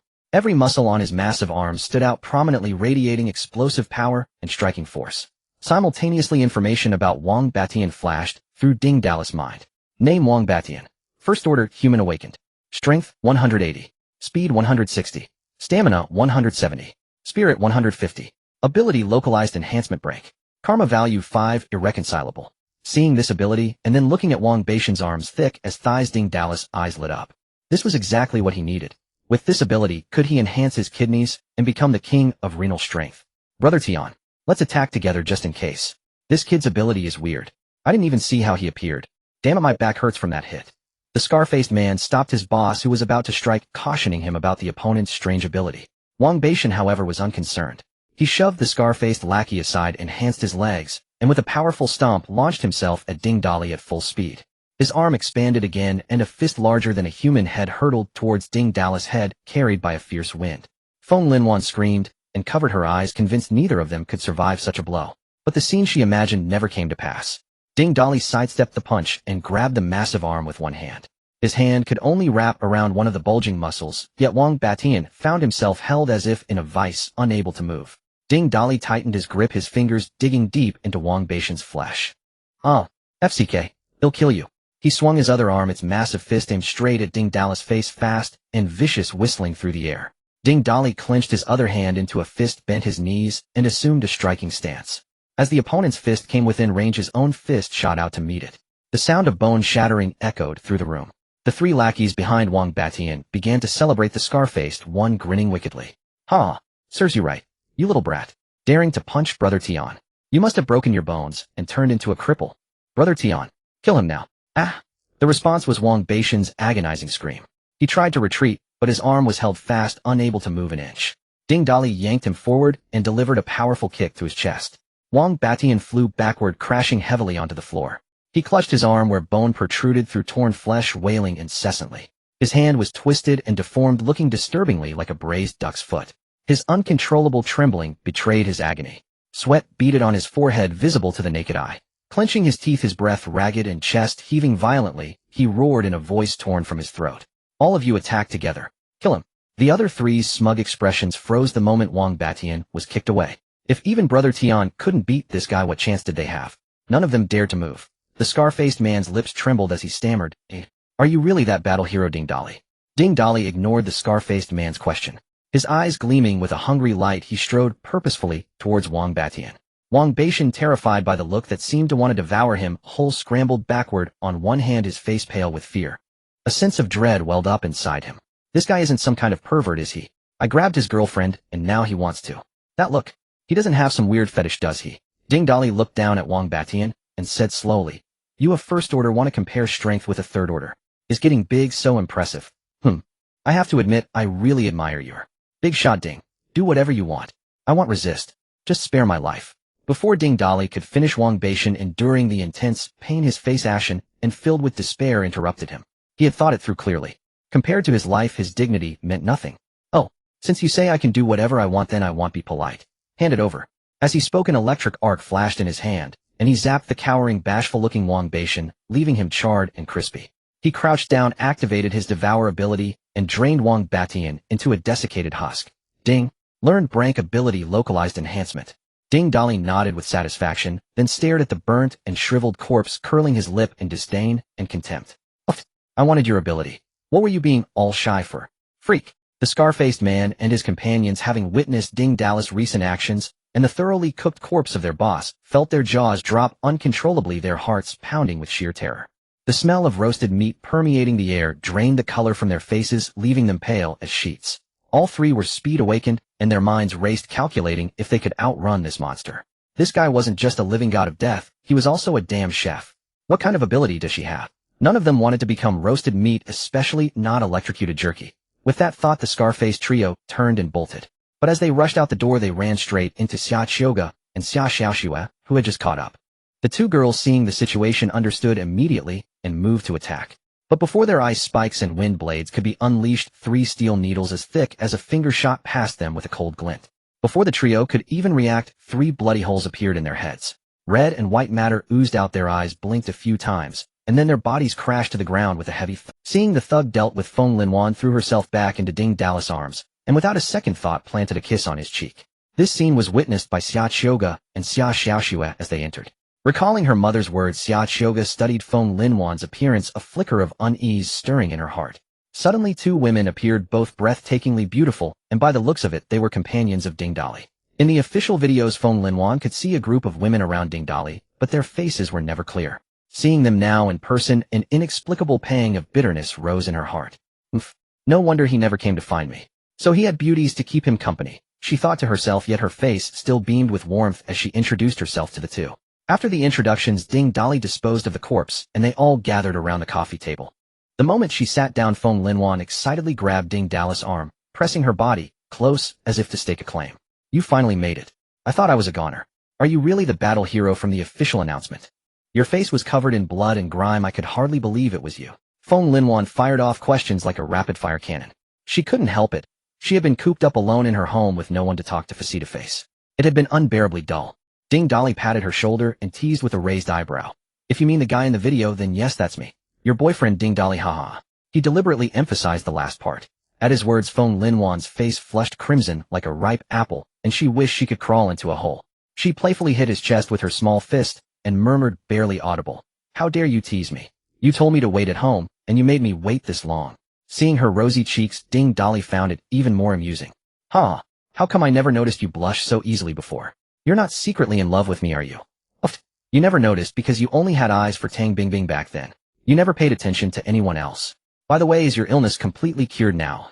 Ding Dali nodded, then clenched his fist and stood up, turning around and hopping a few times in front of Feng Linwan. Thanks to this apocalypse, after becoming an awakened, not only is my illness gone, but I've also awakened a special ability. That's wonderful. I'm truly happy for you that you're healed. It's just that this world has become a dog-eat-dog place, and who knows if we can ever return to the way things were. Feng Linwan let out a deep sigh. She was genuinely happy for Ding Dali, but the current state of the world filled her with despair. Grabbing Feng Linwan's hand firmly, Ding Dali shed his usual playful demeanor, his tone turning serious. Xiao on the world has changed, but it's also the beginning of a new one. Everything is new. New developments, new understandings. Every day brings new challenges. We just have to survive and live better than anyone else to see what this world will become. Besides, it's a dog-eat-dog world now. Wasn't the old world the same? It's the survival of the fittest now, and it was the same before. The only difference is that before there were more killers without blood on their hands. In essence, nothing has changed. Xia Qiuge and Xia Xiaoxue nodded, instinctively deeply agreeing with Ding Dali's words. Even Feng Linwan, who was feeling a bit lost, was stunned by his words and let out another long breath. Sigh. I understand what you're saying. I just miss how things used to be. Actually, I've gotten used to it these past few days. At first, when I saw people being torn apart and eaten downstairs, I was so sick I couldn't stop vomiting. But seeing it so many times, you just become numb. Every now and then someone running outside gets ripped apart by zombies, and some people even lose all hope. I saw one jump from a building across the way with my own eyes. As she spoke, Feng Linwan suddenly looked up as if forgetting there were others around. Her eyes were filled with tenderness, and her slightly furrowed brows carried an unmistakable affection. Dali, can I survive this apocalypse with you? I don't want to be alone. It's too lonely to face this damn world by myself. Gently pulling her into his embrace, Ding Dali patted her back. Don't worry with me here, we're family now. We'll survive this apocalypse together. Feng Linwan nodded vigorously in his arms, then realizing the 2 other women were still present, quickly pushed him away. By the way, I saw in the video that there was a whole group of you. Why is it just the 3 of you now? Oh, the others split up. I came to pick you up first, and then we'll go find them to regroup. So are we heading out now? Ding Dali lowered his head, pretending to think, while silently activating the system to scan Feng Linwan's data. Name Feng Linwan. Human female. Score 92, available. Strength 4. Speed 4. Stamina 5. Spirit 8. Ability pending awakening. Morality 98. So Feng Linwan did have an ability, and her initial spirit stat was almost comparable to an awakens. In her past life, she had died before she could even awaken. Thinking about her fate, then it was highly likely that Wang Batian and his group had broken down her door. The scene he had witnessed in his previous life painted a grim picture of what she must have endured. Fortunately this time, he had arrived in time to prevent it all. Feng Linwan wondered why Ding Dali had suddenly fallen silent and deep in thought. If you're going to think fine, but why were you rubbing her hand all the while? So she pulled her hand away and waved it in front of his face. Ding Dali snapped back to reality, grinning innocently. So smooth. I mean, well, I was actually planning to head to Luha Hospital nearby, after picking you up. It's got a lot of medical equipment, supplies, and medicine. Since we're here, it'd be a waste not to take them. We should collect these things for emergencies. Also, there are many shops around the hospital selling medical equipment, and we need to take those too. In truth, this was a Spuro-Themin idea Ding Dali had that morning. Collecting those supplies was just a pretext. The real goal was to visit the obstetrics and gynecology department along with the mother and baby stores around the hospital. Who knows what kind of situation Su Hongyu might face during childbirth? And who knows if a child born to an awakened would need formula or diapers? Hearing Ding Dali's words, the women nodded in agreement. Medical supplies were indeed crucial in the apocalypse. Especially Feng Linwan, who grabbed his hand again and said excitedly, "Take me with you. I haven't been outside in days. I know the hospital pretty well, I can show you the way." Ding Dali looked her up and down then grinned. "That's fine, but before we go there's something I need to do."